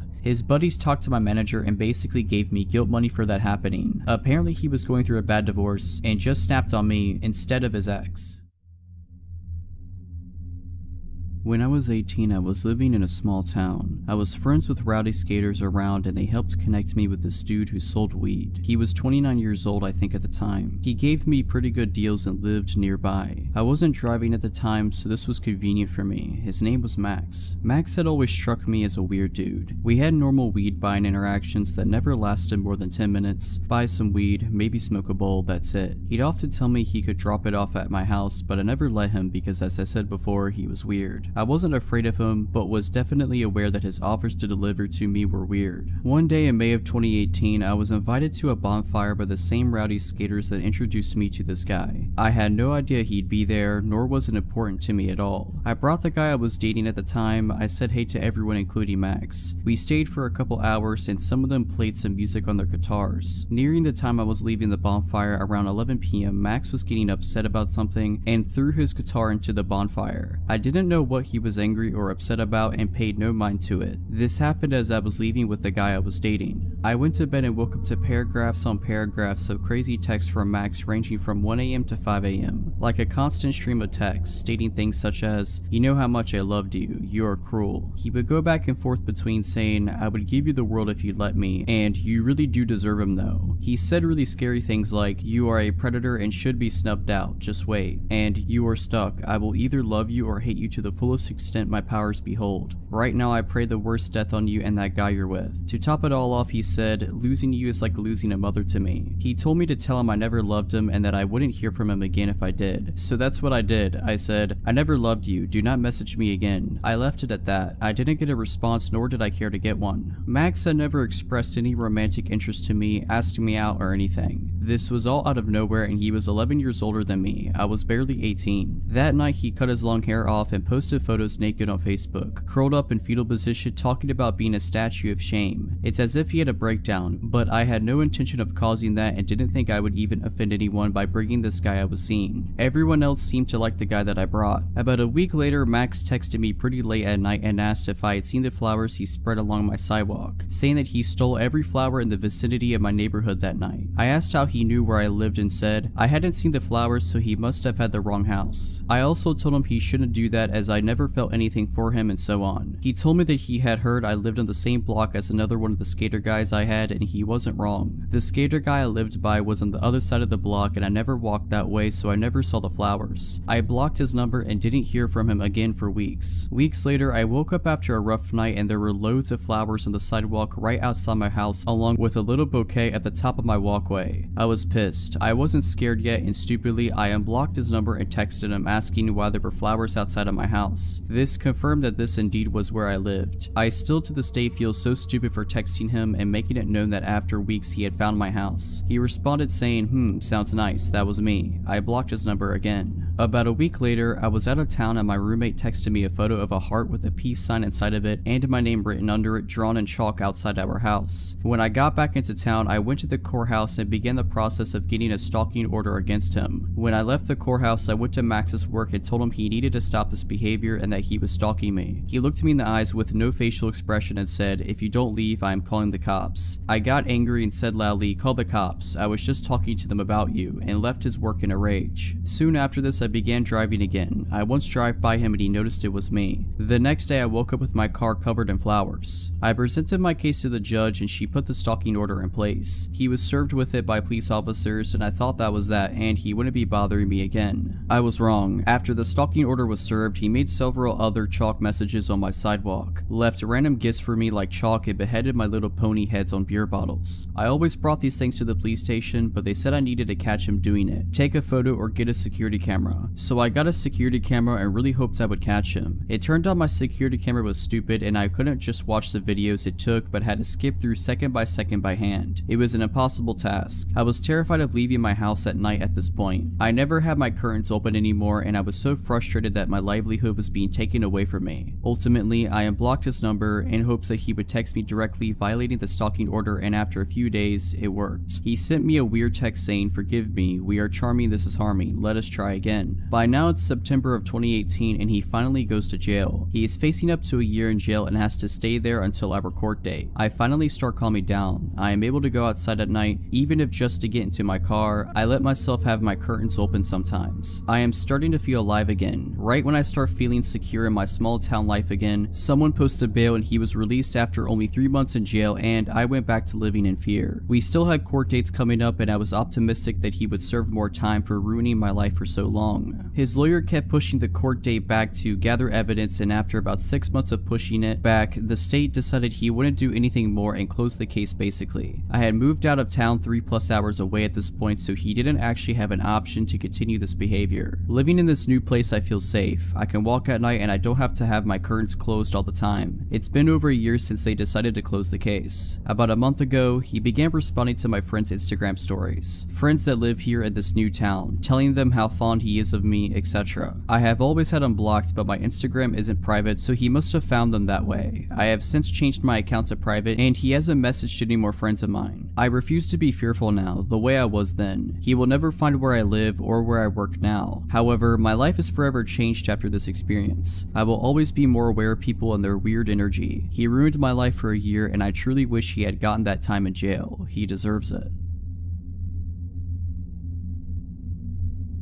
So I, a 19-year-old female, was at a house party a couple days ago. I only really knew a couple of people there and it was packed. I hung around with my 2 friends there for a while having some drinks. After a while, my friends went into this room that everyone was hotboxing. I didn't go because I really didn't feel like drinking and being stoned at a party where I barely knew anyone, so I just mingled for a bit, then went on my phone talking to my other friends. I noticed this guy that keeps staring at me up and down and instantly felt my stomach sink. I instantly had a bad feeling about the guy. I looked back down at my phone and sent my location to my friends, just letting them know where I was because things were changing from feeling chill to sketchy. There were a bunch of cans of soda in the kitchen, so I got up to grab a Sprite instead of having any more drinks. As I'm there, the same guy that kept looking at me comes in and started trying to get me to take this drink in a red Solo cup. I was like, nah, I have a Sprite, thanks though. He kept trying though, and I was getting annoyed because he kept being super pushy about it, and I'm pretty blunt, so I just said, look, I don't want your drink or your company, and walked away. I thought that'd be the end of it and pushed it to the back of my mind as one of my friends came out from the hotbox room stoned and happy. We hung out some more and my friend wanted a cigarette, so I went out on the balcony with her. As we're there, she put her cigarettes on the ledge, and as she's talking gibberishly, her arm pushed her cigarettes off and they fell down into the yard. I was gonna go downstairs and outside with her to get them, but she told me she had to grab something from her car anyways and that she'd be right back. I decided just to wait there for her. I'm on my phone and hear the door open and I expected it to be her.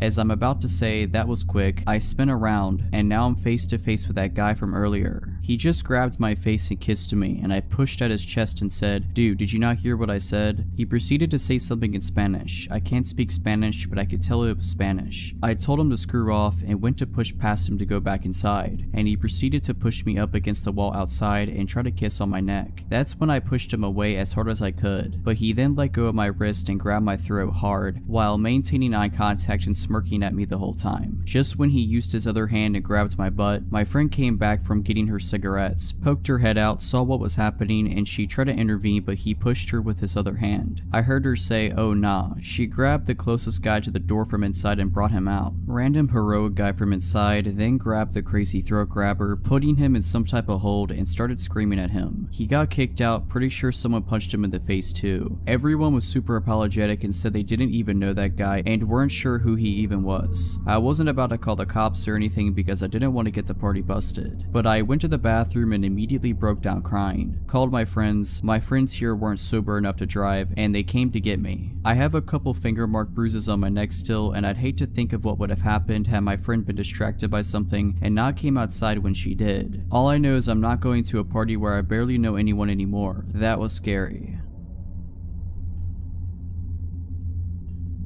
This happened when I was 4 or 5 years old. I was at a rather large toy store with my dad and sister, who is 2 years older than me, so that I could pick out a birthday present for a friend of mine. My dad and I were looking at the Lego aisle they had available, while my sister was shuffling around, bored out of her mind. At some point she wandered away. I was looking at the box of a castle set, wishing that it was my birthday coming up, when my sister returned and tugged on my dad's arm. "What is it, sweetheart?" he asked without looking away from the box he was holding. I think he also wished it was his birthday coming up. "There's a man." "Oh, never mind, he's gone now." My dad looked at her, putting the box back on the shelf. "What man?" he asked. "There was a man who asked if I wanted to come see his puppy, and I said that I'd have to ask you first, but I don't know where he went." My dad took the box out of his hands and put it back on the shelf, then took my hand in his and put his other hand around my sister's shoulders. "Well, let's go find him," my dad exclaimed, and began leading us toward the checkouts. Now, like I said, this toy store was rather large, and we were walking pretty fast. When we got near the checkouts, my sister pointed at a man who was just about to leave the store and said, "That's him." I could see how she recognized him from behind, as he had very long hair. It went halfway down his back. I remember him having a black winter coat on, which was strange because it was a pretty warm day. We walked even faster until we were at the nearest checkout, and my dad said to us, "Stay here with this nice lady for a second," referring to the cashier. He then ran up behind the man, who was now almost out the door, and threw his hand on his shoulder so hard I could hear it. My dad spun him around to face him, then began yelling, "Where's this puppy you wanted to show my daughter?" People around started looking over at the commotion, and my dad continued, "You wanted to take my daughter to see your puppy. Where is it? I want to see the puppy too." The man was stammering and stuttering and trying to get away, but my dad had a firm grasp on the guy's shoulder. Turning his head to where we were standing, my dad yelled to my sister, "Is this the guy who asked you to come see his puppy?" My sister silently nodded her head and then looked at her shoes. I think she thought that she was in trouble. I didn't blame her. Our dad was yelling really loudly, "Is the puppy in your car? Where's your car? Is that it over there?" He pointed out the glass door into the parking lot. "Or is that your car? Is that where the puppy you wanted to show my 6-year-old daughter is?" I remember thinking that if he just let go of the guy, he could lead us to the puppy. Before I knew it, 3 men in yellow jackets had come. There was a word on their jackets which read security. My dad let go of the man and the security guards held him instead. My sister was crying by this point. My dad walked back to us, once again taking my hand in one of his own, and putting the other around my sister's shoulders. He asked the cashier if she had a phone he could use, and she took us to the office. He called our mom to come pick us up, then assured my sister that she was not in trouble. In fact, she was in the least amount of trouble anyone has ever been in the history of the world, simply by coming and asking for his permission to see the puppy. I asked him if we were still going to see it, and he just looked at me and said, "Sorry son, the puppy ran away." Our mom came in just a few minutes, and as we were leaving, there were police cars pulling up.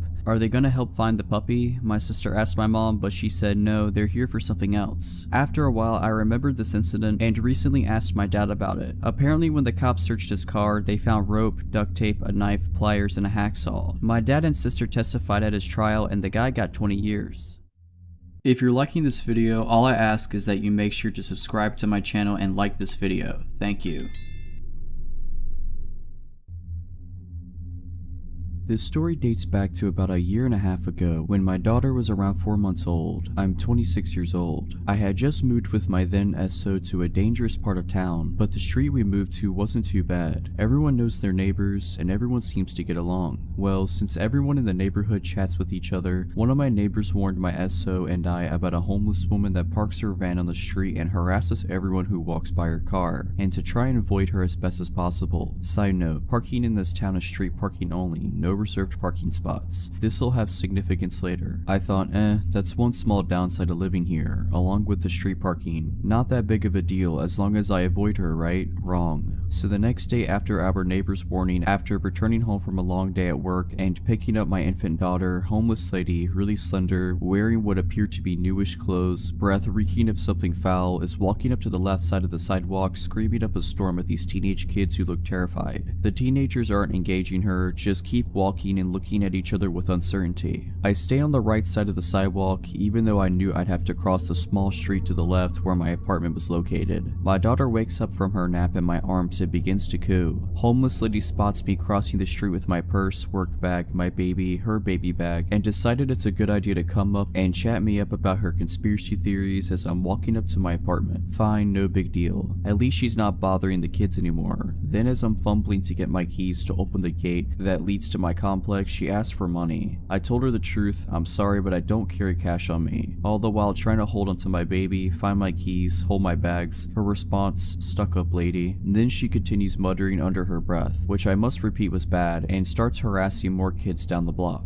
A couple months go by and she continuously comes up to harass me, as if she doesn't recall who I am every single day. Every day I politely apologize and say I need to get home, or I don't have any money, still, or I simply don't have time to chat right now. Every answer I gave her was met with an insult both directly and under her breath. At this point, I am still not concerned. I've always had a soft spot for the homeless, and I am aware that this lady has severe mental illness. I always apologize for not having money to give, even through the insults. One night, around midnight, my daughter wakes up crying horribly. My SO and I take her temperature, 103 fever. I tell him it's time to take her to the emergency room immediately before it gets worse. We gather everything up, and I gently take her from bed and lay her against my chest. She's so helpless, weak, burning hot, and whimpering terribly. I still want to tear up thinking about it to this day. So as we walk out of the apartment, my SO says he will run down 3 blocks to grab the car. Remember, it's all street parking, so we often had to park blocks away. I say okay, I'll stand in front of the apartment so he could just pick us up and we can book it to the ER. Wrong choice. I watched as he ran all the way down the street and turned the corner out of sight. Then I look back at my baby and start rocking and shushing her, so that maybe she could get a little bit of sleep/rest before being up at the hospital all night. Moments later, when I look up, homeless lady walks around the same corner that SO just ran around and makes a beeline straight towards me. I get a little uneasy as I have a sick baby in my hands, but maybe she'll leave me alone this time, right? Nope, that was wishful thinking to the max. I'll label homeless lady as HL and me as me. Homeless lady, in a voice loud enough to wake up the entire block. Oh hey there sis, daddy just told me that baby's done sick and she needs a healer. Me, still trying to gently rock my baby as she startled back awake and wondering why he told this lady about my baby being sick. What? Sorry? Homeless lady, I'm a healer. My mama and I have been healers since birth. Give me that baby. Me, still trying to give her the benefit of the doubt, knowing she's mentally ill. Sorry, I'm waiting on her dad to bring the car around so we can take her to the hospital. Can you keep your voice down? She's trying to sleep.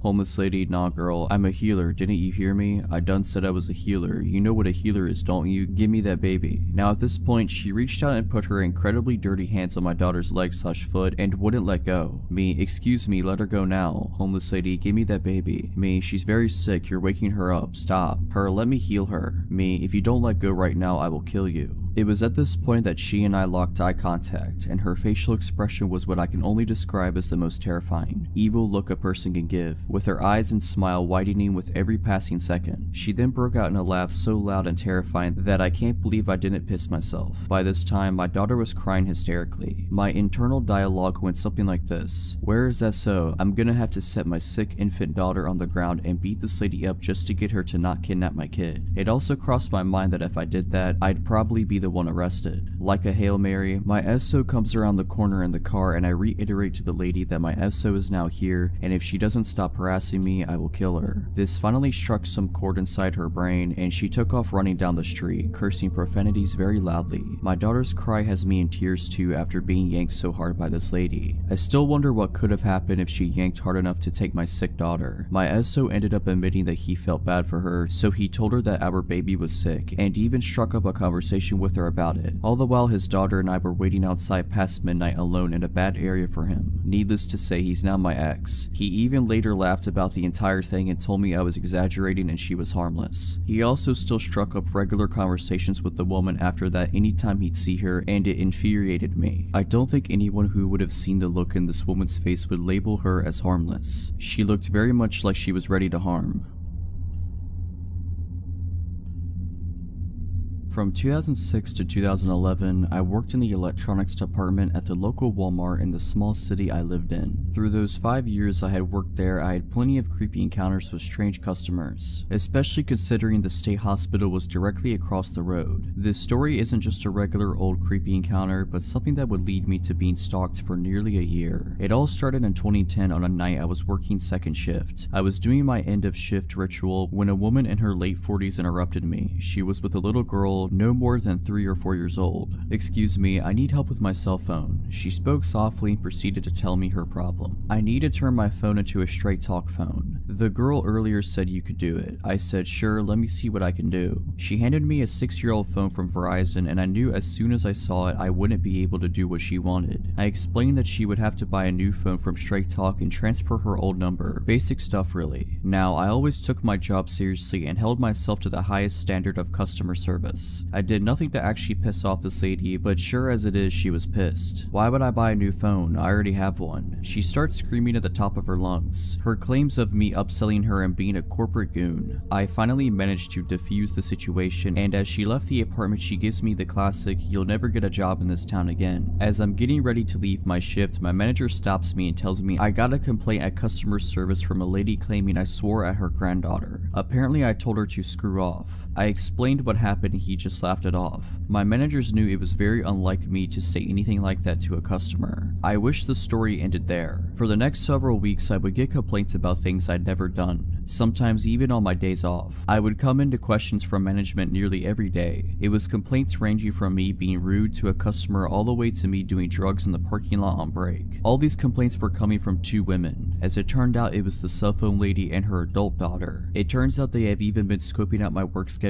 and started coming in nearly every day. They would walk through electronics to make sure they saw me, and later that night I would have a complaint. This happened for months. It happened so much management deemed her, my name, favorite customer. To be honest, I didn't care much. I even thought it was pretty funny. I never got in trouble and everyone knew these ladies and just blew it off. I started caring when she took it to a new level. She started to follow me around. I would see her when I was around town. She made it clear she knew where I lived and would regularly walk by my house. I would see her standing out front just looking at my place. I began getting complaints to the city about my property, grass too tall, the old shed in my yard, my fire pit, basically everything. She even found out my girlfriend's name and began complaining at her job. I knew it was her. She would make it so clear that she was following me. Sometimes she would stop in and ask me questions at work and act like the nicest customer. A few times she asked me things like, "How's your girlfriend?" or my favorite, "How can you afford that big house on your little Walmart wage?" For about 7 months she stalked and slandered me. I started telling her I knew what she was doing and to stop.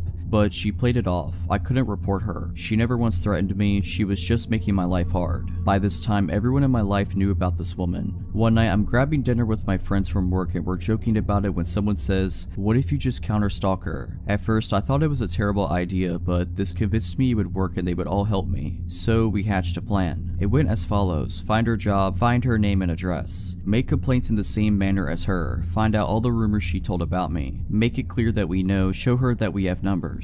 I found out her information easily enough. Turns out she didn't live anywhere near me. I was even friends with a few of her coworkers. They would keep me informed on crazy stuff she said about me and even told her to stop. We began doing exactly what she was doing to me. We did this for about 4 months. The more we dug into her life, the more I found out about how obsessed she was over getting me in trouble. She had claimed that I assaulted her. She urged others to report me and follow me. She told police I was a potential drug dealer. Eventually we won though. She started putting together that there were 6 of us digging into her life and asking questions about her. My last month at work I didn't get a single complaint. In fact, I never even saw her anymore. The day after I quit though, I heard she was in the store complaining about a new person after asking one of the managers why I quit. I'll honestly never understand why she was so bent on destroying me. I just told her to buy a $20 prepaid phone. I work about a mile from my house, in a pretty small town, 100,000 people-ish, spread out. I grew up in one of the largest cities in the States, so living here has been a bit of a culture shock. It's very easily accessible by walking, so I never drive. About half a year ago, I finished work around 1 AM. Nobody is really out past 8 PM here. A huge shock coming from a big city, so the park I walked through was utterly deserted. I live in one of the safest countries in the world, not America anymore, so it's easy to forget just how how vulnerable I still am. I honestly didn't feel uncomfortable at any point in my walk until I rounded the corner past some basketball courts nearby my house. I was still about 2 minutes away from home, and this stretch of my walk was completely dark. The moon was massive that night. While I had welcomed its light at the beginning of my journey, in the absence of streetlights, it actually made things look pretty eerie. I had walked this path hundreds of times, but tonight something felt off. I'm not a fearful person in any sense of the word, but I was really on edge suddenly. Then I saw it, a van in the parking lot next to the courts, with its side door open. I picked up my pace and kept an eye on it. There are usually cars in that parking lot. I live in a tourist town, and backpackers often stay in their vehicles to save money. I'd never seen one with its door hanging open like that in the middle of the night though.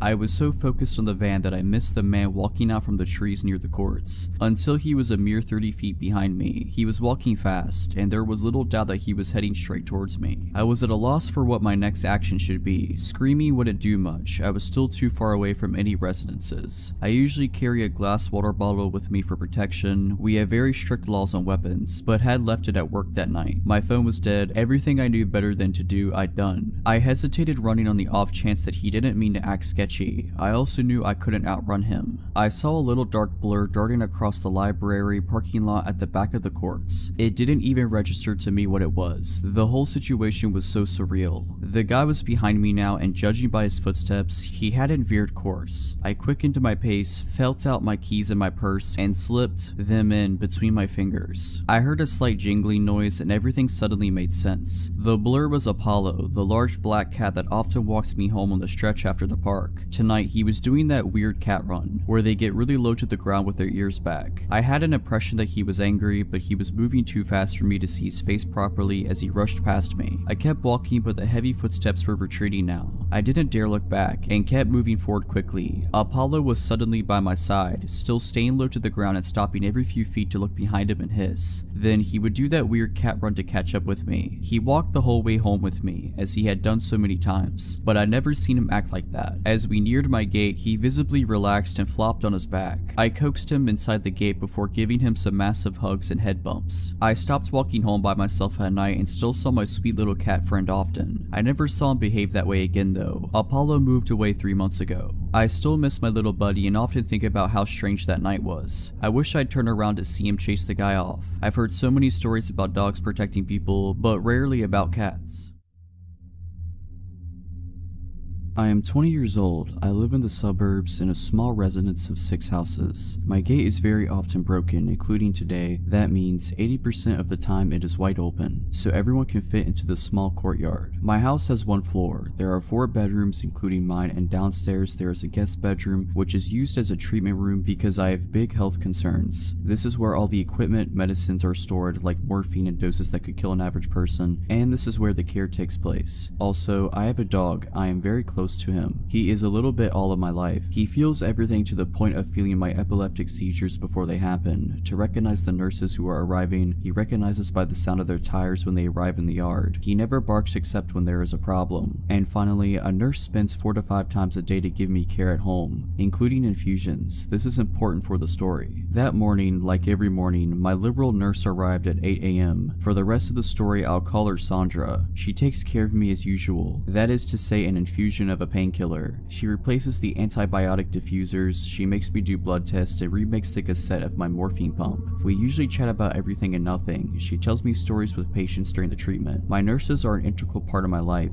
They have looked after me for 6 years now. She leaves after 40 minutes and says, "See you later. I'm sure I'll be a little late, don't worry." That day, I have a medical appointment in the morning, and I'm alone all day because my parents are working, except the nurse's passage every 4 hours. Once back from my meeting, I sit on the sofa with my dog while waiting for my nurse. After a while, I hear the tire noises. I get up because I think it's the nurse, but my dog started to growl behind the door. I look at the time, 11:50 a.m. I tell myself that it is a bit early, but sometimes instead of going after, my nurse exchanges me with the patient from before. I hear a knock. Surprised, I go to open it. Usually the nurses come in like that, and I see a young woman standing, whom I have never seen. She said to me, "Hello, are you? My name. I'm Camille, a 3rd-year nursing student. Your nurse will be a little late, so she told me to come and start preparing and she will arrive." I'm not wary at all, I'm used to students coming, but I'm just a little surprised that Sandra didn't warn me, because usually she warns me in the morning or sends me a message, and then she never leaves a student alone when it's the first time we see each other. I tell myself she must have forgotten to tell me. I bring her in and show her the way to the treatment room. I take out the things for treatment while she washes her hands. My dog is weird. He growls at her as soon as she approaches me and he turns around me. I was embarrassed, so I left him in the living room and closed the door to be quiet. I don't really care what she does, so I let her do it. I'm on my phone at the moment. She begins to put the IV on the infusion stand and takes a syringe. Normally, we rinse my central catheter with a syringe of serum already made. You just have to open the packaging, and there I see it's not a pre-made syringe, but a syringe that she has prepared. I look up and see that the ampules for my treatments are intact and have not been opened, yet I did hear the sound of the ampules breaking. I'm starting to think it's weird, and there she starts to approach me to inject the syringe when I get a message from my nurse. I'll be there in 5 minutes. Can you start pulling out the material? My blood has only run for one spin. I got up and said, I'm just going to the toilet, I'll be right back. I ran and locked myself in the downstairs toilet. The whole time my dog was barking and growling. When I opened the door, he followed me straight up, so we were both in the toilet. So I sent a message to my nurse, Camille, your student is here, don't worry. And then she replied, who? I started crying in the toilet and was really scared. Camille came by and asked, is everything okay? I think she could see I was staying a long time. I said, yes, it's going to happen. Then I heard my front door slam. 2 minutes later, I hear it reopen, but I hear my nurse. I came out of the toilet crying. She asked me what happened. I told her about it and showed the treatment room. So we called the police, they came and they examined, took samples, and the syringe and the rest of what Camille had prepared. The test results were received a few days after receiving the products in the syringe and the infusion. In the syringe was a paralyzer. She had put a dose that could have paralyzed a man of 120 kilograms. I'm 40 kilograms. And in the IV it was medicine to lower the heart rate, but it was so concentrated it could have stopped anyone's heart. Today we still don't know who Camille is, and luckily I have never heard from her again. In retrospect, I realized that my dog had sensed that this person didn't want me well, and I tell myself that I should have watched her because she was just a student, and that my treatments are not paracetamol, and I keep wondering what could have happened if I hadn't looked at my phone. This happened about a year ago. There were so many terrible factors working against me that night. I am astounded I got away, at least physically. This all begins when I'm at my friend's apartment, who lives in a really rough part of town. In a series of poor decisions, that night I decided to get belligerently drunk and take a few pills of whatever knows what. I know, safe to say, after a solid night of partying, around 4 AM I was not in the right state of mind. My drugged brain decides that instead of staying the night at my friend's apartment like I normally would, I wanted to Uber back to my own apartment. My friend's apartment had 2 separate entrances / exits to the building, one in the back unlit parking lot of the building and one facing the street. They had 2 sets of keys for each door, and I only had keys to the one in the back of the apartment. Since my Uber would obviously arrive at the street and the door in the front of the building locks itself behind you, I exited this way when the driver was soon to arrive.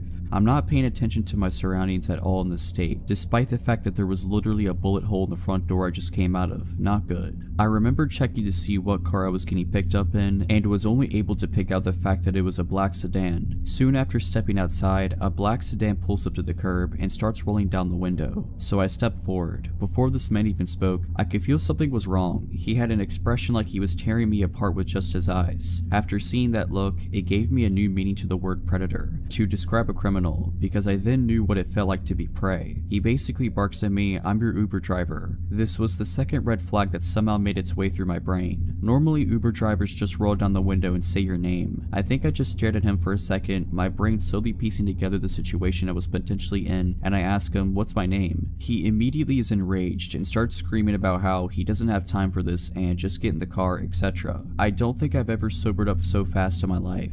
I'm completely panicking. Obviously, this wasn't my Uber. Quickly checking the license plate, I immediately see it's not a match. Meanwhile, this guy is still screaming at me, and I have absolutely no idea what to do. If I bolt in either direction, this guy could easily outrun me or have a weapon. I'm also pretty sure at this point that if he's trying to nab a random girl off the street, he must have a weapon of some sort. I can't run back into the apartment door right behind me since it locks behind you, and I don't have the keys nor the time to unlock it. Running towards the back door would do nothing as well, as he's idling right by the mouth of the driveway towards the back parking lot, and again I would have to take the time to find the right keys and get in. If I screamed, I'm not exactly in the type of neighborhood where someone would try to be vigilant, and I can still hear the music radiating from my friend's 3rd floor apartment. I knew they wouldn't hear me. Also, it's 4 AM and absolutely no one is around. It was the absolute worst feeling I've ever felt in my life. Everything in me wanted to run, but I felt that if I did, it would be the end of me. But if I kept standing there, staring in shock at this screaming man, the result would be the same. From when he started screaming at me to this point, I'm guessing only 20 seconds has passed by. Just as he's looking like he's getting ready to get out of the car, another black sedan pulls up right behind him. Checking the license plate as quickly as I can, I realize it's my actual Uber and make a full sprint to the car, really only like 6 steps, and throw myself in, screaming at my real Uber driver, "What's my name?" The poor dude looks terrified but responds with my name quickly, to which I reply, "Get me out of here, that man is trying to kidnap me." If I was in this Uber driver's position, I think I would be too shocked to react as quickly as he did. But my dude flew out of there, offered to call the cops for me, which I declined and now regret, and then walked me to the front door of my apartment, ensuring I got inside safely. Truly an incredible human being. You can rest easy knowing he got the fattest tip my college student bank would allow for, although he deserved much, much more.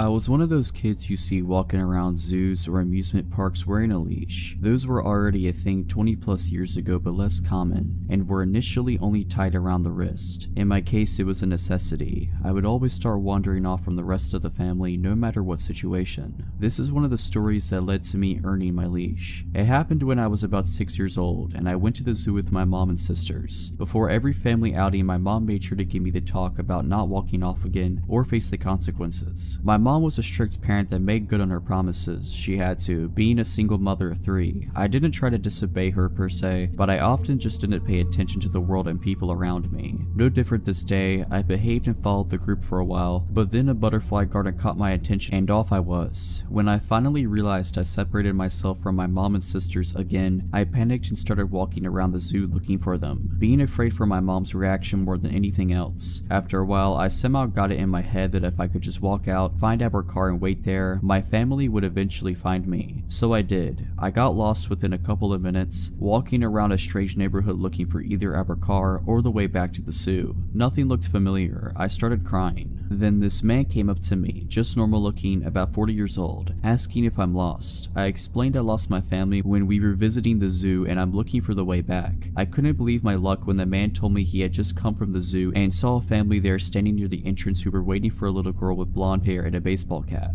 But it was still a few blocks away, so he proposed I walked with him to his car and we could drive the rest of the way back. Just the mention of his car finally made me hesitant. I told him I wasn't allowed to get in a car with strangers. My mom would be mad. He then said something like, "That was true, but I looked smart enough to know that if I could trust someone." Don't remember the exact words, but something like it. Also, he added, he spoke to my parents earlier when they were looking for me, so he's not a complete stranger. That didn't seem right. I asked him if he really talked to my dad, who had died a year before, and when he said he did, I broke down crying uncontrollably. I still didn't understand the situation I was in. I was just really confused about everything and scared of how angry my mom was going to be after all this. Finally, my crying caught the attention of the security guard of a parking building we were standing next to, asking if there was something he could help with. The guy stepped aside with the security guard and started explaining the situation, but made it vaguely sound like he was my father and we were looking for his wife. The security guard seemed to believe him, pointing us in the right direction towards the zoo. The man thanks the security guard and proceeds to take my hand to walk away. The security guard takes a last look at me and asks me, in a comforting, friendly adult to child kind of way, why I'm still crying. I tell him that my dad is dead. He looks really confused for a few seconds and then asks if the man is not my dad. I tell him again, no, my dad is dead. In a split second, his whole face and posture changes and he turns to look at the guy, who is trying to explain he never actually said he was my dad, that the security guard must have misunderstood and he was just helping me find my mom. The security guard said he appreciated the man's help, but he would take me out of his hands now, and the guy immediately took off. I don't think there was much else the security guard could have done. I explained the whole situation, and after making a phone call, he walked me to the entrance of the zoo, which was just around the corner from the parking building, and from there we were brought to the security's office where my mom and sisters were already waiting. I feel extremely lucky for the security guard being at the right place at the right time that day, and very grateful for the extra second of time he took that could have made all the difference.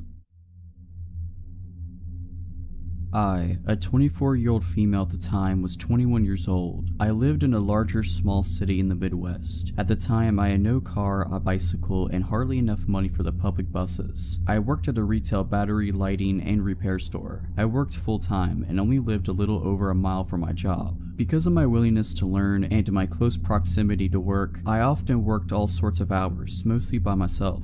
This time I wasn't the person closing and had a coworker, Joey, 22-year-old male, who came in for a part-time shift after he wrapped up classes at the local college. We had a close friendship and we often stood up for each other and stood in when we were flustered or needed to go to the bathroom in the back. Joey received a phone call for a possible repair on a smartphone, possibly LG low-tier phone though, and he wasn't 100% sure if it was a phone that we could repair. He asked the young female caller to stop by for a consult. She had quickly agreed and said that she would stop by at around 5:30 p.m. This was a night that I was supposed to get done at 6 p.m. and catch the bus at 6:12. It was a windy, drizzly, early fall night. I remember this because I had my bike with, and it became my anchor that night. A little before 6 p.m. this frantic, terrified, bawling 19 to 20 something year old woman came into our tiny shop. I was at the counter switching out aging price tags and general store maintenance. I looked up at her confused and willing to help. She looked me deep in the eyes, asking if Joey was here. At the time, he was using the tiny bathroom in the back,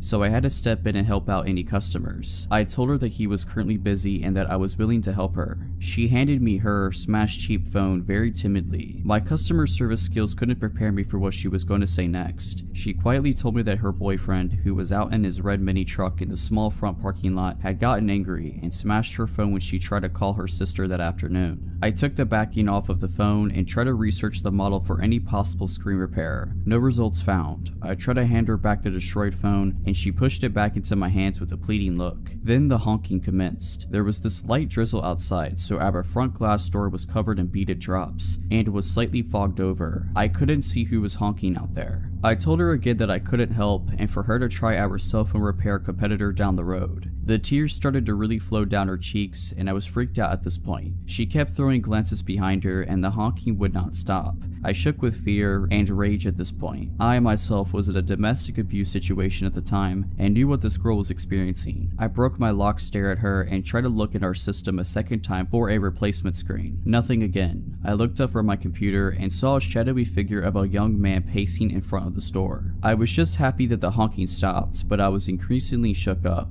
My whole body vibrated with fear, and I whispered across the counter if she needed me to call 911. She slammed her hands down on the counter and said that I couldn't do that. She begged me not to. At this point, Joey came out from the back and asked me what all the honking was from. We had a lot of elderly, farmers, lazy, and disabled customers that would honk their horns for us to pick up heavy battery cores from their cars. He thought that it was one of those situations, but with the looks on our faces, he knew something horrifying was happening. The young guy stopped pacing outside and began banging on our front door. Joey took the girl's phone from my hands and said for me to go in the back and lock the back employee-only doors. I did what I was told and grabbed my bag, my bike, and my jacket. I looked at the clock in the back and it read 6:14. I spent 15 minutes with this girl, both of us feeling like trapped animals. Joey did bodybuilding during his free time and was a gentle, non-confronting, short but stocky guy. I was a short, obese, kind lady that would respond either of two ways, like a doormat or ready to stand my ground. I knew that I couldn't fight a customer and neither could Joey. Not because of physical reasons, we'd lose our jobs and we had no idea what to do. The young guy threw the door open and the wind kept the door open. He had this manic, hateful look about him. A total predator he was. He was slim but muscular, early to mid-20s, and was soaked by the rain. He took the broken phone off the counter and took the girl in tow. He hurled insults at us and I gave the girl a pitied look. He slammed the door back shut and both Joey and I stood in absolute silence. He snapped out of it and ran to the front door and locked it. I told Joey to call our manager from our store landline and stood around while he did. I noticed that the guy had moved his truck to directly in front of our door. He was watching us from his truck, watching us behind the counter as we were on the phone with our manager. I had to leave to get home. The last possible bus came at 6:42, and I couldn't pedal my way home in the weather and all the circumstances that had just occurred. The time was around 6:18, and I just needed to cross the busy highway and down the sidewalk by an eighth of a mile to the nearest bus stop. Joey, the guy, and I played the waiting game. It was 6:23 when the guy finally left our parking lot. I told Joey that I would leave at 6:25 so I could arrive at the stop safely. Joey opened the front door and I threw myself on top of my bike and pedaled harder than I could ever imagine. Now mind you, our store was in an industrial shopping area at the very edge of town. We worked next to a sub shop and worked across from a strip mall with a Bullseye store and a local chain grocery store with other retail stores and a bank all in that large lot. It started to downpour, and as I tried to pull out of our parking lot straddling my bicycle, I caught a glimpse of the red truck looping around the sub shop. The highway had dual lanes each way, and I had to play real-life Frogger. If I wanted to make it my destination in one piece, there was a few cars that slowed for me as I hauled myself to the other side of the road. I jumped off of my bike and threw it on top of the curb. I promptly hopped back on and tried to pedal off. My front wheel was stuck in the grassy strip and my right foot had slipped off of the pedal. My shin struck the pedal and I had to act quickly. I grabbed the frame of my bike and jogged awkwardly to the bus stop.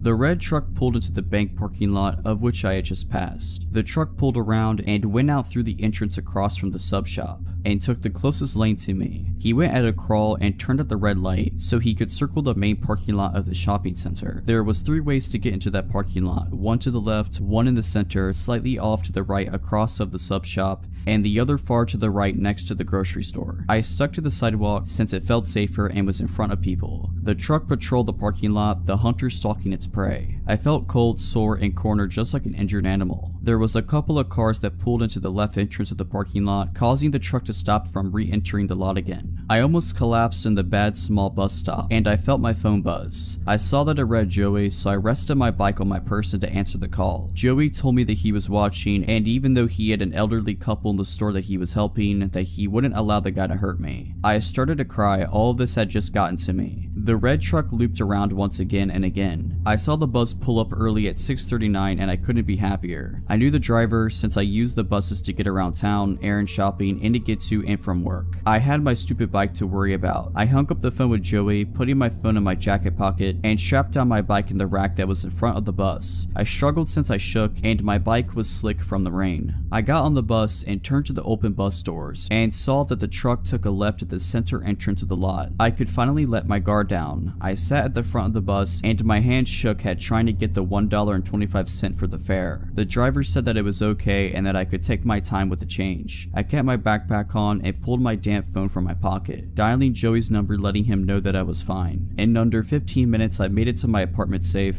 but deeply disturbed. I took my bike in so it wouldn't draw any attention to where I lived. All of this gave me an idea to leave my own domestic abuse situation. To this day I wonder about that girl and hope that somebody more daring and stronger than me called the cops on her abuser, that she had the strength to leave that violent man for her to write her own story and to recover from all of it. I'm currently doing significantly better in life and finally have my own car, and I live a couple states away safely from my past life, even though I'm states away and it's been 3 years now.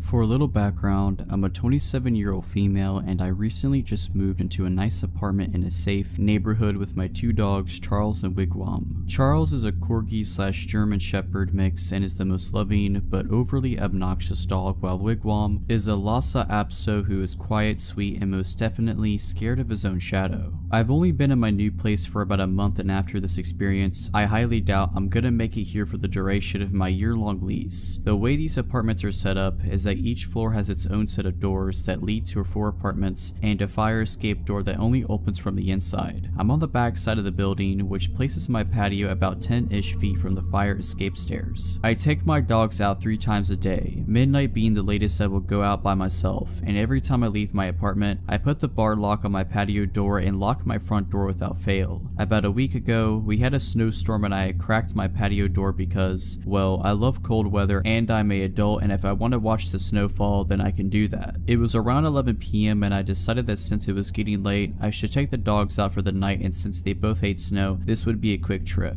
I go to lock the patio door and decide against it because I'm on the 5th floor and I'm only going to be outside for a few minutes. I get the dogs ready, grab my keys, and lock my door as I leave the apartment. I get down to the designated pet area with my beloved snow-hating dogs and let them do their thing, and then back to the apartment we go, and we get back in safely, or so I thought. This is where I thought I was losing my mind, but in actuality, stuff was about to get real. As soon as we walk into the apartment, my dogs run over to the patio door and I notice the door is shut and the bar is locked. Mistake number 2, I immediately think that's strange, but didn't connect the dots. I go into the kitchen to get dog treats and both dogs start going crazy and growling at a large cedar chest in my living room, and as I'm walking to see what all the commotion is about, I see a pair of eyes creeping from under the chest lid. I stood there for about 5 seconds before I realized what I was seeing and calmly walked backwards to my front door, opened it, and told my dogs let's go outside, and they ran out without leashes, and I immediately get them and myself in my car, locked the doors, and called the police. The police show up in less than 5 minutes and they go up to my apartment, and after about 20 minutes, 2 officers are dragging a 40-ish-year-old guy out of my building in cuffs, and the plot thickens. This dude had been watching me since I moved in and had been stalking out my place, waiting for an opportunity to get inside because he knew I lived alone. If that's not creepy enough already, he had a fanny pack since it's still 1990, and he had a pocket knife, needles, ketamine, and a picture of me from the day I moved in, and his plan was to sneak in through my patio door, wait for me to fall asleep, and whatever knows what else. Needless to say, I didn't sleep for days because I thought he would come back. Luckily, the guy is still in jail, but I'll never forget those eyes.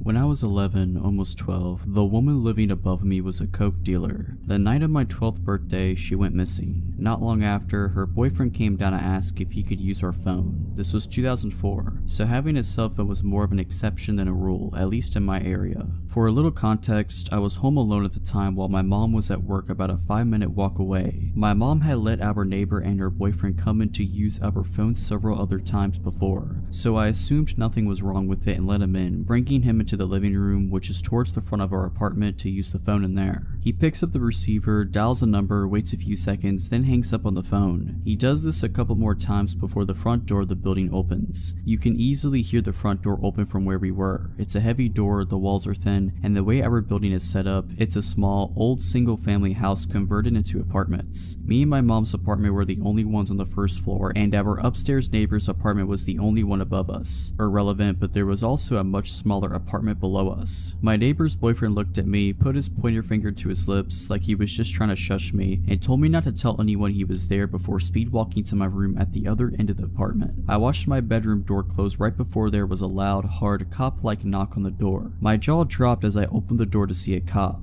He asked if my neighbor's boyfriend was there, and, being scared, I stammered out, "Yeah, he just went into my room." The officer asked if he could come in, which I agreed to, and as he was coming in, he asked if I could let his partner in the back door and lead them into my room. We walked together to the back of the apartment, and I let his partner in. The back door to the apartment was right next to my bedroom door, but we had to walk around the kitchen table to get there. There was just barely enough space between the two doors to fit a narrow, rectangular table against it without blocking the path to either door. After I let them into my room, I watched as they pulled my neighbor's boyfriend out of my bedroom closet. As they brought him out of my room and towards the back door, which just led to an enclosed fire escape, they told me to go wait in the living room while they brought him out the back door. I walked back to the living room, and after they closed the door, I couldn't hear what they were saying, but I could hear the distinct sound of metal clicking and quickly realized that he had just been handcuffed. Still scared, I waited for the police car to drive away before grabbing my keys, making sure the back door was locked, and locking the front door on my way out before running to my mom's work crying. Pretty sure I cut the 5-minute trip into about 2 minutes, and I've never been a fast runner. I was fueled entirely on adrenaline and fear at that point, and I just wanted my mom. When I told her what had happened, my mom was pissed that he had used me the way he had, hiding out in a child's bedroom closet of all places to try to keep the cops from finding him. She gave me a short but gentle lecture that night about not letting people in to use the phone, telling me that I was not to let people use up her phone even if I knew them unless she was home. I don't want to know what exactly he was wanted for, nor do I want to know what could have happened if the cops had not shown up. I don't know if he had known that the cops were on their way and had to come to my apartment specifically to hide from them, or if he was up to something else and knew that the cops were at the front door of the building. Alright, so that's it. I hope you enjoyed this compilation. Let me know down in the comments below if you want to hear another one of these compilations every once in a while. But as always, have a nice day.